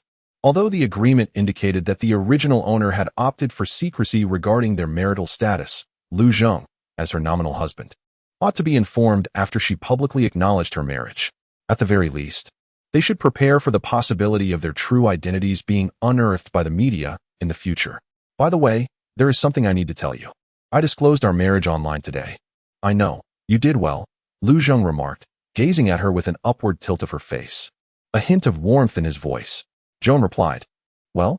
Yet Liu Zhang deliberately chose to overlook her inquiry. I have already been briefed by Assistant Wu regarding your disputes with Rainbow Entertainment, the rumors surrounding Yiqing Guang, and the matter with Huang Zhihai. Joan blinked slightly, unable to comprehend Liu Zhang's intention. So what? Was he here to question her? Liu Zhang did not respond immediately. Instead, he cast his cold gaze downward, his long fingers gently tapping on the countertop. After a few seconds, he spoke again. Therefore, as I mentioned earlier, my people must not be bullied. He lifted his somber eyes to meet Joan's. The matter of terminating the contract with Rainbow Entertainment, along with Huang Zhihai, Assistant Wu will assist you in resolving. You should focus on recuperating. Other matters need not concern you. However, Liu Zhang's voice trailed off abruptly. Joan was somewhat taken aback, sensing a difference in Liu Zhang tonight compared to his usual demeanor. Perhaps it was the sight of her injury that stirred his compassion, prompting him to speak more than usual. She tilted her head and inquired, but what? Liu Zhang's gaze was piercing, his Adam's apple moving slightly. Just do not unilaterally announce marriage news without consulting me first. Such actions should not be repeated. Joan paused, momentarily stunned, as she carefully pondered his words and grasped Liu Zhang's concerns. He was worried that Lin Anan might discover the news of their marriage, wasn't he? Thus, it became clear that Liu Zhang and the original owner had been mutually deceiving each other all along. Neither of them wished for their marriage to be publicly disclosed. Very well, I understand. Joan smiled faintly, her enchanting eyes gradually cooling. She was inherently not a compliant person, especially after coming to terms with the truth and harboring no fondness for the ever-hidden Lin Anan. It was simply impossible for her to swallow her pride and obediently cooperate. As Qiaoan reclined, she pulled the quilt up with her left hand and raised her gaze to find Liu Zhang still by the bedside. Her tone was indifferent. Why are you still here? It was already past 2 in the morning, well beyond visiting hours, and she wondered how he had managed to enter. Likely due to his financial prowess, she mused. Liu Zhang furrowed his brows slightly. I'm waiting for you to fall asleep. Ignoring him, Qiaoan grasped the small teddy bear resting beside her pillow, closed her eyes, and rubbed her face against its soft, furry body. Time slipped away, and only after an indeterminate duration did her breathing finally stabilize. Liu Zhang stood quietly at the edge of the bed, his gaze gently tracing the serene contours of Qiaoan's sleeping face, capturing her profile as if it were a dream. In that moment, Liu Zhang thought, even without the cat, it mattered not. However, contrary to what he had conveyed to Qiaoan, he did not leave the moment she slumbered. He remained beside her, watching her peaceful visage until the faint light of dawn began to break. President, upon seeing Liu Zhang emerge, Wu Cheng, who had waited all night at the hospital's entrance, quickly approached him. There are virtually no negative remarks about the Madam Online anymore. Most of those marketing accounts have been dealt with by our PR team. Now, public opinion is being directed towards Rainbow Entertainment and Hoyao. The Hua family's hired online influencers have also been subdued by our public relations department. Furthermore, I have notified lawyer Zhao overnight. He has reviewed the madam's case and believes it is not difficult to win. However, for the sake of the madam's future development, it would be best to settle out of court to avoid any delays. Liu Zhang nodded, and Wu Cheng promptly opened the car door for him. Once inside, Wu Cheng took the passenger seat and turned to continue his briefing. Regarding the matter of Mingxi Chuan, the production team remains unaware of the lady's true identity. Due to previous misunderstandings, they have transferred the leading role intended for her to Lin Anan, who is from the same company. Wu Cheng spoke cautiously, keeping a watchful eye on Liu Zhang's expression. Previously, when the president inadvertently discovered that the lady had met Huang Zhihai at a hotel for Mingxichuan, he concealed her identity and invested in the entire production team, even securing a superior platform and distribution for the film as a means of compensating her. However, it is perplexing that the production team, despite having been informed of the investors' preference for Qiao to star, has chosen to terminate their collaboration with the lady due to a misconstrued scandal, instead opting for Lin Inen, who bears a passing resemblance to her, to fill the vacancy. They naively believe this would appease the boss, a notion that is utterly foolish. Wu Cheng hastily remedied the situation, stating that upon understanding your intentions, they have overnight terminated their collaboration with Lin Inen. The production team is also in contact with the lady's agent, assuring that they will handle the matter discreetly. Lu Zheng emitted a cold hum from his throat, indicating his awareness of the situation. Only then did Wu Cheng exhale in relief. Just as he was about to report on the situation concerning the elderly lady, he noticed Lu Zheng taking out his phone, his brow furrowed as he focused on something. With the intention of alleviating his boss's concerns, Wu Cheng boldly leaned in for a glimpse. To his dismay, he found the president had just downloaded Weibo on his way back and was perusing the lady's posts with a newly registered account. On the phone screen was the marriage certificate that the lady had posted, showcasing the two of them. However, the name and photograph belonging to the president were obscured. Wu Cheng decided to feign ignorance and discreetly returned to his seat. Before he could fully turn around, he heard Lu Zheng's voice, icy and detached. Wu Cheng, why did the madam disclose the marriage news without even asking? Lu Zheng's gaze remained fixed on the wedding photo, his tone so somber and indifferent that it almost created an illusion of melancholic sentiment in Wu Cheng's mind. Adjusting his gold-rimmed glasses, Wu Cheng ventured, perhaps, the madam simply wished to share this joy with everyone? Share joy? Lu Zheng finally lifted his gaze. Wu Cheng swallowed hard and nodded, indeed. Lu Zheng narrowed his cold eyes. If she intends to share joy, why obscure the name and photograph? This was precisely what he had contemplated in the hospital earlier. Yet the typically aloof Lu Zheng had refrained from voicing it. Wu Cheng replied, perhaps the madam is concerned about the complexities of the entertainment industry. Fearing that those paparazzi might disturb you? She must be worried about your well-being. Wu Cheng was at a loss, having made every effort to smooth things over.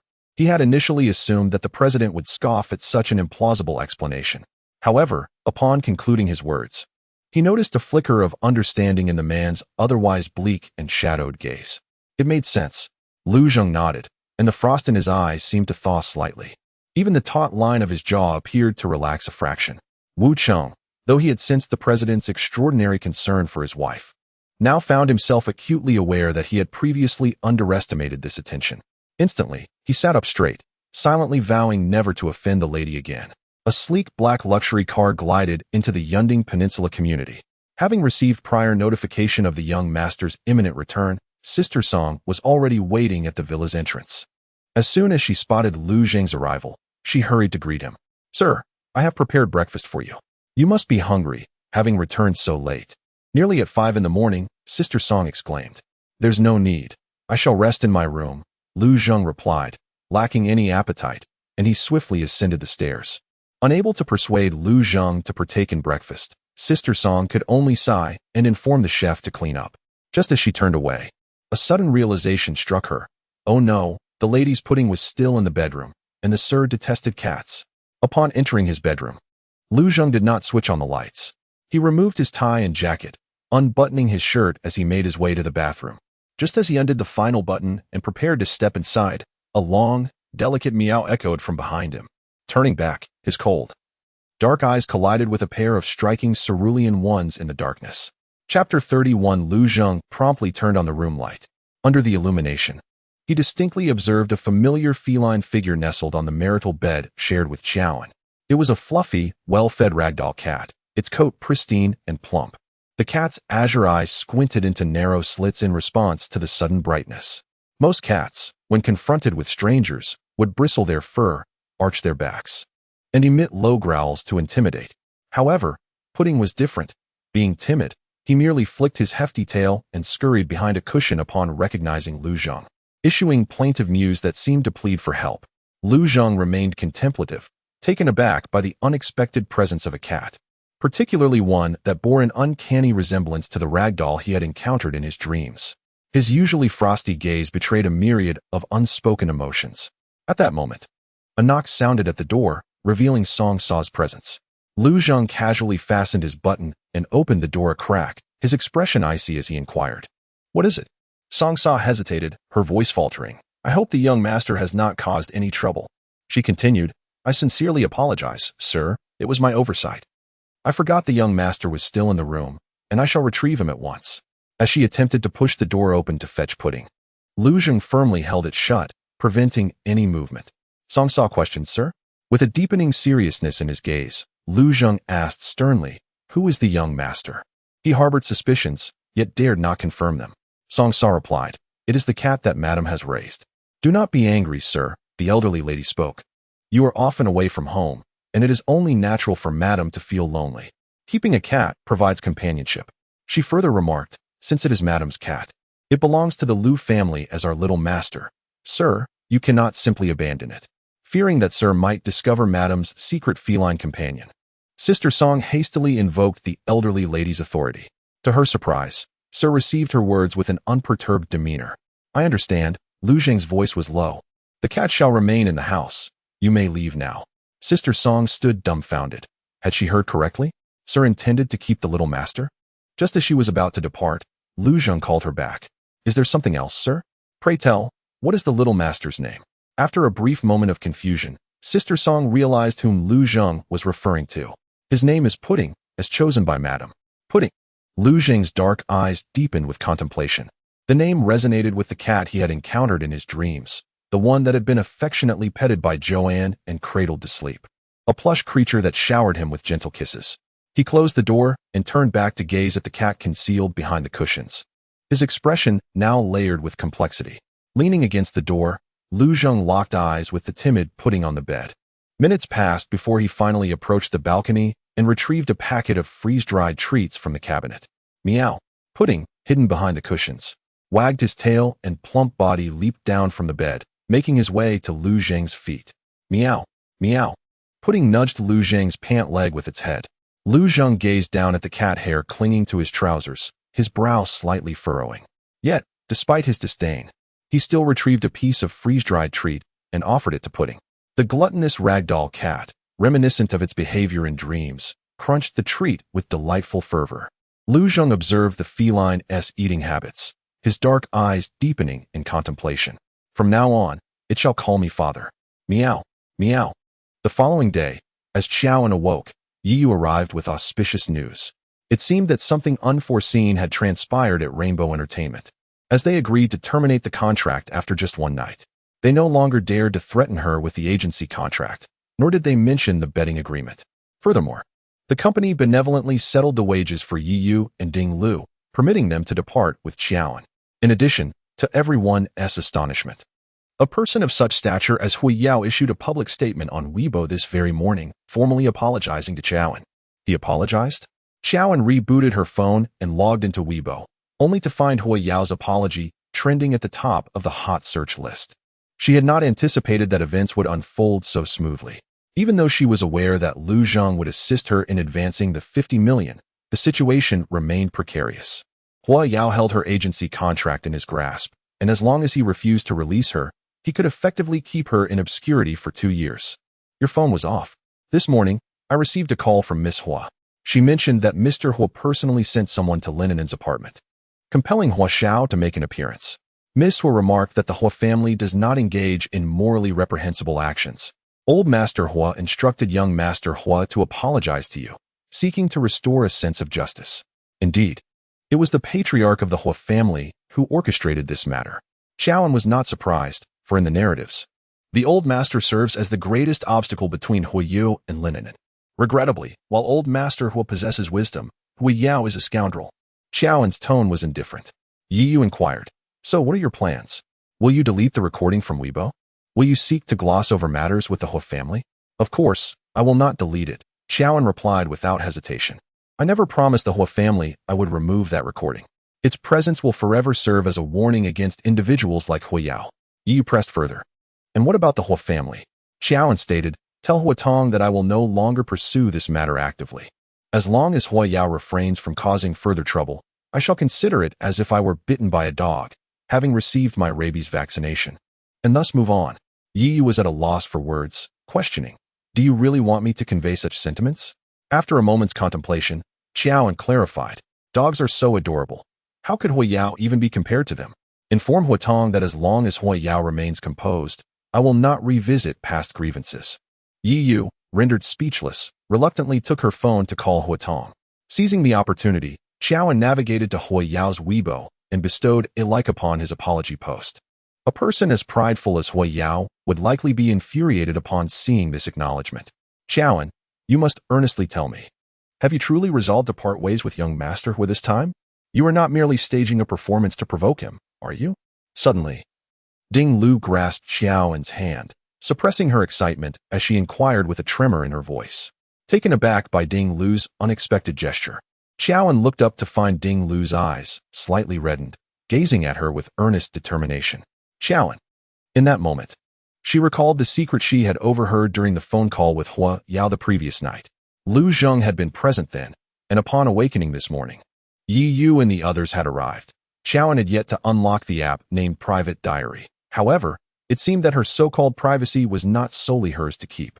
At the very least, Ding Lu standing before her was surely in the know. Indeed, Qiaoan nodded impassively, declaring, I truly intend to bid farewell to Hua Xiao and the entire Rainbow Entertainment. I shall leave the company.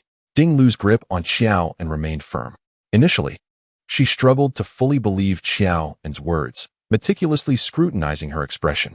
It was only when she noticed Qiaoan's demeanor relax and her countenance remain composed that she exhaled deeply. That's wonderful, Qiaoan. I am genuinely happy for you. You have finally come to a realization. I was so afraid you would repeat your past mistakes, merely trying to provoke Huiyao. A few empty reassurances from him, and you would return. You should have understood long ago that he is not worth it. A person so heartless is utterly unworthy of your sacrifices. After much restraint, Ding Lu finally articulated her thoughts. She held Qiaoan's hand and, lowering her voice, urged her gently. From her words, Qiaoan gradually learned many truths about her past self. It turned out that her former self had once harbored profound feelings for Huiyao. For the sake of Huiyao, she is willing to serve as a shield for Lin and for Huiyao, she can accompany other prominent figures to dine and exchange resources. As long as it benefits Huiyao, she would comply with any request. Such a humble love, however, has never touched Huiyao's heart. In his eyes, she is merely a disposable substitute, summoned and dismissed at will. How foolish she is. After listening to Ding Lu's words, Qiaoan murmured, I truly am foolish. What do you mean foolish? Ding Lu inquired. Oh, I meant to say that I am indeed foolish. Ding Lu pressed her lips together, acknowledging the truth of it. Yet, from now on, as long as you can see clearly, it is never too late. By the way, Ding Lu hesitated before continuing. What are your plans regarding the Lu family? Initially, you married into the Lu family largely for Huiyao. Now that you have let go of him, can you not also leave that old man you do not love? What? She married Lu Zheng primarily because of Huiyao? Qiaoan blinked, reflecting on this, suspecting that the term old man might simply be her venting to Ding Lu. I will think it over, Qiaoan replied. Now is not the right time for a divorce. Even if the old man harbors feelings solely for Lin and during the duration of their marriage agreement, he has not committed any overt acts of infidelity. In fact, even in the later chapters of the story, Lu Zheng has only kept Lin in his heart without crossing any lines. Without such a premise, according to their marriage agreement, it would be quite challenging for Qiaoan to initiate a divorce. I still need to earn money. Without divorce settlement funds, I cannot rid myself of him. She let out a soft hum, the chilling gaze of Lu Zheng from last night flashing through her mind. Ding Lu gasped, suddenly recalling, yes. You mentioned that if we were to divorce early, I would owe 300 million in settlement fees. I had almost forgotten. Qiaoan felt a bit surprised, not expecting the original owner to divulge even this detail to Ding Lu. It seemed their bond was indeed profound. From now on, whenever she was in doubt, she should certainly consult Ding Lu. At that moment, Yi Yu burst in with unparalleled excitement, exclaiming, Qiaoan, I have splendid news. Gasping for breath, she continued. The director of the Mingxichuan production team personally called to discuss signing a contract for the leading female role. Moreover, several companies are aware of your contract termination with Rainbow Entertainment and have extended their offers. There's Zhongjin, Xian Song, and Shengshi. Qiaoan pondered, the name ringing a bell. Yi Yu, brimming with enthusiasm, explained, yes, Shengshi Entertainment. The most powerful, prestigious, and reputable company in the domestic entertainment industry. It is not a place just anyone can enter. Recently, rising stars like Yin Qingqing and idol singer Zhuan, along with your acquaintance Xi Qingzi, are all associated with Shengshi. And let us not forget the three-time Golden Award-winning actor Gu Siyuan. He is also part of Shengshi. Gu Siyuan? Xiaoan finally remembered why the name Shengshi felt so familiar. Shengshi Entertainment was, after all, the company affiliated with Gu Siyuan, one of the three influential figures backing Lin Anan. Furthermore, if her memory served her right, Gu Siyuan held a stake in Shengshi Entertainment. Even if he was not the absolute decision-maker, he certainly wielded significant influence within the company. She would never willingly fall into a trap, aligning herself with Shengshi, regardless of its allure. Without a moment's hesitation, Xiaoan dismissed the proposal. The rest could be discussed later. Li Fu, brimming with excitement, was taken aback, while Ding Lu, standing beside Xiaoan, felt a sense of joy. Why not join Shengshi? Li Fu questioned, perplexed, for Shengshi boasted the finest conditions and resources. Xiaoan tossed her hair with an air of pride and replied, "There's no need for reasons. I simply want to go. You can decline Shengshi on my behalf. We can explore the other two options later."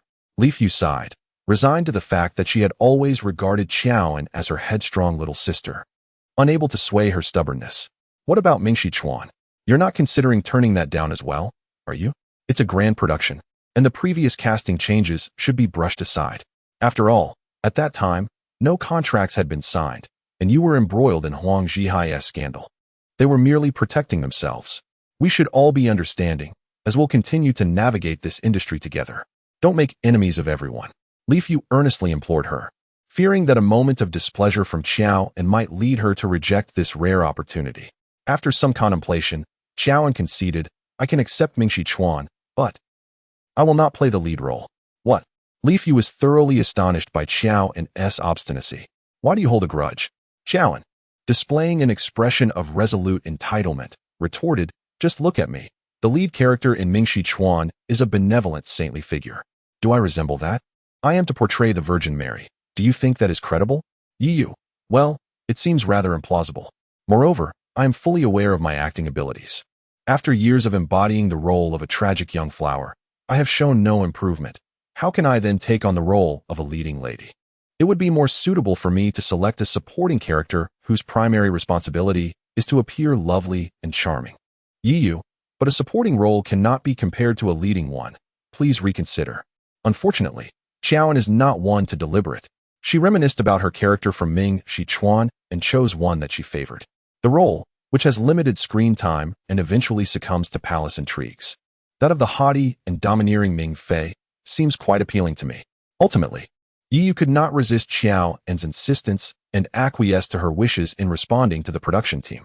In the lofty confines of the Lu Corporation's penthouse, within the presidential office, Lu Zheng reclined in a sofa chair, listening attentively to his assistant, Wu Cheng, as he delivered a report. A soft, rotund plush toy appeared incongruously within the pristine and bright office. It lay atop the cat tree beside the desk, rolling in its cozy nook before letting out a mewl directed at Lu Zheng. In the next moment, Lu Zheng picked up a bag of cat treats resting nearby, prompting the plump feline to leap over with agile grace. Even as a portly cat, it exhibited remarkable nimbleness, putting nuzzled against Lu Zheng's leg, contentedly receiving a morsel of fish treat. Wu Cheng, who had come specifically to deliver his report, stood there in astonishment. With an icy demeanor, Lu Zheng instructed his subordinate, "When the meeting commences, have Secretary Lin come in to attend to the young master." Wu Cheng, young master? Lu Zheng raised his eyes, a hint of disdain in his gaze as if to say, "How could you not recognize the young master?" He was indeed the young master, named Pudding, the son of me and the lady. Wu Cheng. Assistant Wu choked momentarily, now harboring doubts about life. The president had previously loathed anything that shed fur, yet now he not only allowed a cat to rub against him, but also regarded the cat as his son. Lu Zheng. Continue with the report. How are the arrangements with Shengshi coming along? Is the lady willing to go? This. Wu Cheng found himself troubled once more. He had not anticipated that the president had specifically reached out to the owner of Shengshi Entertainment, who happened to be the president's cousin, to secure a contract for the lady. Such a straightforward matter had turned out to be a failure. Shengshi had offered the lady terms equivalent to those of a top-tier artist, a signing bonus of 50 million with a 50-50 split of profits. Yet the lady had still declined. Lu Zheng furrowed his brows. He understood Qiao An's background. The so-called treatment for a top-tier artist was beneath the dignity of the eldest daughter of the Qiao family. The conditions proposed by Shengshi were simply inadequate. Inform Shengshi to raise the signing bonus to 200 million. I will cover it. Qiao An, Shengshi just called. They are exceedingly earnest. In order to sign you, they plan to increase the signing bonus to 200 million. Once he hung up the phone with Shengshi, he excitedly relayed the news to Qiao An, who was reclining on her hospital bed watching television, sat up upon hearing Yi's words. 200 million? Are you certain? I can hardly believe it. As a mere second-tier artist, what justification does Shengshi have to offer such a sum? However, Yi held a different perspective. Qiao An was currently the recipient of widespread sympathy across the internet, marking a peak in her popularity and national recognition.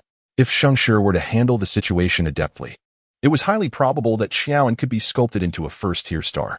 I recall that the contract of their esteemed actress Di Fei was nearing its expiration. And perhaps with the leading lady opting not to renew, Shengshi found itself in need of a high-profile actress with a commendable public image. In any case, regardless of the circumstances, Qiao An, this is 200 million. Are you truly unmoved? Truly indifferent? Of course, Qiao An was stirred. Even with Gu Xiyuan at Shengshi, she was not entirely barred from pursuing this opportunity. According to the descriptions in the book, Gu Xiyuan, though aloof, was not a person of despicable means like Hui Yao. At the very least, he was a professional who respected his work. Moreover, 200 million. Yi was taken aback by Qiao An's hesitation at this juncture, prompting her to urge, Ding Lu, please persuade her as well. Ding Lu stepped forward and whispered in her ear, Qiao An, 200 million is merely a step away from 300 million. Shengshi has abundant resources. With diligence, you could swiftly approach that goal. Qiao An's dewy almond eyes sparkled subtly. In truth, this was precisely what captivated her about Shengshi. Should she join their ranks, it was conceivable that within a year, she could amass enough to secure her divorce. At that point, she could engage in filming, variety shows, and advertisements, striving for another year to repay Lu Zheng's 50 million, thus completely severing ties with him. She would no longer have to worry about her partner harboring a lingering affection for someone else. Very well. Qiao An lowered her eyelids. Her voice tinged with a subtlety even she was unaware of, as she conveyed to Shengshi, I will sign with them. The news of Zhou willingness to sign a contract with Shengshi reached Wu Cheng.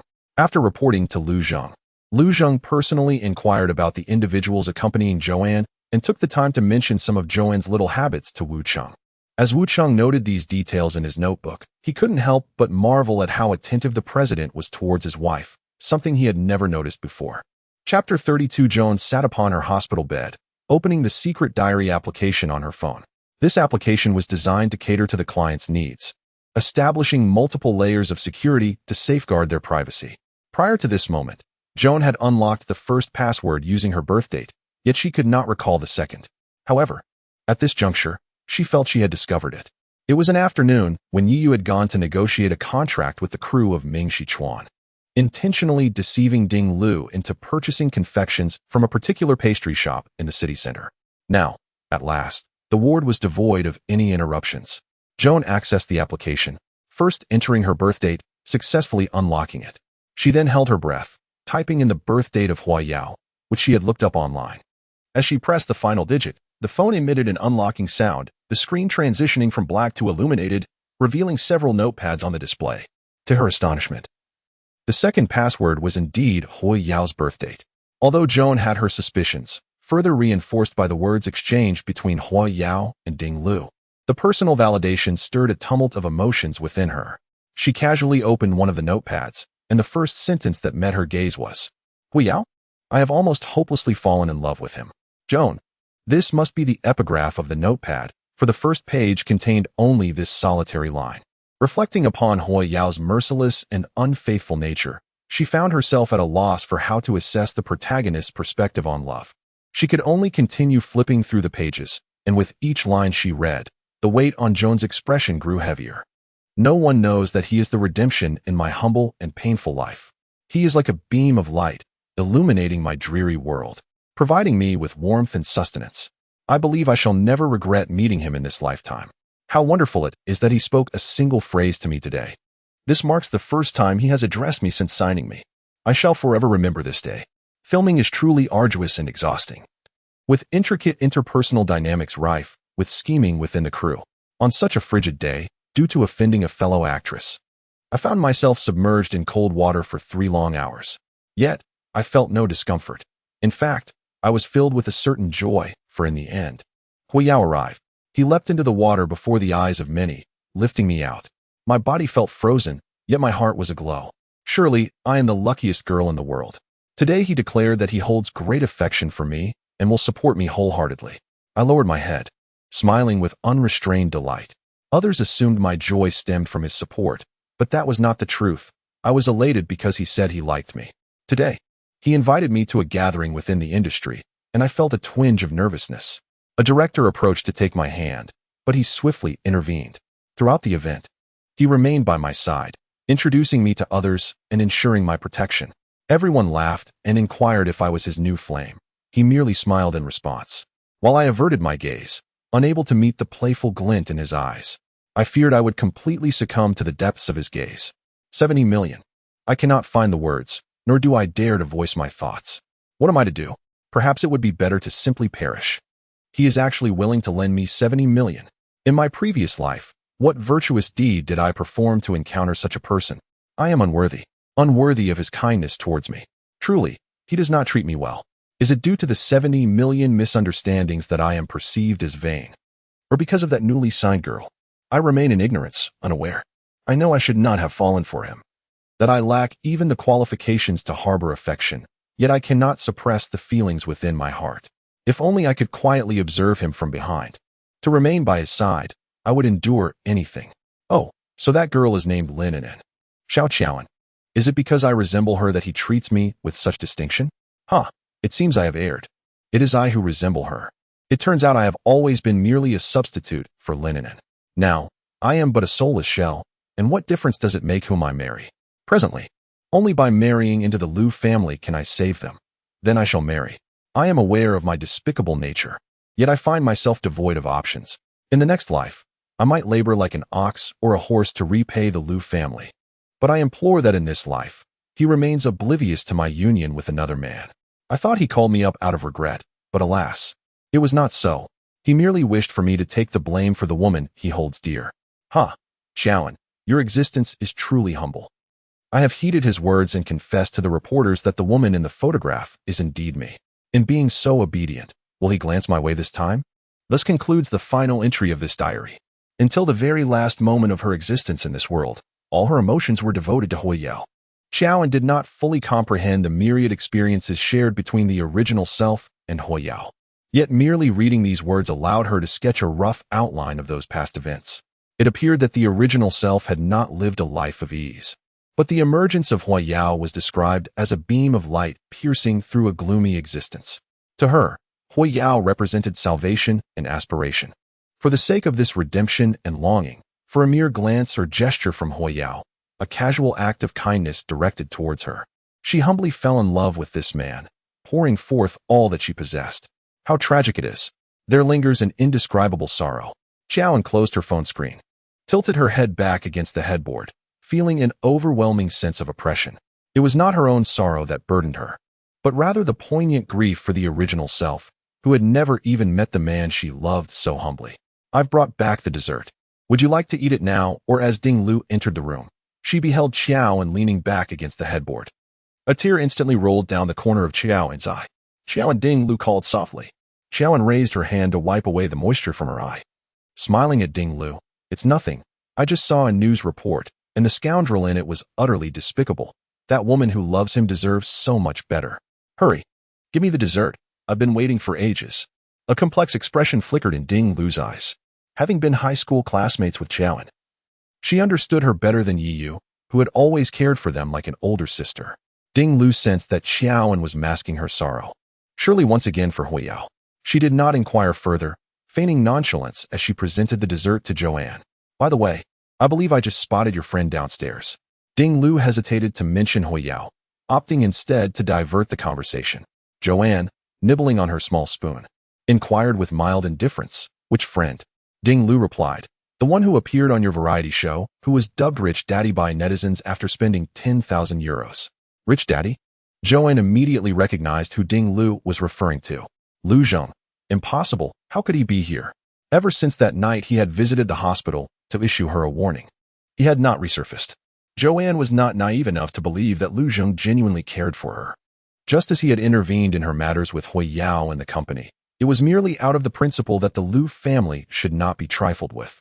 Ding Lu continued, but he seemed rather peculiar. I even saw him holding a plump cat, just as chubby as your pudding. I noticed him standing downstairs, gazing at the ward, then walking to the entrance of the inpatient department only to turn back, appearing quite indecisive. You must have seen wrong. It couldn't have been him. Joanne was aware that her original self had informed Ding Lu of her marriage, but she had never introduced her friend to Lu Zheng in person. Thus, she had no intention of clarifying now. That person despises cats. There's no way he would be holding one in the hospital. Moreover, the fat cat could not possibly be our pudding. Our pudding is merely fluffy, not overweight. You have only seen him in videos. You must have mistaken him. Ding Lu remained adamant. I truly do not believe I was mistaken. However, Ding Lu found this situation rather peculiar and illogical. It is indeed strange to see a man loitering beneath the hospital building with a cat in his arms. At that moment, beneath the shade of the trees outside the hospital, a dark Rolls-Royce Phantom was parked. Inside the rear seat, a man cradling pudding wore a grave expression. In the front passenger seat, Wu Cheng frequently glanced back, perplexed by their president's intentions. They had driven over several times, even bringing along the cat, or rather, the young master. Yet, each time, he hesitated and failed to step into the hospital. Even a blind man could see the president's feelings for his wife. But Wu Cheng could not comprehend why. If he cared so deeply, he did not go to visit her. Lu Zheng's long, defined fingers gently caressed Pudding's soft chin. And after a moment, his deep voice broke the silence. Let's go back. Ultimately, he was overcome by a sense of timidity upon returning home. Confronted with someone he had cherished for so long, he was at a loss as to how to face her. How to interact. Lu Zheng lowered his gaze to Pudding, who lay on his lap. His dark eyes grew heavy with a sudden jealousy of the plump cat that was adored by Qiaoan, regardless of the world. As for Pudding, the chubby cat, meow meow. A week later, Qiaoan was discharged from the hospital. On the day of her release, Shengshi sent their esteemed agent, Yang Feiguang, to personally escort Qiao into the company for contract signing. Prior to this, the agreement had been nearly finalized. Once signed, they would become partners and embark on a formal collaboration. In the prosperous realm, Joanne was granted the utmost privileges, with a commission split of 50-50. Yi Yu and Ding Lu continued to accompany Joanne as per her wishes, establishing a dedicated studio for her, complete with a promotional team, public relations experts, and a personal makeup crew. Her treatment was akin to that of a top-tier female star. The esteemed agent Yang Feiguang was also assigned to Joanne. He would manage resource negotiations and business dealings on her behalf. Although Yi Yu was loyal, her relatively brief tenure in the industry necessitated her role as Yang Feiguang's assistant, allowing her to assist Joanne while simultaneously learning the ropes. Joanne was thoroughly pleased with these arrangements, particularly with the fact that Yang Feiguang was designated to guide her. As a major corporation, Shengshi naturally experienced its share of internal factional struggles. It was well known that the prominent agent Yang Feiguang had a contentious relationship with the company's illustrious three-time golden actor, Gu Siyuan.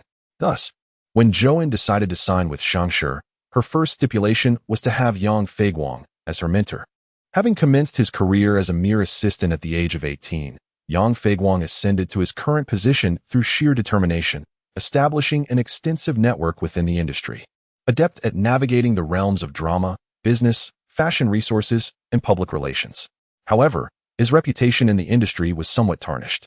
Despite approaching 40, he was notorious for his fiery temper, with frequent whispers of his confrontational nature circulating among peers. His most infamous feud was with Gu Siyuan, a long-standing rivalry marked by both past grievances and current animosities. Furthermore, Yang Feiguang's ostentatious demeanor did not sit well with certain influential figures in the circle. On this day, Joanne finally encountered the legendary agent in person. As a man approaching his 40s, he possessed remarkably well-maintained skin, adorned with long, golden, wavy hair, parted down the middle. Such an enchanting appearance could easily have been a disaster had it not been for his strikingly chiseled features. Fortunately, although Yang Feiguang was not a celebrity, He was undeniably captivating enough to carry off the daunting golden locks with aplomb. He approached Xiaoan, extending his hand. I've heard that one of the conditions for signing with Shangshi was that I would personally guide you. Indeed, I appreciate your discerning taste. Welcome to Shangshi. Thank you. Xiaoan smiled, shaking hands with Yang Feiguang. Both were astute individuals, exchanging few words, yet recognizing in their initial meeting that they were indeed well suited to one another. Upon arriving at Shangshi, Yang Feiguang led Xiaoan directly to the office on the 42nd floor.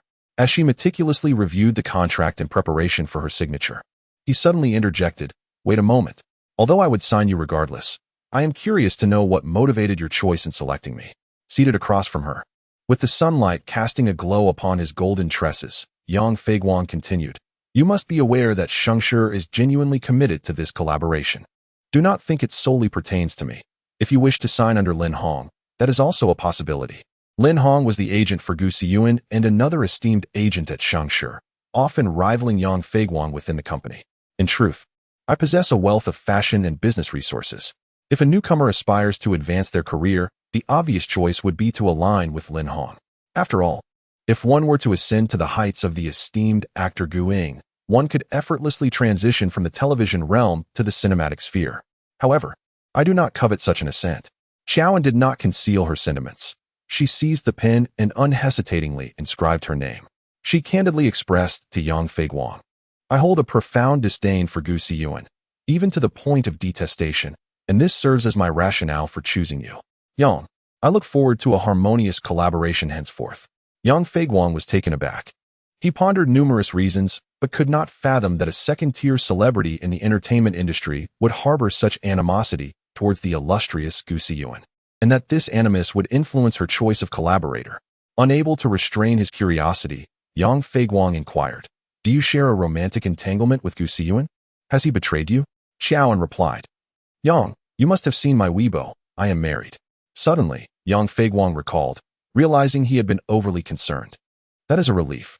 Since you also detest Gu Xiyuan, rest assured, I shall look after you." Xiaoan smiled, "Thank you, Yang. It's a trifling matter." She tossed her long hair. "I possess few virtues, save for my clear-cut preferences and fierce loyalty. As long as you remain steadfastly by my side, I shall ensure your rise to prominence. Now that we are in agreement, I shall announce our collaboration on Weibo. Do remember to share it. I have reviewed your schedule, and since you wish to undertake the role of the third female lead in Ming Shichuan, go ahead. I will assist you in securing further significant opportunities thereafter." Though Yang Feiguang held little regard for the role of the third female lead, he fully respected Xiaoan's preferences and refrained from intervening. Xiaoan smiled, appreciating that. Aside from being somewhat flamboyant and direct, her manager was indeed quite commendable. "Xiaoan, all right, I have been saving money recently, and I am open to accepting any job that offers a reasonable price." After completing her tasks, Yang Feiguang suddenly called her back. "By the way, to avoid any unforeseen circumstances in the future, it would be prudent for you to share your marital status with me. How is your relationship with your husband? Is there a potential for marital crisis? Additionally, please provide information regarding his background and profession. Female celebrities must remain vigilant in this aspect, and I will prepare a contingency plan for you in advance." Just as Xiaoan was about to leave, Yang Feiguang clarified, "I need to be informed of such matters beforehand. It is for your benefit." Xiaoan understood. She pressed her lips together and turned back. Yang Feiguang observed as she approached him, until she stood before his desk. With her hands resting on the surface, Xiaoan softly spoke. "His name is Lu Zhang, the president of the Lu Group." Yang Feiguang. "Xiaoan, he likely has someone else in his heart, which is why I plan to save up for a divorce." The renowned agent Yang Feiguang, with a career spanning 22 years, now faced his greatest crisis. He had unexpectedly signed the wife of the wealthiest man in Yunqing as an artist. Moreover, it was quite possible that he would have to assist his artist in a divorce battle to sever ties with the tycoon in the future, regardless of what lay ahead. Half an hour later, the news of Xiaoan successfully signing with Shangshi spread across Weibo. For her, being signed by a prominent company like Shangshi was undoubtedly a fortuitous event. Xiaoan had few friends, but those she had, including her acquaintances from variety shows, Yao Anqi, Ning Haosen, and Shi Qingze, all called to extend their congratulations. Due to their shared experiences abroad, the four individuals have grown closer.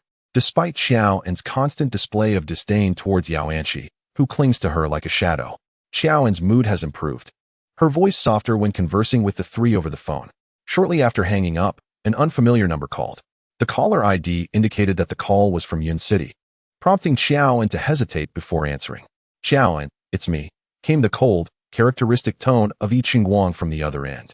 Don't hang up just yet. Allow me to speak. Xiaoan's eyelashes fluttered slightly. Her voice remained frosty. You deliberately changed your number. Had I not done so, how would you have answered? Yi Qingguang's low voice carried a hint of mockery. Xiaoan, what do you want? Yi Qingguang, I heard you've signed with Shangshi. Congratulations. Xiaoan, you called just to say that? Yi Qingguang, it's not merely that. The production team of Ming Shi Chuan rejected Lin Anan because of your contract. This has deeply saddened her, prompting Hui Yao to personally finance a new palace drama with a similar theme to Ming Shi Chuan. He has specifically cast Lin Anan in a role akin to yours, anticipating a comparison once both dramas air. You might want to take some acting classes beforehand, to avoid the possibility of. Xiaoan's tone grew even chillier.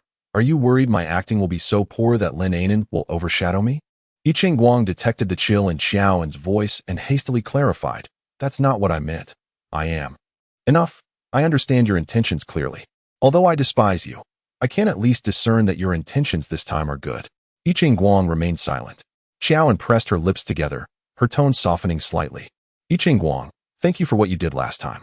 In the end, she expressed her gratitude due to the events of the previous encounter, recognizing that it was no small feat for someone of Yi Qingguang's stature to act as he did. On the other end of the line, Yi Qingguang's eyes shimmered, overwhelmed by emotions he had never experienced before.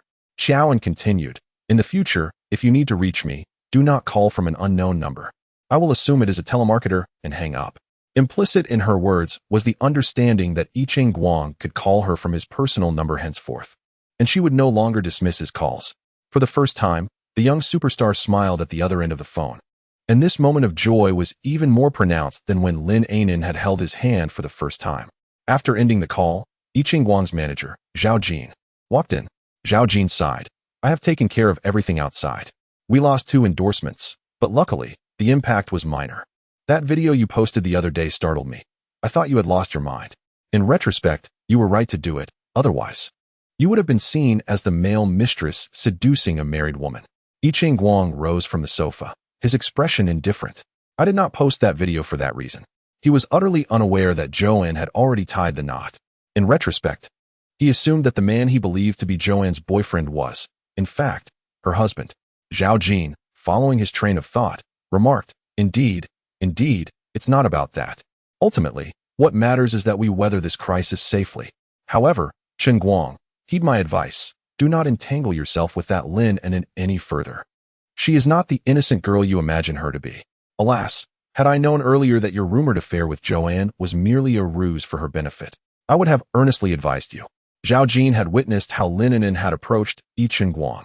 Initially, the novice Lin Anan had encountered Yi Qingguang backstage and had taken the initiative to inform him that she was a devoted fan.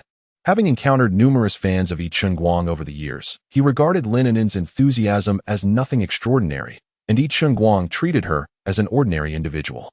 However, later on, during a backstage gathering where several second- and third-tier artists were boasting and chatting, an older peer made a jest at Yi Qingguang's expense, claiming that his new songs were lacking and that his talent had run dry. In that moment, Lin Anan, as a newcomer, boldly stood up to confront the elder, her eyes reddening with indignation as she defended Yi Qingguang. That scene was fortuitously witnessed by Yi Qingguang, who had just returned backstage after finishing his performance. He immediately took Lin Anan, who was tearfully advocating for him, under his wing. From that point onward, Lin Anan stepped into the monotonous and uneventful world of Yi Qingguang. But let us move on. Yi Qingguang lowered his gaze, concealing the turmoil within. In his eyes, Lin Anan was the kindest girl in the world.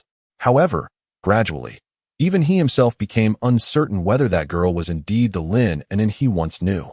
After signing a contract with Shangshi, Xiaoan returned to Yunding Peninsula. She took a couple of days to rest at home and spend time with Pudding, before preparing to join the film crew for shooting. Although she had not publicly disclosed her partner's identity on Weibo, after her conversation with Yang Feiguang, Xiaoan decided it was time to cease hiding Lu Zheng's identity. The older man had his secrets and someone else in his heart. She would not grant him such leniency.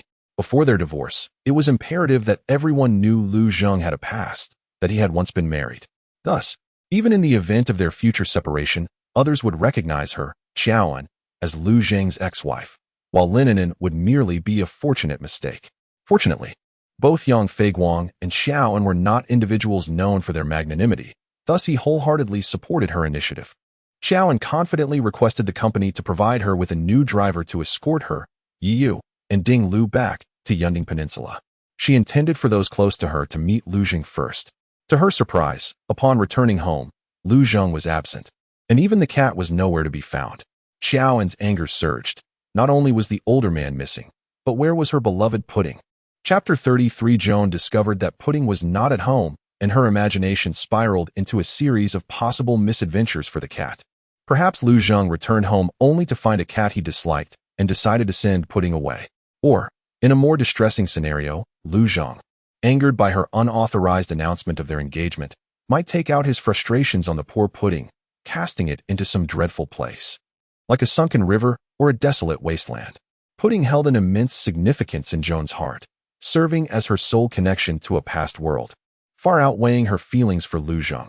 Seeing Joan pacing anxiously around the house, Sister Song assumed something was amiss. Upon learning that Joan was searching for Pudding, she quickly clarified, it was the master who took the young sir away. Joan exclaimed, indeed. Where has he taken Pudding?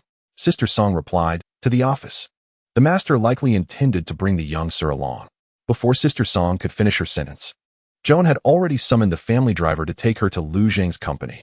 Sister Song remarked, to play. The Lu Corporation occupied a prime location in the bustling CBD of Yunqing. The towering edifice belonged entirely to the Lu family. For anyone without an appointment, meeting Lu Zheng was utterly improbable. However, Joan was different.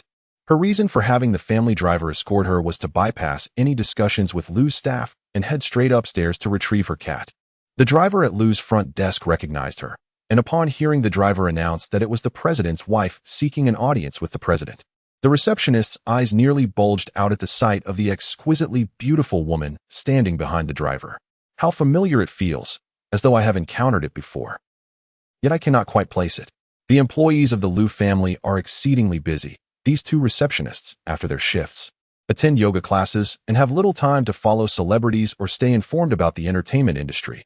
Thus they failed to recognize Xiao and at first glance. Moreover, as the wife of the president, they scarcely dared to meet her gaze, promptly notifying the top floor and issuing her a pass, then bowing their heads in deference. The driver escorted Xiaoan upstairs, and her stunning presence drew considerable attention along the way. However, since it was not peak commuting hours, and they were using a dedicated elevator to the top floor, they encountered few individuals upon entering the elevator lobby. Xiaoan made her way unobstructed to the top floor. Upon her arrival, she was greeted by a secretary's assistant named Zhang, who was already waiting at the elevator door, having been informed of the president's wife's arrival. Good day, madam. The president is currently in a meeting, which may last another hour. You may wait in the president's office, said Secretary Zhang, a middle-aged woman with glasses, who appeared very earnest and unassuming. Despite her grievances with Lu Zheng, Xiaoan would not unleash her frustrations on a subordinate. Her voice was gentle. No need. I am here to pick up the cat, and will leave once I have done so. Oh, you mean the young master. Secretary Zhang promptly referred to Pudding with a term of endearment. Xiaoan blinked slightly, surprised that even Lu Zheng's employees would address Pudding in such a manner. Yet, in the next moment, she comprehended the situation. After all, it was the elderly lady's command, and even the company employees were obliged to adhere to her wishes. However, what Joanne did not realize was that the term young master was, in fact, a designation that Lu Zheng had assigned to the staff on the top floor.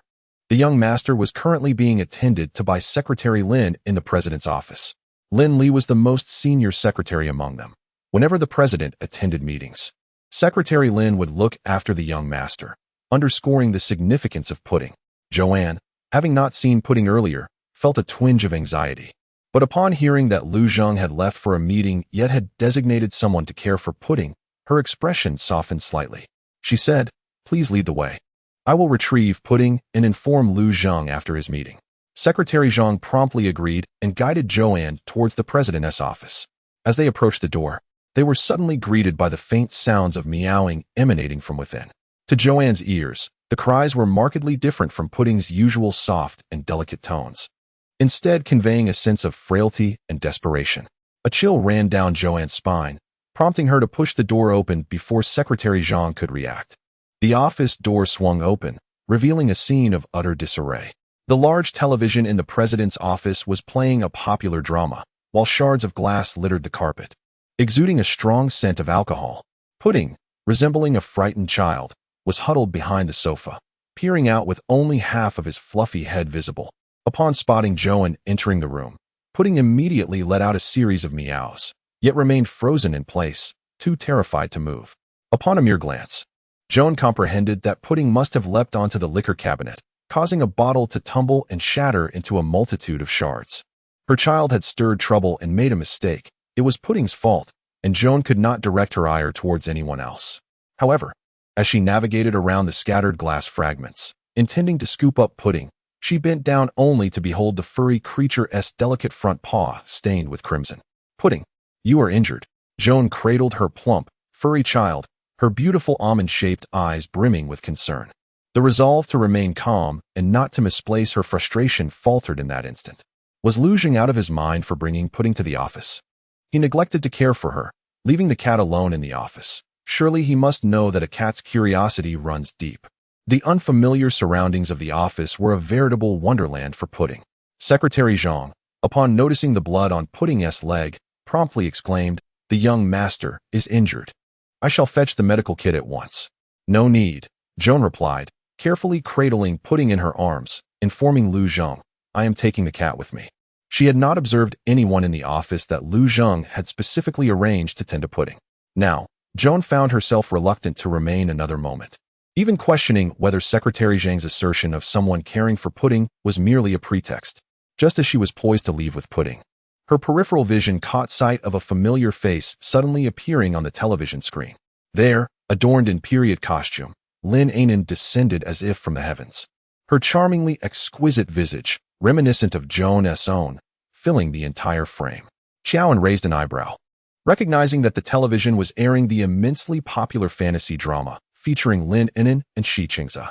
Thus, it appeared that Lu Zhang predominantly watched dramas starring Lin Anan during his time at the company. Recalling the few instances the author had described, Xiaoan remembered that aside from work, Lu Zhang occasionally indulged in Lin Anan's television shows for amusement. The implication was clear. Lu Zhang was indeed a fan of Lin Anan, regarding her as his cherished muse.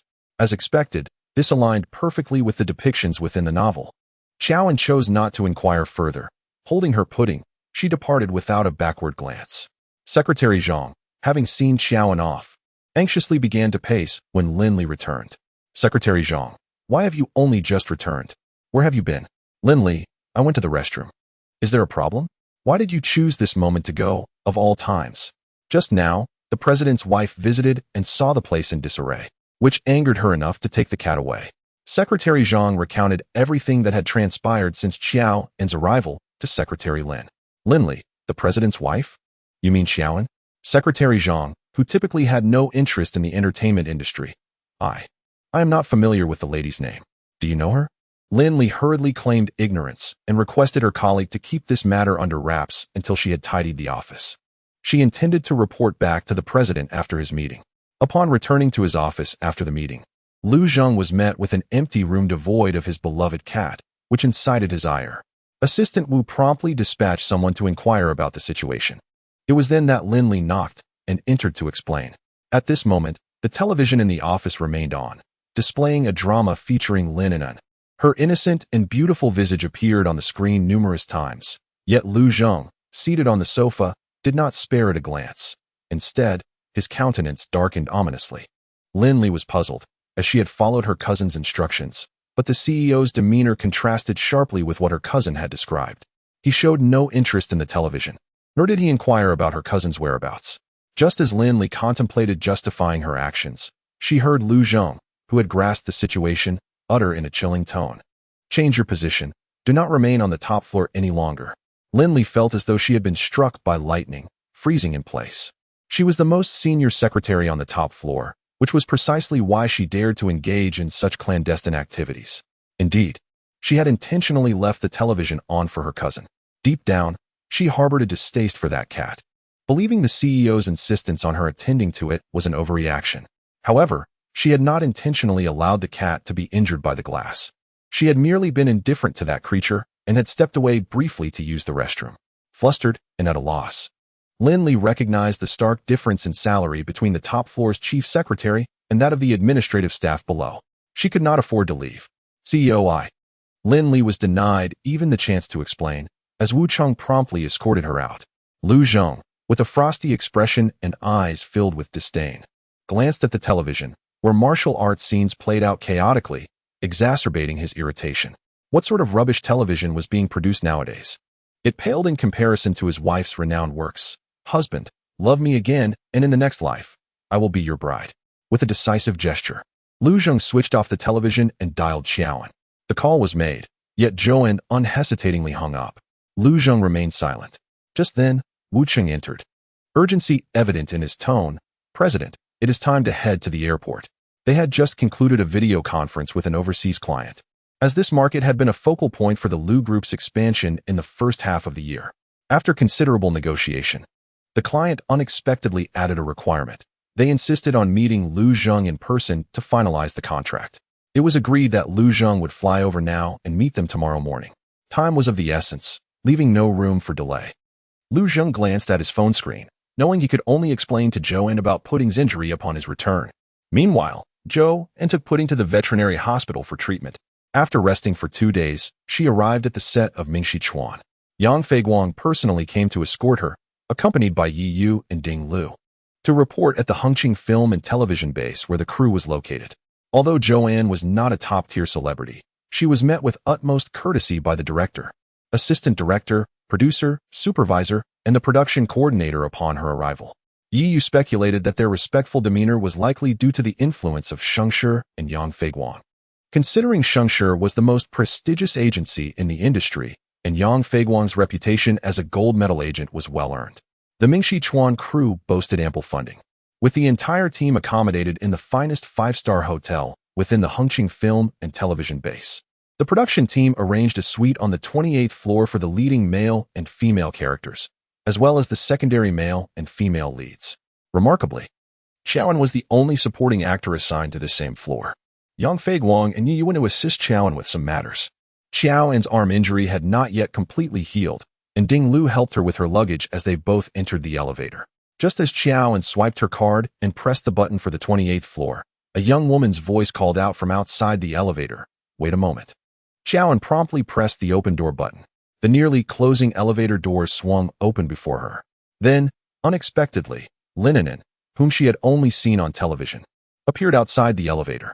Xiaoan blinked in surprise, finding the situation quite amusing.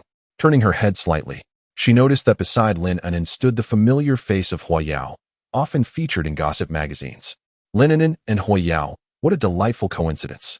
Chapter 34. When Zhouan discovered that the individuals outside the elevator were Lin Anan and Hua Yao, they, too, recognized her presence.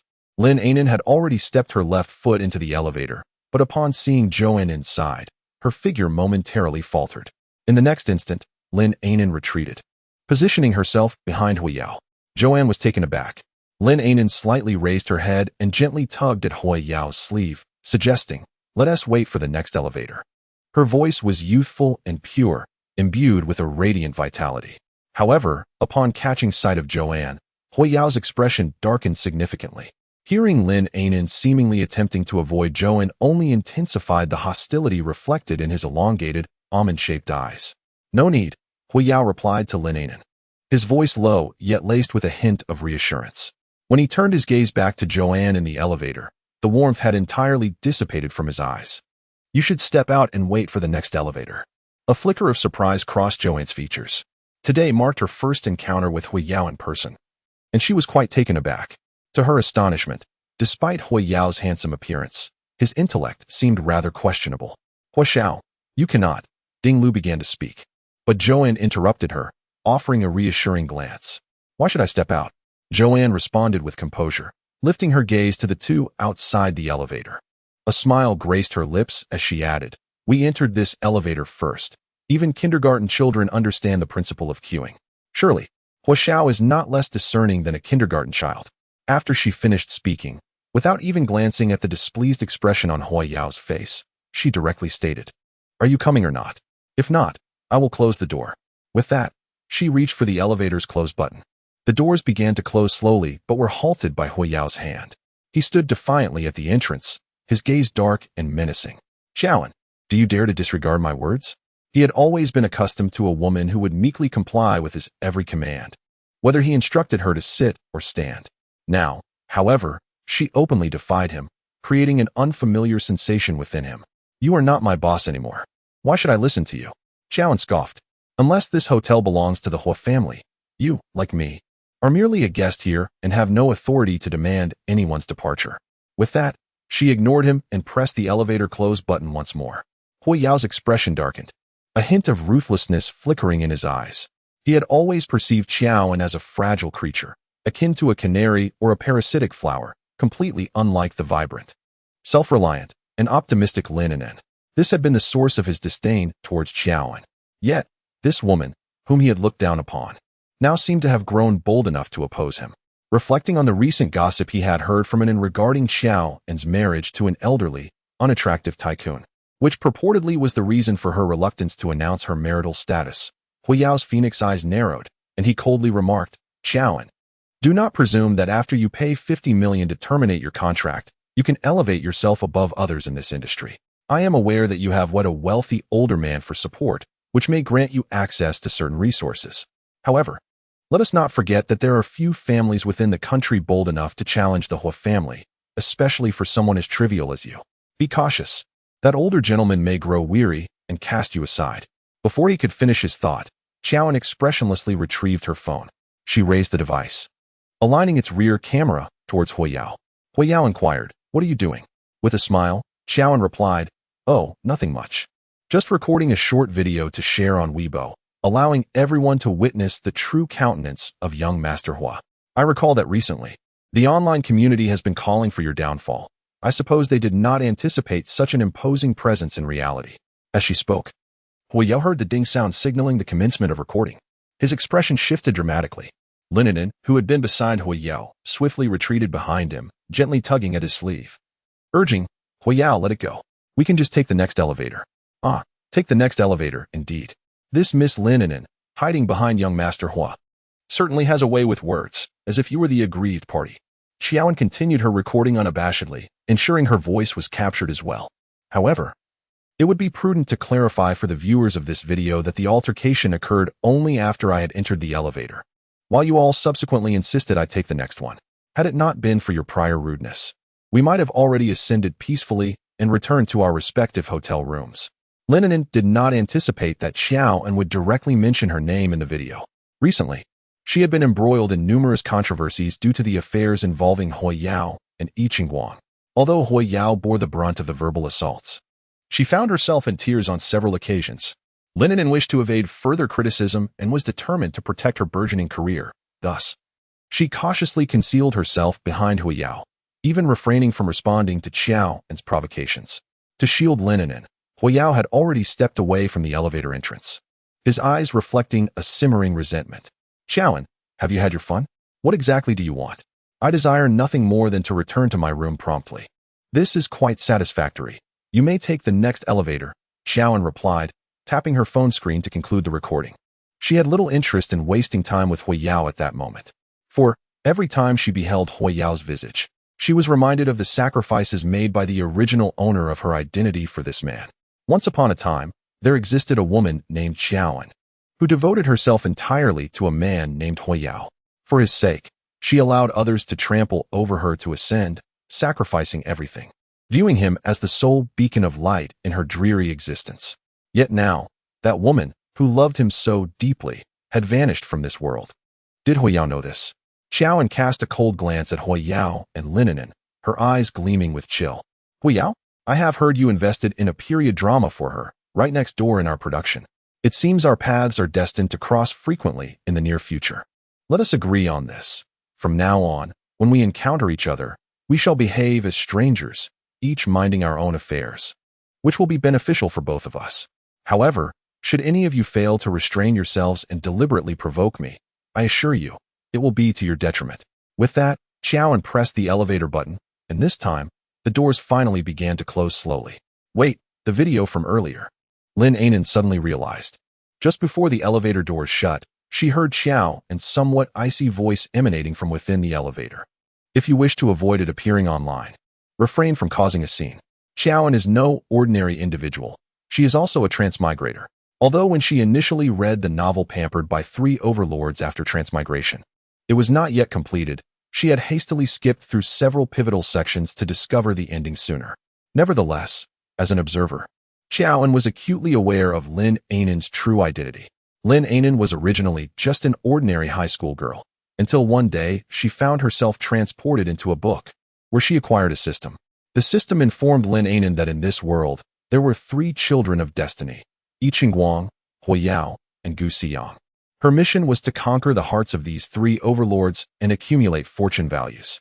Thanks to the system's assistance, Lin Anan navigated this fictional realm with ease, successfully winning the affection of all 3 overlords and gradually ascending to the status of a film queen.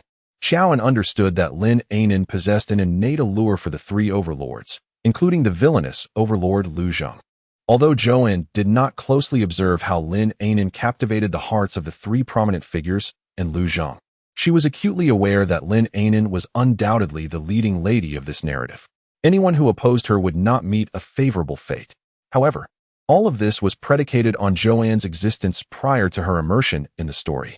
Upon arriving in this world and having lived there for some time, Zhouan discovered that the trajectory of the plot had diverged significantly from the book she had read, adored by 3 prominent figures after transmigration. She was not the original protagonist, nor was she the tragic antagonist as penned by the author. Thus, she had become the greatest variable for Lin Anan in this tale. As the elevator doors closed before her, ascending, Lin Anan anxiously called out, "Hui Yao, did you hear what she just said? I'm afraid. Do not fear.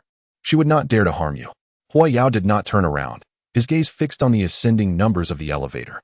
Lin Anan felt uneasy, yet he reassured her, "Rest easy, for I am here."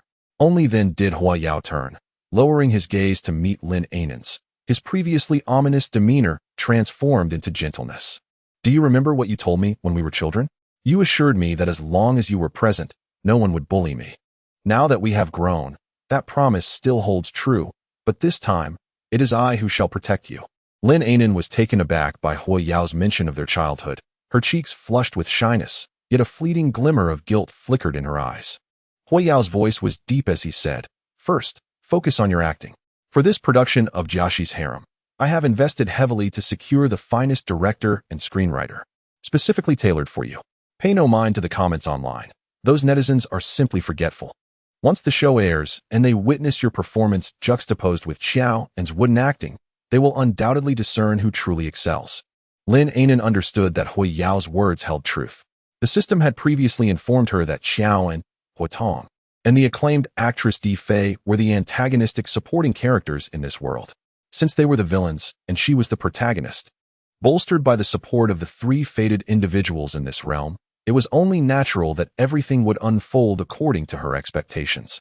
Although Xiao An's Mingxi Chronicles boasted a formidable cast, there were countless productions with stellar ensembles that flopped in reputation. Lin Anan was confident that her Jiaxi's Harem, once filmed, would undoubtedly overshadow Xiao An in every aspect. Meanwhile, Xiao An was resting in her room when Ding Lu hurriedly entered. "Xiao An, I just found out that Lin Anan also occupies the 28th floor, the same as us." Xiao An looked up. "That's not surprising. Didn't Yang mention earlier that the best suites in this hotel are on the 28th floor? Given how much Hui Yao cherishes her, he would certainly arrange the finest accommodations for her." Ding Lu settled beside her, lowering her head, her expression darkening. "But I don't want her so close to you. I despise her." Upon witnessing Ding Lu's gloomy demeanor, Xiao An recalled how the girl in the book had sought vengeance against Lin Anan with sulfuric acid, nearly ruining her own life in the process. Xiao An adopted a more serious tone. "Listen, Ding Lu. I understand that you feel a sense of injustice for me, but there is no need for such sentiments.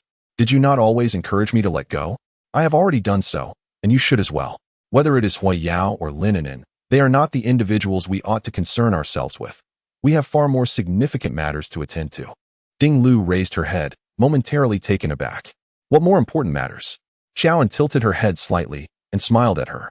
"Of course, we must focus on our acting, striving for greater heights in our careers. We must ensure that we lead better and better lives, such that those who harbor hatred or disdain for us can only look up in helplessness. Oh, and we must also earn money, lots of it. Do not forget that I need to save for my divorce and the Star Orphanage. We must earn more so that the children there can lead better lives. Ding Lu gazed at the smile upon Xiaowen's face, observing the radiant light in her eyes.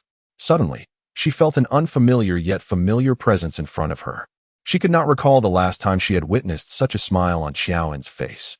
The last time she had seen Xiaowen beam like this, with such vibrant eyes, seemed to be during their school days, or perhaps even earlier. Ding Lu suddenly stepped forward and embraced Xiaowen. Her eyes glistened with unshed tears. Xiaowen, you are right. You are doing wonderfully. We should not dwell on the past. We can only move forward. Let us forget the unpleasantness of the past.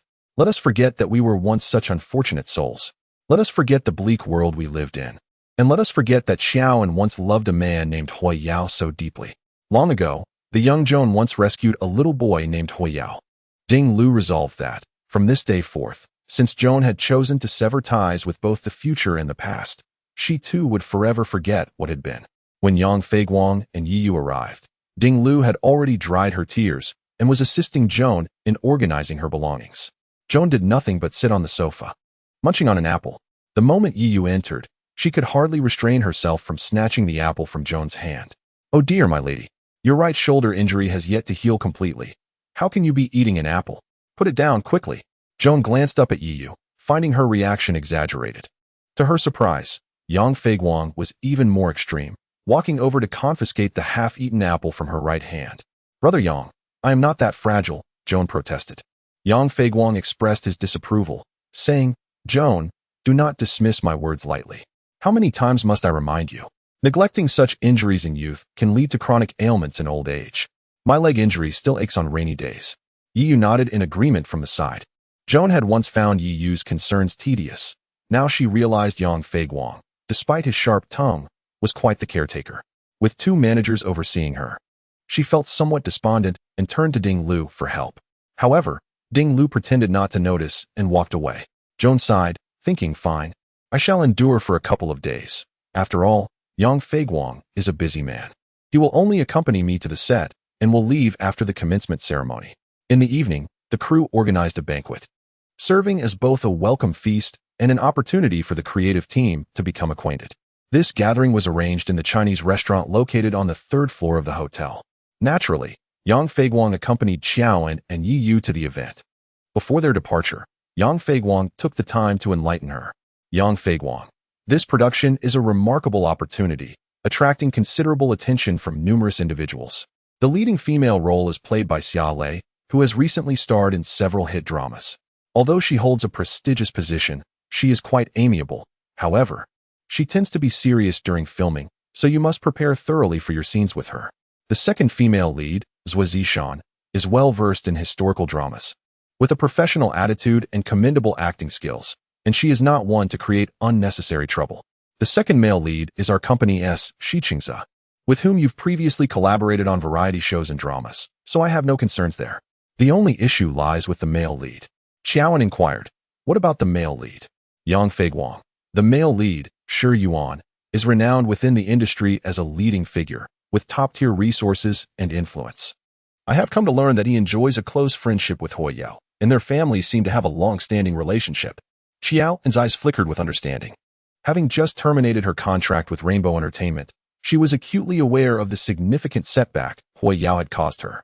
If this prominent figure, Shi Yuan, were indeed a close confidant of Hui Yao, he might either regard her with disdain or, at worst, intentionally make her filming experience difficult.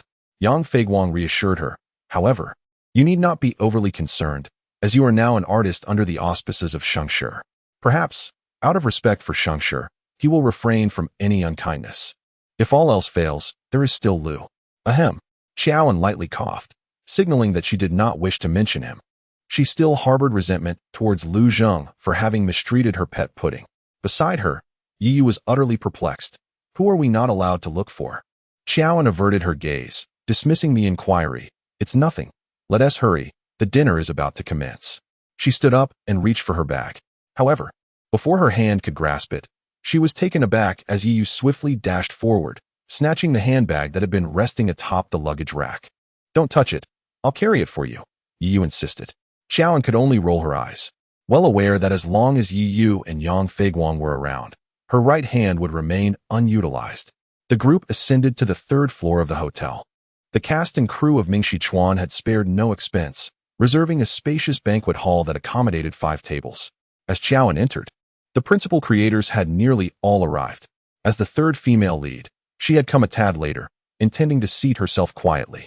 Yet, from the producers and directors to the assistant directors, screenwriters, and even the crew members managing logistics and lighting, everyone's eyes lit up upon her arrival. The producer and director personally approached her, extending their hands in greeting. Just as Xiaoan was about to reciprocate, Yang Feiguang interposed himself, smiling as he shook hands with the producer and director on her behalf.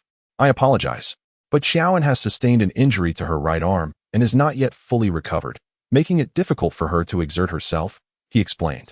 The producer and director nodded in understanding. The director remarked, "Indeed, I saw the news. That incident was appalling. It's commendable that Xiaoan is able to join us despite her injury." The producer added, "We must ensure she is well taken care of. The director should be particularly mindful during filming." Seeing the situation unfold, Yu quietly remarked to Xiaoan, "Such is the stature of a major company. Brother Yang certainly lives up to his reputation as a top-notch agent, commanding immense respect."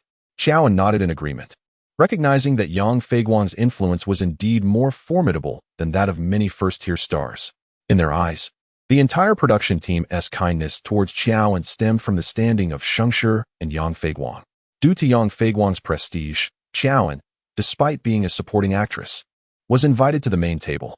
Seated there were the already arrived leading man Shi Yuan, leading lady Xia Lei, supporting male actor Shi Qingze, and supporting female actress Zhou Zishan. However, there was no supporting male actor. He was seated at a table behind, leaving only Xiaoan as the sole female supporting role at the main table. Xiaoan greeted the other seasoned actors who had taken their seats, and their responses were rather subdued and typical. Even Shi Yuan, whom she had anticipated would intentionally make things difficult for her, greeted her with a casual friendliness.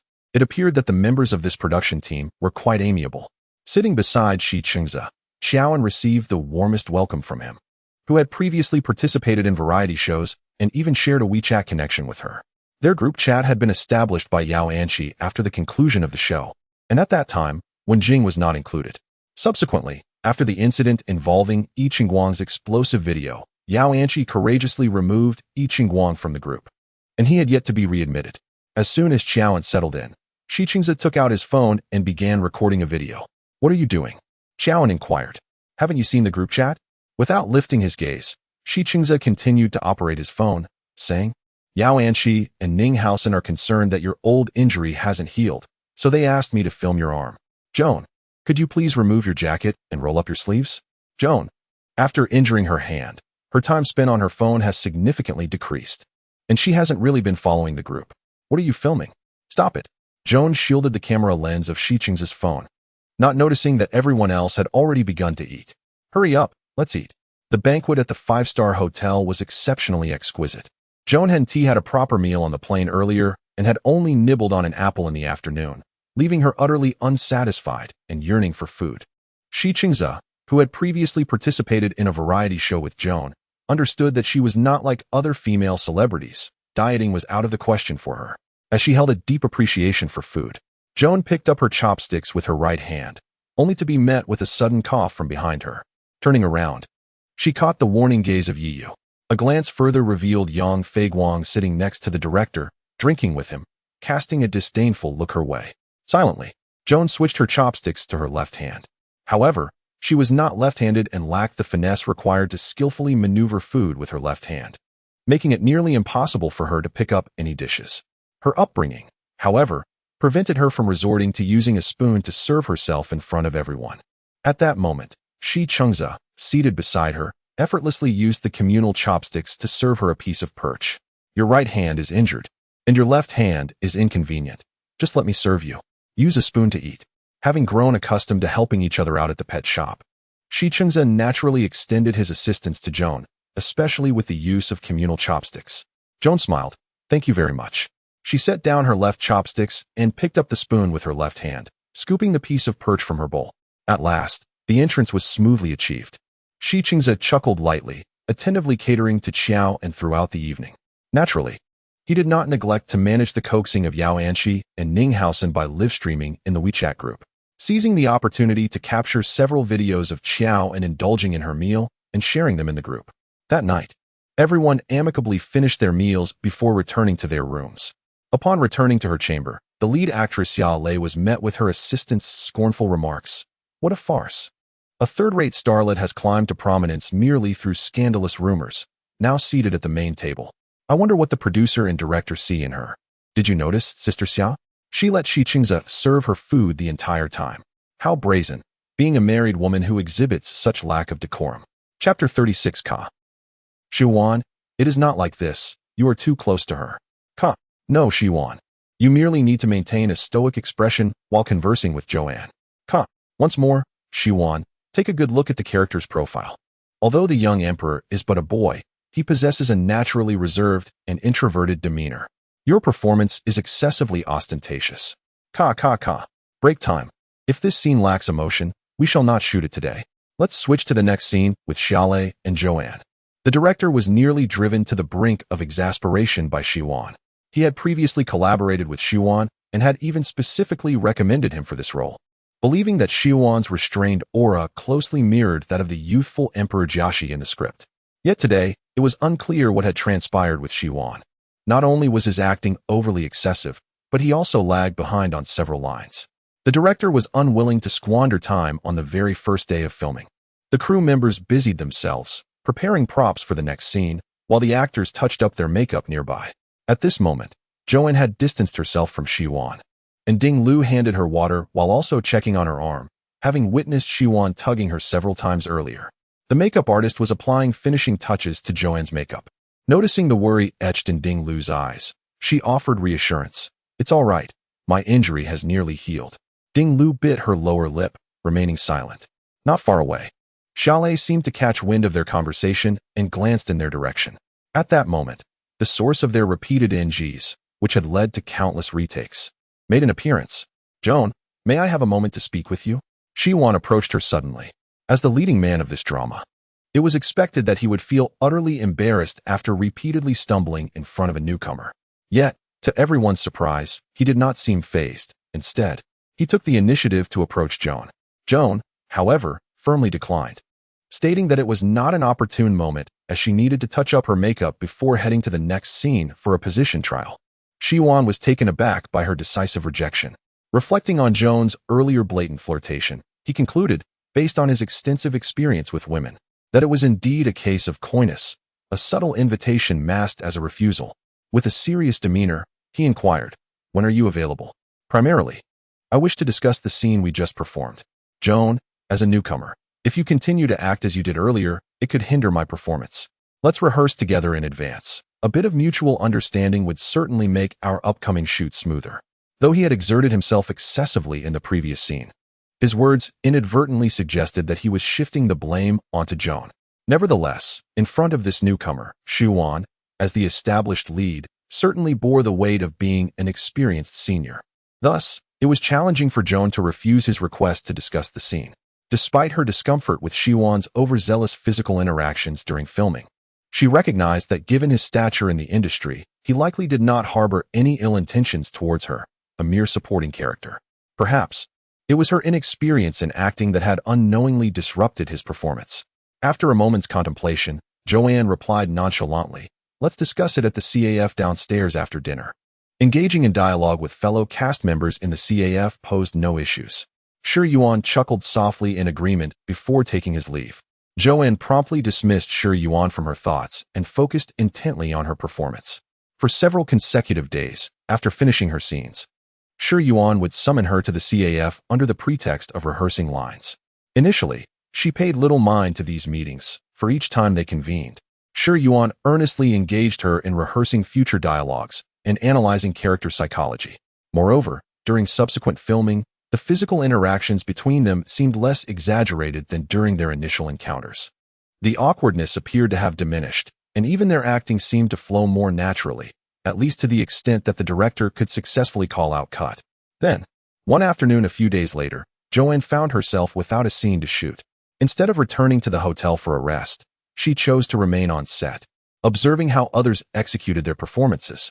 At that moment, Zhuazishan, who portrayed the character of the virtuous concubine, suddenly pulled a chair and seated herself beside Joanne. Joanne, have you and Shi Yuan been getting quite close lately? Joanne, engrossed in watching Xia Lei and the seasoned actor deliver a gripping performance, paused momentarily. Why do you ask? Sister Zhua? During her time in the crew over the past fortnight, Joanne had formed the closest bond with Shi Qingze, while her rapport with Zhuazishan, a low-key yet exceptionally talented actress, had also flourished. In contrast, her relationship with the leading actress, Xia Lei, remained distant, despite Joanne's admiration for her acting prowess. However, Xia Lei is a person of few words, who does not particularly enjoy conversing with others. Moreover, her assistant, Fang Yin, often casts unfriendly glances towards Xiaoan. Given Xiaoan's nature, she certainly would not seek to ingratiate herself with him. Zhuazishan, pulling her chair a little closer, whispered into Xiaoan's ear, I overheard my assistant gossiping, saying there are rumors circulating in the crew that you and Shi Yuan are what they call on-set spouses. Xiaoan was momentarily taken aback. The term on-set spouses was unfamiliar to her, and it certainly did not sound favorable. Zhuazishan glanced around before continuing in a hushed tone. It's a term used in the industry, referring to actors who, during the closed set of filming, may feel lonely and empty. Some of them end up forming on-set marriages, sharing a room at night, with some being rather blatant about it. Once filming wraps, they part ways. Such gossip, Zhuazishan would not normally entertain. But having observed Xiaoan's earnest dedication to her craft, her script filled with meticulous annotations, she felt compelled to offer guidance. Initially, she feared that Xiaoan, like many other actresses, would be unappreciative, but to her surprise, Xiaoan became attached, seeking her advice daily with various notes in hand. Zhuazishan, a true enthusiast of the theater, naturally cherished such a serious approach to drama. I have only rehearsed a few scenes with him in a CAF. How could that possibly equate to being on-set spouses? Besides, I am already married, and everyone knows that. Zhuazishan replied. That is why they dare to whisper behind closed doors. Joan, you should exercise caution and maintain some distance from Shi Yuan. After all, you are no longer single, and misunderstandings could tarnish your reputation. Joan felt a lump in her throat, but appreciated Zhuazishan's warning. Unable to concentrate on her studies, she decided to pack up and return to her hotel room. Having grown weary of takeout during her time on set, she had lost her appetite, prompting Yu to drive into town with Ding Lu to procure some delectable side dishes for her. As Joan rode the elevator alone, she encountered Xiwan upon reaching the 28th floor. His eyes lit up upon seeing her. Joan, I was just looking for you. I need to discuss tomorrow's scene. I'm busy right now. Let's talk later. Joan sidestepped him and hurried towards her room. Ever since Zhuazishan mentioned the rumors of couples in the crew, she found Xiwan increasingly irksome. Although he had been nothing but professional in their recent interactions, the mere sight of him reminded her of that first day of shooting when he had unceremoniously pulled her into his embrace, an experience she found rather repugnant. Joan. Wait, what's wrong? You don't seem well, Xiwan called after her, noticing her pallor. I have some medicine in my room. Let me get it for you. To her dismay, he swiftly caught up to her, grasping her left hand. Joan felt a wave of nausea at his unexpected gesture, almost prompting her to regurgitate her last meal. She immediately withdrew her hand, her expression icy. No, thank you. I'm fine. Please keep your distance. The final faade has been irrevocably torn asunder. Joanna is now resolutely convinced that Xiwan, despite his suave and immaculate appearance, embodies the archetype of a man who, relying on his decent looks, intentionally exudes charm to seduce women, deriving amusement from their desperate infatuation. Such individuals, Joanna has encountered numerous times within the affluent circles of wealthy second-generation elites, and she has always regarded them with disdain. Xiwan, taken aback by Joanna's audacity in addressing him so directly, finds himself at a loss. After enduring a series of rejections from her over the past fortnight, he initially assumed that Joanna was a vain woman easily swayed by superficial allure. Yet, to his astonishment, his charisma proves utterly ineffective in her presence. Anger and humiliation surge within him, prompting him to abandon pretense. Cease your charade of virtue before me, Joanna. I know precisely who you are. Hui Yao has already divulged the truth. You are merely someone who can be bought for a price. Is it that your elderly benefactor can have you at will? While I am deemed unworthy, do you believe I am merely an ordinary celebrity? Allow me to inform you that I am the third young master of the Shurs from Yun City. If you comply and behave, Without hesitation, Joanna delivers a resounding slap across Shiwan's self-satisfied visage. Scoundrel, she exclaims, and before he can register her words, she swiftly swipes her key card, barring the insufferable man from entry. Were it not for the fact that they are in a hotel associated with the production, where others might return at any moment, Joanna would have undoubtedly removed her high heels to deliver a more severe reprimand to Shiwan. However, now that she has discerned his true nature, she finds it impossible to endure further collaboration on set with him. Shi Yuan is the leading male character, while she occupies the role of the third female lead. It is unlikely that the production team of Ming Shichuan would offend Shi Yuan for her sake. Thus, Xiaoan has already prepared herself for the possibility of withdrawing from the project. However, even if she decides to resign, she will not take the blame for the couple's affairs within the crew. She is not the type to silently endure injustice. Xiaoan resolves to disclose the reasons for her withdrawal through interviews or a statement on Weibo, ensuring that others are aware of Shi Yuan's true nature. She dialed a phone number to Yang Feiguang, who was a broad managing talent at a fashion show, and briefly recounted the events that had just transpired, seeking his counsel. To her surprise, upon hearing the news, Yang Feiguang erupted in fury, shouting over the phone, "Do not go anywhere. Don't film anything. Just stay put in your room." "Shi Yuan, is it? Yang Feiguang, will not be intimidated. Just wait. I am boarding a flight back right now to seek justice for you." However, that very evening, Yang Feiguang remained on an international flight. Meanwhile, a prominent tabloid reporter, Zhao Xiaoer, released a sensational gossip piece that set Weibo ablaze. Shocking. A married second-tier actress is harassing a male star on set, causing the leading man of the industry to endure unbearable distress, ultimately resigning from Ming Shichuan. Far away on a business trip, Lu Zheng learned of this news from his subordinates and lowered his gaze coldly. Wu Cheng, reporting with his phone in hand, asked, "President?" Lu Zheng contemplated for half a second before looking up at Wu Cheng and instructed, "To the airport." Chapter 37, Shock. A married second-tier actress has been persistently harassing a male co-star on set, leading the prominent figure in the industry to reluctantly withdraw from the legend of Mingxi. When the renowned paparazzo Zhao Xiaoer released this explosive news, the topics of Xiaoan's harassment of Shiwan and Shiwan's withdrawal from the legend of Mingxi swiftly ascended to the trending searches on Weibo. Notably, the topic concerning Xiaoan's harassment of Shiwan not only surfaced in the trending list, but also claimed the top headline. Upon delving into the topic, it was detailed how Xiaoan had been harassing Shiwan during the filming of The Legend of Mingxi. Under the pretense of seeking acting advice, she entangled herself with him. Earlier today, she even intercepted him in the hotel corridor, deliberately inviting him to her room, with insinuations of wanting to portray a married couple on set.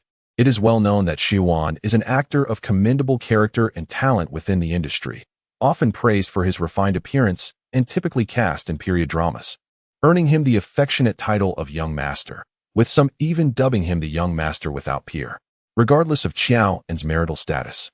Such behavior has undoubtedly caused distress to an actor like Shiwan, who prides himself on his integrity. According to crew members, Shiwan has been experiencing frequent NGs while acting alongside Xiaoan, evidently overwhelmed by the situation. Consequently, after much contemplation, Shiwan felt compelled to withdraw from the legend of Mingxi. Once this incident broke, Shiwan himself issued a statement on Weibo. The statement was artfully composed, refraining from directly attributing his withdrawal to Xiaoan's harassment. Instead expressing profound regret over the loss of this filming opportunity. He expressed his deep appreciation for the script of the play, yet lamented that, for certain reasons, he could not continue his participation, wishing the cast all the best. However, the more he articulated his sentiments, the more incensed and distressed the fans became. How could such a remarkable gentleman be harassed by a married woman? Joanne's behavior is utterly disgraceful and shameless. Furthermore, after some diligent investigation by the fans, they uncovered scandalous details about Joanne's marriage from various public accounts. Under the trending topic, "I have a friend who knows Joanne's family, and it is said that she is married to a man in his 50s, a divorced wealthy individual with children. She has essentially taken on the role of a stepmother. Now it becomes clear why she clings to the gentleman so desperately. Compared to that old and unattractive man, Our gentleman is undoubtedly the superior choice. Oh, how I wish to confront Joanne. Her antics are unbearable, especially with the rumors surrounding Yi Ching-wang while still entangling with our gentleman. Each matter should be considered separately. Yi Ching-wang's rumors have already been clarified, and Joanne is merely a victim. Moreover, I believe Joanne has been unjustly vilified recently. As someone who has followed the unfolding tales of Joanne over the past few months, I choose to remain neutral this time. Finally, someone shares my perspective. Having observed the conflict between Joanne and Wen Jing on the variety show, I can't shake the feeling that Joanne has offended someone within the industry. Could it be her former management agency? She seems to be under constant scrutiny. Yes, I share that sentiment. I too choose not to take sides in Joanne's affairs. While watching the variety show, I sense that she is not devoid of intellect. One must question what advantages Shiwan could possibly gain from engaging with her on set. In this age of rampant speculation, it is prudent to refrain from believing unsubstantiated claims. The personas established in reality shows are often contrived. Thus, fans of Chowan should refrain from attempting to exonerate her. Furthermore, one should be wary of the repercussions, as our gentleman may soon deliver irrefutable evidence against you all. However, as time passed, Shiwan did not release any concrete evidence. Instead, the official Weibo account for Ming Shichuan issued a statement indicating that even if Shiwan chose not to resign, they were prepared to replace her. The rationale behind this decision was her subpar performance during filming, which significantly hindered the production schedule. Upon the release of this Weibo post, Shiwan's fans and a number of sympathetic onlookers nearly overwhelmed the comment section of the official account, vociferously defending her. While Shiwan's past acting may not have been extraordinary, it certainly surpassed that of Chowan, who was relegated to playing sorrowful roles as a second-rate actress. Moreover, the deterioration of Shiwan's performance could arguably be attributed to the harassment she endured from Chowan. Had Chowan not interfered, Shiwan would likely have performed admirably. Shiwan's supporters began to rally, asserting that the Ming Shichuan crew's alignment with Chowan was merely a retaliatory measure, prompted by Shiwan's decision to withdraw from the project. It is plausible that they feared public ire would be directed toward the production team, thus deliberately shielding Chowan from blame. However, such actions may do more harm than good, potentially exacerbating the audience's perception of the series. Amidst this turmoil, the official Weibo account for Ming Shichuan shared another post, this time without any commentary, merely attaching a video. The video presents the recent behind-the-scenes footage of Ming Shichuan. This grand production, initially shrouded in secrecy to prevent leaks, had previously only released a few promotional stills, with filming taking place in a closed set. However, it has now chosen to reveal the on-site shooting conditions, a decision that may inadvertently disclose elements of the plot ahead of time. The video commences with the initial scene featuring the character portrayed by Chowan, the favored concubine, and the character played by Xia Lei, a noblewoman. The distinct sound of the clapperboard resonates clearly, marking the beginning of Ming Shichuan's first scene. Soon after, Chowan, as the favored concubine, graces the screen. She reclines elegantly on a soft couch, her demeanor exuding both delicacy and allure. When she becomes aware of the disturbance caused by the palace maid, her haughty and willful attitude emerges. The first encounter between her and Xia Lei is imbued with an instinctive glimmer of jealousy and wariness in her gaze. Every subtle expression, every nuanced movement of hers flows seamlessly, rendering any critique of Qiao and's lack of acting skills utterly unfounded. The footage captures the scene with remarkable clarity, revealing that even when acting alongside the experienced Xia Lei, Qiao displayed no signs of faltering. Her performance was impeccable. Notably, their interaction was filmed in a single continuous shot without interruption. In contrast, the subsequent scene introduces the young emperor, portrayed by Shi Yuan. With his handsome visage and upright posture, he emanates an imperial aura simply by donning the attire of an ancient emperor. Yet, mere appearance, however striking, is insufficient on its own. In the video, it is evident that Shi Yuan, from the very first exchange with Chowan, seemed to falter slightly, as if he had forgotten his lines. This could have been overlooked, but what followed was a display of excessive theatrics in a historical drama. With a dramatic flourish, Shi Yuan seized Qiao's right hand and pulled her into an embrace, holding her tightly. This alone would not have been too alarming, but the next moment saw him leaning in to whisper in her ear, adopting a tone he believed to be charmingly domineering as he delivered his next line. Upon witnessing this, netizens collectively expressed their dismay. This was far from the image of a cunning and brooding emperor. He resembled nothing more than a rustic character from a village. Furthermore, was Siwon's live performance truly so cringeworthy? Were the previously portrayed ethereal masters and emotionally detached princes merely shielded by their sparse dialogue, which required little expressive effort? Just then, a sharp click was heard off camera. The director, holding a megaphone, shouted, "Siwon, what is going on? That segment was excessive, too over the top. Review the script and reconnect with the character." The video concluded at this point. Bystanders remarked that the official critique was particularly scathing, as Siwon's acting left much to be desired, and it could not be attributed to Xiaoan's influence. Xiaoan's performance was commendable, unexpectedly impressive. In contrast, Siwon appeared utterly lacking, fitting the description of a quintessentially over-the-top actor, potentially qualifying for the notorious 4 major oil fields on Bilibili.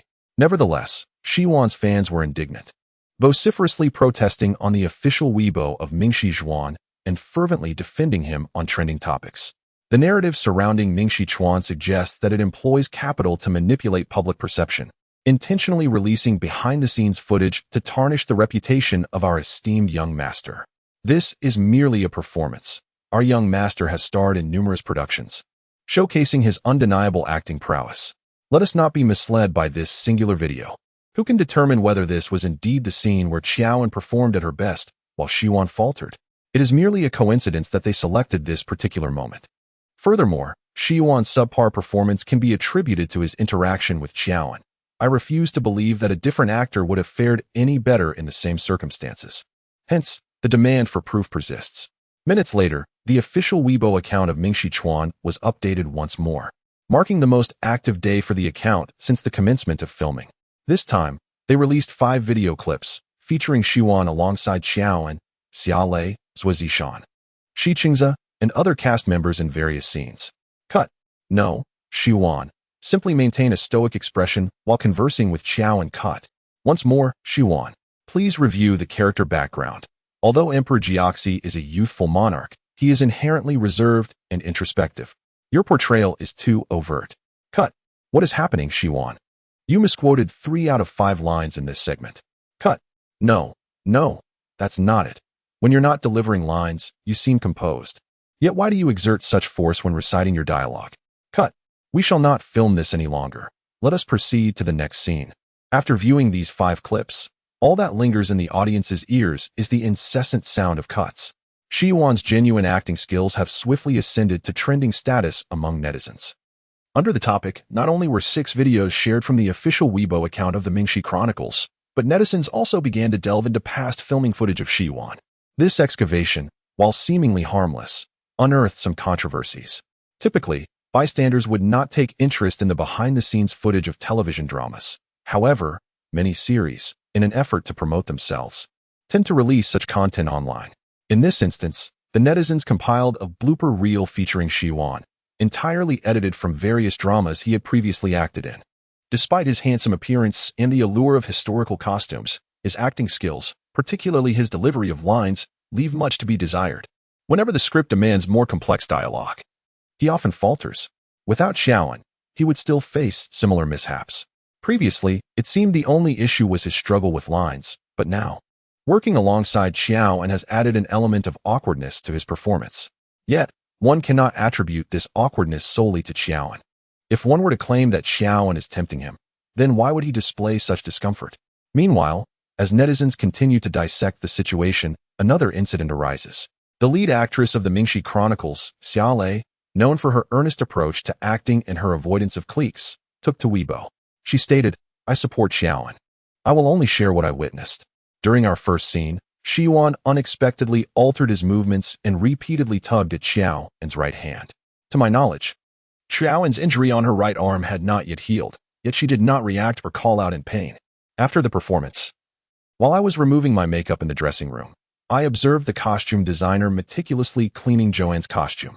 It became evident that the wound on Joanne's right arm had long since opened, soaking the costume in blood.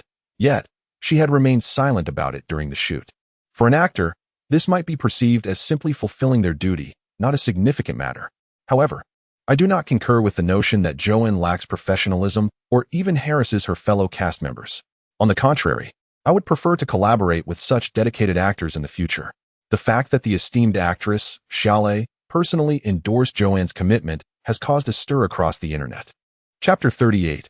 Who is Xiaolei? Xiaolei is a highly esteemed actress, celebrated for her roles in several hit dramas. And she is also the recipient of the previous Golden Star Award for Best Actress. While she may not possess the same level of popularity as Shi Yuan, in terms of professionalism, acting prowess, capability, and even moral character, she undoubtedly excels.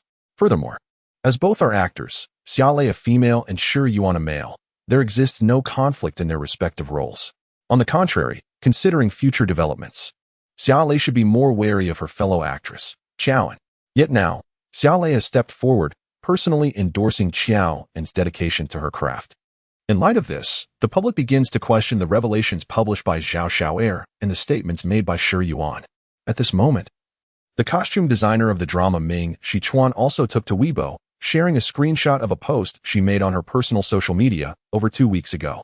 It turns out that on that day, she discovered Qiaoan's costume soaked in blood. While Qiaoan herself remained silent and did not exhibit any signs of distress on set, the designer recounted in her post, "Today on set, I encountered a female actress who differs greatly from what I had previously heard. She is exceptionally beautiful, the kind of beauty that radiates, yet contrary to the rumors. I shall not comment on her acting, but can affirm her unwavering dedication. She bore an injury, as evidenced by the costume she changed out of, yet during filming, she uttered not a single word of pain, and aside from our costume department, scarcely anyone in the entire crew was aware of her wound." Accompanying this text was a photograph showcasing the blood-soaked lining of the costume. The costume designer of Ming Shi Chuan naturally posted on Weibo in support of the production team. However, it is implausible that the designer could have anticipated the events of today and concocted a false social media post several days in advance.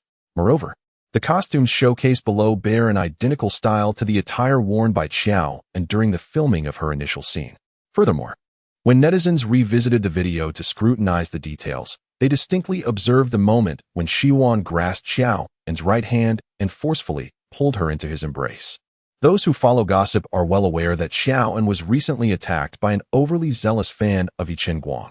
At that time, the police released footage from street surveillance, which clearly depicted the fan inflicting 2 stabs upon Qiaoan, one of which struck her right upper arm.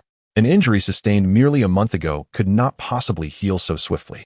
Thus, when Shi Yuan was filming with Qiaoan, it was he who was adversely affecting her performance, not the other way around. Despite his rough handling of her, Qiaoan, a young woman with a fresh wound, did not utter a single sound of protest. What grounds does Shi Yuan have to claim that she hindered his acting? Simply because of his oversized visage? Following Xiaolei's supportive Weibo post for Qiaoan, other cast members from the same production promptly expressed their solidarity with her. Popular supporting actors like Shi Chengze and Zhuo Zishan had long desired to voice their support but hesitated due to a lack of evidence, fearing they would only complicate matters further. Now, they have finally found an opportunity to stand up for Qiaoan. Even the seasoned actors and supporting roles within the crew joined in to express their backing. Everyone holds the drama Ming Shi Chuan in high regard. The script is well crafted. The production team has meticulously attended to the costumes and set design, and most of the actors exhibit commendable dedication. Collaborating with a talented ensemble naturally yields exceptional work. However, amidst such an environment, an unworthy controversy has emerged surrounding Shi Yuan, who has resorted to malicious tactics for publicity. Even those unfamiliar with Qiaoan would feel compelled to voice a fair opinion at this juncture.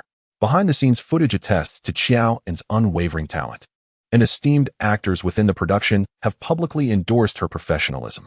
Given the current trajectory of events, Shi Yuan's claims of harassment by Qiaoan, alleging that it has hindered his performance and made it unbearable to remain in the cast, lack credibility. The audience is not naive. Having followed the unfolding drama, they are aware that the production possesses video evidence and witness testimonies. In stark contrast, Shi Yuan's side presents no substantial proof, relying solely on a few photographs taken by Zhao Xiao'er of Shi Yuan and Qiaoan rehearsing in a CAF, and a vague post on Weibo to condemn Qiaoan. There are no stipulations prohibiting a married actress from performing alongside a male actor. Furthermore, Qiaoan indeed shares scenes with Shi Yuan, and the behind-the-scenes footage indicates that their interactions were not entirely smooth. Numerous netizens, seeking the truth, have relentlessly criticized Shi Yuan in response to his Weibo post. His own performance within the production lacks a solid foundation, and even if his fans attempt to defend him, they are met with backlash from the public, who perceive it as an attempt to whitewash the situation. Shi Yuan himself likely did not anticipate that Xiao would be so well-liked among the cast, with even the indifferent Xia Lei stepping forward to clarify matters on her behalf. Most importantly, Shi Yuan did not anticipate that the cast of Ming Shichuan would offend him for the sake of Qiaoan. He justified his departure from the production by claiming harassment from Qiaoan, thereby providing the crew with a graceful exit. If the crew possessed any wisdom, they would dismiss Qiaoan and persuade her to return. The entertainment industry is notoriously pragmatic. No one would risk offending a leading figure in the industry for a second-tier actress who has not yet solidified her status. The entire crew of Ming Shichuan is problematic. They must have lost their senses to provoke me over someone like Qiaoan. Huiyao, I do not care. Now that matters have escalated to this extent, you must devise a solution for me. You cannot simply stand by while I am berated by those netizens. Do not just offer empty assurances.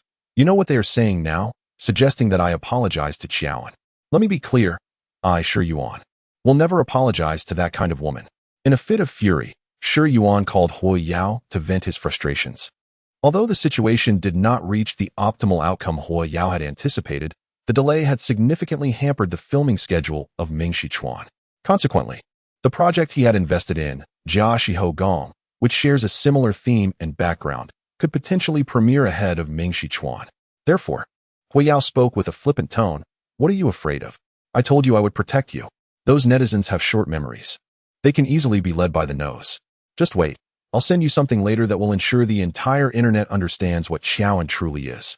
After several hours of silence on Weibo, Shi Yuan finally updated his status. Shi Yuan V. I am grateful I remained vigilant when she cornered me in the hallway that day. I commenced a recording on my mobile device. However, as I only realized midway through, the recording is quite brief, containing merely the latter portion of the conversation. Those who have listened are aware of the truth. Subsequently, he uploaded an audio clip. What is the matter? Are you feeling unwell? You don't look too good. This was the voice of Shi Yuan. No need. Just touch me. This was the voice of Qiaoan. Qiaoan, please don't act this way. Again, it was Shi Yuan's voice. Just touch me. This was once more Qiaoan's voice. The recording then concluded. Goodness gracious, that unmistakably was Qiaoan's voice. I can clearly discern it. Without a doubt, she has recently been trending, especially with her appearances in various variety shows. And today's behind-the-scenes footage showcases her voice just as it is. Does Qiaoan not possess any sense of shame? A married celebrity, shamelessly flirting with our young master in the hotel corridor. I feel as though I might retch my dinner. Had it not been for our young masteress recording, she would be irredeemably tarnished. Outrageous Qiaoan, leave the entertainment industry. After marrying an unattractive and aging wealthy man, she dares to seduce Shi Yuan. Ugh, it makes me want to vomit. What does her dedication to acting matter if her character is so vile that I cannot support her? Netizens have revealed that Qiaoan's partner is an older man with children from a previous marriage, leading one to question if her marriage was purely for financial gain. In her distress over marital loneliness, she boldly pursues male actors. It infuriates me that Shi Yuan could claim she is the one seducing him. Qiaoan, where did these recordings originate? You could not have spoken to him in such a manner, unless perhaps you were intoxicated, a detail we remain unaware of. Inside the hotel room, Yu was on the verge of exploding with anger. She undoubtedly believed that Qiaoan would speak to Shi Yuan in such a manner. Yet the recording lay right before them. Qiaoan's almond-shaped eyes were devoid of emotion as she remarked, 2 parts of this could be imitated by someone else, but 8 parts are likely edited together. It seems to be the latter. I recall mentioning in the hotel corridor that he should refrain from touching me. The phrase "you touch me" could easily have been extracted from the recording. Yu exclaimed, if he dares to release a fabricated recording, we will expose him. Qiaoan slightly lowered her gaze. Was it merely exposure? Or did she possess other alternatives? Following the release of Shi Yuan's recording, the public was once again treated to a sensational scandal. Those who had fervently defended Qiaoan against Shi Yuan's accusations found themselves in an awkward position. While Qiaoan's professionalism was commendable, Shi Yuan's claims of her harassment were indeed compelling. Moreover, as a married woman, regardless of her husband's age or appearance, it hardly justified her alleged flirtations with younger, attractive male stars on set. Consequently, the supporters of Qiaoan fell silent. In stark contrast, Shi Yuan's fans and some detractors relentlessly assaulted Xiao An's Weibo account with insults. At that moment, Xiao An, who had remained stoic since the incident, finally shared her first Weibo post. Xiao An V. The recording is fabricated. I have never uttered such words to Shi Yuan. If memory serves me correctly, what I said in the hotel corridor was you should touch me less. It is remarkably easy to manipulate reality with modern technological means by omitting a word or adding one. In the face of such malicious fabrication, which has severely tarnished my reputation, I have reported the matter to the authorities. Updates on the case will be shared on Weibo. Although the initial post by Xiao An tagged the police, it was still inundated with vitriolic comments from a multitude of fans and detractors. With only a single response to the police, it appeared as though Xiao An was feeling guilty, while Shi Yuan had presented irrefutable evidence. Just as the naysayers began to comment on Xiao An's first Weibo post, she swiftly followed up with a second one. In her subsequent post, Xiao An clarified that although she is married, her partner is neither unsophisticated nor unattractive. He is merely 7 years her senior. If one had to label him, he could indeed be considered what many refer to as an older man. Given that to her he represents a case of an old bull courting tender grass, she also tagged the Lu group, requesting their acknowledgement. In this instance, the photograph Xiao An shared was once again the marriage certificate that had previously been obscured. However, this time, only the identification numbers of both individuals were masked, while the husband's name and image were prominently displayed. Yet, the photograph itself was not the most intriguing aspect. What truly captivated the netizens was the question of why Xiao An would request the Lu Group's recognition alongside revealing her marriage certificate. It turns out that the dashing gentleman, who had assisted Xiao An in purchasing a pet for 10,000 during a cameo in the idol's pet shop, is indeed her husband. To our astonishment, Xiao An had unveiled him to the public long before we were aware. This is rather impressive, a subtle torment of dog lovers. I recall when this brother first appeared, he exuded an aura even stronger than I Ching Guang himself, possessing a charm so striking it was impossible to keep one's legs together. Anyone who claims Xiao An married an unattractive man should certainly be referred to an ophthalmologist. How could one describe such a dashing man as ugly or unsophisticated? That would be nothing short of foolishness. Wait, Xiao An's husband is named Lu Zheng? Indeed, is he the same Lu Zheng? It seems so. He must be that very Lu Zheng. Goodness, what are you all discussing? I can hardly comprehend. It's Lu Zheng, the wealthiest individual in Yunqing. No, his personal assets last year crowned him as the nation's richest. Quickly, consult Forbes to verify whether the recently crowned domestic magnate is indeed Lu Zheng. My goodness, it truly is. Lu Zheng, the head of the Lu Group, ascended to the pinnacle of national wealth at the tender age of 28, making him the first billionaire under 30 in nearly a decade. I just researched this online. So this Lu Zheng is indeed the one listed on Xiao An's marriage certificate? Therefore, Xiao An is what a billionaire. But wait, if that is the case, why would Xiao An attempt to seduce Shi Yuan? In terms of looks, Shi Yuan is merely a pretty boy, completely incomparable to a man who naturally commands presence. As for wealth, is there any question? Who would forsake a billionaire for a male celebrity? To abandon a billionaire for Shi Yuan would hardly be considered wise.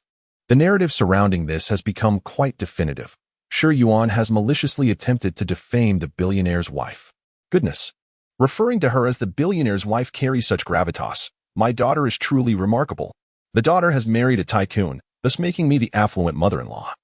And I am suddenly filled with exhilaration. Meanwhile, after enduring over 10 hours of travel, Lu Zheng and Yang Feiguang simultaneously arrived at Hengqin Airport.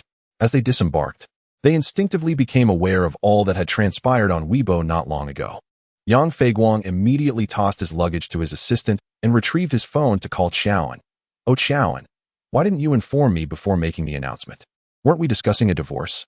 What if things go awry and he refuses to take responsibility? On the other side, Wu Cheng went to collect the luggage. Lu Zheng stood alone outside the VIP passage, leaning against the wall, engrossed in his phone. As the one referred to as an old cow grazing on tender grass in Xiao An's Weibo post, a subtle smile graced his lips, rising uncontrollably.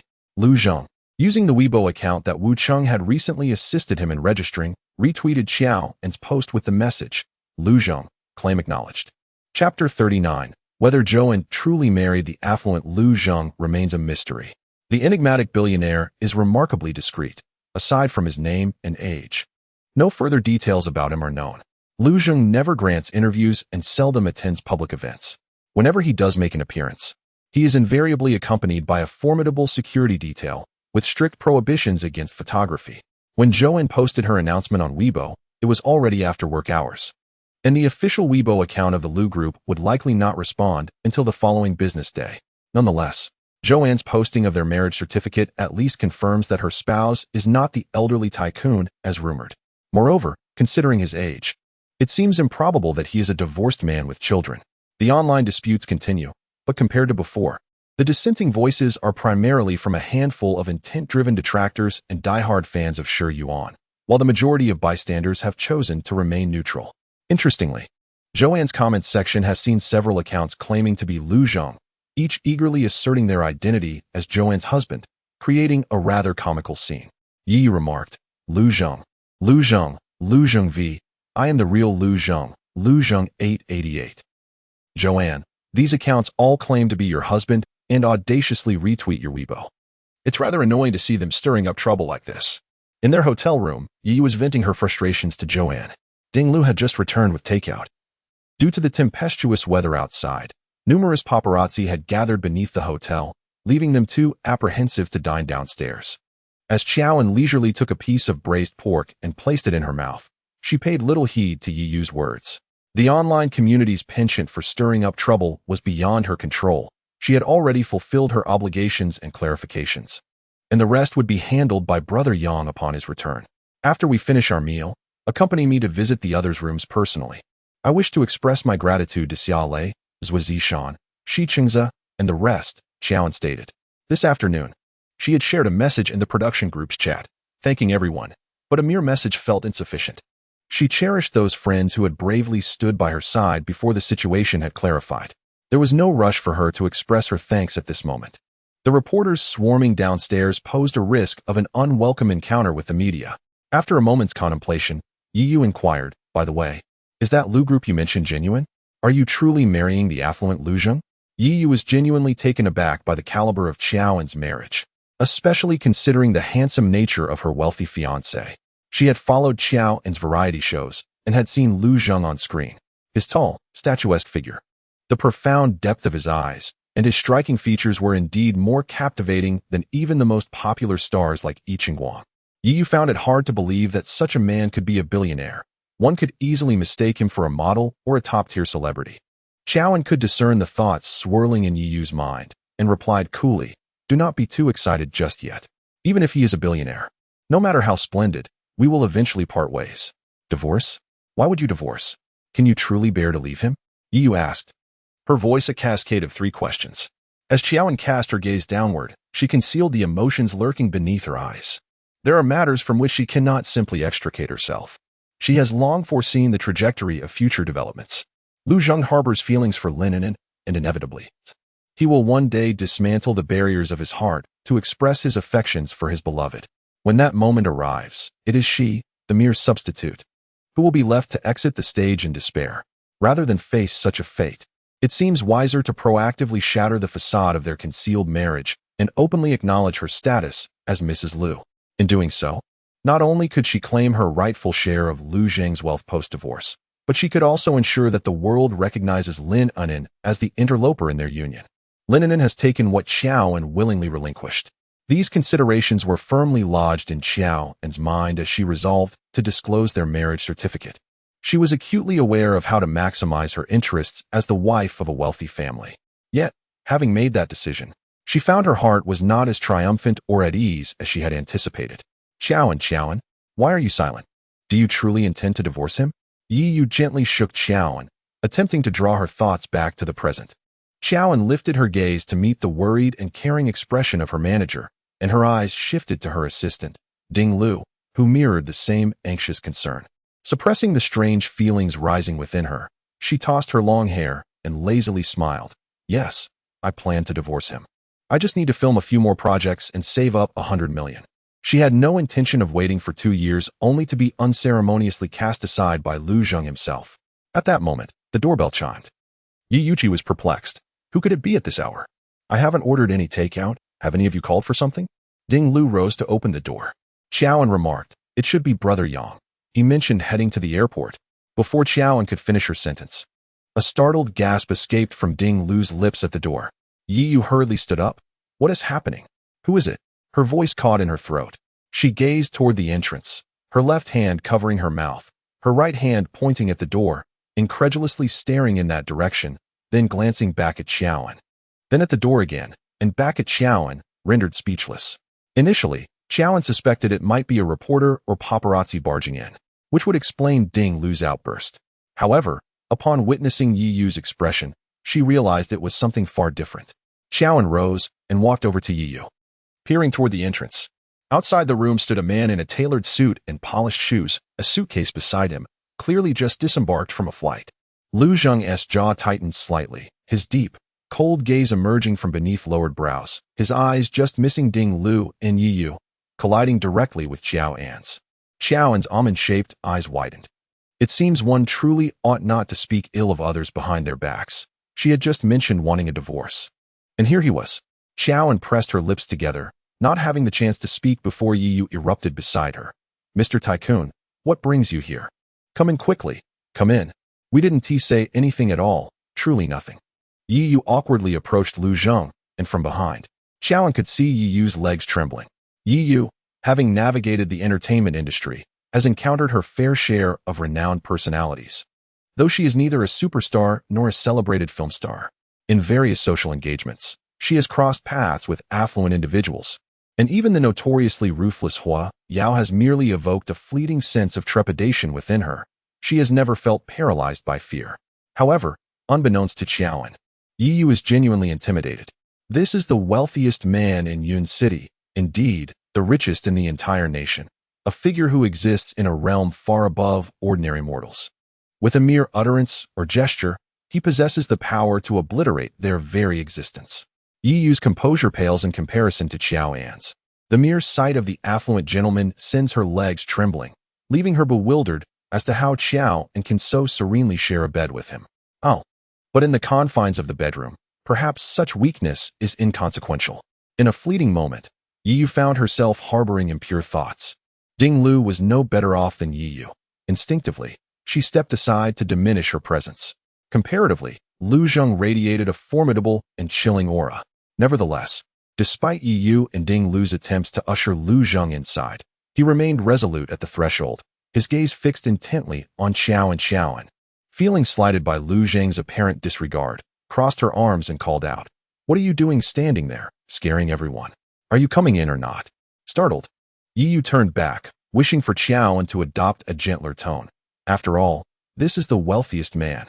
Yet, in the next moment, Lu Zheng shifted his stance, dragging his luggage as he stepped onto the carpet at the entrance of the room. As Ding Lu noticed his arrival, she promptly closed the door. At that moment, Yi Yu had already taken on a servile demeanor, scurrying to fetch tea bags for the esteemed tycoon. Qiaoan, indifferent to the proceedings, maneuvered around to the opposite end of the sofa and settled down. Lu Zheng's dark eyes deepened, maintaining a stoic expression as he moved beside Qiaoan and sat down. Qiaoan inquired, "Have you taken the wrong medicine today? Is everything all right?" Yi Yu, having prepared the tea, tremulously placed it on the coffee table. "Esteemed sir, your tea."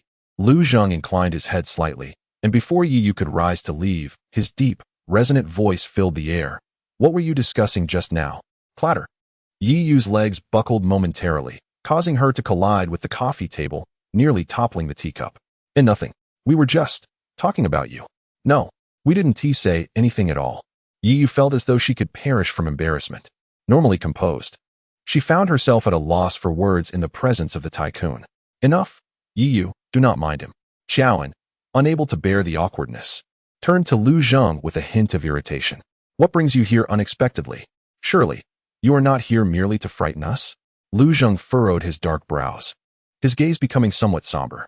"You misunderstand." After a moment of contemplation, he spoke in a low tone, "I am concerned about your friend." He merely wished to foster a closer connection with those around her. Yi Yu, who had just received personal concern from the esteemed tycoon, found herself momentarily speechless. What? That authoritative manner of questioning was a form of concern? Suddenly, Yi Yu realized the gravity of the situation. She was, indeed, the subject of the tycoon's concern. Joan found the situation rather absurd. She sensed that Lu Zheng was mostly just toying with her. Now that you've expressed your concern, is there anything else? If not, please leave. I have numerous matters to attend to. Her demeanor was far from cordial, even tinged with a palpable distance. However, to Lu Jing, this was inconsequential, after all.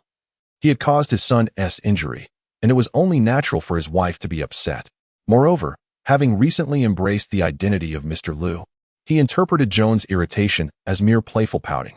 Lu Jing gazed at her with a somber intensity, as if concealing deeper emotions. In a low, resonant voice, he stated, "I shall sleep here tonight. You may continue with your tasks, and we will converse afterward." After speaking, he rose and took his luggage into the suite. Joan was left momentarily stunned by his words. Sleep here? When have we ever shared a bed? It took her a few seconds to gather her wits before she sprang up, intending to confront Lu Jing and send him packing. Just then, the doorbell rang. Yi Yu and Ding Lu turned their attention to Joan. "You go ahead and answer the door," she instructed. Upon opening the door, she was met by Yang Feiguang, who had just arrived from the airport, dragging his luggage behind him. His golden, voluminous waves of hair were neatly tied back, lending him an air of exceptional professionalism. At that moment, he bore a serious expression, immediately shifting into work mode upon entry. So much so that Yi Yu hesitated to inform him of Lu Jing's presence within the suite. Yang Feiguang opened his work computer. "On my way here, I reached out to several old friends within the circle. They have finally loosened their tongues. Tomorrow morning, I shall fly back to Yun City to personally pay them a visit, which will surely compel Xiuan." Suddenly, he paused, staring blankly at the computer screen. Xiaoan, curious, leaned over to take a look. The page Yang Feiguang had opened was none other than Weibo. To her astonishment, two sensational topics were trending in the middle of the night. The first topic was, the Shi family refuses to acknowledge their illegitimate son, Xiuan. Upon seeing this, Xiaoan expressed her surprise. Xiuan is an illegitimate child? She was not well acquainted with Xiuan's circumstances, but from their previous encounters, Xiuan had often displayed an air of superiority, suggesting that he hailed from a respectable family, likely one of those wealthy second-generation heirs. Yang Feiguang enlarged the webpage and clicked on the topic, revealing a statement released late at night by the prestigious Shi family of Yun City. The Shi family categorically denied any acknowledgement of Xiuan's lineage, with the elder Shi personally declaring that they would never accept such an illegitimate child into the family. Furthermore, anyone who dared to recognize Xiuan's identity in the future would be disqualified from receiving any portion of the Shi family's wealth. As if a mere online statement was insufficient, the Shi family had also arranged for a full-page announcement in tomorrow's newspaper to reiterate their public denial. This was a resolute rejection of Xiuan's identity, and an unequivocal intention to trample him underfoot. Before Yang Feiguang could fully process this, he navigated back to examine the second trending topic. The second topic, although seemingly ordinary, has garnered considerable attention. They have come forth. How could such an unremarkable subject attract such fervor? Driven by curiosity, Yang Feiguang clicked on it and was nearly taken aback. Numerous female stars from the industry, ranging from those of little renown to prominent first-tier actresses, boldly stepped forward to unveil their past experiences of harassment by Shi Yuan during their time on set or in programs. When one person speaks, their account may be met with skepticism. However, when 2, 3, or even a dozen come forward, the weight of their collective voices becomes undeniable. Notably, several well-known actresses, in this precarious moment, have dared to expose Shi Yuan, fully aware of the risks involved. After all, in a world that often perpetuates the notion of victim blaming, once they speak out, they may face vicious attacks, with detractors claiming that these actresses' lack of decorum incited Shi Yuan's actions. Nevertheless, one after another, these leading ladies have bravely revealed the truth, and the fervor surrounding this topic continues to escalate. Many individuals who initially hesitated to speak out, merely observing, are gradually joining the chorus. Even those of greater stature are beginning to voice their truths. The revelations against Shi Yuan are transforming into a broader discourse on the protection of women and vulnerable groups in the workplace. The calls for reason and justice are growing increasingly numerous. At this juncture, no one is likely to believe the audio recording released by Shi Yuan. Due to revelations by certain actresses, it has come to light that Xiuan once employed editing techniques to fabricate recordings as a means of intimidation. He even wielded the power of his familial background to suppress others. However, now, Xiuan finds himself stripped of everything, his reputation, his career, and his future, all utterly shattered on this fateful night. Who orchestrated this? After reviewing the latest developments online, Yang Feiguang felt a chill of dread creep down his spine. He informed Xiao and that he had reached out to several old acquaintances in Yunqing, among whom were the actresses who stepped forward to testify against Xiwan that evening. Yang Feiguang, with his extensive connections within the industry, had vaguely heard of Xiwan's misconduct towards other actresses, yet had previously overlooked it. It was only due to Xiaowen's situation that he sought contact with them. He had coaxed them back from abroad, and it took considerable effort to sway them. To his astonishment, before he could personally visit them the following day, these actresses had already exposed Xiwan's malevolence online. Why did they suddenly change their stance and choose to cooperate? What prompted them to cast aside their fears of jeopardizing their futures? Yang Feiguang was perplexed, utterly unable to comprehend it. Xiaowen glanced slightly towards the suite within. It seemed she had suddenly discerned the identity of the instigator. Thus, the individual who had just returned with a suitcase had indeed come back from the airport. He had not come to provoke her, but rather to assist her. Yang Gu, you may return now, Xiaowen stated. Yang Feiguang responded with confusion. What? I just arrived. Why would you send me away? Xiaowen continued. And you all as well. Yiyu, Ding Lu, you should return to your rooms too. Yiyu and Ding Lu were aware that Lu Zheng was in the adjacent room. Upon hearing Xiaowen's words, they recognized that she clearly had matters to discuss with him. The two promptly rose to depart, assisting Yang Feiguang in gathering his belongings, urging him to leave swiftly. Just as Yang Feiguang settled down, still catching his breath, he found himself being hastily ushered out. Reluctantly, he followed Yiyu and the others as they exited. As he reached the doorway, about to step out, an idea suddenly struck him. He turned back and called out to Xiaowen, who was on the verge of entering the bedroom. By the way, Xiaowen, the Lu family has yet to acknowledge your identity. I'm concerned that if they feign ignorance, we might be caught off guard tomorrow. I'll prepare a contingency plan upon my return. Also, after this film wraps, we must have a serious discussion about your divorce. However, Yang Feiguang's words trailed off as Yiyu covered his mouth and pulled him away. The door to the room slammed shut behind Xiaowen with a resounding thud. Before her stood the open door of the bedroom, where Lu Zheng lounged on the edge of the bed, gazing at her with a dark, penetrating look. Under the weight of his intense gaze, Xiaowen faltered, her heart momentarily fluttering. Chapter 40. Do you wish to divorce me? Lu Zheng's countenance appeared somewhat aloof as he lifted his gaze to her, his voice resonating with a deeper timbre than usual. Though phrased as a question, it bore the weight of a statement. Xiaowen instinctively bit her tongue, feigning ease as she curved her lips into a light smile. Indeed, since you've heard, there's nothing left to conceal. I had mentioned before that I wished to divorce. As she spoke, she stepped into the suite's bedroom. Yet before she could settle opposite Lu Zheng, her left wrist was abruptly seized by him. Despite his seemingly cold and indifferent demeanor, a flicker of ferocity crossed his features. Lu Zheng drew her into his embrace, firmly grasping her left wrist while his other hand encircled her waist, carefully avoiding her injured right shoulder. His lashes cast a shadow over his eyes, the sharp, austere contours of his profile illuminated by the soft glow of the bedroom lights. With a furrowed brow, Lu Zheng uttered, I do not wish to part ways. Xiaowen was momentarily taken aback. She had not anticipated such words from him. Even more surprising was the revelation of a vulnerable expression on the typically composed man's face. Perhaps it was merely an illusion, but she sensed a trace of helplessness and anxiety flickering in his eyes. There was even a semblance of the sinister coldness often attributed to the antagonists in novels. Surely, it must be a trick of the mind. Steadying herself with her unrestrained right hand pressed against him, she endeavored to maintain her composure. We can discuss this gradually. What are your reasons for not wanting a divorce? If your concern lies with the company's stock value, I am willing to cooperate with any arrangements you require. Should it be a matter with the elderly matriarch, I assure you I will assist in resolving it. She could also comprehend that some men, upon hearing a woman express her desire for divorce, might feel a profound loss of face, even if they bear no love for her. However, once she amassed a fortune of 300 million, the divorce would be inevitable. Lu Zheng gazed at her and asserted, not at all. His lowered gaze fell upon her curled, thick lashes, observing their gentle flutter. He continued, I do not wish to part ways. Not for any other reason, simply because I do not want to. Xiaowen, everything is negotiable, but I will not divorce. Xiaowen was taken aback by his stubbornness. Why such reluctance to part ways? If it were neither for the sake of the company nor for the elderly lady, then it must be for Lininen? A flicker of realization passed through her eyes, revealing a hint of obscurity within. Unable to contain her thoughts any longer, She finally voiced her suspicions. So it is indeed for Linen, then? Lu Zhang, I did not anticipate you would hold her in such high regard. She truly found herself perplexed. Taking a deep breath, she forcefully pushed against his chest with her right hand. If he cherished her so dearly, then he ought to pursue her boldly. Why use her as a shield?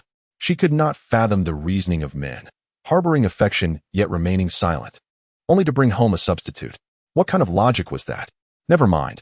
I do not wish to engage in this topic with you. Whether you choose to divorce or not is entirely your decision.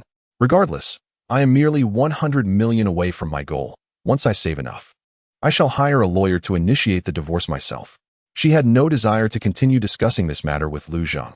Although she appreciated his past assistance, she felt an inexplicable animosity towards Linen. She harbored a disdain for those men who encircled Linen, hindering the happiness of others. Yet, despite Zhou exerting all her strength to push him away, once, twice, thrice, Lu Zhang's hand remained firmly clasped around her waist, unwavering. Zhou, in her vexation, she raised her eyes, declaring, I no longer wish to converse with you. Let go. Zhou was momentarily taken aback. She observed the typically composed and aloof expression on Lu Zhang's face transform into one of unmistakable astonishment. His slender eyes narrowed slightly, gazing at her with a look of perplexity, as if she had uttered something utterly bewildering, leaving him stunned and unable to comprehend. After a brief pause, Zhou noticed Lu Zhang slowly blink, inquiring, Who is Linen? Zhou. Ah, there he was again, feigning ignorance while fully aware of the truth. She had chosen not to press the matter during their previous conversation, but since they were now laying everything bare, she decided to be forthright. Zhou pressed her lips together, her beautiful almond-shaped eyes meeting Lu Zhang's gaze with unwavering confidence. She asserted, Linen is the woman you truly cherish in your heart. You married me merely to serve as her substitute. Lu Zhang, because the old lady would never accept her. You opted to marry someone whom the old lady would favor me. Then, once you eventually divorce, the old lady would have no grounds for objection, and you could marry her. A faint, bitter smirk graced Zhou's lips as she queried, Am I correct? These were the narratives she recognized from novels, tales she understood yet could not vocalize. Initially, she had no intention of tearing down the final veil, yet a sense of pent-up frustration troubled her heart. Since a divorce was inevitable, she saw no reason to uphold the pretense of marital affection with Lu Zhang. After all, it was not she who had strayed both mentally and emotionally. Why should she remain silent? Thus, with the mindset of a victim who could no longer endure in silence, Xiaoan articulated her feelings. Now, she was eager to see how Lu Zhang would attempt to justify himself. Upon hearing Xiaoan's words, Lu Zhang, the man with a wandering heart, lowered his gaze for a moment before lifting it to meet hers. I still cannot recall who Linen is, he stated, his tone remarkably calm and composed, exuding a sense of seriousness. The younger generation of the Lin family consists solely of men. I doubt anyone bears that name. As for the older generation, I am acquainted with them, and none are known by that name. Only the matriarch of the Lin family is commonly referred to as Old Madame Lin. However, I am unaware of her given name. But, you wouldn't assume that I have an affection for Old Madame Lin, would you? Xiaoan was left utterly perplexed by Lu Zhang's thought process. I am not referring to the Lin group. I mean Linen, the actress, she clarified, enunciating each syllable carefully. There is a saying that you married me because we bear a resemblance, and coincidentally, we both share the character in our names. You resemble her? He lowered his gaze, his dark eyes glimmering with curiosity. From certain angles, she replied. People often refer to her as Little Xiao, and Xiaoan had to concede that she bore some resemblance to Linen. Yet she could not shake the feeling that Lu Zhang was merely engaging in a game of mental sparring with her. To prevent Lu Zhang from continuing to divert the conversation, Xiaoan took out her phone, opened Baidu, and entered Linen's name, casually clicking on a link. There, she found a photograph of Linen during an interview program, dressed in a dress of pearly white, with her long hair gently cascading down, her round eyes appearing even more adorable than Xiao and slightly almond-shaped ones. Under the stage lights, Linen exuded a gentle yet vibrant aura. If you still pretend not to know who Linen is, then just take a look for yourself. Lu Zhang, since certain matters have already been laid bare, there is no need to continue feigning ignorance. Xiaoan thrust her phone screen towards Lu Zhang's face. Lu Zhang furrowed his brows, taking in Linen's full visage. 1 second, 2 seconds, 3 seconds. After a brief silence, Lu Zhang, with an almost impassive expression, stated, "I don't know this person at all." Furthermore, Lu Zheng scrutinized the photograph on the screen again. "I don't see any resemblance between her and you." Xiaoan was momentarily taken aback. "How could there be no similarity?" "Look at her," Lu Zheng interjected. "Her eyes are slightly narrower than yours, appearing rounder, yet they lack the captivating brilliance of your gaze. Her complexion is also inferior to yours. Although she has applied makeup, the color on her neck is somewhat darker. Moreover, her lip shape differs from yours. Your lips evoke a more." Lu Zheng paused, his tone darkening. How Qiaoan's lips appeared, he had already envisioned countless times in his dreams. He lowered his eyelids, his profound gaze resting upon her lips. An inexplicable sense of vulnerability washed over Qiaoan, as if his invisible gaze were scorching her. She pressed her lips together, her gaze flitting nervously to avoid his eyes. Joanne averted her glance, her tongue inexplicably tangled. Who knows if you were speaking the truth? A man's words can be deceitful. Regardless, I know you married me to serve as a substitute for her. And that's all that matters. Not for that reason." Lu Zheng's expression instantly turned frosty, and without a moment's thought, he declared, "I married you because I love you." "That is still." Joanne's words faltered, swallowed back into silence. She choked on her response, lifting her eyes in a daze, staring blankly at Lu Zheng. He lowered his gaze to her, noticing the glimmer of moisture in her slightly upturned almond eyes, a softness replacing the usual defiance. Lu Zheng's heart softened in tandem. "Do not heed the rumors outside, nor the words of others. I love you, and that is why I married you, nothing more. Moreover, Joanne." He suddenly bent closer, drawing her in tighter, his hands gently yet firmly encircling her. His defined jaw rested against her shoulder. Joanne instinctively shifted, attempting to push him away.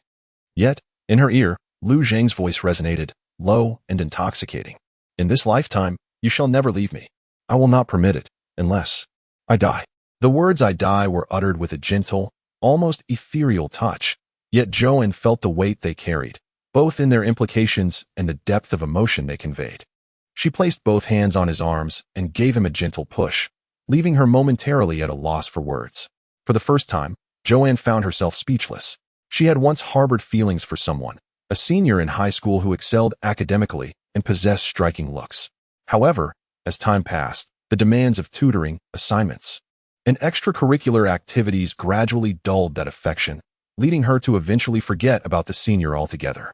She had even entertained fantasies about what her future partner might be like if she were to marry.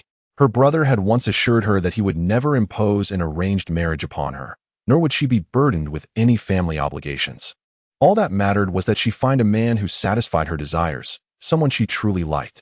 When it came to the questions of marriage and companionship, Joanne had planned to postpone such considerations for a few years, believing that by the age of 22, she had yet to encounter someone worthy of her lifelong commitment. And then, she arrived in this world, becoming the Joanne of the story, a woman already wed. Yet now, this man professes his affection for her. His desire to marry her stems from his genuine feelings. Unless death intervenes, he vowed never to seek a divorce. Chapter 41. I suddenly feel a sharp pain in my abdomen. I must excuse myself to the restroom.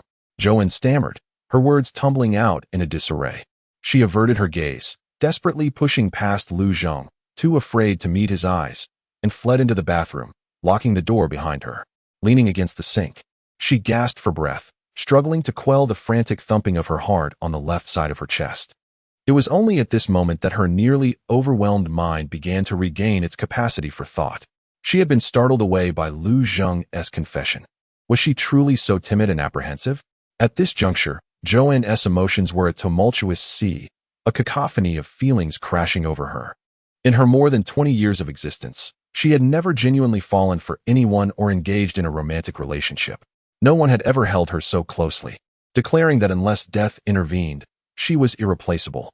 She could discern that Lu Zheng's words were not mere seduction or deceit. The weight of his tone, imbued with profound affection, poured forth a multitude of emotions. Unexpectedly, Joanne felt a wave of acidity rise in her nasal passages, her eyes nearly reddening from the sensation. The fearless young lady, who had faced the world without trepidation, suddenly found herself engulfed in fear. Fear of her own inability to bear such profound feelings, and fear of her unworthiness.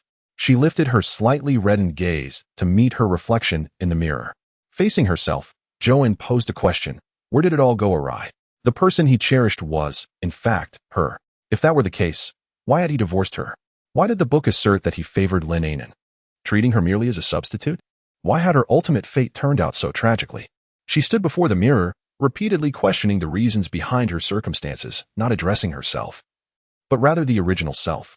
Since Lu Zheng's affections were directed towards the original, his marriage to her was not merely a substitution. Why then did the narrative conclude so tragically for the original?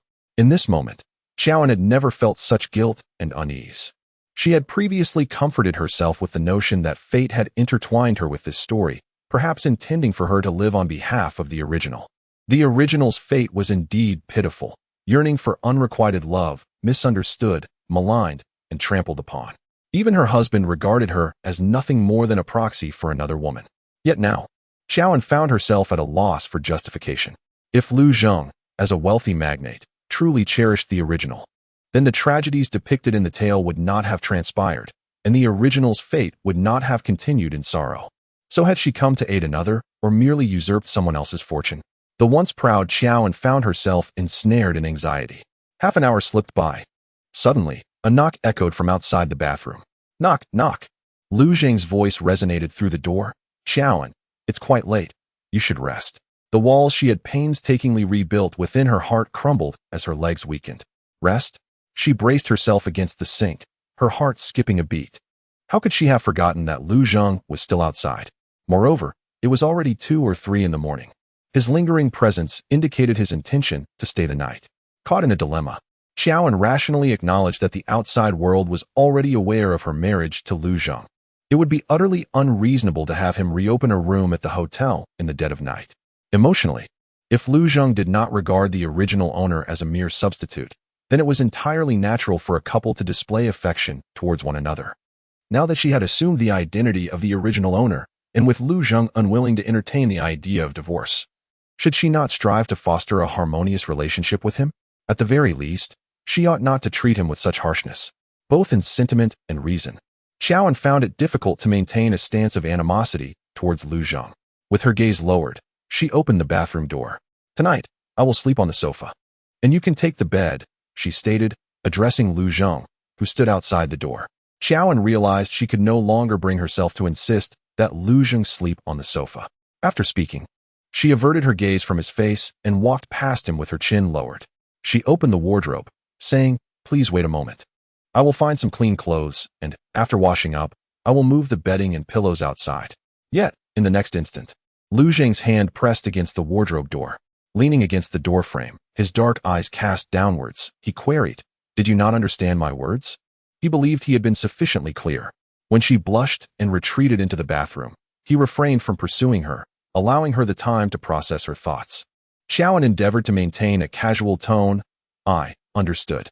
I know you do not harbor feelings for Lin Anan, nor do you view me as a replacement. However, we have always slept separately. Now a married couple should share a bed." Lu Zheng's gaze remained fixed upon her, deep and solemn. Xiaoan felt an inexplicable flutter in her heart. "But we used to," she began. Lu Zheng interjected, "The past is the past. I do not understand why you believe there is someone else in my heart. If that were the case, I would have explained it long ago. I never knew that you were the one I was seeking." He grasped her hand, his palm broad, warm, and dry, causing her to sense an elevated heat on her skin, almost scorching. In the past, her instinct would have been to recoil from his touch, perhaps even to slap him if he dared to come closer. Yet now, she found herself hesitating to act so harshly. She realized that she was no longer the same person. Her need for safety in this world prevented her from elucidating this truth to Lu Zheng, placing her in a quandary.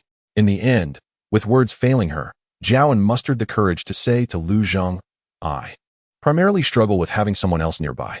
How about we share the bed but keep separate covers?" This was the only resolution she could accept, sharing a bed for sleep, but with a clear boundary. Lu Zheng regarded her intently for a moment before acquiescing. Xiaoan exhaled in relief. She proceeded to freshen up, initially intending to change into her sleepwear, but after picking up a silk nightgown meant for summer, she set it back down.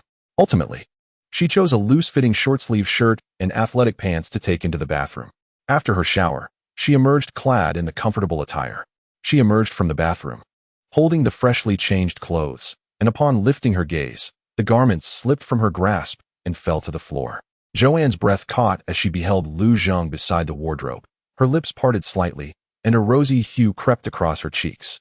Joanne had always been aware of Lu Zheng's impressive physique, yet she had never anticipated it would be quite so striking. The man, having discarded his shirt, exhibited broad shoulders and a narrow waist, with taut, elongated muscles that formed an exquisitely graceful silhouette. Lu Zheng was hanging his discarded shirt and suit jacket on a hanger when he heard the noise behind him and turned. Upon catching sight of Joanne clad in a short-sleeved top and sweatpants, a subtle smile curved at the corner of his lips. "You should rest. I'll be there shortly." Such words were likely intended to be taken at face value, a mere courtesy.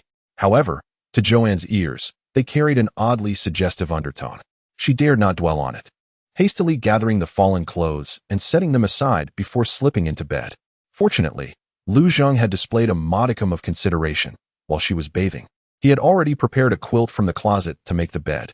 Though it was late summer and still warm, the hotel's air conditioning was robust, and without a cover, one could easily catch a chill. Joanne nestled beneath the quilt, pulling it up to her nose, leaving only her bright, expressive almond-shaped eyes visible. Noticing that Lu Zheng was still occupied at the wardrobe and seemingly oblivious to her presence, she lifted her head slightly to observe what he was doing. Just as the sound of metal clashing reached her ears, Joanne found herself momentarily perplexed by the unfamiliar noise. As Lu Zheng's slender fingers deftly unfastened the metallic clasp of his belt, drawing it away before shedding his trousers, Qiaoan's face flushed crimson in an instant.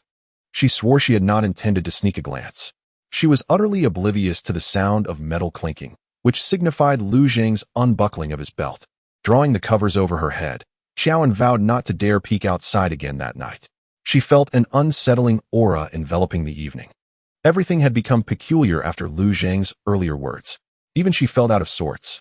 After a while, the sound of the bathroom door closing echoed, restoring tranquility to the bedroom. Qiaoan understood that at this moment, Lu Zheng had retreated to the bathroom. Yet, she remained ensconced in her cocoon of blankets, wishing fervently to fall asleep, believing that slumber would render everything inconsequential. Moments later, the sound of cascading water emanated from the bathroom, intensifying her restlessness. The more anxious she became, the clearer the sound of water seemed to resonate.